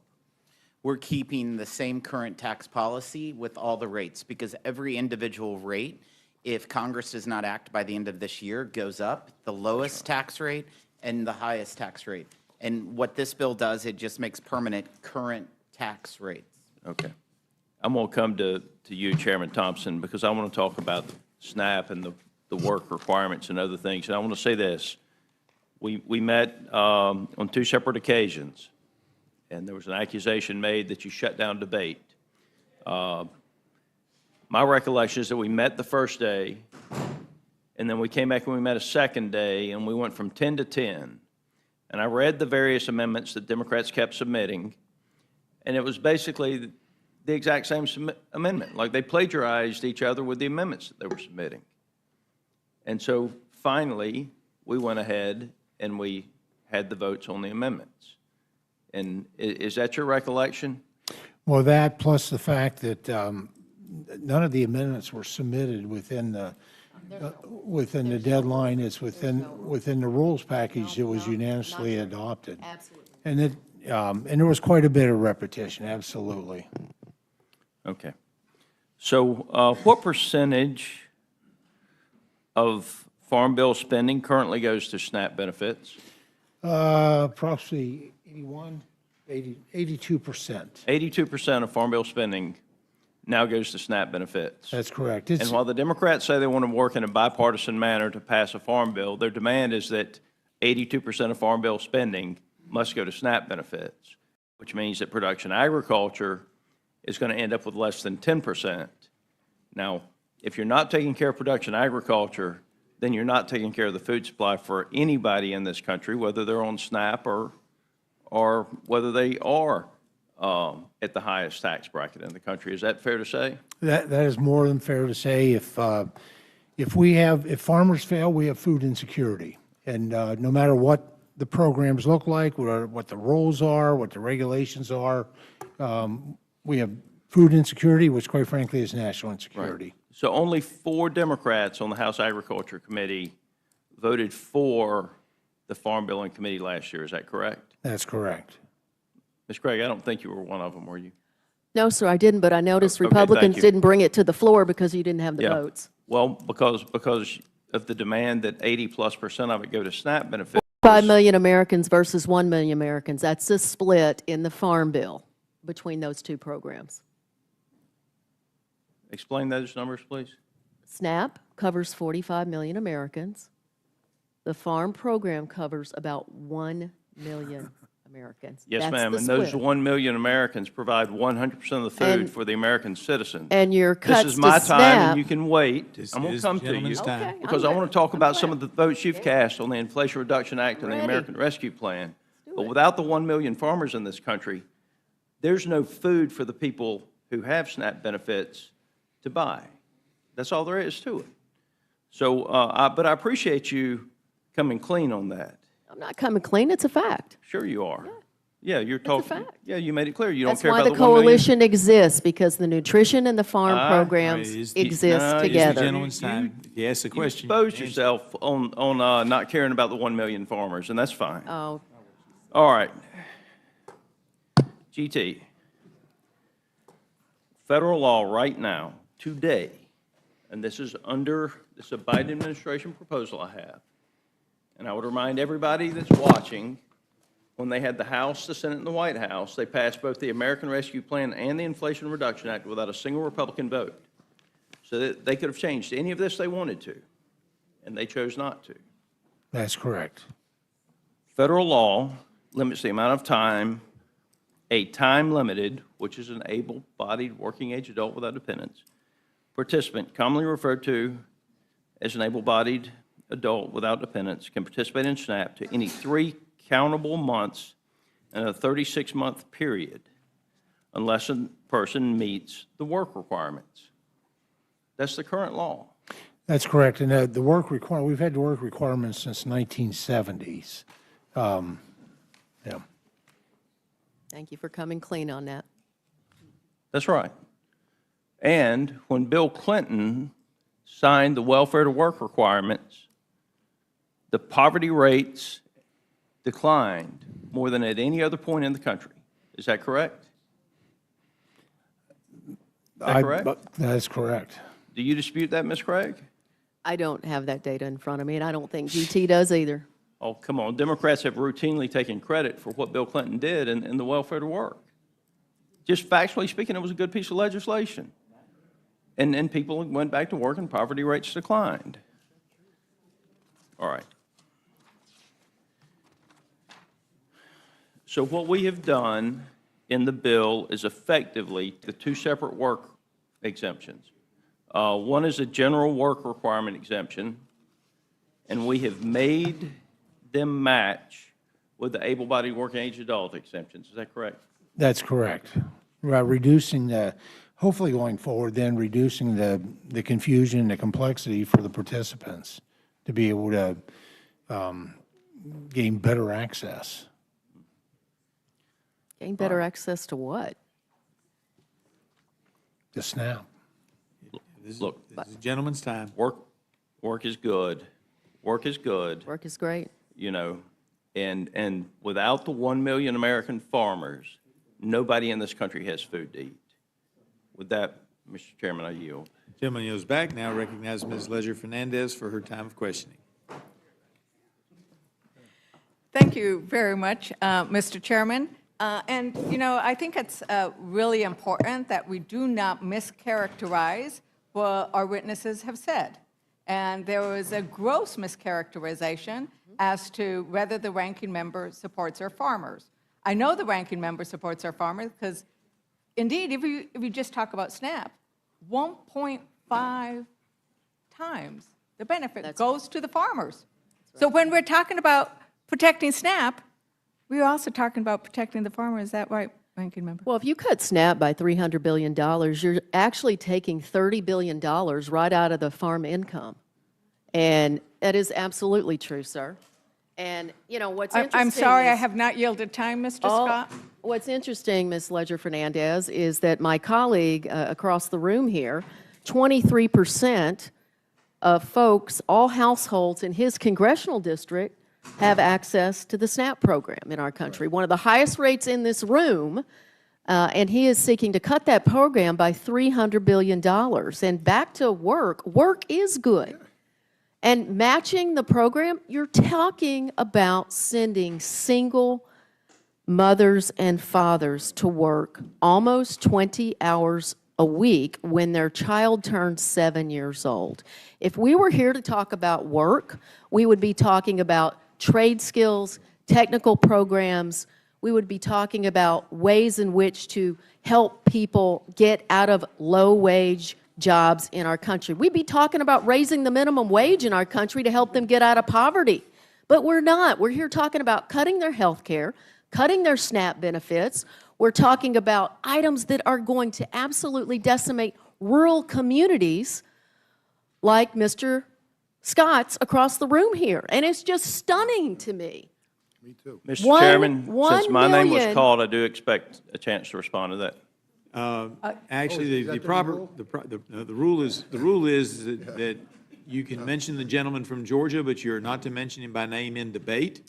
And so if you would stick to just saying the gentleman or my colleague is fine, and if you would stick to that, but that but that's the way we're supposed to operate. Would you like to restate it to say the gentleman Yes, the gentleman from Georgia has one of the highest rates of SNAP households in the country, and he is promoting decimating this program. And look, there's lots of things in here that should be in a farm bill, lots of elements. You cut the nutrition title, you plus up the farm programs in reconciliation in a partisan process. That's what's happening here. We should be sitting down and doing a farm bill. And honestly, I know my chairman sitting next to me does not want to cut SNAP by $300 billion, and many of the colleagues on our committee did not want to do it because they didn't show up for debate. They didn't want to be on the record talking about this because they know it's incredibly unpopular for the American people. We have traditionally been able to get a bipartisan farm bill from the Nutrition Coalition and the Farm Coalition. Of course, these coalitions are together, but we're destroying that here today, folks, and it has long-term consequences for us. I just hope you all know what you're doing on a partisan basis has long-term consequences. Thank you. And I noticed that the education chair and ranking member, perked up and they said, wait a minute, we're going to talk about education. We came here to talk about education, and we're actually cutting education by also hundreds and billions of dollars, so we're not going to get there. But I wanted to yield some time to my ranking member, Mr. McGovern, the gentleman from... Yeah, you could, I won't be offended if you refer to me by my name, but you know what? Enough of this BS, because that's what it is. I mean, nobody here is saying that there isn't dignity in work. What we're saying is that life is complicated, and one glove doesn't always fit all. And what we're also saying, and because I believe this is true, that this is a backdoor attempt to force people off the benefit, so you can take that money and pay for tax cuts for billionaires. That's what it's about. And I will also tell the gentleman that over the years, hunger has gotten worse in this country. The only time it didn't, believe it or not, was during the pandemic. And that is when we increased the SNAP benefit and when we increased other nutritional programs to help people get through that difficult time. We actually saw hunger go down, food insecurity go down. And then when some of those programs sunsetted, hunger started to rise up again. So hunger is a political condition, my friends. I mean, we have the money, we have the resources, we know what to do to end it. What we lack is the political will. And again, tax cuts for billionaires paid for by savings in SNAP is not going to end hunger and food insecurity in this country. And again, I mean, the idea that we can't come together and say that ending hunger and food insecurity is a priority, that somehow it's okay to demonize people who are struggling. I mean, I find that, appalling, quite frankly. I thank the gentlelady for yielding. I yield back. Thank you. The gentleman from Massachusetts, Mr. McGovern. You know what? Hunger is also a moral issue. It is a moral issue. And that's why 31 religious organizations have written to the chairs of all of the appropriate committees, asking them to not pass these cuts. And they point out that, so actually, Mr. Chair, or Madam Chair, I ask unanimous consent to enter into the record a letter sent to all the chairs of the committee from 31 religious organizations across the United States. Without objection. In the letter, this is why it's a moral issue, and they say it out loud. They say, they wrote it down, it is an abdication of the government's moral responsibility when the government seeks to reduce its investment in programs for the poor. Complacency can become greed and selfishness when the funds saved from the Medicaid and SNAP programs are used to ultimately widen the gap between rich and poor. Budgets are moral documents that outline a nation's priority. And I was at some of the members on here because I know that they believe deeply in the moral obligations. They know the teachings that ask us to feed the hungry, to take care of the poor. That is the essence of Jesus' teaching about love. It is the essence of almost every religion. Actually, it's the essence of everyone I know.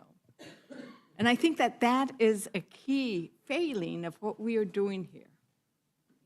But I want to move on for a moment, because I know we've given a lot of attention to ag, and I might come back there. But, you know, Ranking Member Pallone, many of the children that we're talking about might be both receiving SNAP benefits and receiving Medicaid, right? And is that right? You know, many of the children, because this is, we're talking, and they are often working poor. Their families are working. We heard the Ranking Member Craig and so many stories. We have people, you know, congressmen and congresswomen here who've shared their stories about how their parents worked and received SNAP, and that's how they got ahead. But isn't that the case, that we have many children who rely on both SNAP and Medicaid? It's absolutely the case, and I don't know how much you wanted me to expand on it, but, you know, I want to say really two things in response. First of all, you know, my colleagues and my chairman during the markup repeatedly said, and Mr. Norman said, you know, work, work, work. But the fact of the matter is that these people are working, right? The people that are getting SNAP, the people that are getting Medicaid, they're working, right? And it's the paperwork, it's the red tape that the Republicans are putting in place in this bill that is kicking people off. And I'm not suggesting that anybody's doing it intentionally, believe me, and I maybe shouldn't say this, but I'm going to, you know, Mr. McGovern he mentioned Marie Antoinette, right? And I was, for some reason, I guess it had nothing to do, 11 o'clock at night, a couple of nights ago, there was a movie on about Marie Antoinette, right? And she said to her husband, the King Louis, she said, I don't know why everybody out there hates us so much. You know, I care about the poor. But the problem is that at the time, they were, you know, all the money was going to the nobility and nothing was going to the average person, right? And so then one of her advisors says, well, you know, Madam Queen, whatever, you realize that the people have no bread, right? And she says, well, let them eat cake, right? Yeah. I mean, it's not that anybody here on the Republican side, you know, doesn't have moral values. They just don't understand. They just don't understand what's going on out there, right? And so they say, well, we're going to have work requirements. But then if you look at the states that had these work requirements, like Arkansas or Georgia, we find that almost everybody who was eligible for Medicaid, right, was working. And the problem was they didn't know that they had to fill out the papers. It was too onerous to fill out the paper. I just wanted to give you one story because I had it here. In Arkansas, which was one of the two states, but they only had it for a few months because they realized that it was kicking people off. And they said in the few months that the state had its work reporting requirements in effect, 18,000 people lost coverage. That's 1 in 4 people who were eligible for Medicaid. But research tells us that more than 95% of those people were meeting the requirements, but they were kicked off because they didn't even know that they had to meet the requirements. Even when they do, it's impossible to navigate. And they have one person here, Arkansas, attempting to document her work hours, shared that my mom said I need to go online and do this, and that I was on the phone with a lady trying to, and she said I needed to do something with my hours. Well, I was on the phone with the lady for like an hour, then she sent me to someone else, then she sent me to someone else. So I just gave up trying to report my hours worked, and she lost her Medicaid. In Georgia, there were like 300,000 to 400,000 people that were eligible. The state admitted they were eligible, but only about 7,000 ended up with coverage. That's the one state that still has it. Not because they weren't eligible, but because they couldn't go through the red tape. And you know, I'm not suggesting that anybody on the Republican side is intentionally doing this, but this is the reality, and this is what the CBO says is why all these people, millions of people under this bill, are going to lose their Medicaid because of this red tape. It's that simple. Yeah, it's going to vary, and I'm glad you mentioned the Arkansas example, because indeed, 18,000 people, right? In New Mexico, you have to fill out, this is what you fill out in New Mexico, right? It's not like people aren't working or that they aren't filling out a lot of paperwork. This is before this bill, and it asks all kinds of stuff. Your immigration status, what you're doing, where you're working. They are filling out too much paperwork as it is. And for a party that's always complaining about paperwork, they're going to just put more on there because that's not the purpose. The purpose isn't to get people back to work. It's to kick people off of Medicaid. It's to not recognize the hard work of those that already are. Because as you put it, 92%? 92% of adults under 65 on Medicaid are already working or can't work because they're caregiving, illness, they're going to school. So don't tell us about work because we come from families that work. We come from families that get our hands dirty. We know what it looks like and what it feels like. And these are the people that we are working to protect. And I am very concerned about what they're going to do to indeed the people. When I go to my rural areas, when I went, to the dairy farms and talked to the people in my rural areas, they said, we are the people who get our hands dirty because I represent a large rural district. They're going to get slammed, aren't they, Ranking Member Pallone? Because rural hospitals are going to go under. Madam Chair, I ask unanimous consent to enter into the record. Medicaid cuts would threaten rural hospitals. And this is, Madam Chair? Yeah.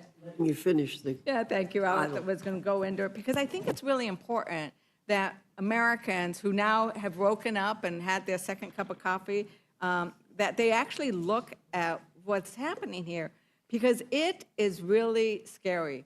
In Pennsylvania, 12 rural hospitals, 24% are at immediate risk of closure from what you're doing here. In Michigan, 9 rural hospitals. Oklahoma, 24 rural hospitals.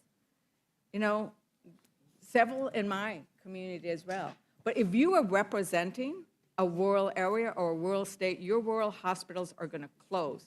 Because this is the thing.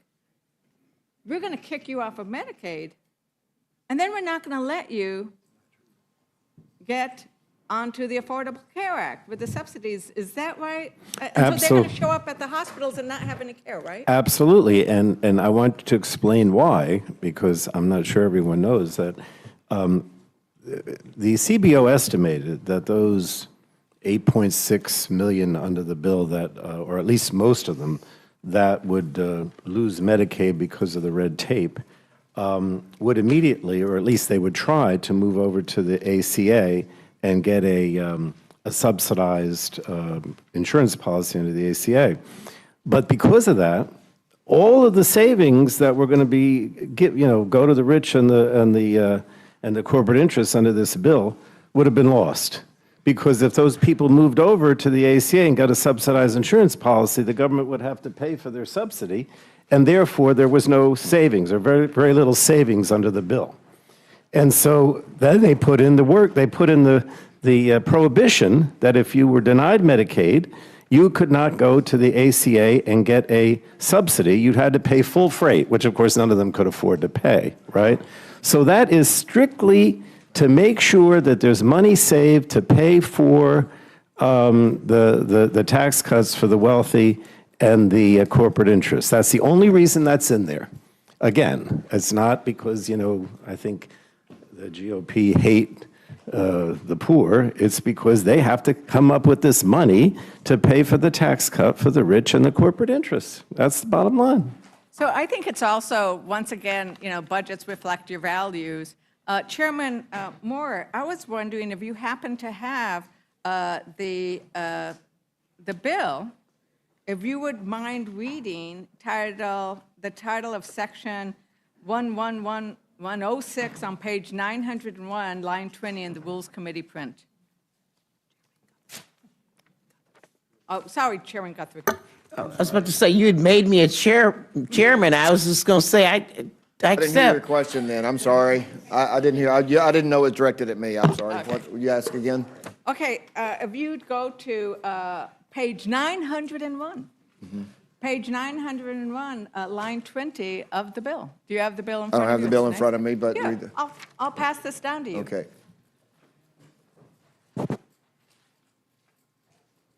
Just read that one line. Line 20.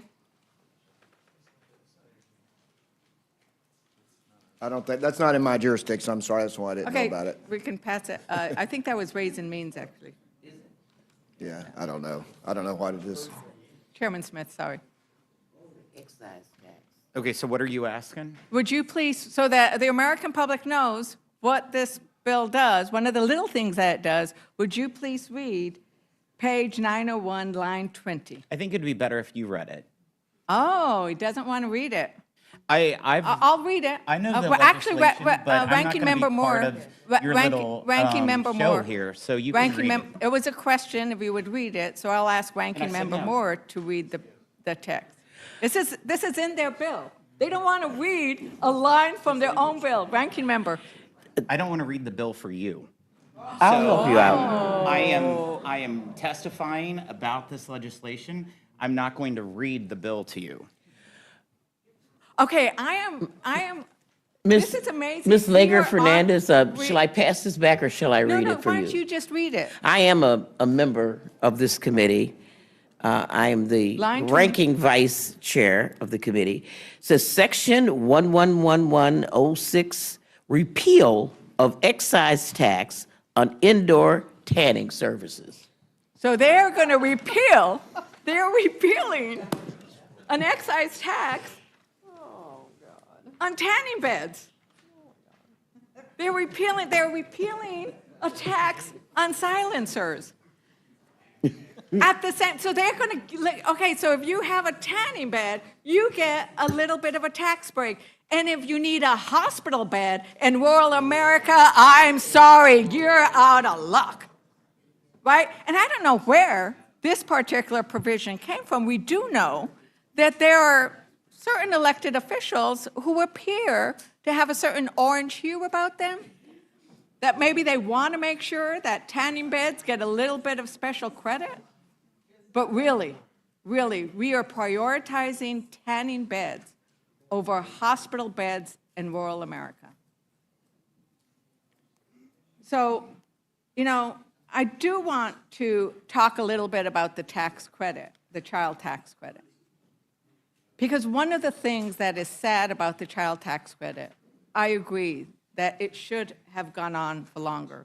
We fought, Rosa DeLauro has been fighting for that expanded child tax credit for almost her entire time here, and she is joined by so many of us on the Democratic caucus, I think all of us. Now, sadly, it didn't get extended, but it didn't get extended because we could not get the Republican votes to extend it in the way it was. And right now, what they have in this bill would actually deny the full value of the child tax credit to 17 million children because their families don't make enough money to qualify for it. Now, I don't know if the chair wants to answer any more questions, but maybe I'll just ask Ranking Member Moore, is that what's going to happen with the child tax credit? Is the families who need it the most won't get it? Well, does the child tax credit extend to all the families So what of this America? legislation does, of the 17 million children that you're talking about, they're going to make sure that their refundability is $1,700. At the end of this year, it drops to $1,000. So we're making sure that they are staying whole of where they are currently. If this bill does not pass, those 17 million children will only have $1,000 child tax credit instead of a $1,700. But there is a discrepancy. Representative Moore. Thank you so much. And Chairman Smith knows that that this is very important to me. This is the reason that I came to Congress. And so while I appreciate the fact that this committee has finally recognized that as an OECD country, we need to provide some kind of child supplement to children. I mean, everybody else has figured that out before we did. And while people want to give women $5,000 to have babies, I just think it's a lot more practical to take care of the children that we already have. I guess the thing that and we're going to get to talking about work requirements again, but as people have pointed out, about 96, 97% of people who are under the age of 65 and that receive any of these benefits they work. And if they're not working, they've worked the year before, they received any of these benefits. They worked a year after they've gotten it. And the 6 or 7% of people who don't work, as Mr. McDermott has pointed out, they have Mr. McGovern, have very complicated lives. They're taking care of elders, they're taking care of children. So if a woman finds herself in a situation, for example, where she, for whatever reason, cannot work, there are 17 million children who will get zero. And these are the poorest kids that there are. And they need support. It's, a child supplement is supposed to recognize that child rearing is expensive. The kids don't earn money particularly, but they need their Cub Scout uniform. They have sports equipment. They can't participate. I can remember growing up when I couldn't go on a field trip because I didn't have $5 for the bus fare. And we're going to leave them out. And, because of this work requirement, the poorest children, 17 million of them, who have no control over whether or not employers will provide their parents with work, parents who perhaps don't have a high school diploma. I know people who wouldn't hire people because all their teeth were rotten. And that wasn't a good look for working in the restaurant. And these are children, the most needy will not receive any money whatsoever. And you have to earn at least $2,500, is that right, Mr. Chairman, to get the lowest amount of the tax credit. So someone, the mayor of Milwaukee, he's got 3 beautiful children, he'll get the maximum tax credit, and the kids who live down the street will get nothing. It's that disparity. There are so many bad things in this bill that we really need another 3 or 4 days. The Inflation Reduction Act, what they are doing to clean energy, what they are doing in so many different areas, condemning the United States to be so far behind, condemning us to be, second to China on renewable energy in so many different ways. But, I think that we will just continue to talk about these other things because it's really important. But with that, I want to yield just a really quick few seconds to my colleague. Yes, I just wanted to seek unanimous consent on an article. My colleague mentioned the issues with respect to rural hospitals, but there's a Philadelphia Inquirer article from May 19th entitled "Pennsylvania Hospitals Like Crozier-Chester with a lot of Medicaid patients keep closing. Budget cuts would speed up that trend." And it discusses how half of our adult hospitals in southeastern Pennsylvania have closed due to lack of adequate Medicaid funding. Without objection. Thank you. And with that, Madam Chair, I yield back. Thank you. Ms. Houchin, do you have a question? Thank you, Madam Chair. I appreciate the panel being here and for long hours and testifying. I do want to offer to my chairman of Energy and Commerce, Chairman Guthrie, to just touch on anything that you would like to cover out of the many accusations that have been leveled about the bill. But my one question to you, since high school diplomas were mentioned, if somebody doesn't have a high school diploma, then they might not be able to get a job per the work requirement we have in the bill. Doesn't participating in some sort of education program count toward those requirements? Yeah, if you're working towards a GED program, that would count towards your work requirement. So if you want to go through, I'll yield time to you to cover thanks a the lot. many accusations. Thanks a lot, and I come from a product of hard work too. My whole life growing up, my childhood up through high school, my dad worked in a Ford foundry. That's pretty hard in Alabama, so that's pretty hard work when you're in the heat of the summer. So I come from that as well. And if you look at, they talked about the coverage loss. I always say, look at ineligible, illegal, and able. So if you look at the coverage loss that comes from the Medicaid requirement, it's people that aren't eligible to participate in the Medicaid program by the rules set up by people who voted for the Medicaid program. The other are the people that are not here in a legal presence. And the other is the able-bodied. And when we talk about able-bodied, well, one, I know that we talked about the maternal health program. That was actually bipartisan. I think Doc Burgess was really engaged in doing that. It was extended for a year. And that, if it's anywhere in the bill, I want somebody to point that out because it's not in the bill that's affected. But the work requirement does not apply to you if you're a pregnant woman, if you're under 19 or over the age of 64, if you're a tribe member, if you're a parent, guardian, caretaker, relative of a disabled individual, or have a dependent child. Veterans with a disability rated as total. Individuals who are medically frail, which includes but is not limited to people with the following conditions: blind, disabled, substance use disorder, disabling mental disorder, physical intellectual development disability, serious or complex medical condition, or other conditions identified by the state or approved by the secretary, or you're for compliance with TANF or SNAP, which SNAP's had them, we argue, since the 1970s, so we think we can do this. People have brought up Georgia and Arkansas. Those were problems. People were working and could not get Medicaid. And that is absolutely not what we want. That's why we took great pains to make sure we simplify the reporting requirements. People have due process rights. We want people to have Medicaid, but if they're not working and able to work, but we don't want to use the work requirement to deprive people of Medicaid. So we feel that is there. The other number, because they throw up 13 million, there's like over 5 million, but that comes from an expiring provision in the Inflation Reduction Act. And it was brought up by my friend from Wisconsin and others that, well, why don't we make all these other things permanent? That wasn't made permanent.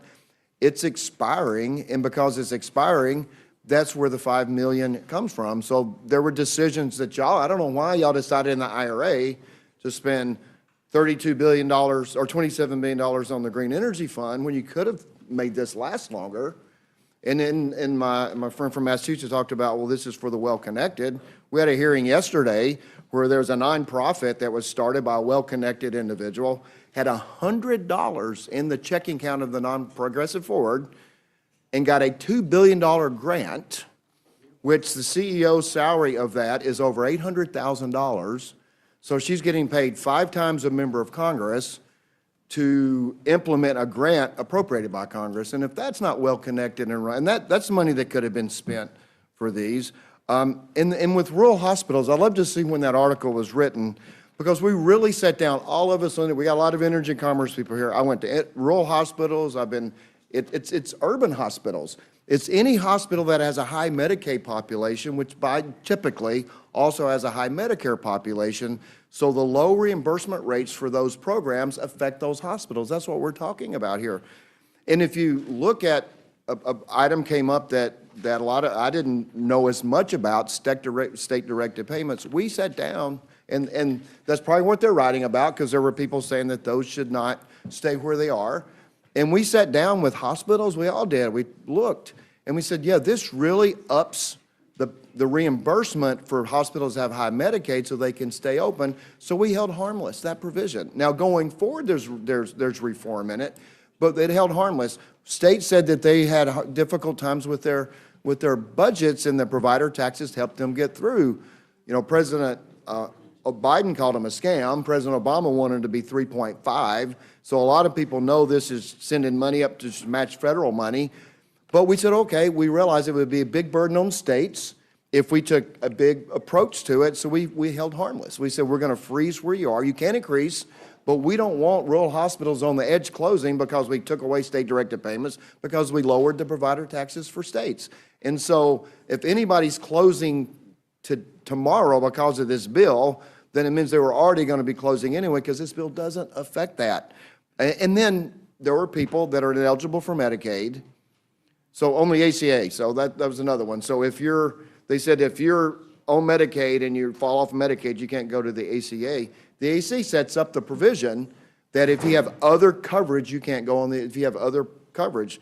So if somebody has Medicaid, this is what our argument wasn't save money, but if somebody has Medicaid and the only reason they become ineligible because they are able-bodied under all the exemptions that I read, but they're able-bodied and they fall off Medicaid just because they won't work, then they shouldn't have the opportunity to go get a subsidized plan in another form. And so that's what that provision was there for. So this whole committee, Energy and Commerce, we spent a lot of time making sure that we reform a program that's grown twice the size of inflation.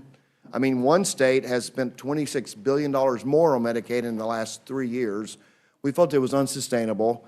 We walled off. There's two groups. There's the Affordable Care Act. So if I'm a healthy Kentuckian and I go to the hospital, the federal government pays 90%. If I'm a disabled child in Kentucky, go to the hospital, the federal government pays 72%. Talk about values. But we have left that alone in our bill because of the states have budgeted and put their hospitals around that. So unfortunately, that's what was put into law under the Affordable Care Act.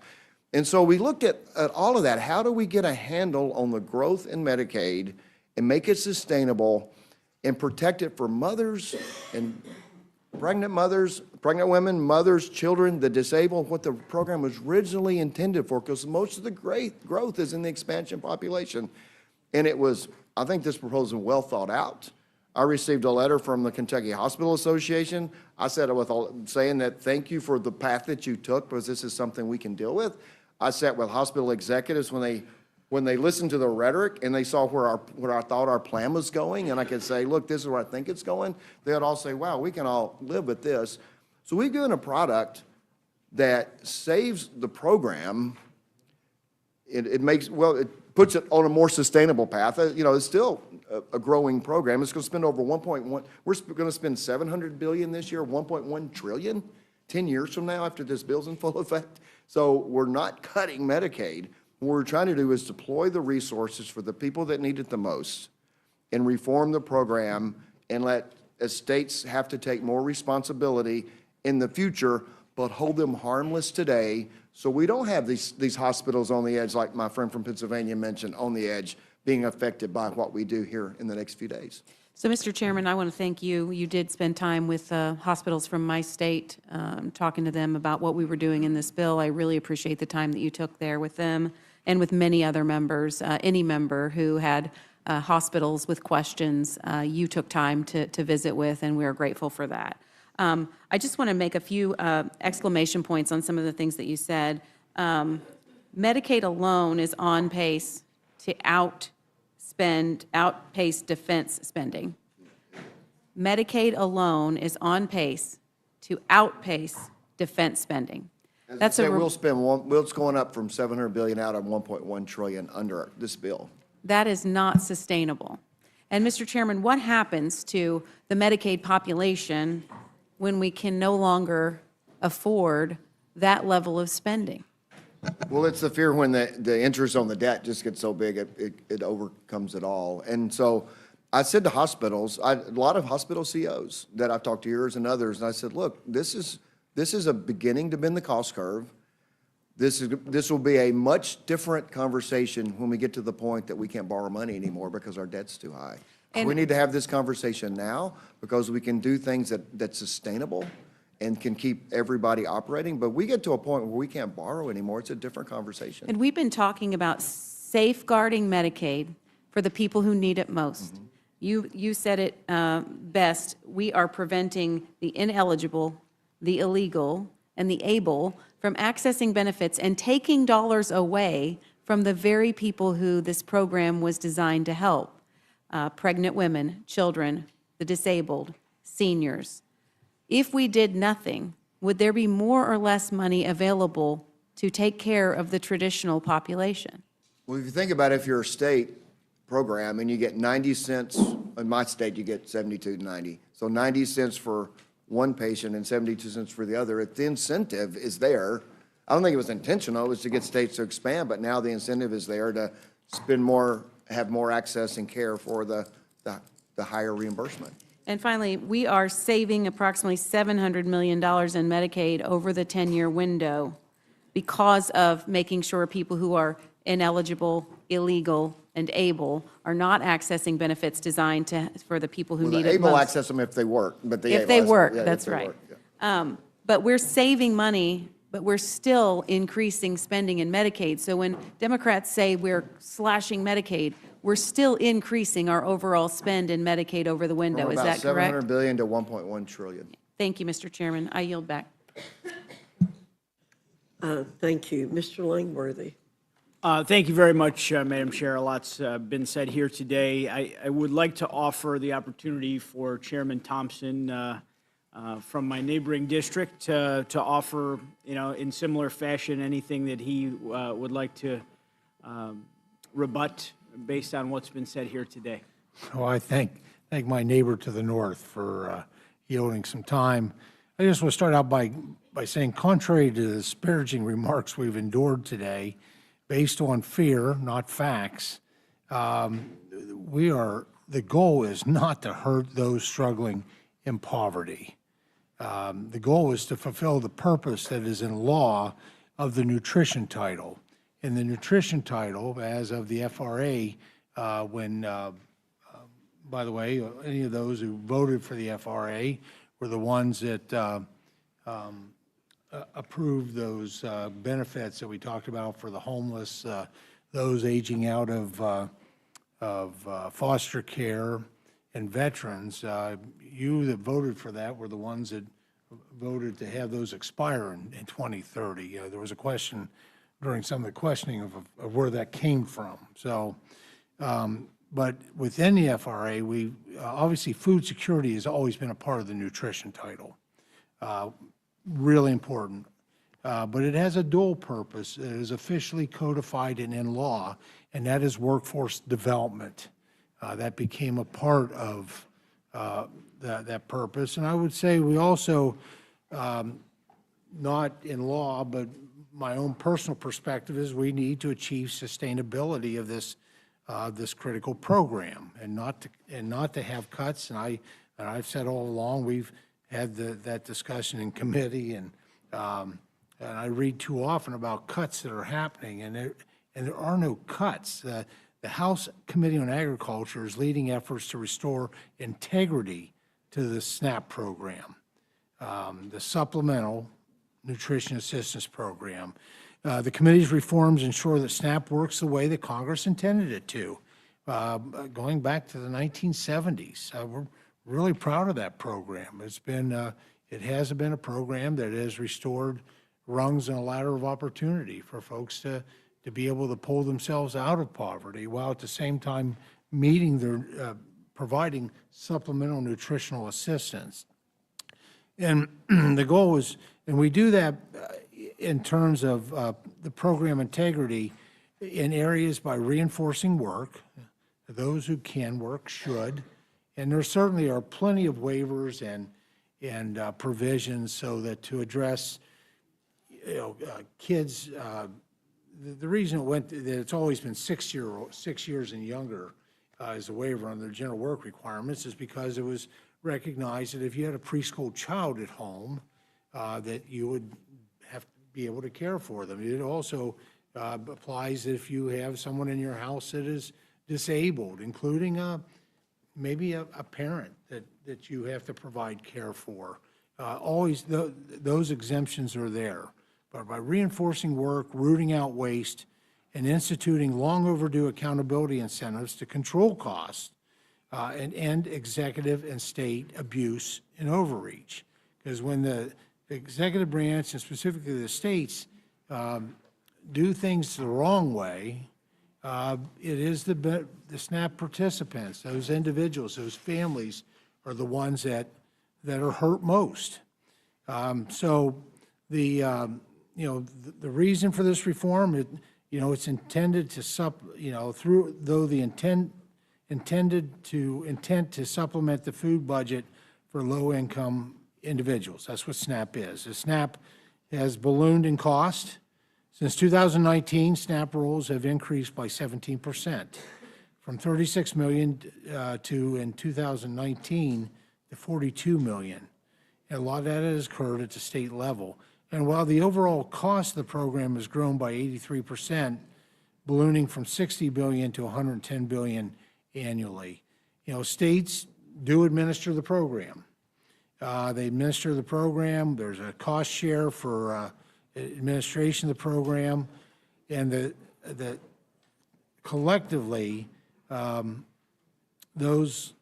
states make $13 billion per year in erroneous payments, both overpayments and underpayments.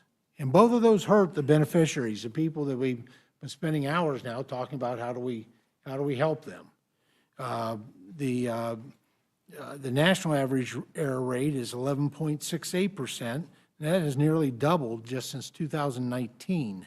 So what is the impact? Obviously, we all know what the impact is when it's an underpayment.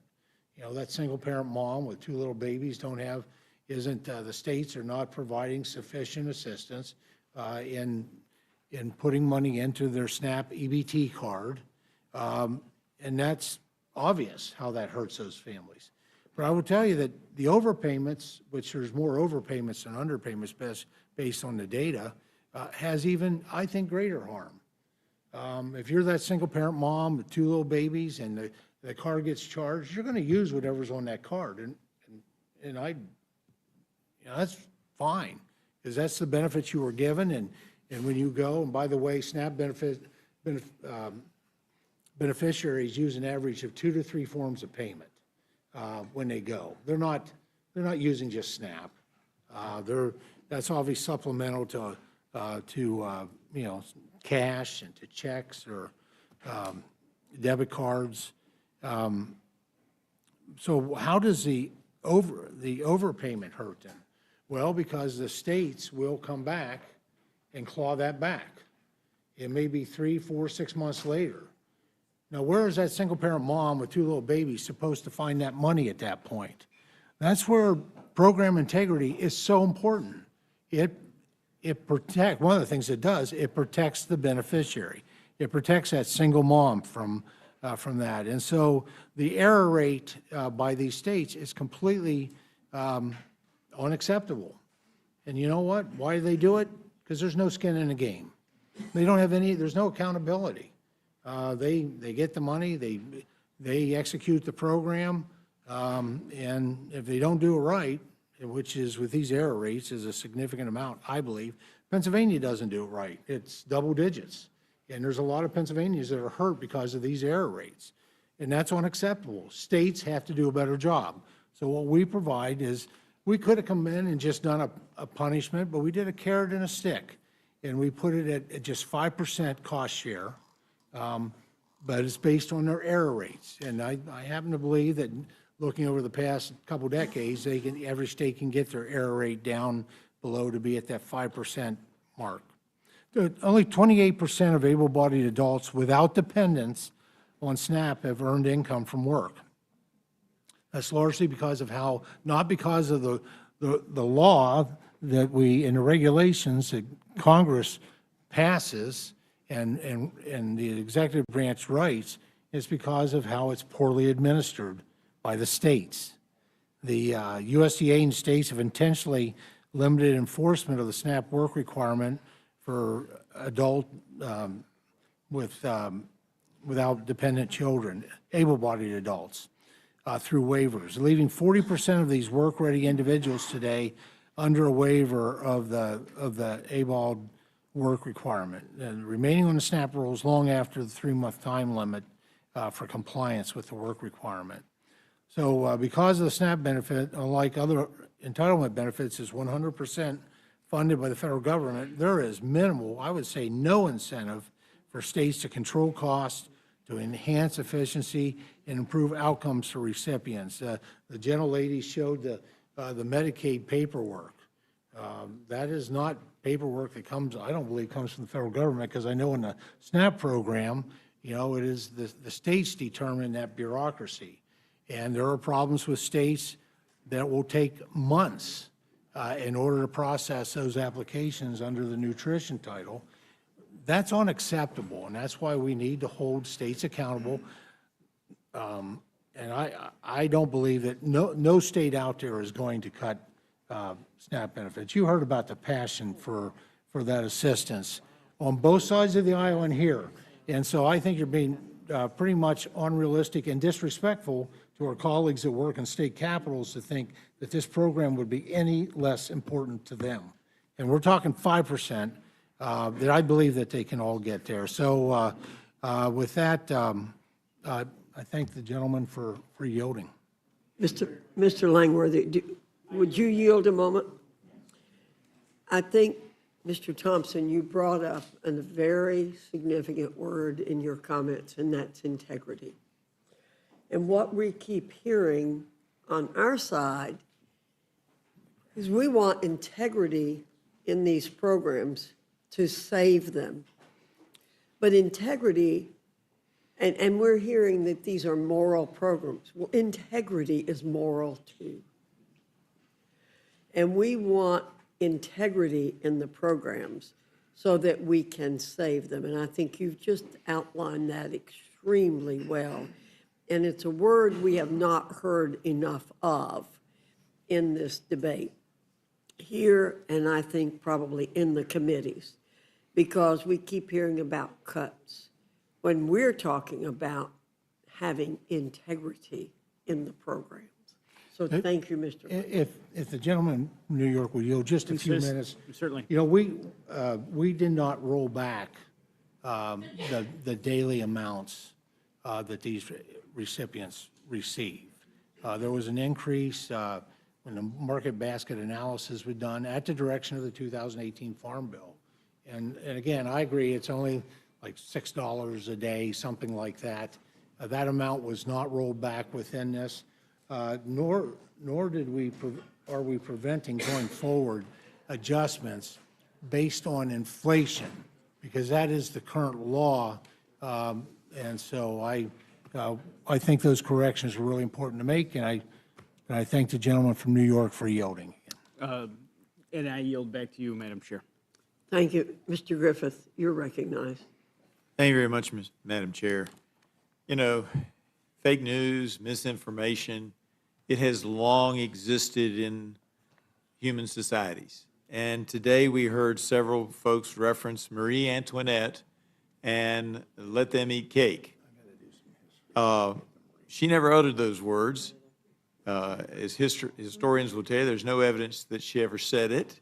I understand the intent in which it was used, but she never said those words. In fact, the rumor, let me finish. I just say you guys make Marie Antoinette look like she's down to earth. No, not going there. But the rumor that she said those words started circulating in the streets of Paris a couple of weeks after her head had been severed by the guillotine. And as everybody knows, the brain only functions for 2 seconds. Scientific data done at the guillotine by French scientists showed the brain only functions for 2 seconds, 2 blinks of the eye subsequent to the head being severed. Misinformation is still out there, and sometimes it's both sides of the aisle that we start these stories or these rumors in the minds of people. And one of those that all of us have been guilty of is talking about work requirements related to this bill, because it's actually community engagement. So if you're going to school, as we've heard some testimony today, if you're engaged in your community in any way, going to school, getting a drug treatment program, it counts. Volunteering in your community for that 18.47 hours a week counts, or 80 hours. It doesn't have to all be done in a week. 80 hours over the course of the 4.33 weeks in a month counts. And so I heard, because we fall into that trap, I heard that,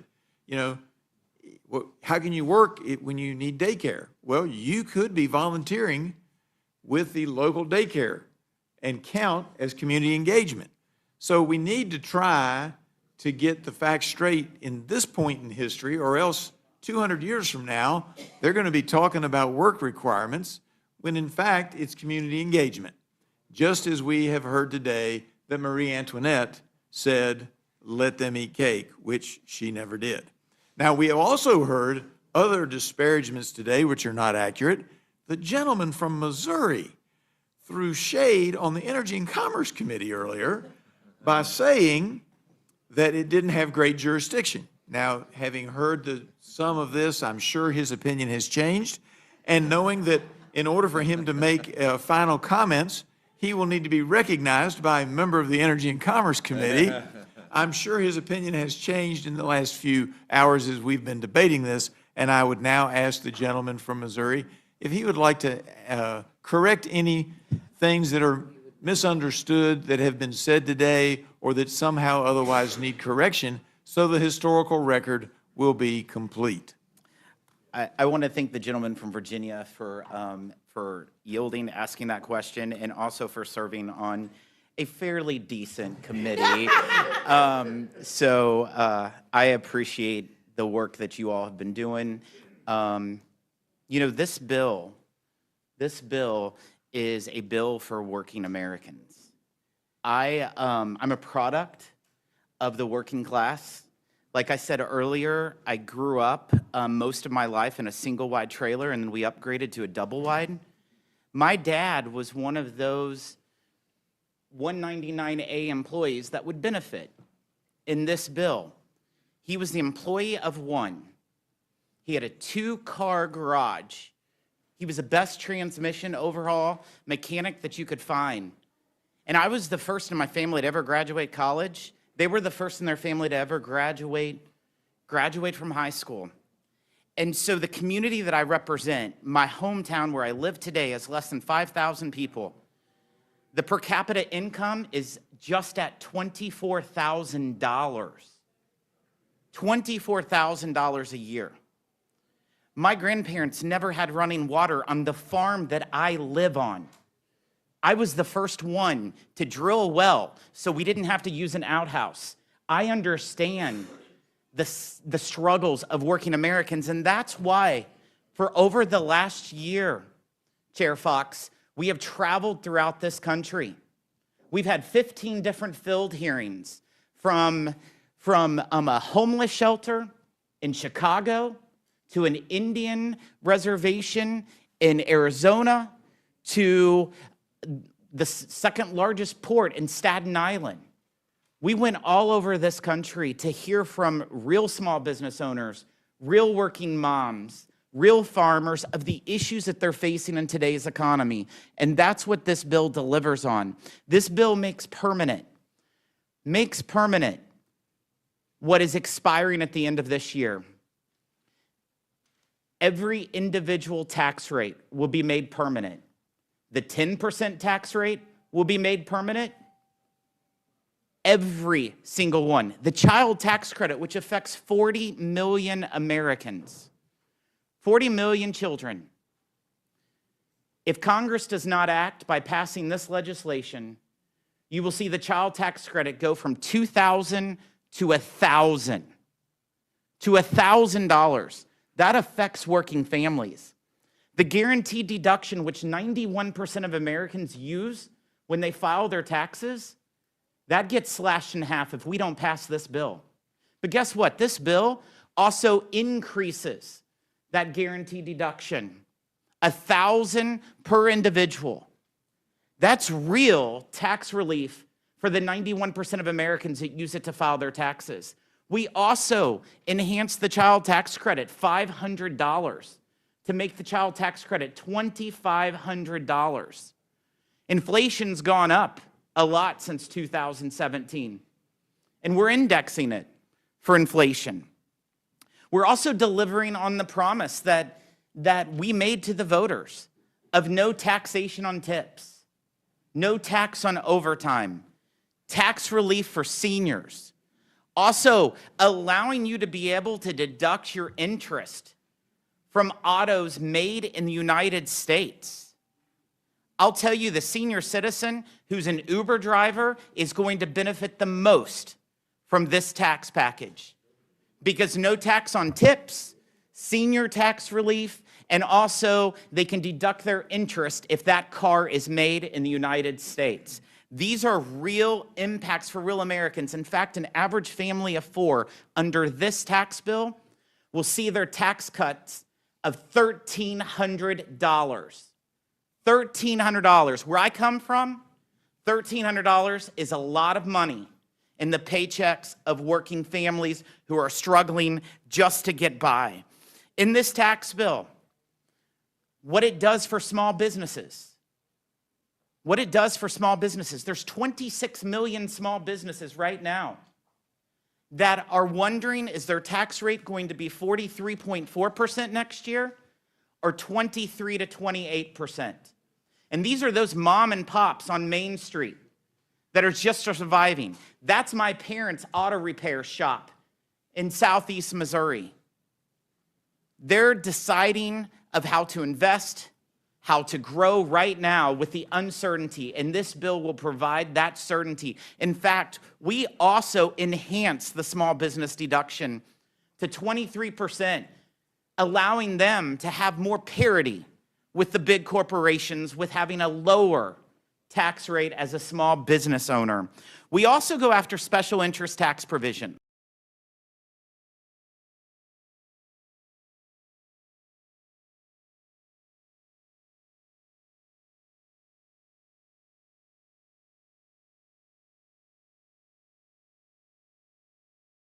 Those tipped employees, those linemen working overtime, those seniors who are living paycheck to paycheck.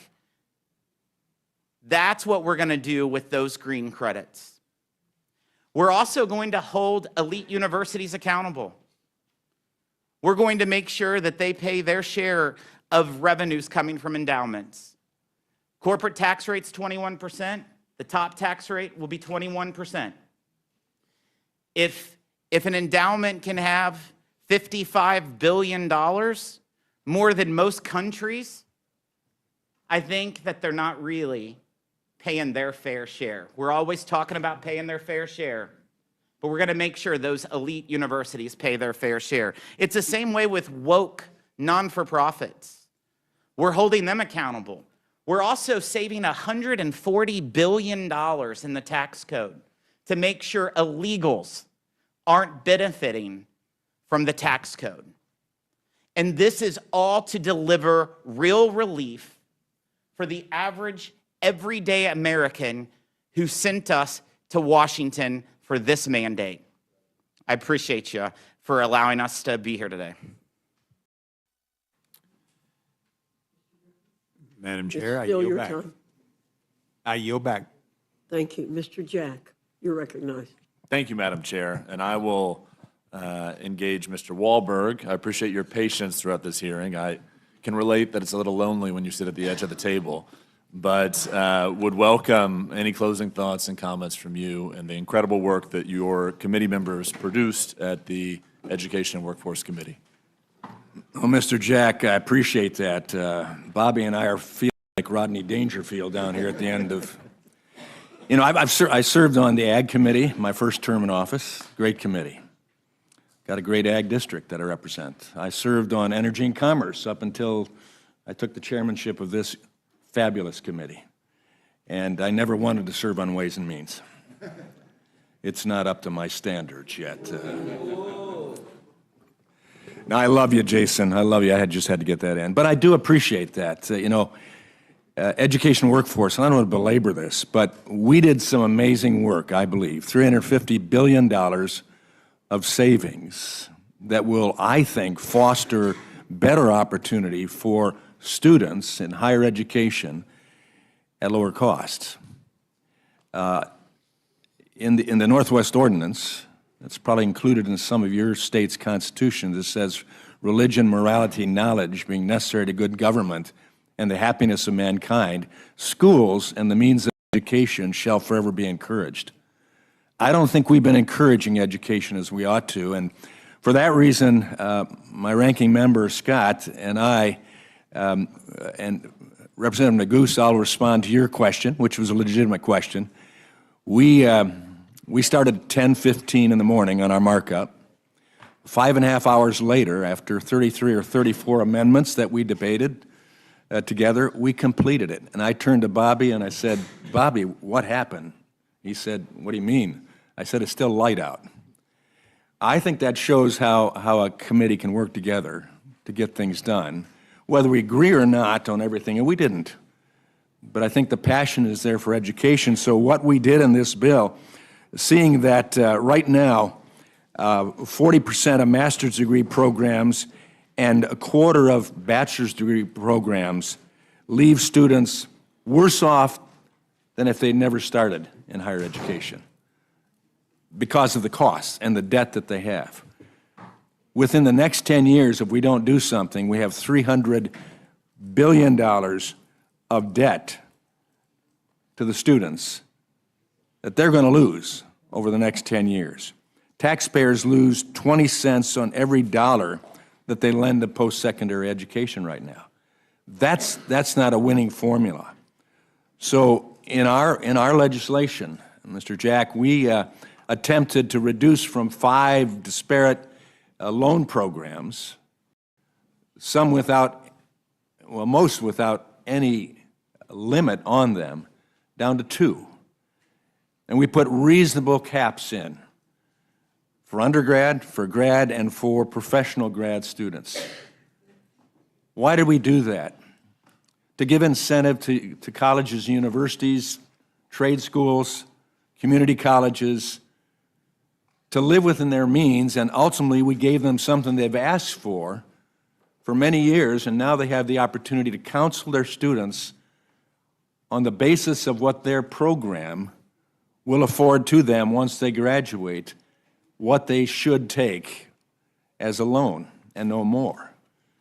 For that reason, we have a chance to give them skin in the game, that if students come out at the end of the pipeline and they are paying off their student loan, keeping on track to do that, and they have advanced in their ability to earn, we give them a special carrot called a promise grant. If they don't, and the students are defaulting and not achieving what they ought to achieve, then we give them a portion of risk sharing to contribute, that carrot and stick approach. Bobby and I agreed on a very significant portion of the bill, and that's workforce Pell, short-term Pell.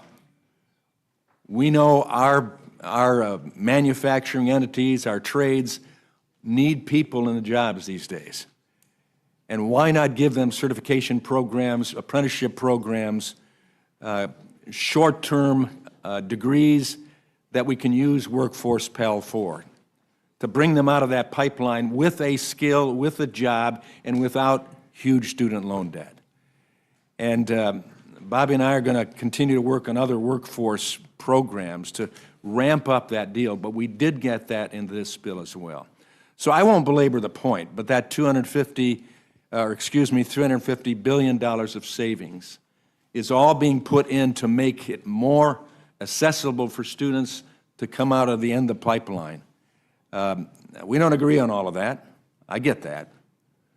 But that's the approach, and I think in the end, we're going to see a better higher education system. I wonder if the gentleman might give the ranking member a chance to. Well, he already had a chance to address one of your concerns, but a lot for him. I just heard a lot of references to Bobby. Respectfully, Mr. Mr. Neguse, I reclaim my time, and I appreciate your comments, Chairman Wahlberg, and obviously appreciated your testimony throughout this hearing, Mr. Scott. And with that, I yield back to our chairwoman, Ms. Fox. Madam Chair, can I publicly thank Rules Republicans for all those profound last questions? You just did. Just did.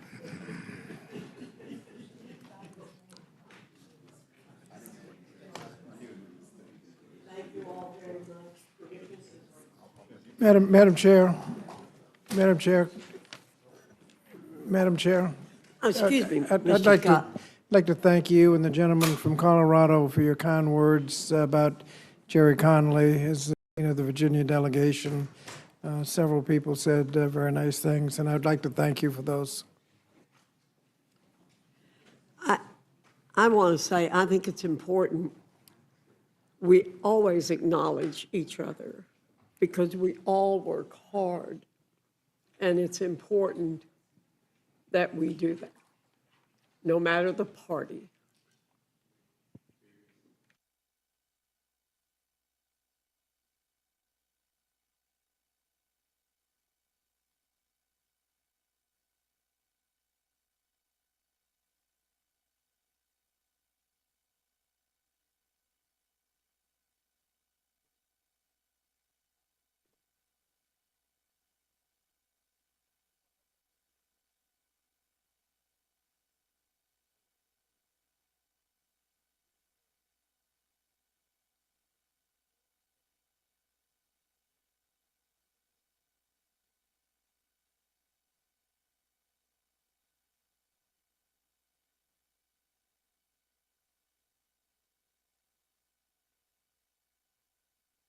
The next panel, thank you.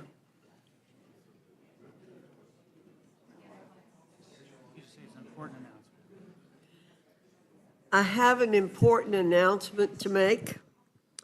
To the members in the room who've been waiting patiently to deliver amendment testimony, I have a brief announcement about how we're going to proceed. Those of you who've been excused can go.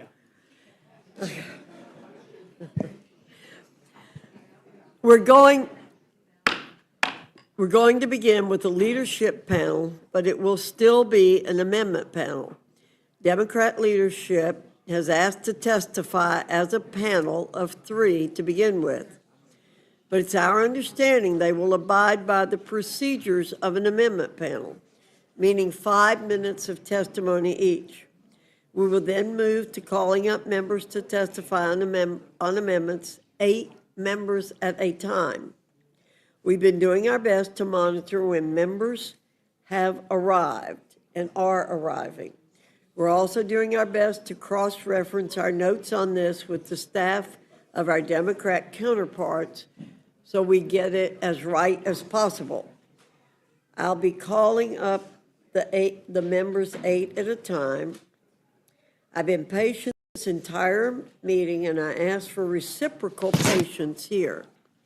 If you just walked in, you may need to wait for a third panel.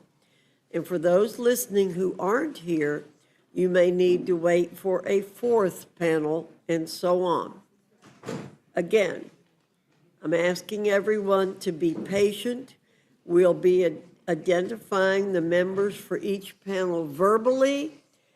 I believe if you are on the Democrat side, and I think everyone who wants to offer an amendment is on the Democrat side, you may talk to the Democrat staff outside about where you might be in the queue.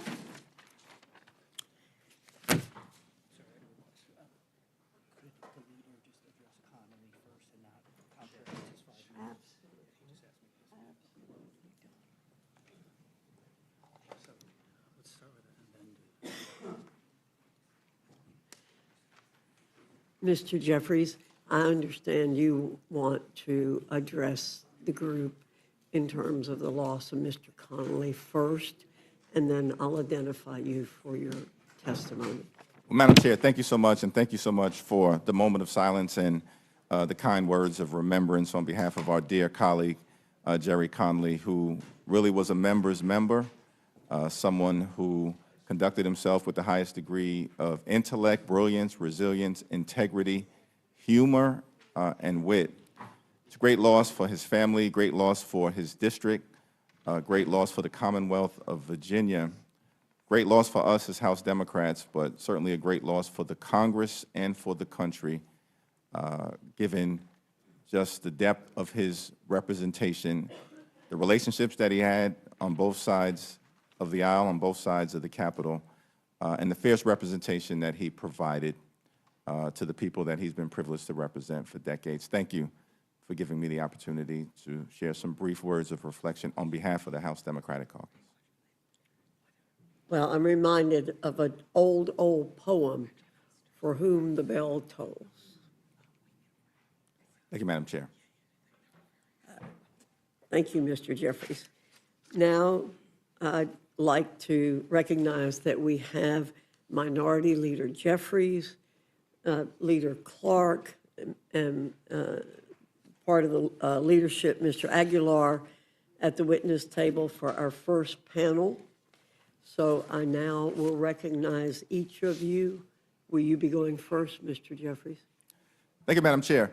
Good morning. Thank you, Chairwoman Fox and Ranking Member McGovern, for the opportunity to testify at this incredibly important Rules Committee meeting. I also thank my colleagues, Whip Catherine Clark and Caucus Chair Pete Aguilar, for partnering with me on this amendment. Come before you today with an amendment to strike the unacceptable, unconscionable, and un-American cuts to the health care and food assistance of the American people. America is the wealthiest country in the history of the world. We are better than this. The great American middle-class dream is that when you work hard and play by the rules, you should have the ability to provide a comfortable life for yourself and for your family, a good paying job, educate your children, purchase a home, and have access to high quality and affordable health care, as well as be able to put food on your kitchen or dining room table. Unfortunately, we are here today discussing a bill that would make that American dream harder to reach for millions by increasing costs for families, hardworking American families, and gutting the things that they need to survive and thrive. This reckless budget would take health care and food assistance away from millions of people in order to provide tax cuts to the wealthy, the well-off, and the well-connected. It would hurt children, hurt seniors, hurt families, hurt women, hurt people with disabilities, and hurt our nation's veterans. If enacted, the GOP tax scam would represent the largest cut to health care in American history and the largest cut to nutritional assistance in American history in order to provide the largest tax breaks to billionaires like Elon Musk in American history. So let's begin with the health care component of this amendment. Everyone should have access to high quality and affordable health care in the United States of America. In 1965, Congress created both Medicare and Medicaid. In the intervening decades, Congress passed legislation to expand and strengthen these important programs. In 2010, this Congress, under the leadership of Speaker Nancy D'Alessandro Pelosi, passed the historic Affordable Care Act, which created new protections for people with pre-existing conditions and expanded health care for tens of millions of people who couldn't otherwise afford it. Since then, we have managed to achieve the lowest uninsured rate in history. Why would we go backward? Which is what the GOP tax scam would do. We know, however, that our healthcare system is not perfect. Too many Americans continue to be unable to pay their medical bills and struggle to get access to the care that they need. As Democrats, we are ready to work in a bipartisan manner to address these challenges, but we will never support any Republican effort to rip away health care from the American people. This GOP tax scam will force nearly 14 million people to lose their health coverage and cause millions more to pay higher copays, premiums, and deductibles. Hospitals will close, nursing homes will shut down, and people will die in all of your districts. Now, prior to the modern SNAP program being created in 1964, there was vast hunger and food insecurity across this country, including in low-income communities, rural areas, and communities of color.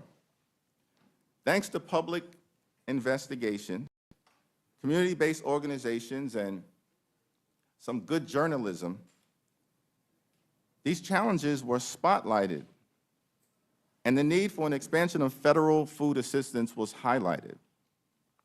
The American people were moved by images of children with distended bellies rummaging around in garbage and families going hungry. finally compelled Congress to act. And over the last 60 years, we as a country have made significant progress to reduce hunger and help people afford nutritional food. Unfortunately, the policies in this GOP tax scam threaten to undo this progress and return us to an age where far too many children or veterans or seniors are struggling to eat and get access to the nutrition that they need. It's also important to recognize that SNAP is a vital part of providing opportunity for our farmers, who we stand with, food makers, small businesses, truckers, independent grocers, and the entire supply chain. So for the Republicans who have promised to love and cherish Medicaid, I ask you to support this amendment. For the Republicans who believe we should not rip food away from the mouths of children, seniors, and veterans, we ask you to support this amendment. And for the Republicans who believe that the gospel in Matthew 25 and 35 teaches us to stand up for the poor, the sick, the afflicted, the least, the lost, and the left behind, we ask you to support this amendment and strike these harmful cuts to health care and nutritional assistance. Thank you, Madam Chair. I yield back.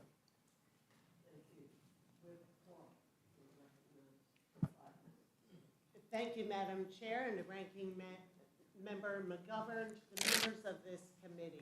I am a proud co-sponsor of Leader Jeffrey's amendment, Protecting Medicaid and SNAP. And my Democratic colleagues have done an excellent job laying out how taking Medicaid and food from kids and seniors and veterans and moms to give tax cuts to billionaires while increasing our deficit is a triple threat to the American people. But unfortunately, it doesn't end there. I'm offering an additional amendment that strikes a provision that would defund Planned Parenthood. Speaker Johnson recently said about this provision, it is about going after, quote, big abortion. But he knows better than that. We all know the federal government doesn't pay for abortion care. We all know Republicans have already decimated access to safe abortions in this country. So what does this provision actually do? It further defunds women's health care. It defunds cancer screenings, prenatal care, postpartum services, fertility treatments, preventative care. 96% of Planned Parenthood's clinical work has nothing to do with abortion, but everything to do with serving millions of women, most of them overwhelmingly in rural and underserved areas, who are having a hard time finding reproductive care or any health care, especially in states with abortion bans. Faced with the choice of either breaking the law or breaking their oath to put patients first, OBGYNs are packing up and leaving. As a result, 35% of counties in America don't have a single obstetrician. In Georgia, it's 42%. In Texas, it's 50%. Clinics are shutting down while maternal mortality is on the rise. Infant mortality is up for the first time in decades. How does this bill respond to this Republican-manufactured crisis? It piles on. It makes it even harder for women to find health care. Without this amendment, it would shut down nearly 600 health centers run by Planned Parenthood, 64% of which serve women living in medical deserts. These are communities that don't have enough health care providers as it is. These are women who overwhelmingly live in rural areas. These are women that you represent. If Planned Parenthood is defunded, 7,500 South Carolinians will lose their doctor. All of them, 100%, live in a medical desert. 9,200 Georgians are on the edge of that same cliff, 75% in medical deserts. 22,000 Hoosiers, 82% medical deserts. 24,000 Virginians, 50%. 37,000 North Carolinians, 67%. 51,000 Minnesotans, 69%, and 118,000 Texans. Count on Planned Parenthood in a state where babies and pregnant women are dying at a historic rate. 2/3 of Texans live in medical deserts, and 141,000 New Yorkers are about to see 47 clinics boarded up, 61% of them in the neediest areas in New York State. Millions of women are counting on their representatives to make the right decision. Women like Cheryl from North Carolina, who years ago was overdue for a pap smear, but she didn't have insurance and she kept putting it off. A friend mentioned Planned Parenthood would provide this free of charge. She booked an appointment, got checked, and it came back abnormal. They caught it early, and the cancer was removed. Cheryl credits Planned Parenthood with saving her life. A lot of stories begin like Cheryl's. They should all end in the same way, with health care that saves lives. I hope this amendment gives you all pause. When the women in this country deserve health care. And I hope you will think about the moms struggling to get by and stay healthy for the sake of their children and their families. It is not too late. Do right by them. Make this amendment in order for floor consideration. Thank you, Madam Chair. Thank you. Mr. Aguilar. Thank you, Madam Chair. Ranking Member McGovern, distinguished colleagues on the committee. I appreciate your kind words about our colleague, Mr. Connolly, as well, Madam Chair. I'm grateful for the opportunity to introduce amendments that would strengthen SNAP, a program that helps families across the country meet their basic needs. I'm also proud to co-sponsor Leader Jeffries' amendment. State governments can't afford to take on the extra costs that this legislation would impose on them. It would force leaders in red states and blue states to either raise taxes or remove people from SNAP, leaving even more Americans hungrier and poorer. I wish more Americans had the opportunity to hear from our prior panel's testimony during the workday, but this committee made the choice to hide from the public and keep hidden what's actually in this bill. In fact, we're still told that managers' amendments are still being negotiated and are incomplete. It is outrageous that this committee is debating these policies under the cover of darkness, but it shouldn't be surprising.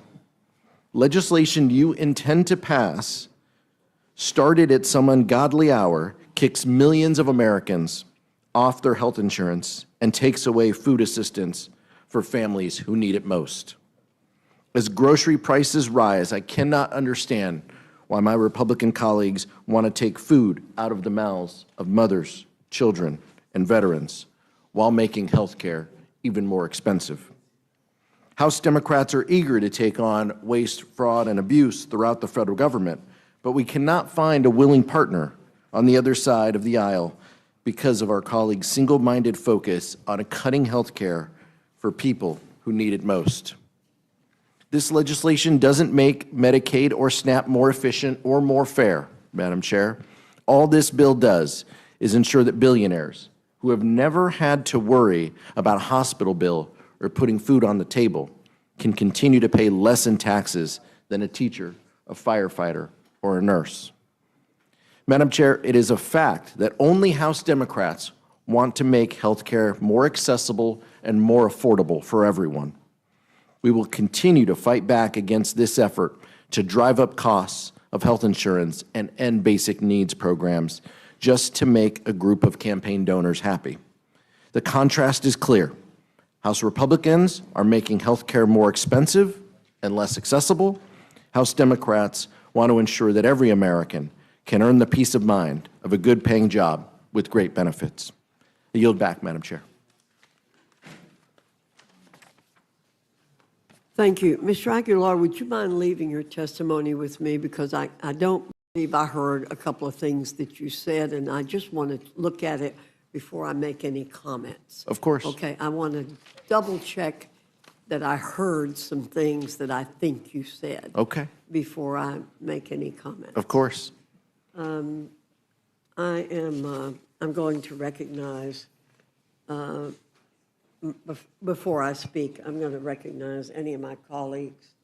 Ms. Houchin, Mr. Langworthy, Mr. Scott, you recognize. Madam Chair, I would just like to ask unanimous consent to submit for the record an article entitled Rich State Poor People. And if I might. Without objection. If I might just read from it, the oil and gas boom has helped New Mexico has become the nation's second biggest oil producing state. Taxes paid on the state's oil production would generate, and in quotations, more money than we know what to do with, according to Democrat State Senator and Legislative Finance Committee Chair George Munoz. States are flush with cash that are well run. Thank you. Without objection. Mr. McGovern, you're recognized. Yeah. First of all, let me just address something that Chairman Smith said. He went through all the things in the tax section of the reconciliation bill that, quite frankly, most of us support. I mean, the child tax credit, the no tax on tips, the middle-class tax cuts. But what he omitted was the tax cuts for billionaires. What he omitted were the cuts to Medicaid that will throw people off of health care, or the cuts to SNAP.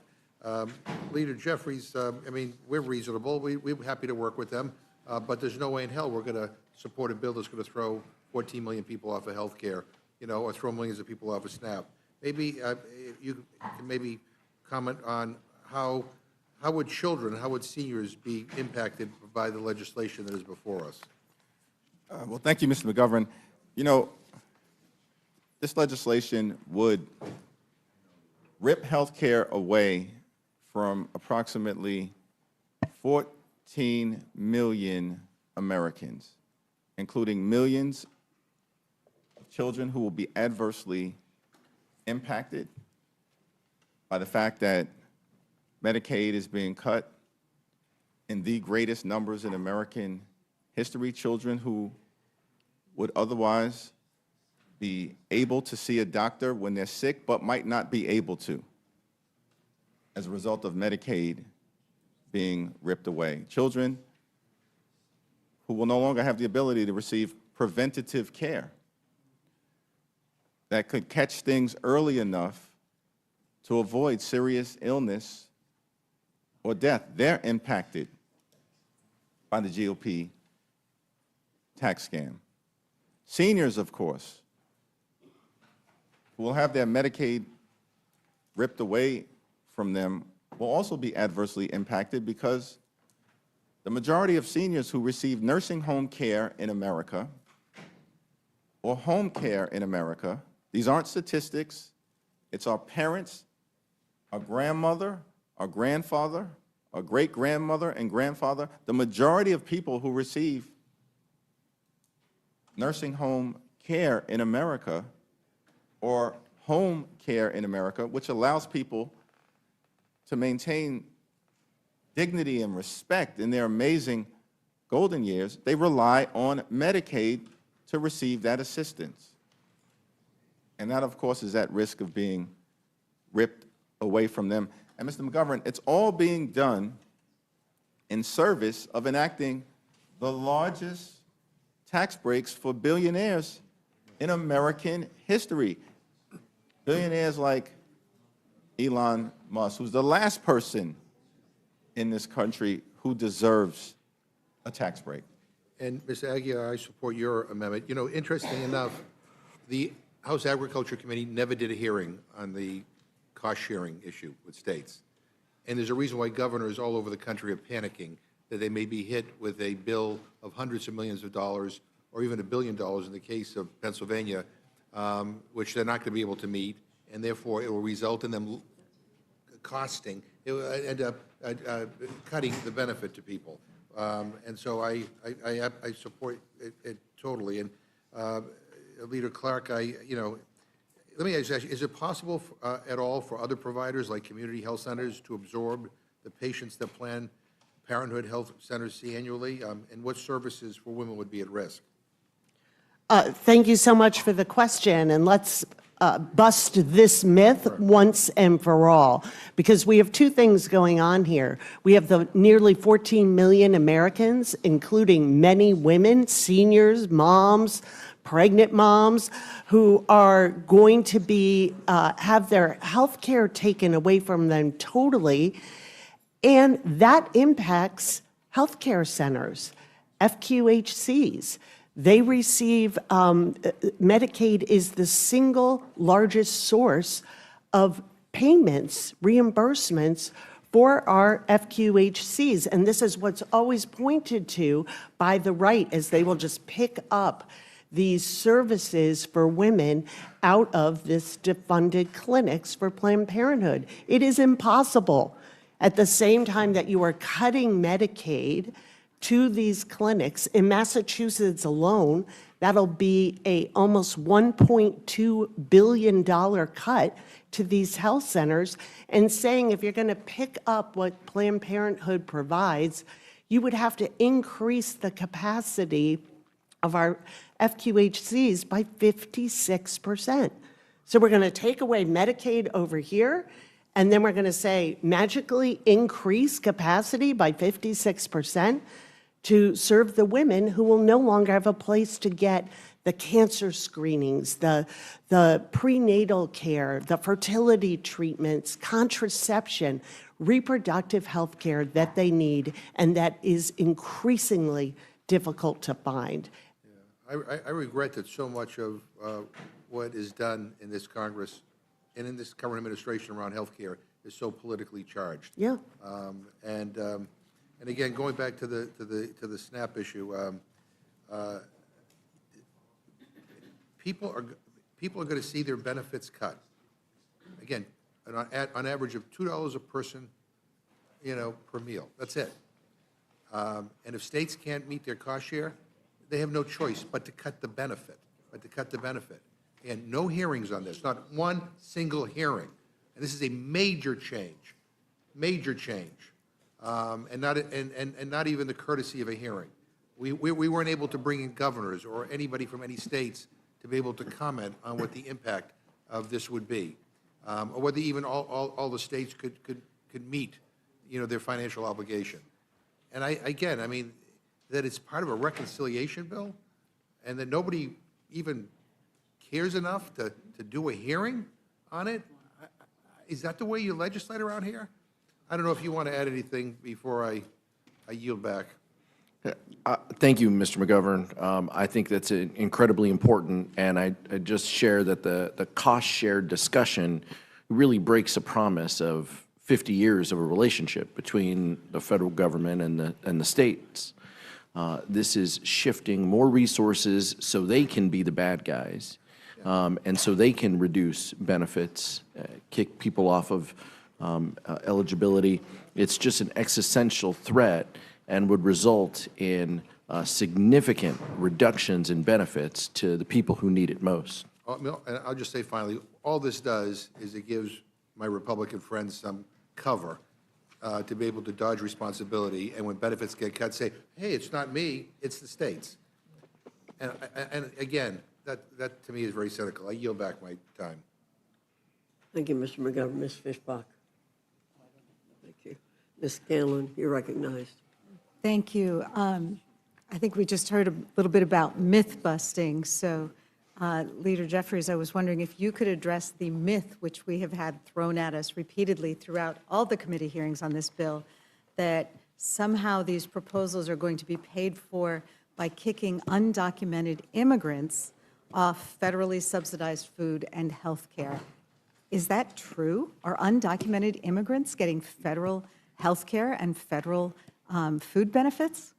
Yeah, it's a great question. Under current law, undocumented immigrants are already ineligible for Medicaid, the ACA exchanges, and for SNAP benefits. Not a single undocumented immigrant in this country gets a dime in federal taxpayer dollars for any part of comprehensive Medicaid coverage. Not one. And so when we're talking about nearly 14 million people who are going to be thrown off their health insurance, millions of others who are going to be jammed up by this aggressive cut to SNAP, the largest cut to food assistance in American history, we're talking about American children. We're talking about everyday Americans. We're talking about Americans with disabilities. And when it comes to nutritional assistance, we're talking about veterans who have served this country, sacrificed, risked it all, and they're going to lose access to the food assistance they need to live a life of dignity and respect. Those are the facts. That's why we're fighting hard to stop this GOP tax scam that will hurt everyday Americans dead in its tracks. I appreciate that because we've heard this gaslighting, for weeks now, and we knew it wasn't true, but I appreciate your clarifying that as well. And of course, to the extent that anyone was trying to game the system and get benefits to which they were not entitled, we have inspectors general who were tasked with rooting out fraud, waste, and abuse, but unfortunately have been fired by this administration. So, don't preach about wanting to ferret out fraud, waste, and abuse when you're pulling the watchdogs whose job it was. Thank you. I yield back. Thank you, Mr. Scott. I've already came to you. Mr. Neguse, you're recognized. Thank you, Madam Chair. Thank you, Leader Jeffries, Whip Clark, and Chairman Aguilar for your leadership and for the amendments that you submitted before the committee today. As you all know, we started at 1 a.m., so this hearing's been going now for about 10 hours. We've heard from many Republican chairmen. We have, of course, many members of our caucus who are here that we'll hear from. The only person, and of course we have all the leadership of the House Democratic Caucus, and we're so grateful that each of you came forward to testify in this fashion. The one person we haven't heard from is the Speaker, who came here briefly earlier but was not willing, I guess, to testify in the way that you all have. Mr. Leader, I know you offered to debate the Speaker on the floor. I believe sent a letter to him about a month and a half ago on this particular reconciliation bill, and I wonder if you might expound a bit on why you think that is important for the American people to be able to hear that debate and that dialogue. Well, I thank the distinguished gentleman from the great state of Colorado. And first of all, let me thank all of the members of the Rules Committee, certainly my colleagues on the Democratic side who have done a tremendous job for the American people, Jim McGovern, Mary Gay Scanlon, you, Joe Neguse, and of course, Teresa Leger-Fernandez. Let me also thank the chair, Chairwoman Fox, from the great state of North Carolina by way of New York City. She may have left the Bronx, but the boogie down Bronx has never left her. So thank you for providing this opportunity for us to have this discussion. But one person is missing, Speaker Mike Johnson. Over a month ago, I asked our distinguished colleague from Louisiana, the Speaker of the House, to debate any of us, but certainly myself, on the House floor about this very bill. He believes it's one big, beautiful bill. We believe it's one big, ugly bill that's going to hurt the American people, hurt children, hurt families, hurt veterans, hurt seniors, cut health care, cut nutritional assistance, explode the debt by a minimum of $3.8 trillion. This is being done by people who claim to be the stewards of fiscal responsibility.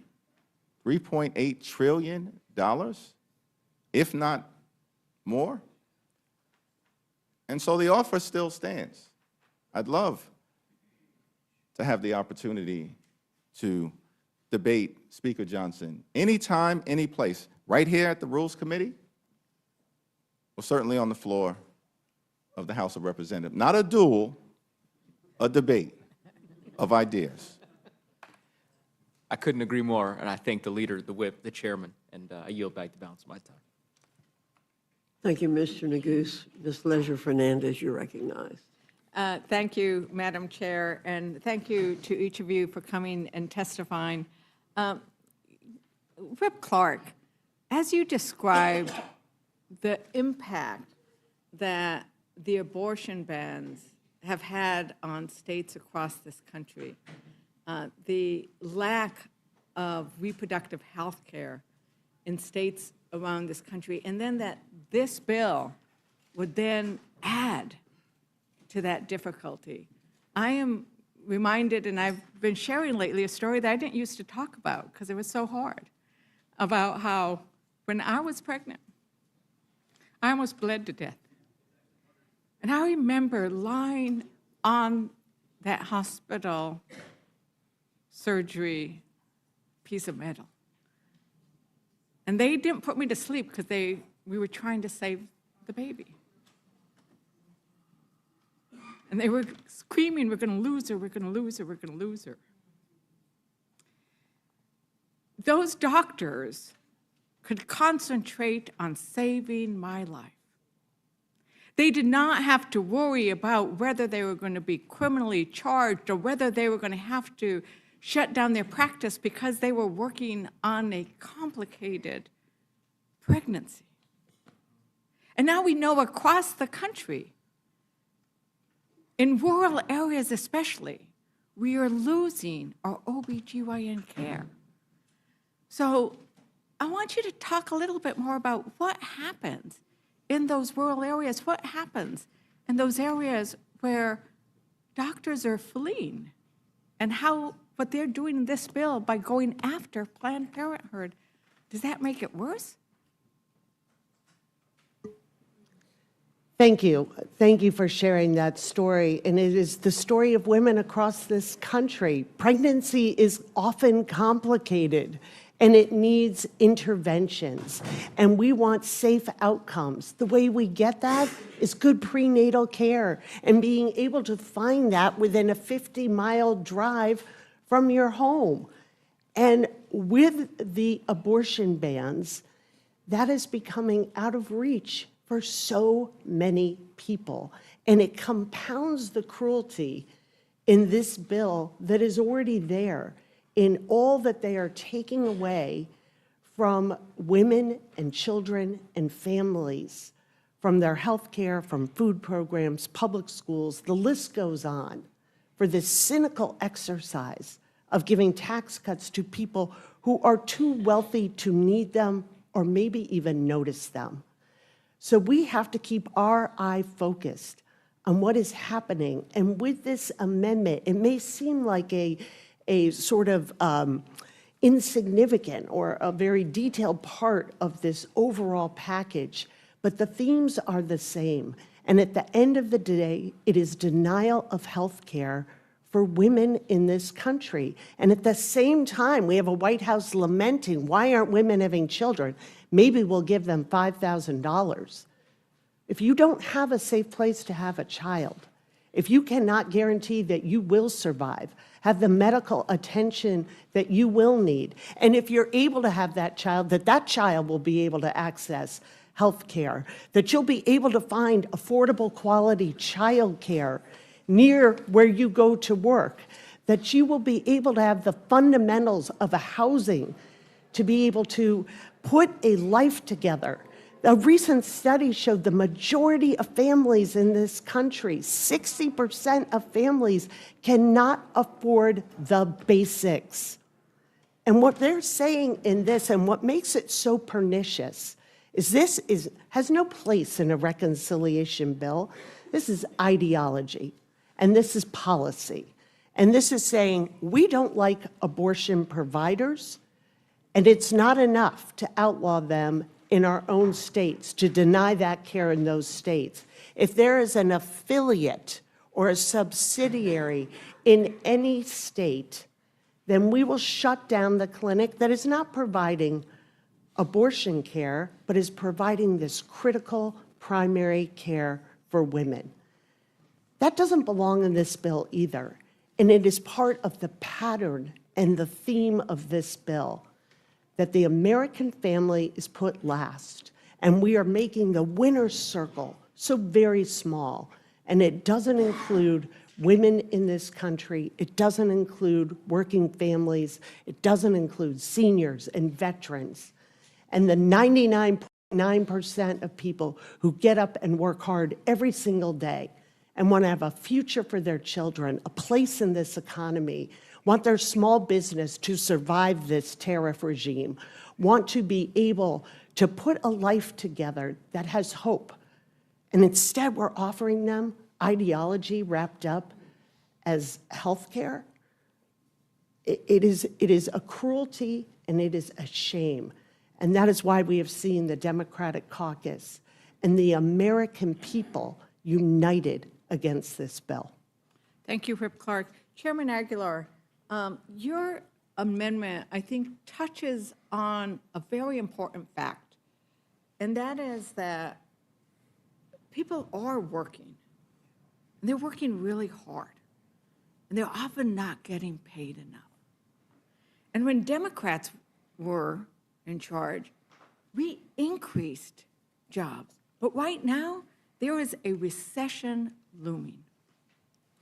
And what they're going to do is kick people out of Medicaid, and they're not going to be able to get nutrition programs, and they're saying it's because people are lazy. Is that right, Chairman Aguilar? I mean, what is really happening with regards to American families who are working hard and just maybe not making enough money to afford health care? Thank you, Congresswoman, for sharing your story, first of all, and for the question. My amendment prevents what I hope is something we can all agree on. No child in our country should go hungry. Yet under this bill, nearly 645,000 people, including children ages 7 to 18, will lose some or all of their SNAP benefit just in my state of California. Whether you're a child in New Mexico or Maine or California, that isn't right. As cruel and failed as that 3-month time limit is, it has never been applied to parents and grandparents with dependent children. It's right in the name, able-bodied adults without dependents. So what is supposed to happen, the child turns 7 and now doesn't need to go to school by themselves. It's just plain wrong, and it puts kids at risk. No one is staying home for SNAP benefits that are $6 per person per day. If my colleagues were serious, we wouldn't be providing child care and transportation and fair wages to help families make ends meet rather than cutting these important benefits. Thank you, Chair Aguilar.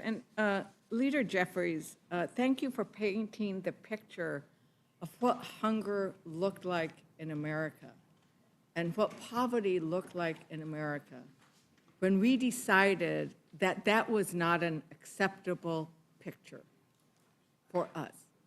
And I think it's a policy choice, but I think you also touched on a sense that it's also a moral choice. And I entered into the record earlier today a letter from 31 faith organizations who were opposing these kinds of cuts because they noted that it was against a principle, a moral principle, that government should provide for those who are in need. And I just wanted to give you the last word. I'm the last Democrat who gets to ask a question on these issues of how you see the values and the choices that are being made in this bill. Well, thank you again for sharing your powerful story in such a compelling way, and it really does illustrate the challenges that we confront here. When we make policy decisions, we are impacting the American people in ways that, in certain cases, could be questions of life and death. It's often been said, Dr. King made this observation, that budgets are moral documents. And I don't question anyone's faith in this room. There are people of faith on both sides of the aisle. But we do have to ask the question, can't simply be enough to go to synagogue or go to the mosque or go to church and pray on Sunday and then come to Washington, D.C. and pray on the American people the rest of the week. P-R-E-Y. Pray on the poor, pray on the sick, pray on the afflicted, pray on working families, pray on everyday Americans, pray on our children, pray on our veterans, pray on older Americans. It can't be sufficient to go to church and pray on Sunday, but then come to Washington, D.C., advance a bill like the GOP tax scam, and pray on the American people for the rest of the week. Democrats will never stand for it, and we're going to fight hard to make sure that we do everything we can to uplift the American people, to protect their health care, protect nutritional assistance, protect our veterans, protect our children, protect our women, our families, older Americans, and to protect the American way of life. I yield back. Thank you, Leader. Thank you, Whip Clark. Thank you, Chair Aguilar. I will say that, as we did the procession on Palm Sunday, our Archbishop said exactly that he wanted to pray for all of us, that we would remember the poor and the needy, and that we would have the grace in our hearts to do what's right. Tribal leaders came and met with me yesterday and said that they had done the blessings in the morning so that they could bring them to Washington, D.C., because the cuts to Medicaid, the cuts to tribal sovereignty, the cuts was something their people could not survive. And so I think those prayers and those blessings are important, so that when we come to Washington, we act from our hearts, and that we let that lead our decisions. Thank you very much for all three of you for this incredible amendments, this incredible testimony. With that, Madam Chair, I yield back. Thank you, Ms. Leisure-Fernandez. Mr. Griffith, do you have any questions? I do not. Thank you. Thank you. Thank you all for coming. The witnesses are excused. Thank you.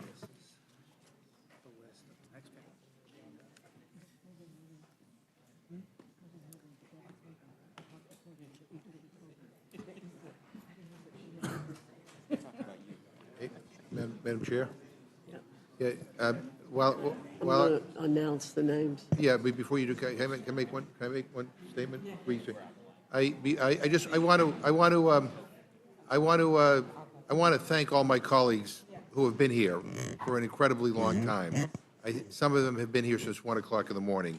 And I feel very proud to be part of this caucus, and I feel very proud of all the members who are here who want to make their voices and their views heard. And I especially want to also thank Speaker Emerita Nancy Pelosi for being here for hours as well. And I want to thank our leadership team. But it means a lot to me personally, and I think to everybody on this committee, that we have so many colleagues that feel so strongly that they have waited for hours and hours and hours to be able to present their amendments. And I thank you, Madam Chair, for letting me say that. Okay,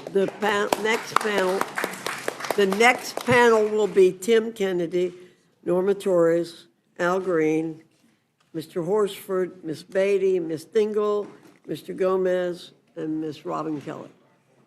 Oh, yeah, the leader. If you all would quickly get to the tables, please.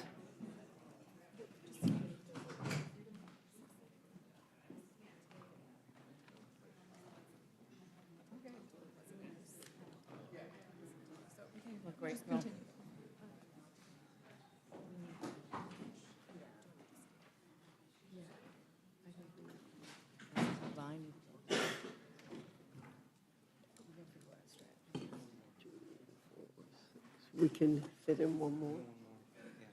One more. We can do one more. 2, 4. We got 7.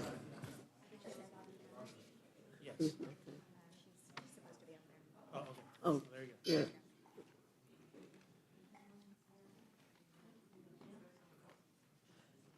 May I suggest, if you're here for the next panel, start down here and move up here. It makes it a lot easier to get people seated. Okay.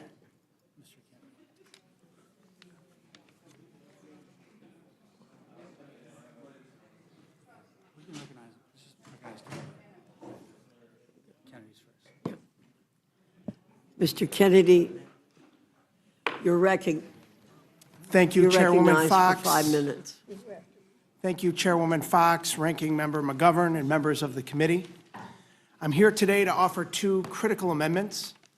First, to strike Section 44-111 and preserve the current 10% state cost share for Medicaid expansion, preventing the financial burden that will otherwise fall on states and safety net hospitals.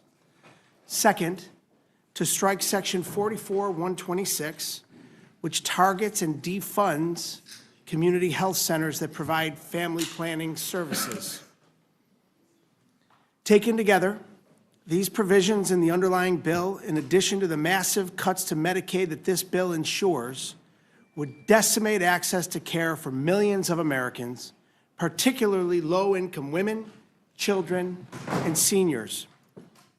As members of the majority attempt to shove this bill down the throats of the American people, and frankly, some members of their own party, in a process that started in the middle of the night while America slept, my Democratic colleagues and I are here to stand up and shed light on what you're hoping to hide from the American people.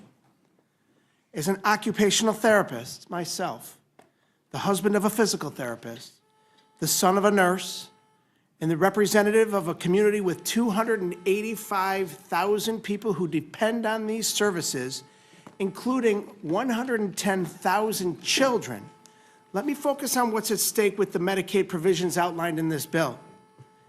Since the passage of the Affordable Care Act in 2010, nearly 25 million Americans nationwide have gained access to care through the Medicaid expansion.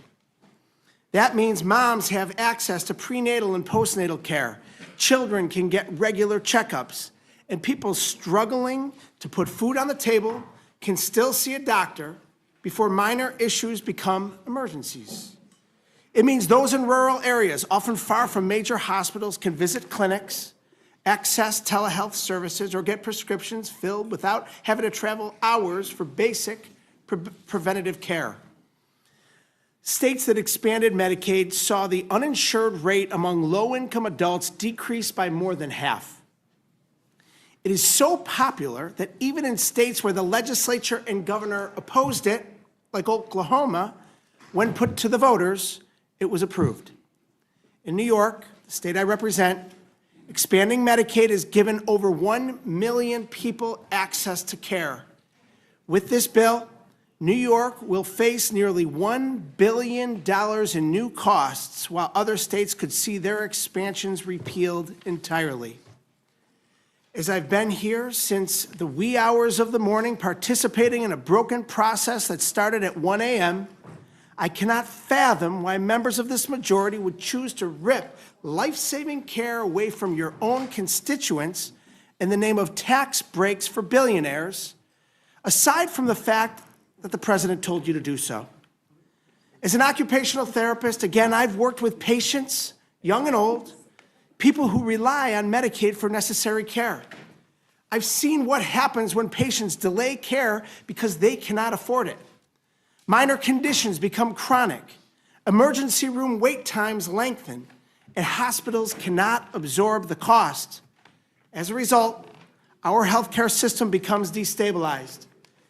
In cutting Medicaid, we don't eliminate the need for care, we just eliminate access to care. And for those who aren't on Medicaid, we only make care more expensive and harder to get. We force families to choose between medicine and groceries. We push more patients into overcrowded ERs, and we risk lives.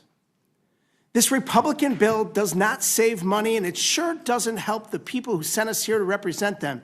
It shifts the burden to states, to hospitals, and to the people who can least afford it. Simply put, it's cruelty. My amendments protect Medicaid expansion programs and ensure that millions of Americans don't lose the care that they need, and that our public hospitals and safety net systems can continue to function. Without our Democratic amendments, this bill will make all Americans less safe and healthcare less accessible, particularly for our most vulnerable citizens. I urge my colleagues to support these amendments. Healthcare, we know, is not a luxury reserved for the few, and it shouldn't be. It is a right, and it is our responsibility to protect it. I yield back. Thank you. Ms. Torres, you're recognized. You're a former member of the committee. We're glad to have you back. Thank you. Good morning, Chairwoman, Ranking Member McGovern.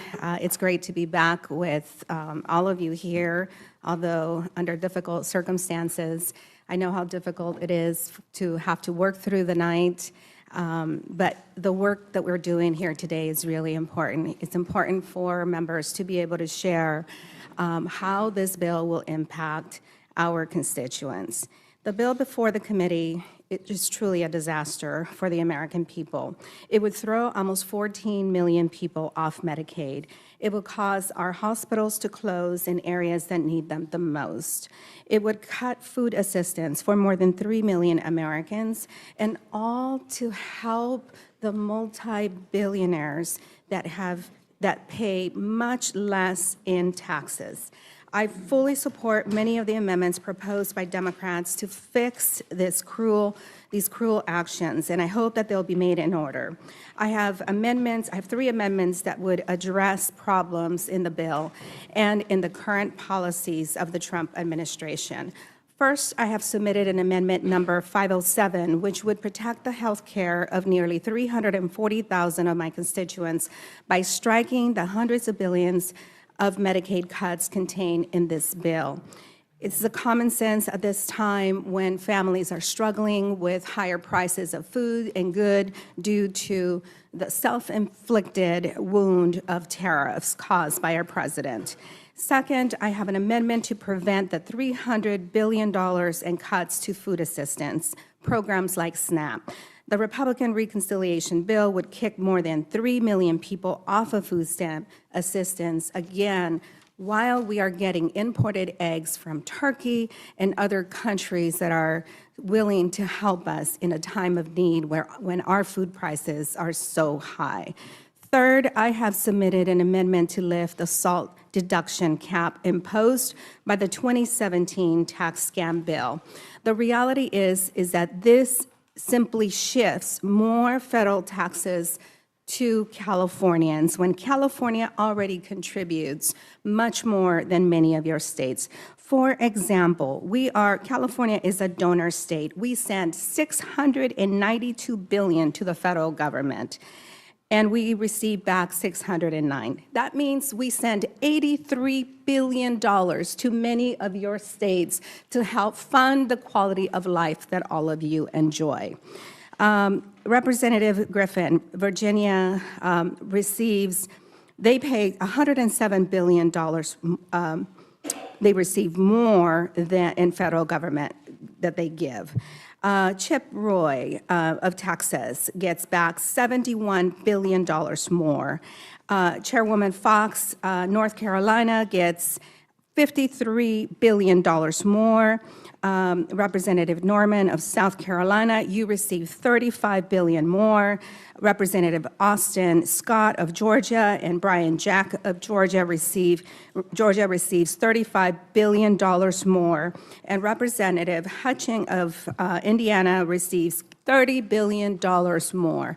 So if we want to talk about welfare and welfare to the very poor, let's start with your states. Maybe your states should pay their fair share.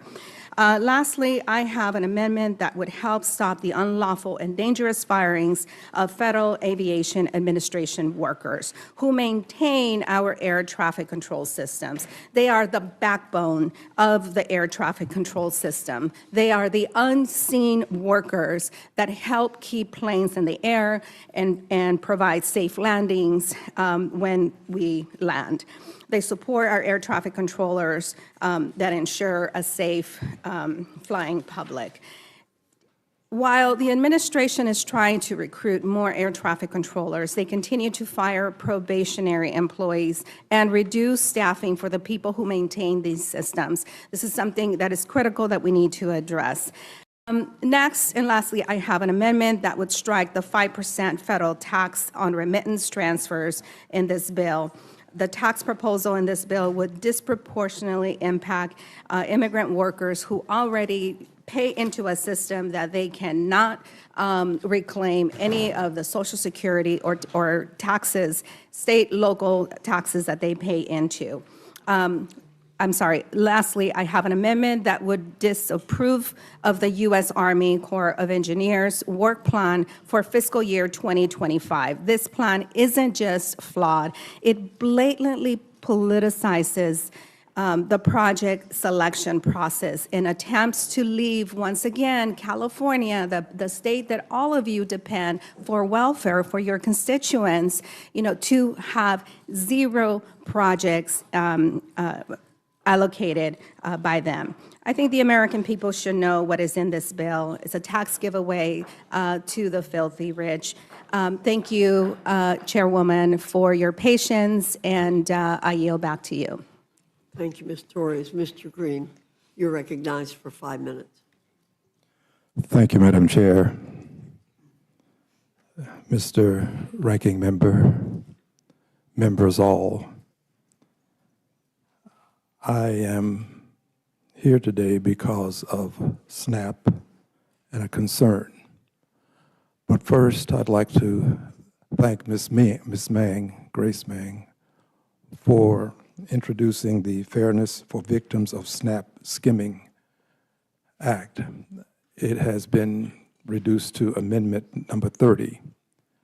I had a similar piece of legislation, and this whole issue was called to my attention by a news reporter from Channel 2 KPRC in Houston, Texas.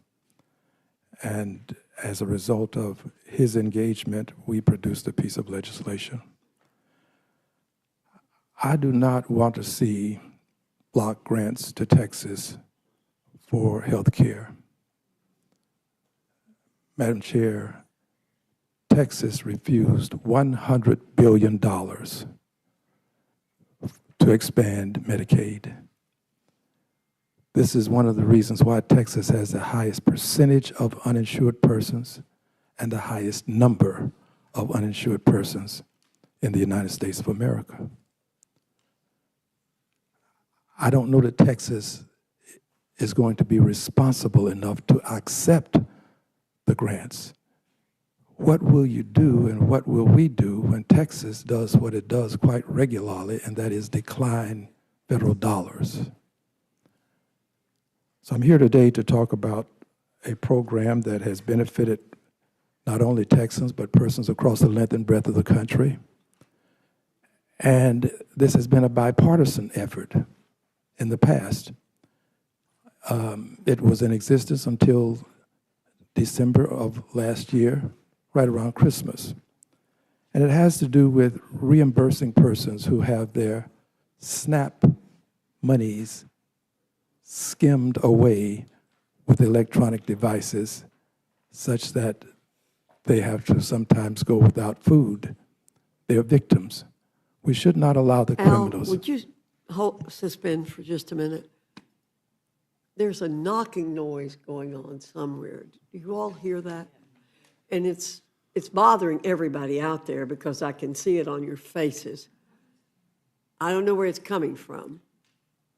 It stopped.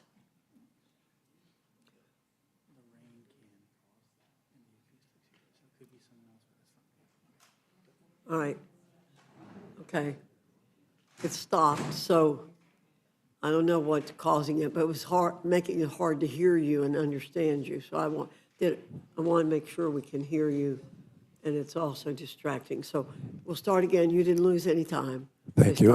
I will elevate the level of my Okay, voice. if you if I would may. speak up a little bit. Thank you, I shall. Thank you. As I was indicating, this has been bipartisan. It has prevented criminals from causing persons to lose food. And I think that it should be bipartisan now in terms of reinstating this program such that people who need food and cannot afford the necessity of life will be able to acquire the food that they merit.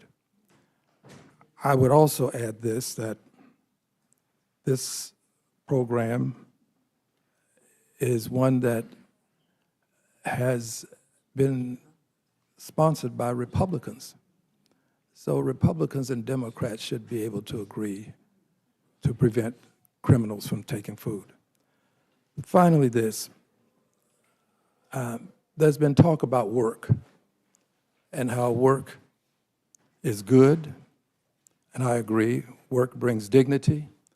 But the thing, Madam Chair, that hit a nerve with me was when our dear brother, whose name I cannot call because it's not appropriate to do so, but if I could call Mr. Norman's name, I would. This dear brother said that work built America, and he's right. It did. Over 10 million people working for more than 240 years without a paycheck. America is a great country, and it's great, Madam Chair, because of the economic foundational mothers and fathers whose lives were sacrificed. If you're in this country, you're standing on the backs of those persons who were enslaved. And you're right, work ought to be recognized. In this country, in our capital, in Emancipation Hall, the recognition for 240 years of enslavement is a plaque not much larger than that picture on the wall. That's an emancipation. It would seem to me that if we truly appreciate the dignity in work, then we would express that dignity for the people who had a hand in building the White House, a hand in building the Capitol, built the roads, the bridges, planted the seeds, harvested the crops, fed the nation.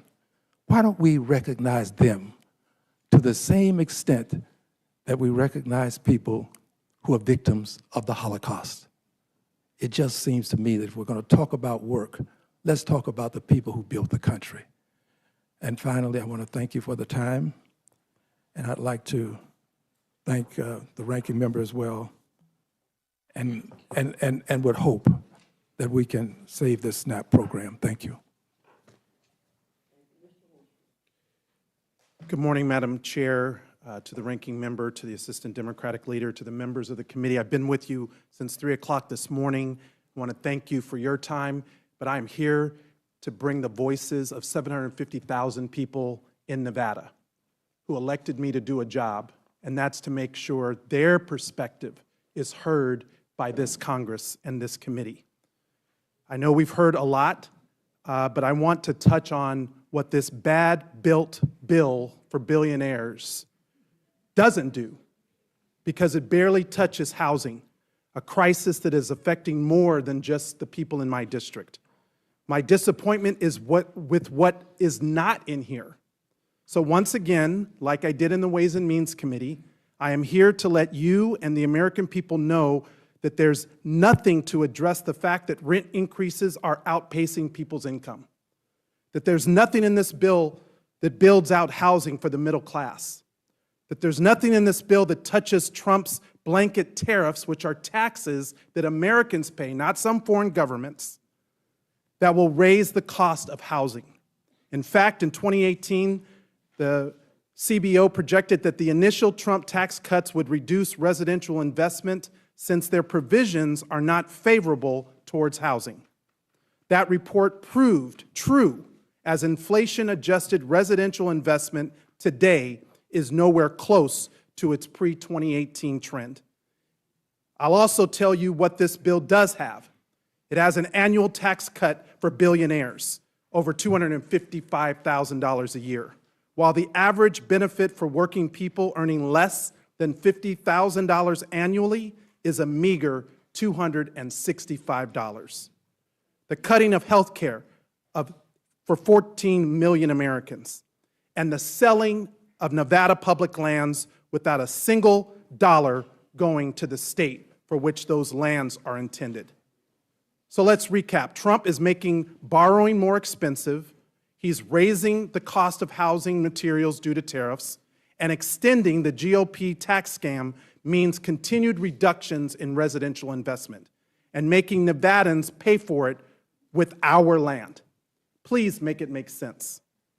That's why I am offering a package of amendments to help our veterans, to address tipped workers, small businesses, and the hospitality sector, which has been hit hard by President Trump's tariffs. However, for the purposes of this hearing, I will focus my remarks around helping our veterans. My amendment seeks to address the housing crisis that my colleagues seem to be ignoring. This amendment would create a Veterans Housing Fund through a 1% surtax on excessive corporate stock buybacks, limited to firms with over $10 billion in assets. We are asking that the largest companies who recorded nearly $1 trillion in buybacks pay 1%. Over 30,000 veterans are experiencing homelessness. If my colleagues are committed to helping veterans, then you can support this amendment to help balance that equation. This is not a blue city amendment. According to HUD's 2024 Annual Homelessness Assessment Report, nearly half of veterans experiencing homelessness are in suburban or rural communities. And my colleagues on the other side of the aisle in this committee represent 8 states that total around 6,000 veterans who are experiencing homelessness. Georgia, nearly 650. Virginia, around 400. New York, almost 1,200.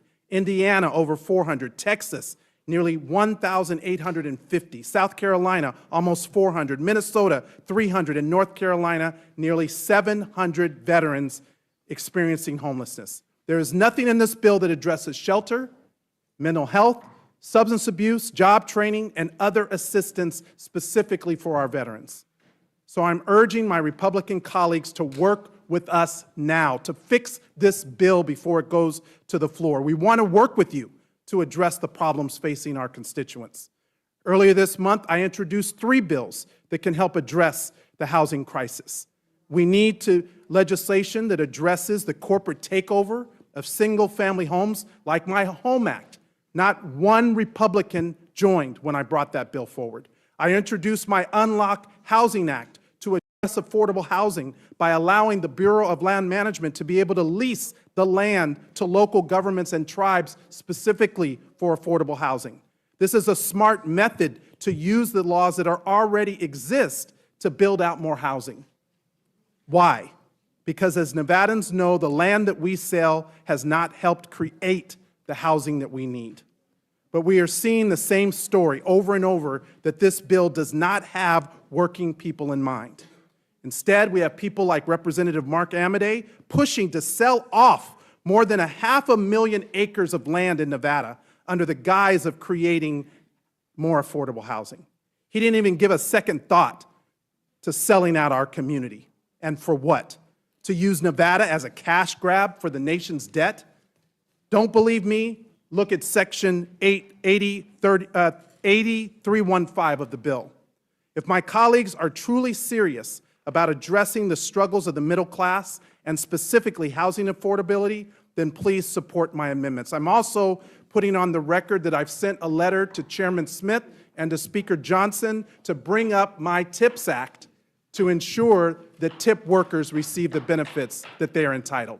Thank you, Madam Chair.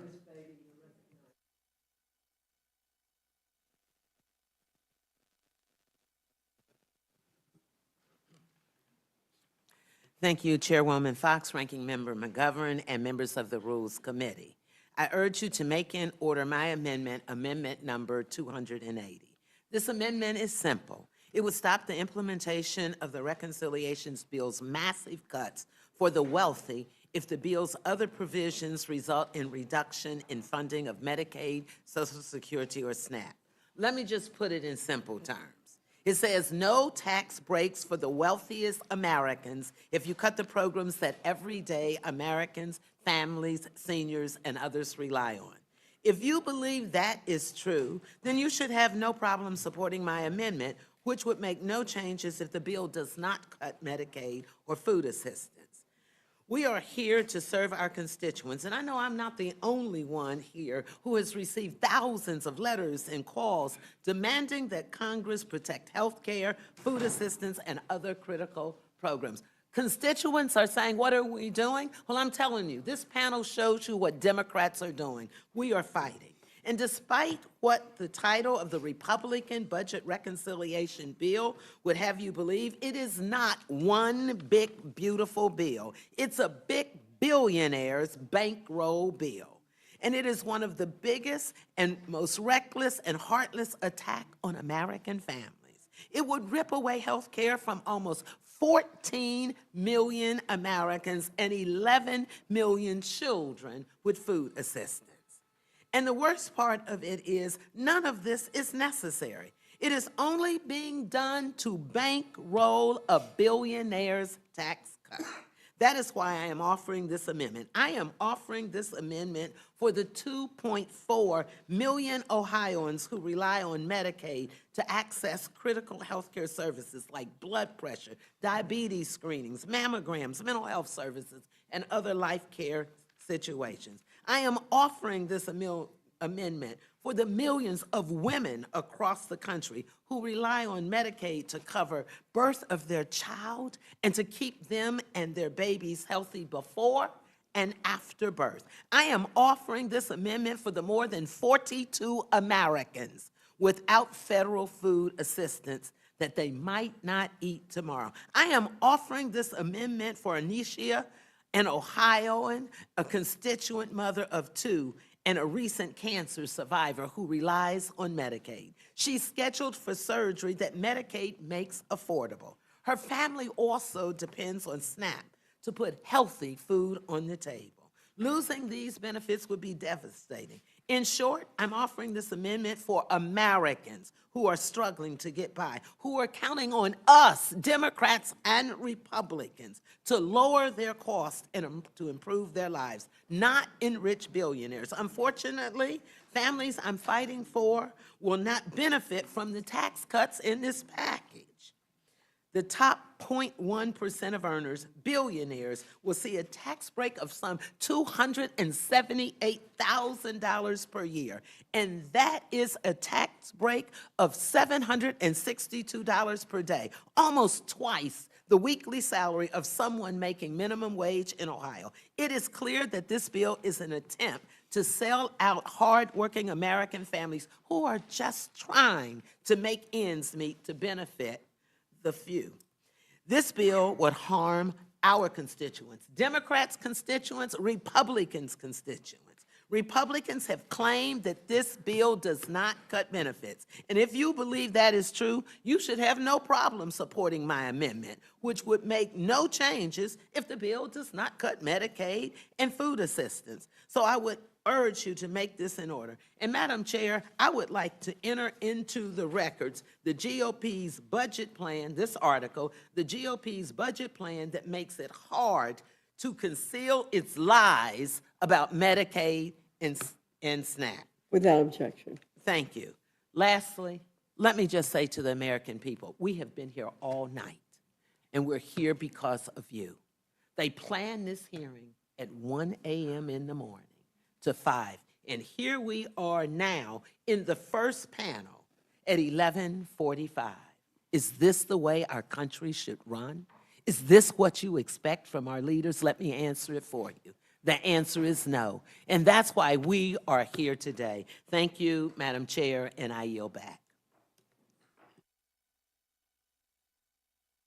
You're recognized for 5 minutes. Thank you, Madam Chair and Ranking Member McGovern, for letting us testify today about issues that matter to all of us and to the American people. Over the past several weeks, I've been very concerned about what this Republican reconciliation bill will do.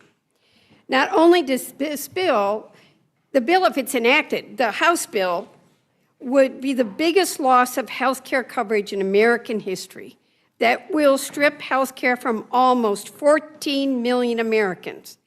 But as my colleague just said, how many of the pieces of this legislation have been considered in the dark of night when the American people are not able to watch what is happening? It's been too many pieces of this legislation. I have offered several amendments.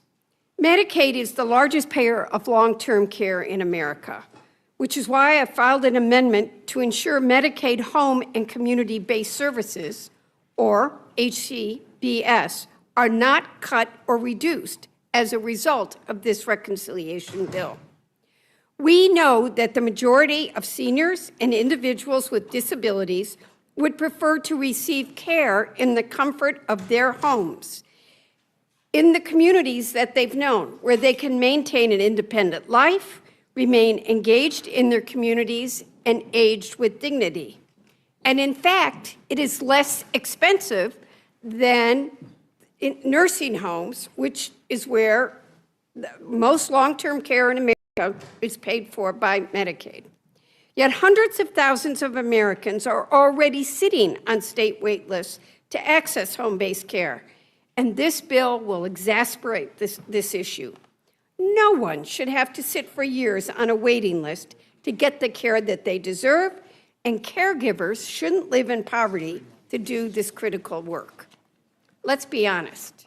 The long-term care health system in this country is broken. And until someone you've loved or you yourself are in it, you don't know how bad it is. And this system, this bill, is going to break the system even more. I'm asking that my Republican colleagues change course on this misguided bill that would harm seniors and individuals living with disabilities. I'm also strongly supportive, and am a co-sponsor of Representative Riley's amendment regarding President Trump's Most Favored Nation executive order that was issued May 12th. In fact, I offered this exact amendment during the Energy and Commerce Committee markup last week. This amendment supports President Trump's executive order that aims to lower medication costs for Americans by preventing pharmaceutical manufacturers from charging Americans higher prices while giving discounts to other nations, when we, in fact, pay 2, 3, 4, 10 times as much as other countries do, and spend more on the research for these drugs than any other country in the world.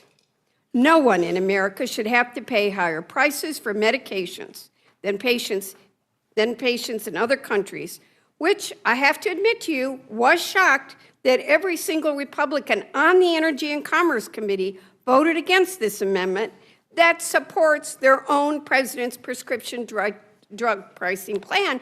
And I have to say I was very surprised after being up for all night when I watched President Trump Wednesday night say this provision was going to be in this bill. So I think there's some communication issues too. Simply doesn't make sense. This logic is backwards and, quite frankly, absurd.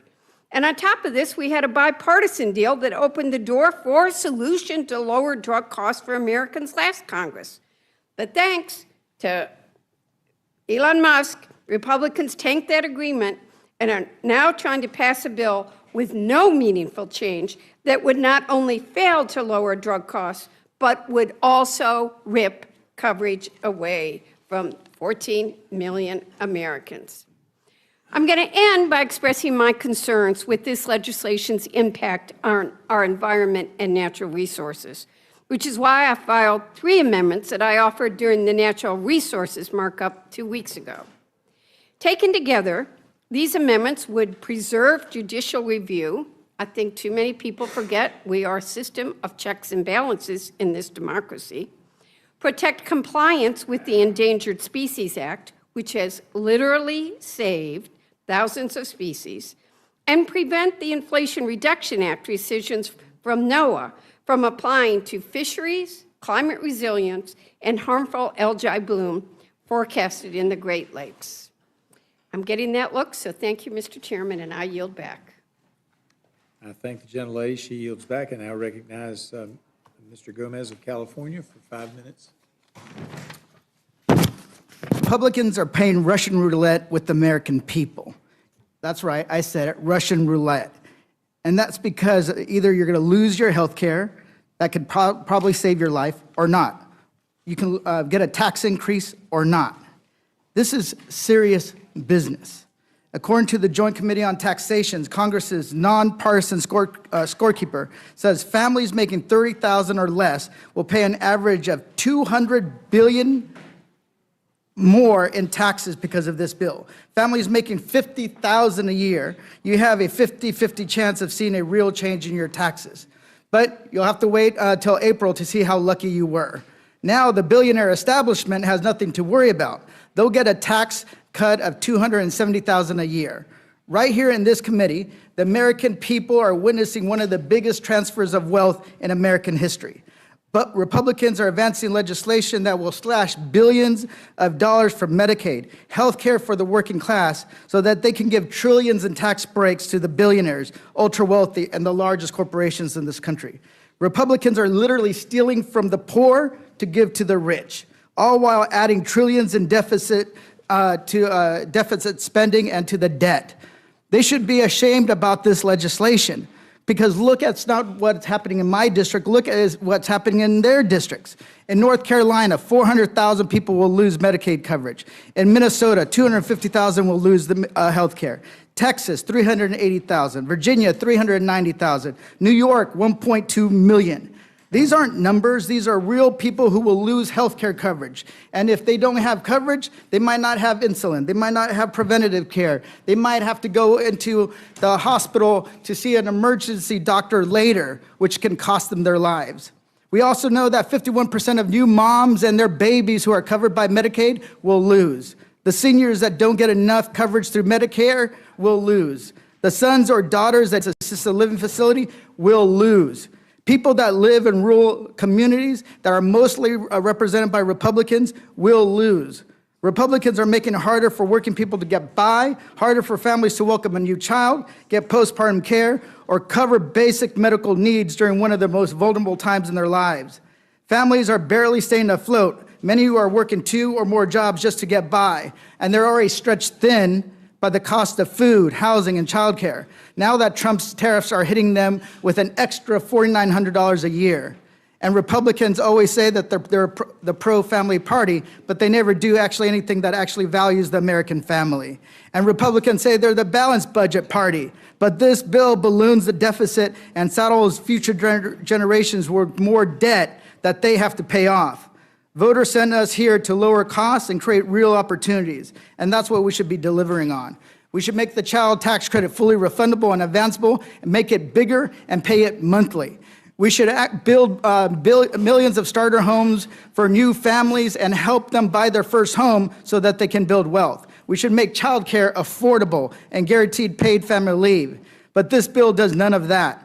That's because Republicans choose the billionaire establishment that has taken root in D.C. over their own constituents.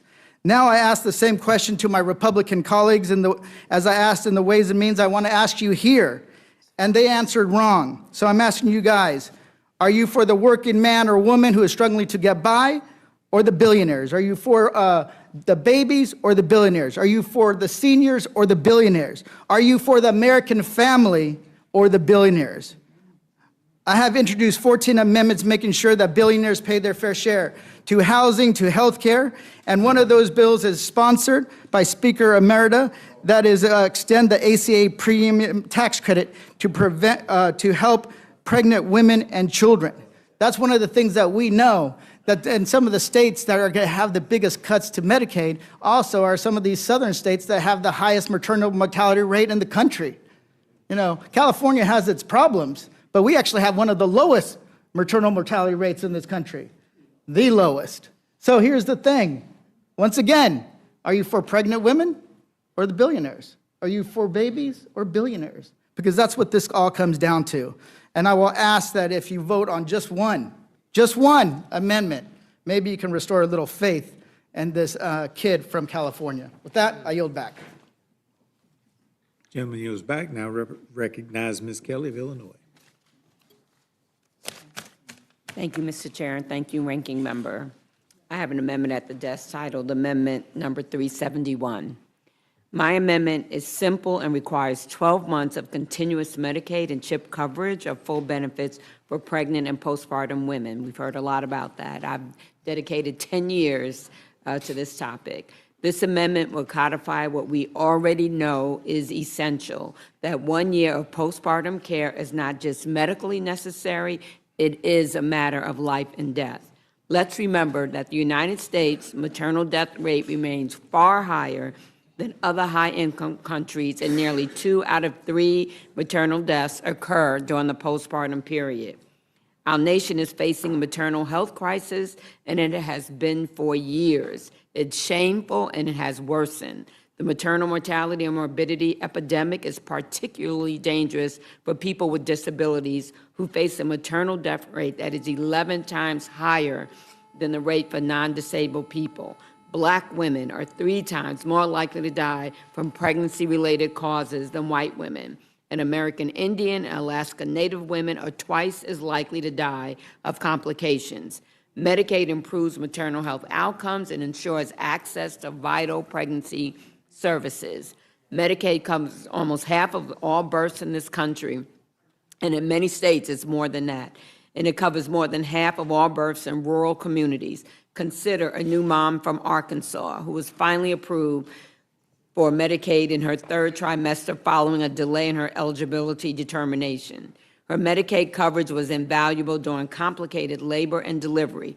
Her baby was not receiving enough oxygen, and she ultimately needed an unplanned cesarean section. Without Medicaid, that procedure would have resulted in profound medical debt, given the cost of a C-section in Arkansas is estimated to be close to $10,000 without insurance. Ensuring 12 months coverage can give women the peace of mind that they have stable coverage and access. Cutting funding means cutting care for moms and babies during their most vulnerable time. That means fewer prenatal checkups, more life-saving deliveries, and forcing states to choose between vital programs. Waivers aren't enough, especially during major budget cuts like those in this bill. In Michigan, 12-month postpartum Medicaid coverage reached nearly 45,000 moms, reducing maternal deaths from 36 to 22 per 100,000 births in a year. Most maternal deaths occur after childbirth. 1 in 3 happens 1 week and 1 year postpartum, between 1 week and 1 year postpartum. In Colorado, 89% of maternal deaths were preventable. Continuous guaranteed year-long coverage saved lives. Overall, over 80% of maternal deaths are preventable. This amendment codifies 12 months of full Medicaid and CHIP benefits to postpartum individuals, no more state-by-state patchwork, no more expiration dates on care, no more new mothers being dropped from coverage just 60 days after giving birth, right when they're still at high risk for complications like infection, postpartum depression, and more. Postpartum coverage for 12 months should be mandatory and permanent and immune from shifting state politics and budget pressures. We cannot expect someone to recover from childbirth, return to work, care for a newborn while also scrambling to reapply for coverage. That's not health care. It's chaos and disproportionately harms low-income families, rural communities, and communities of color. We've already seen the impact of this policy. Thanks to the American Rescue Plan, Democrats enabled states to extend postpartum coverage to 12 months, and 49 states have done so. In just 4 years, red and blue states alike chose to prioritize maternal and child health. But making it optional isn't enough. With the deep cuts proposed in this bill, states will soon face painful budget choices that could jeopardize this progress. To protect moms and babies everywhere, we must make this coverage permanent, mandatory, and nationwide. This is about saving lives, supporting families, and finally treating maternal health as a national priority it should be. I have deep concerns states will roll back care for pregnant and postpartum women. My amendment ensures that all women in the United States, regardless of where they live, can access comprehensive health care for a full year following the birth of a child to survive and thrive. I've spoken to doctors, nurses, midwives, doulas, and this is what all of them recommend. If Republicans claim, quote unquote, they want to strengthen Medicaid for mothers, as they asserted in their press releases, then this should be a no-brainer and something that we all can support. I urge my colleagues to support this amendment and help us build a stronger, safer future for all moms and families so that people are not being shut out from coverage because we have made it too complicated for them. And I yield back. Gentlelady yields back. Do I have anyone on the Republican side that wishes to ask questions? Seeing none, recognize the gentleman. Mr. McGovern. Well, thank you. I just a couple of observations. First of all, I want to again thank you all for your commitment and your stamina and for being here. Again, I appreciate the fact that many of you waited many, many hours to be able to testify, but I think that's a reflection of how strongly you feel about the issues that you brought before this committee. And I think I speak for all the Democrats here. We all support your amendments, and we'll do our best to try to see what we can do to make them in order. But I also, when I was listening to everybody here, I couldn't help but think about what could have been. You know, again, as I said before, I mean, there are things in the tax bill that I think we all could agree on. You know, the middle-class tax cuts, the no tax on tips, and child tax credit, all that stuff. We could have come together and agreed on that. And I think that, you know, we would have, you know, if Republicans wanted our vote, we could have negotiated a better deal on the SNAP benefits, which, you know, right now is unacceptable, and certainly insisted that people don't get thrown off health care. But I think you could have gotten a bipartisan bill. Maybe not every Democrat and not every Republican, but you could have gotten a bipartisan bill that might have been able to make its way to the president's desk that reflected our values, that also reflected some of the Republican values, but didn't go after the most vulnerable people in this country. But I think what's happened here in this House right now is that the way the current leadership thinks of legislating is that whatever the most extreme element of their conference wants, that's the direction. And so there's no desire, there's no attempt to try to bring Democrats into the process. I'm reading, you know, breaking news. Speaker Johnson and House Freedom Caucus will go to White House today to meet with President Trump. Trump is expected to tell the House Freedom Caucus that the bill needs to pass today. I don't even know, you know, he was up here yesterday morning. I don't know, you know, maybe this will make a difference, but it doesn't sound like, if that's the strategy, that this bill is going to moderate. And I think that's bad for the country. This is a big deal. The implications of this Reconciliation Act on every aspect that was raised by all of you today is significant. It is going to adversely impact. It is going to hurt our constituents, as well as the constituents of our Republican colleagues. There is no doubt about that. And so again, I want to again thank you for being here, and again, I support all your amendments, and for what it's worth, and I think I speak for all of us up here, it's kind of inspiring for us to see you just kind of wait it out, because you know what the stakes are. And I think people who are tuning in also appreciate your being here today. So I thank you, and I yield back to the chairman. Gentleman yields back. I recognize Ms. Scanlon for Thank you. I want to echo the ranking member's remarks. I think the outpouring of members here is inspirational and is a measure of just how significant and impactful this bill is going to be in a negative way. and you've all raised important policy issues that deserve full legislative consideration. And also, the American people deserve to know where their representatives stand on these issues. So I would support a full vote on them. I did with respect to Representative Kelly's bill. This has been a major issue in my district, and I just wanted, in support of that bill, to seek unanimous consent to enter a Philadelphia Inquirer article from September 21st, 2022, entitled 80% of pregnancy-related deaths are preventable, CDC says, highlighting a problem in Philadelphia. Without Yield objection, Thank so you. ordered. Yield back. Gentlelady yields back. Now recognize Mr. Neguse for his 5 minutes. I thank the chairman. Well, first, let me just say thank you to my colleagues and echo the sentiments from our ranking member and Ms. Scanlon, our deep appreciation. And it's not lost on us that there are several of our colleagues here, Mr. Chairman, who testified just a few short minutes ago, who've spent more time in this hearing than Republican colleagues of ours on this committee.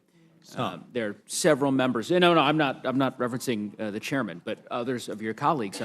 Mr. Horsford has been here literally since we arrived and convened, and we have members who, as has Mr. Kennedy, I'll go down the whole list, but every member here has been here for literally going on 7, 8, 9, 10 hours for 5 minutes, to be able to speak for 5 minutes on behalf of the people that they represent. And I think that's a testament to their convictions and their passions for their constituencies. I want to ask just a few questions of Mr. Horsford and Mr. Gomez as the two members who serve on Ways and Means.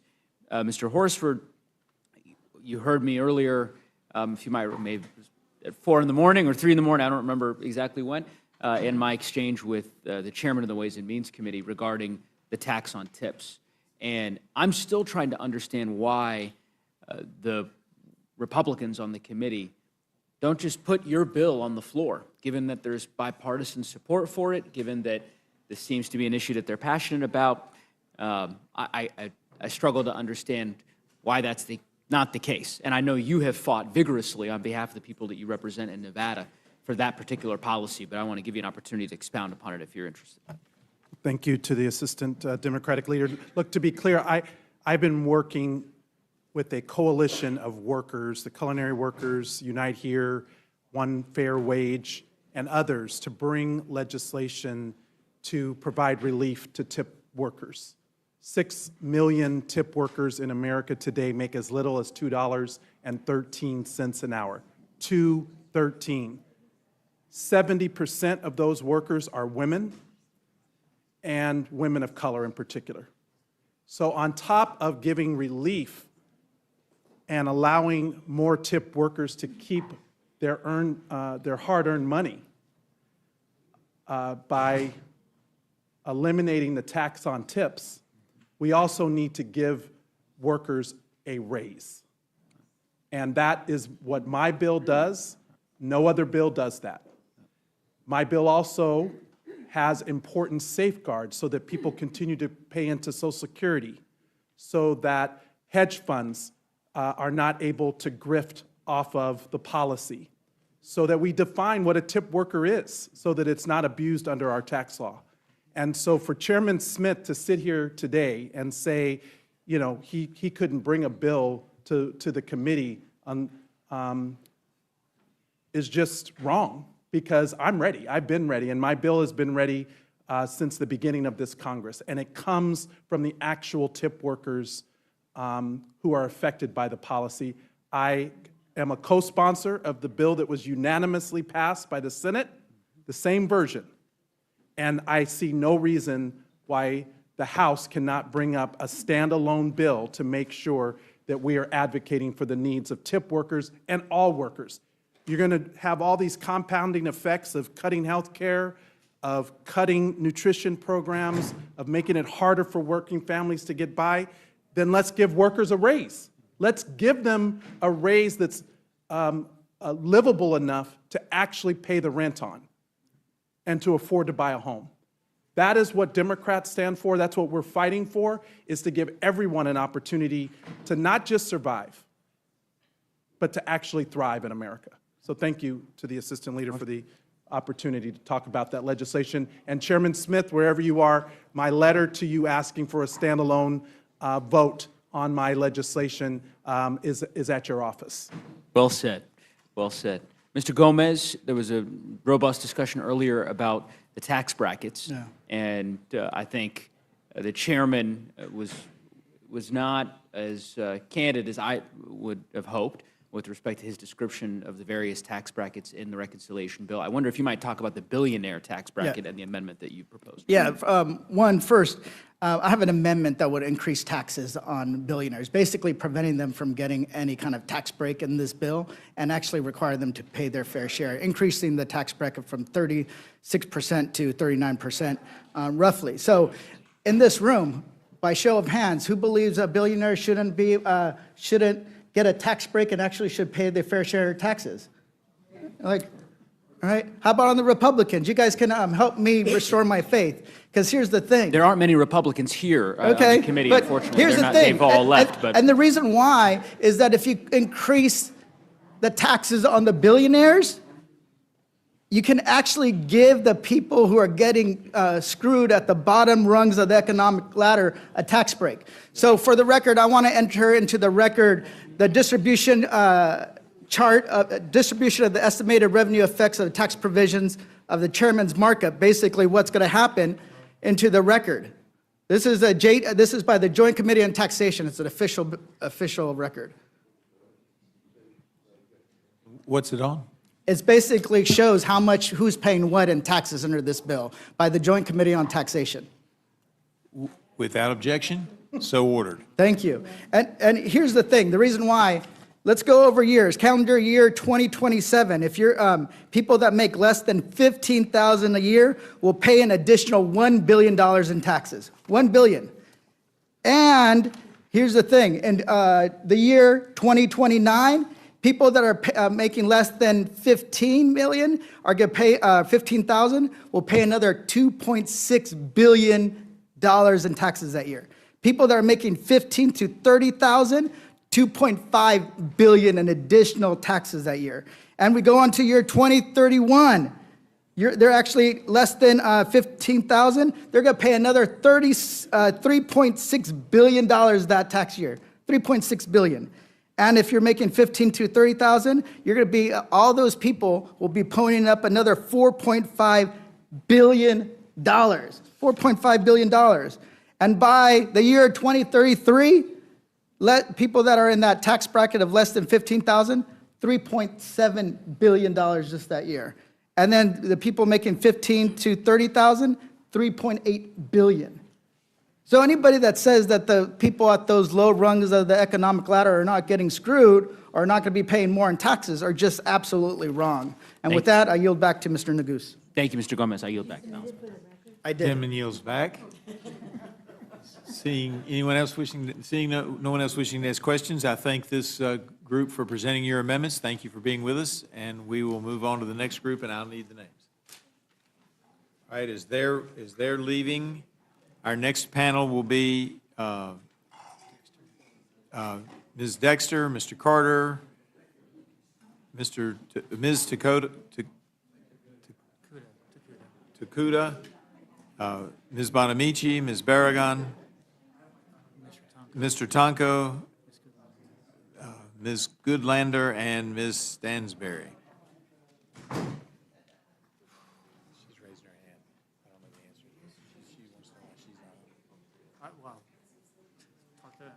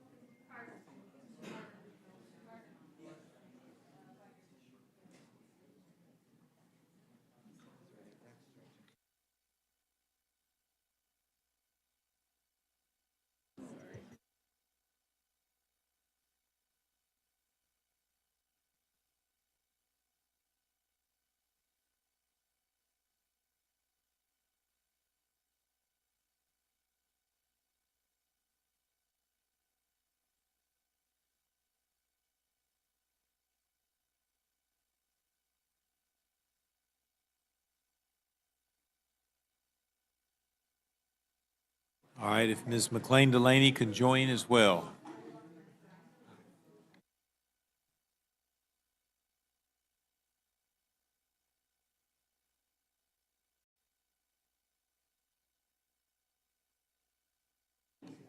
And now recognize Ms. Dexter of Oregon for her 5 minutes presentation. Thank you, Mr. Chair, and thank you to our ranking member. Today, I'm offering 3 amendments rooted in a basic principle. Government should work for the people, not silence them, not shield corruption, and certainly not rip away healthcare. Let's start with what this GOP tax scam tries to take from the public, their voice. Under current law, communities can protest oil and gas leasing decisions that threaten their land, water, or climate. This bill would impose a $150 fee, plus more for extra pages or lease parcels, just to be heard. And let's be honest about what that is. A tax on public participation, a toll on free speech. And it won't deter billion-dollar oil companies. It will deter working people, people who love outdoor places. At the same time, Republicans are slashing royalty payments and handing billions in giveaway to the fossil fuel industry. That tells you everything you need to know about where their priorities lie. My amendment would strike this unjust protest fee from the bill and protect the public's right to be heard. Second, we must ensure accountability. I'm offering an amendment to allocate a modest 0.5% of new funds to the Department of Interior's Office of the Inspector General, a nonpartisan watchdog that saves taxpayers money by rooting out waste, fraud, and abuse. This should be easy for Republicans to support. It's the same bipartisan provision they themselves championed by our current House Natural Resources Chair in 2021. It's simple. Let's ensure transparency and pass this amendment. And now I want to speak to what I believe is the most urgent and dangerous part of this legislation, its impact on healthcare. Before I came to Congress, I spent nearly 20 years caring for some of the sickest patients in our community. I've worked in emergency rooms. I know what happens when a system doesn't have the resources that it needs to serve its patients. That's why I'm offering an amendment to require states to report on how coverage losses under this bill would impact uncompensated care and emergency department wait times in safety net hospitals.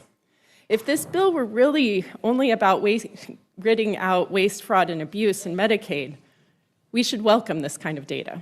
But we know the truth. This bill isn't about waste. It's about ripping healthcare away from nearly 14 million Americans and destabilizing the healthcare system for everyone else in the process. And for what? To give tax breaks to billionaires. Medicaid isn't just a lifeline for patients, it's a fundamental part of our healthcare infrastructure. Providers depend on it to stay open, to serve not only Medicaid patients, but you, me, everyone in our communities. Cutting Medicaid will mean clinics and hospitals in rural towns will shut down. Hospitals in cities will be over capacity. Seniors will be forced out of nursing facilities due to closures. And emergency rooms will go on divert, turning away people in crisis because there simply isn't enough space for people to be seen. We're talking about longer wait times for pediatric care, delays for life-saving cancer treatment, people suffering and dying, not because we don't have the tools to help them, but because we've made a political choice to take those tools away. These cuts will be devastating, and the consequences won't be statistics on a spreadsheet. They will be lives lost, futures cut short, and suffering that could have been prevented. And again, for what? Tax breaks for billionaires. I urge my Republican colleagues, show courage in this moment. Stand with the constituents who cannot afford to lose their voice and their health care. Support these amendments and defeat this outrageous and dangerous bill. Thank you, Mr. Chair. I yield back. Gentlelady yields back. Now recognize the gentleman from Louisiana for 5 minutes, Mr. Carter.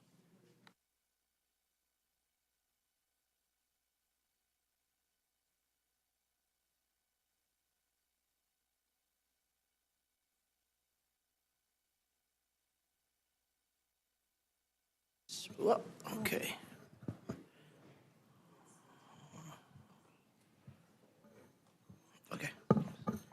Start again. Thank you, Mr. Chairman. Thank you, Mr. Chairman and Ranking Member. My first amendment, number 299, preserves environmental justice block grants that improve public health. The EPA has provided grants for more than 50 years that protect our constituents' public health and enhance their environment. This is especially true for the Environmental and Climate Justice Block Grant Program, which provides valuable funding that serves community centers, environmental rehabilitation projects, and public health revitalization initiatives that would otherwise not be possible. These projects are providing environmental and public health benefits in Democratic and Republican districts alike. However, this bipartisan bill ruthlessly claws back these funds and eliminates this vital program. Not only is this bill stealing people's health care, it's also making them sicker. My amendment will ensure that environmental and climate justice block grant projects that improve the health outcomes in low-income communities do not lose critical funding. If Republicans truly prioritize their constituents, they should easily agree with me that this funding is valuable and must be protected. My second amendment is amendment number 358, which would add to the text the bipartisan Next Generation 911 Act to the Republican budget reconciliation legislation before us today, and fully fund programs using the proceeds from future spectrum auctions. Because of technology advances the telecommunications from the past 50 years, Americans can communicate today in ways weren't even contemplated when 911 system was first created. Yet, our 911 systems are stuck in the past. Our first responders are unable to utilize these tools we take for granted in this digital age. We are far behind. Police officers, firefighters, and emergency medical technicians who serve communities we represent deserve better. I cannot think of a better use of dollars raised from auctioning off public airwaves than to upgrade old, outdated public safety communication systems. I hope my colleagues will vote yes on this amendment to modernize our 911 systems for the 21st century. Congress should give FCC the authority to begin spectrum auctions now. Those proceeds need to help our constituents and first responders not pay for tax cuts for the ultra-rich. My third amendment is Amendment 373, which states no funds can be used to effectuate the detention or removal of citizens of the United States or any non-citizen whose legal status was determined or visa revoked due to exercising simply their right to speech, free speech, not breaking any laws, simply their right to free speech. Last month, I led a delegation of House and Senate members to 2 ICE processing centers in Louisiana to meet with individuals who had their legal status revoked and remain in immigration detention simply because they exercised their right to free speech. If these individuals can be jailed for exercising their First Amendment rights, any person in this country is under the same threat. Now, let me be clear. I do not support any hate speech of any kind. Speech that supports anti-Semitism or calls for violence, I am totally opposed to. The individuals we met with were very clear. They don't support these matters either. My fourth amendment and last amendment is number 357, which states that 100% of Medicaid cuts resulting from waste, fraud, and abuse will go directly back into programs to strengthen Medicaid for generations to come. My Republican friends say that they want to help the people that Medicaid was, quote unquote, intended for, the most vulnerable. And to that I say, put your money where your mouth is. But we all know they won't. It's always been about enriching billionaires while ripping health care away from seniors, children, mothers, and those with disabilities. Republicans now say that Medicaid, shameful. We will put the most vulnerable at risk. That's why we keep spinning false narratives about waste, fraud, and abuse. But don't take my word for it. Take it from Republican Senator Josh Hawley, and I quote, "Will Republicans be the majority of the people or a permanent minority speaking only for C-suite?" So, if the goal is to protect Medicaid and root out waste, fraud, and abuse, we should have no opposition to support my amendment to reinvesting these funds into Medicaid. I have one final quote, ma'am, and I know I'm shortly over, but I want to remind people, I'm told yesterday that our president, Donald Trump, said, and I quote, please forgive my language, "Don't fuck with Medicaid." I hope he was serious, and I hope this committee takes it serious too. I yield. Carter, Mr. Kuda, you're recognized for 5 minutes. Thank you, Madam Chair. Ranking Member McGovern, I submit one amendment today, 159, protecting rural Americans from SNAP cuts. Every day, millions of Americans go to bed hungry. For 14 straight years, the United States has led the developed world in food insecurity. In 2023, over 1 in 4 Americans reported struggling to afford food. Think about that. In the richest nation on earth, 85 million people are missing meals. And where is this pain felt most deeply? Rural America, small towns, farming communities, places like Hawaii's 2nd District, where food is grown, but life is hard. 87% of the counties with the highest food insecurity are rural. Families face fewer job opportunities, fewer doctors, fewer grocery stores, and now even fewer lifelines. And Republicans want to make it worse. This isn't just a bad bill. It's a big bad bill. It's a big ugly bill, a brutal assault on rural families, working parents, seniors, kids. The GOP plan is to slash $313 billion from SNAP, gut Medicaid, rip lifelines out of the hands of people just trying to survive, and hand billions in tax breaks to the ultra-wealthy. All this as part of the GOP tax scam 2.0, a reckless giveaway to billionaires that will add $5 trillion to our national debt. $5 trillion in tax breaks for the rich, paid for by taking food off tables and putting health care out of reach for working Americans. This isn't fiscal policy. It's moral failure. It's the wealthiest 10% cashing in at the expense of the poorest, most vulnerable, hardworking people who labor every day to hold on to life in communities too often forgotten. Let me tell you about Anna, a constituent of mine from the rural west side of Oahu. She and her husband run a small family business. Last year, just $200 more in monthly sales pushed them over the limit for SNAP. $200. That tiny increase cost their children meals. Anna told me she had to measure every scoop of rice at dinner. She couldn't say yes when her youngest child asked for a second helping of food. She sent her kids to school hungry. Months later, after their sales dropped again, Anna reapplied. They were approved, and she cried. But now Anna and her husband wonder every day, should we sell our home? Should we leave our community? That's the America we're creating, where a family's survival depends on a spreadsheet and, sadly, declining sales. Anna isn't a cheat. She isn't lazy. She's not gaming the system. She is the system, the engine and the heart of rural America, working, sacrificing, raising kids, building a future, and yet this bill punishes her. SNAP works. It feeds families and fuels local economies. Every SNAP dollar we know generates over $1.50 in economic activity. It supports farmers, grocers, small-town businesses. It breaks cycles of poverty, and Medicaid keeps rural hospitals open, keeps parents and kids healthy. It keeps people alive. Cutting these programs isn't just cruel, it's anti-American. But here's the truth. The cruelty is the point, because this bill is about priorities. The GOP's priorities is clear. Cater to the billionaires, crush the working families, and let's call it policy. They're ready to hand out massive tax breaks to the wealthiest Americans while robbing the rest of the country of food and care. That's not a budget. That's a betrayal. So yes, this bill will devastate rural America.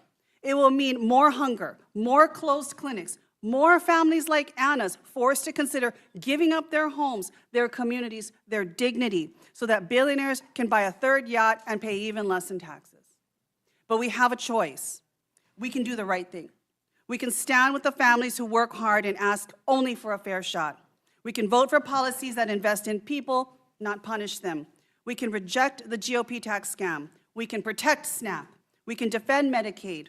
And we can refuse to balance budgets on the backs of people who can least afford it.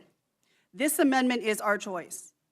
If you are confident rural America will not see SNAP cuts or decreased benefits, as the chair of the Agriculture Committee has claimed, then this amendment will do no harm. Vote yes. But if you have a concern, and quite frankly, a conscience, vote yes. Reject this big, bad bill. Thank you, Madam Chair, and I yield back. Ms. Bonamici, you're recognized for 5 minutes. Thank you, Madam Chair. My amendment, which is number 24, is pro-family, pro-children, and pro-mom. It guarantees that this bill will not take away nutrition benefits for moms and hungry kids in the Special Supplemental Nutrition Program for Women, Infants, and Children, or WIC. Federal nutrition programs like WIC and SNAP and school meals are investments in the health, learning, and development of children and young adults in communities across the country and are some of the most successful tools we have for reducing child hunger. These nutrition programs have been associated with improved educational outcomes and reduced food insecurity, which is especially important for children from low-income and food-insecure families. And it's widely known that WIC contributes to healthier births, nutritious diets, and improved infant feeding practices, better health care for children, and higher academic achievement. The benefits are indisputable. So WIC has served as a lifeline for many mothers and their young children, and I urge my colleagues to support my amendment. I would now like to make a few comments on amendments that I am either co-sponsoring or supporting. There is one by Ranking Member Bobby Scott to protect American children from going hungry with regard to the proposed cuts to SNAP. Yesterday, the Urban Institute released a new report highlighting that as many as 18.3 million children could lose access to free school meals as a result of the harmful provisions in this bill. And we know that every congressional district has children who are hungry. Families are working hard, but the income isn't keeping up with the cost. So I hope we can adopt Mr. Scott's amendment number 184. I also want to speak in support of a amendment that is going to be introduced or has been introduced by Representative Sykes to strike the language in the bill that cuts Medicaid. In Oregon, 1 in 3 people are covered by Medicaid, including 57% of Oregon children, and make no mistake, if you rip away health care from millions of Americans, people will die. Rural hospitals will close, cancer patients will go without treatment, and I will support this amendment, and proud to support this amendment. I also want to raise an issue in the amendment that is introduced by Representative Rivas, number 215. This is an amendment that will fix a catastrophic policy that's tucked quietly into this bill that would let the world's most powerful technology go unchecked for the next decade. This is a blank check for big tech. It would, and the bill, as written, will block state and local governments from regulating artificial intelligence for 10 years. That is a long time. That is a decade of risk. Let's be clear, we do not have federal policies or governance laws on data privacy, security, and bias. And I served on the bipartisan House AI task force, and we spent a long time studying these issues. And our report that was signed by both Republicans and Democrats explicitly warns against blanket and impulsive federal preemption of state AI policy. And I quote, "Without comprehensive federal AI or data privacy laws, states are well positioned to address gaps, tailor protections, and respond to emerging harms." But this bill ignores that bipartisan advice. Yesterday, 40 state attorneys general, including Oregon's Dan Rayfield, sent a bipartisan letter opposing this provision because of the unchecked harm it will cause. And let's talk about what that could look like. An algorithm that denies a disabled person access to housing and no state agency could intervene. A company that designs generative AI to imitate voices or faces without consent. States couldn't stop it. A hiring platform that discriminates by race or gender. Under this bill, if a company deliberately designs an algorithm that causes foreseeable harm, they'd be legally unaccountable, and it would leave policymakers and the public flying blind as a handful of corporations consolidate power over rapidly advancing technology. And I'm not talking about machines. I'm talking about civil rights, consumer safety, child protection, elections, employment, and more. The House AI Task Force made it clear we should empower good AI policy at the state level, not block it. This amendment strikes the provision and gets government out of the way so states can protect their people. Let's test whether Congress stands with the public or with the powerful. I also have a few bills I want to mention a few amendments that I'm co-sponsoring. One by Mr. Byer to keep energy costs low by taking two of the most successful energy policies in history, the production tax credit and the investment tax credit, protecting those. Also, Mr. Byer's amendment protecting bipartisan clean energy tax credits. I also want to support, be on record as supporting Ranking Member Bobby Scott's amendment number 261 that makes it harder for strikes the language that makes it harder for students to access high-quality education. And one more, Madam Chair, with your indulgence, I want to support the amendment by my Oregon colleague, Representative Bynum, that ensures the Consumer Financial Protection Bureau retains current funding for protecting student borrowers. And I yield back. Thank you, Ms. Bonamici. The order now is Goodlander, Stansberry, Delaney, and Tlaib. Okay, Goodlander. Thank you, Madam Chair, and thank you, Ranking Member McGovern, for the opportunity to be here today on behalf of the people of New Hampshire's 2nd District to offer a common sense, one-sentence amendment to this truly big and catastrophically bad bill. We know the bill is big. I brought a copy with me. It doesn't fit on this very big table in front of me. This bill is catastrophically bad because of what it does and what it fails to do, and that's where my amendment comes in. This bill is catastrophically bad because we know what it's going to do to 14 million Americans who will lose health coverage. The biggest cuts to health care in American history. It's going to hurt our kids, people with disabilities, pregnant women, seniors. It's going to jack up health care costs for everyone. Rural hospitals in my state are going to close and people are going to die. We know this bill is catastrophically bad because of what it's going to do to the more than 10 million Americans who are at risk of losing access to food because of the biggest cuts to SNAP in American history. We're talking about kids, about veterans, about hardworking people all across our country and in the most rural parts of my district, in Berlin, in Stewartstown, in Winchester. People are going to lose access to food. And for what? To give another big tax giveaway to big corporations and to billionaires. This bill also is going to bring about the biggest deficit increase in American history, $3.8 trillion, and that's trillion with a T, according to the nonpartisan Congressional Budget Office. And it's going to add trillions of dollars to the national debt.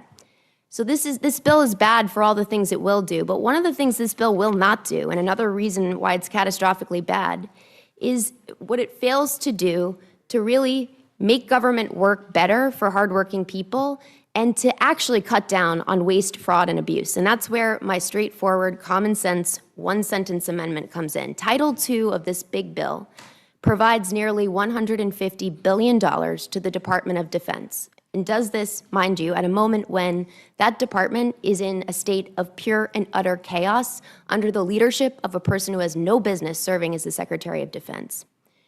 That's a lot of money, $150 billion. It's 10 times the state of New Hampshire's biennial budget. It's also, I should note, $50 billion above what the House Armed Services Committee was instructed to spend in this bill. And I read every bill I vote on, and it's $50 billion above. So I'm offering a straightforward amendment. It's one sentence that would simply require the Department of Defense, before it is able to spend the additional $50 billion, to do what it is already required to do by law and what it has failed to do under law for decades now, and that is to pass an independent audit.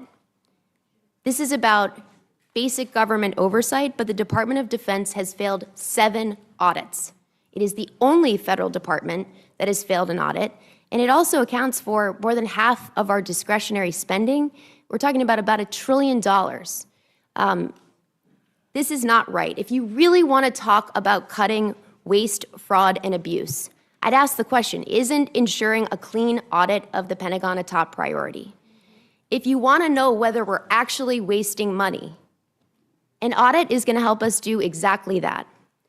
So look, at the end of the day, this is about It's about military readiness, and that's something that our national security depends upon. It's something our economic security depends upon. It's also about the public's trust. Small businesses across this country, people across America, have got to pass an audit to keep doing what they do. The Pentagon should be held to the same standard. And it's the public's trust that our democracy depends on. And so with that, I would say this big, truly big and catastrophically bad bill cannot be cured with one amendment, but this is a step towards progress on what I think we all share, a goal we all share, cutting waste, fraud, and abuse. That is not what this bill does. And with that, I yield back. Thank you. You're recognized for 5 minutes. Madam Chair, Ranking Member, members of the committee. Before I get started, I just want to observe that we've been here for almost 12 hours, and I want to take a moment to thank all of the staff who've been holding it down for the last 12 hours in this room. And I want to also observe that I count exactly 2 Republicans in this room, while literally dozens of Democrats have sat here all night and all day to have 5 minutes in front of this committee to speak our piece on behalf of the American people. So I have a lot of ground to cover. If it's not obvious already, not only am I a no on this bill, I am a hell no. Let me tell you why. This bill puts a massive permanent tax break in place for the ultra wealthy and corporations on the backs of working Americans. It will literally make the poor people of this country poor while the rich get richer. It will give billions of dollars in kickbacks to defense contractors, private prisons, and big tech. It gives cuts to life-saving programs, Medicaid and healthcare, which all of you said you wouldn't cut for months, and here we are. Food assistance, school lunches, Pell Grants. It will decimate protections for the environment, NEPA, public lands, judicial review, climate and clean energy. It decimates protections for our federal workers. It makes them at will, and it threatens their retirement. It threatens our consumers. It eviscerates the federal budget. And, Madam Chair, despite what I have heard here for many hours of lying, it will put into place the largest increase in deficit spending this country has ever seen, ever. That is what this bill does, and that is why I oppose it.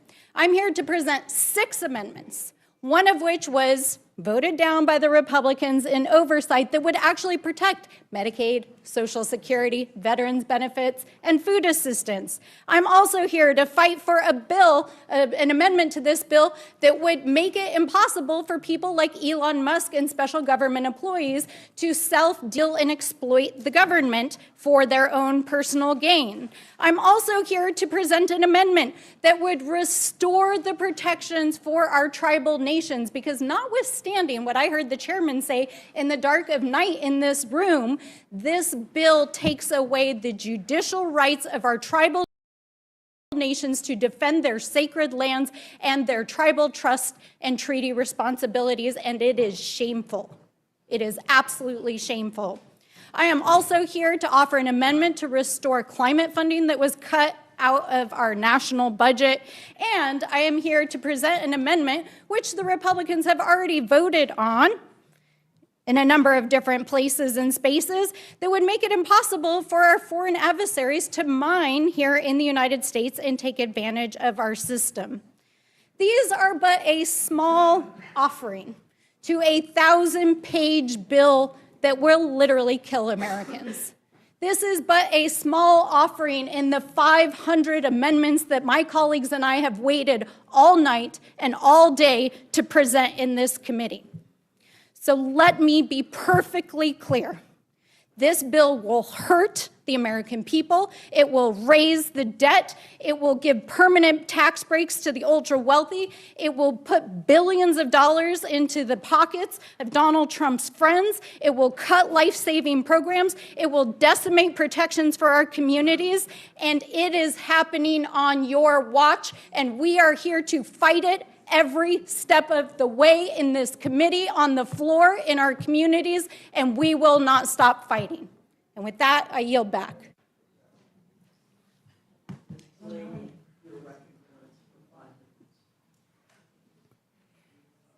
Thank you, Chairwoman, and thank you, Ranking Member McGovern. And thanks to all the staff, I agree as well, who've been here. I got here around 3 in the morning, and I echo what many of my Democratic colleagues have said. But I just have to say, as a preamble, you know, many of the things I've said will be repeating others, but my heart is heavy. As a freshman member from Maryland, but grew up in this great state of Idaho and have lived here for 30 years. I've never seen anything like this in Washington. And I must say, I ran on common sense, common ground in my campaign, and there's none of that right here on Washington, on Capitol Hill. But that takes common ground, takes shared truths, and starting at least the same platform and the same set of facts, and shared value outputs. And I would think that we should come back together to really look at those things. The way in which we have not been able to really have hearings and an ability to really think and probe into all these issues is so important going forward. So my amendment, H313, is really about ensuring that children and families will continue to receive the food they need despite the proposals put forward in the package. In this country, I do think that we all agree, and many of my colleagues on both sides of the aisle in the Ag Committee believe that no child in this country should go hungry. My Republican colleagues repeatedly said that this package would not result in the kids going hungry and that benefits would remain whole for them. My amendment takes them at their word, and it seeks to ensure that no cuts to SNAP can be made unless the USDA and states confirm that these cuts will not lead to a reduction in benefits for households with kids. Taking Republicans at their word to prevent benefits that I would suspect they would want. In some nationally, 42 million currently depend on food assistance programs. And in my district, 1 in 9 households depends on SNAP. Half of them are children. This isn't just about ending hunger. It's about dignity, it's about opportunity, and it's about being able to concentrate in school and being able to thrive. And if you want to talk about economics, as we said before, SNAP pays for itself in economic benefits and health benefits. For every dollar in my district, but across the country, spent on SNAP, $1.50 comes back into our economies. And that means many of my farmers in District 6 sell into the food markets. It goes back to 2,700 national retailers and back to our truckers. Cutting SNAP hurts, not helps our national economy. And these cuts will even be more apparent in rural communities. And by the way, in rural communities, there is going to be a tsunami of issues that is going to impact them, not just with SNAP, but with Medicaid and all these core funding cuts, and it's going to hit our states as well. So let me just put another thing in it, and maybe it's the lawyer in me, but I dispute the GOP constant messaging that this is about financial discipline and tackling the deficit. None of these cuts to SNAP or to Medicaid or social net programs result in this objective. The numbers do not add up, because we all know that it is widely acknowledged that this current proposal is projected to increase the budget by nearly $3 trillion through 2034 by locking in tax cuts and spending increases that outweigh reductions in Medicaid and SNAP funding. So let me put a finer point on this. It will strip $18 billion in benefits from households with children. It will harm 1 in 5 kids who rely on SNAP, and it lowers the age by which a child is considered dependent from 18 to 7. No one I know would argue that an 8 or a 10 or a 12-year-old is not dependent on their parents for food, housing, or care. And the authors of this bill have exempted families within this new definition of dependent only if they are married or living in the same household. But what about single or unmarried parents who are doing their best? This bill leaves them behind. Last, the bill prevents future increases to the Thrifty Food Plan. $37 billion will be cut from food assistance for the next decade, and that includes slashing $1 billion from summer EBT, which is a lifeline for millions of kids as they head into summer. I repeat, children will be hungrier over the summer. So it's about feeding our kids and about their future and our country's future. If you'll also allow me, Chairwoman Fox, I do not serve on the Energy and Commerce Committee, but I spent the bulk of my life as a child advocate at Common Sense Media. Common Sense is a nonprofit dedicated to looking at how media impacts the health and well-being of our nation's children vis-a-vis media. And the reports that came today about Sykes' bill, H215, is really important because we have to stand ahead of making sure that AI and the most recent proposals that it would block states from regulating it is really, really important not to. 140 organizations have already stood up against it. And I would also say for our nation's kids, we need to look at that. In closing, thank you. I yield back. Thank you so much for this opportunity, and I, echo so much of what my colleagues have said, but I want to bring my district into this room. They're never going to be able to sit here in this audience and express to just, anger that they feel that yet again we're turning our backs to them and not billionaires and so much more. The reality is, and Madam Chair, and this is to everyone here, it is not just us saying it. It's nonpartisan organization looking at the numbers, looking at this budget, and it is our residents of all different likes, because to me, Medicaid is nonpartisan. I have met people of all different likes and backgrounds that are dependent on Medicaid. I have met so many people that are on SNAP, Madam Chair, and for all of my colleagues to understand, you all know many of our residents survivor mode. I'm not going to here to do shaming and blaming. The reality is we have broken systems in place, and we wonder why people look at Congress and shake their heads and the approval ratings are so low. It's because we don't put them first. And so I offered 6 amendments, Madam Chair, and I hope you all seriously take them into consideration. I have no health care cuts for moms and babies. This is important. As a founder of the Congressional Mamas Caucus, when I look at over 40% of births in our country are covered by Medicaid, but that's also prenatal care, postpartum. I mean, all the different things that you see. And I say this because, again, I'm bringing my district here. We have one of the worst infant mortality crises, and I mean, look at the crisis that we have in our country, but even in my backyard. And it's because we don't have the kind of care that we have. And Medicaid is a Band-Aid, y'all. It really is. Because we do have an inhumane, cruel healthcare system that's driven by profit and greed and not about healthcare. That's why a lot of my residents don't even call it a healthcare anymore. They call it sick care, Madam Chair. And so now we're about to rip the Band-Aid off. So my amendment says, do not cut prenatal and postnatal care. Again, tackling infant mortality is nonpartisan. Every community is, again, seeing that our children are not reaching the age of 1, and there's a reason to that. And again, it's because we're not doing our job here in Congress. The other amendment, and it's super important, is no money for polluters. I want to reiterate to all of you, again, my community, the majority of them are frontline communities. We have one of the worst air qualities in the state of Michigan, in Wayne County, that I represent. And we're making people sicker, and then now we're saying, we're not going to cover the fact that, again, we've allowed corporate polluters to be unchecked. You should see the lack of enforcement because the bills are written in a way they slap their hands, they pay a fine, it's part of doing business. But when you go to read a third grade class in my district, and I always tell them, they ask me what my job is, and I tell them I'm trying to make sure we have clean air and how many of you have asthma. A third of the class will raise their hand, Madam Chair. A third of them. And you look at the attendance rates and so forth. The other is really important. I really believe that we need no more aid to billionaires. I'm calling it that because I think that's how you all see it. They don't need it. The corporations don't need it. Some of them have not paid federal income tax for years. They don't need it. They're going to be okay.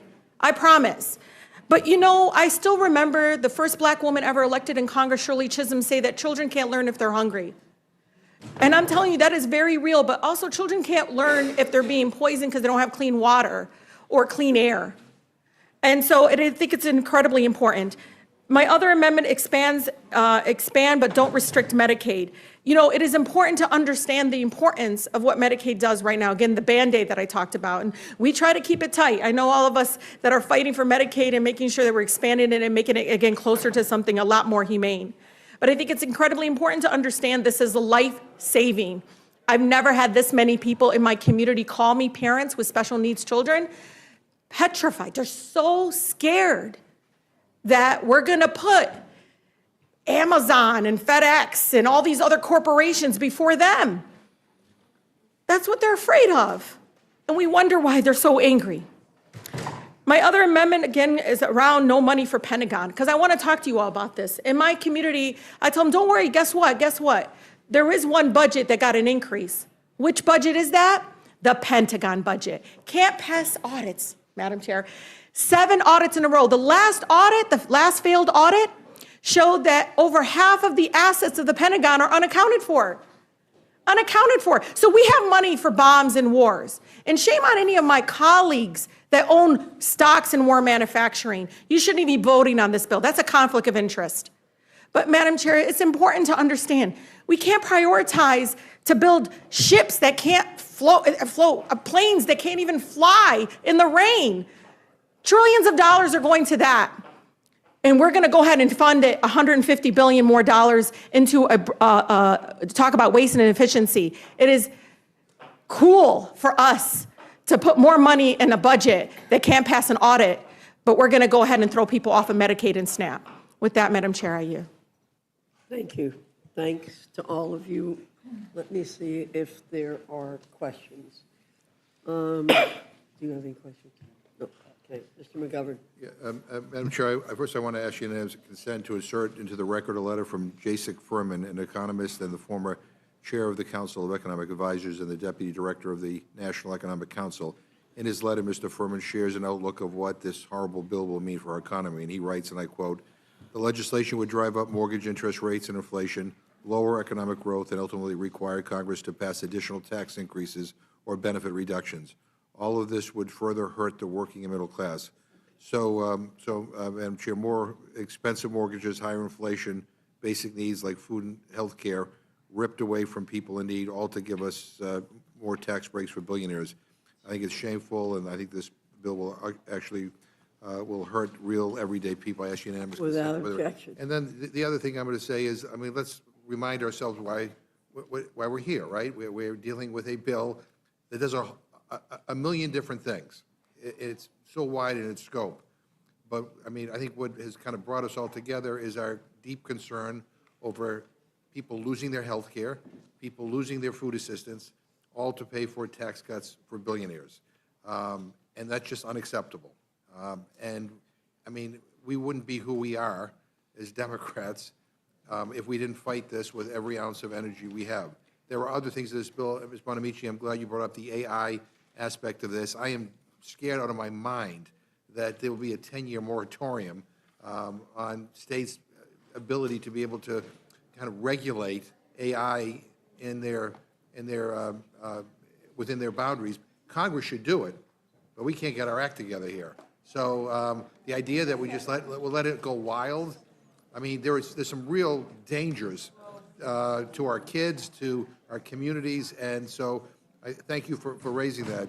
But again, you know, I mean, I'm grateful to all of you for sticking this out. You know, we have been talking amongst ourselves about how incredible it is to see all of you just stay here and remain here in solidarity and to, you know, be able to present your amendments. I think the American people appreciate it, and so I support all your amendments. Again, I thank you for being here. I yield back my time. Later. 478. Okay, thank you. I just want to echo the ranking member's remarks. There are dozens of members still waiting. We really, really appreciate your passion, your amendments, which are so well taken, everybody bringing their expertise that would have been probably better served if we'd been able to use regular order, use committee structure to try to work on consensus bills. But it is so important that your constituents hear what you would do if our colleagues across the aisle were willing to work in a bipartisan manner, and just how much we could accomplish if that were an option around here. So thank you all. Appreciate it. Mr. Neguse, you're recognized. Thank you, Madam Chair. I don't have any questions. I just would, again, share the sentiments expressed by our ranking member and Ms. Scanlon, and our deep appreciation to our members of the House Democratic Caucus for hanging in and staying as long as you have. Again, we started this hearing at 1 a.m.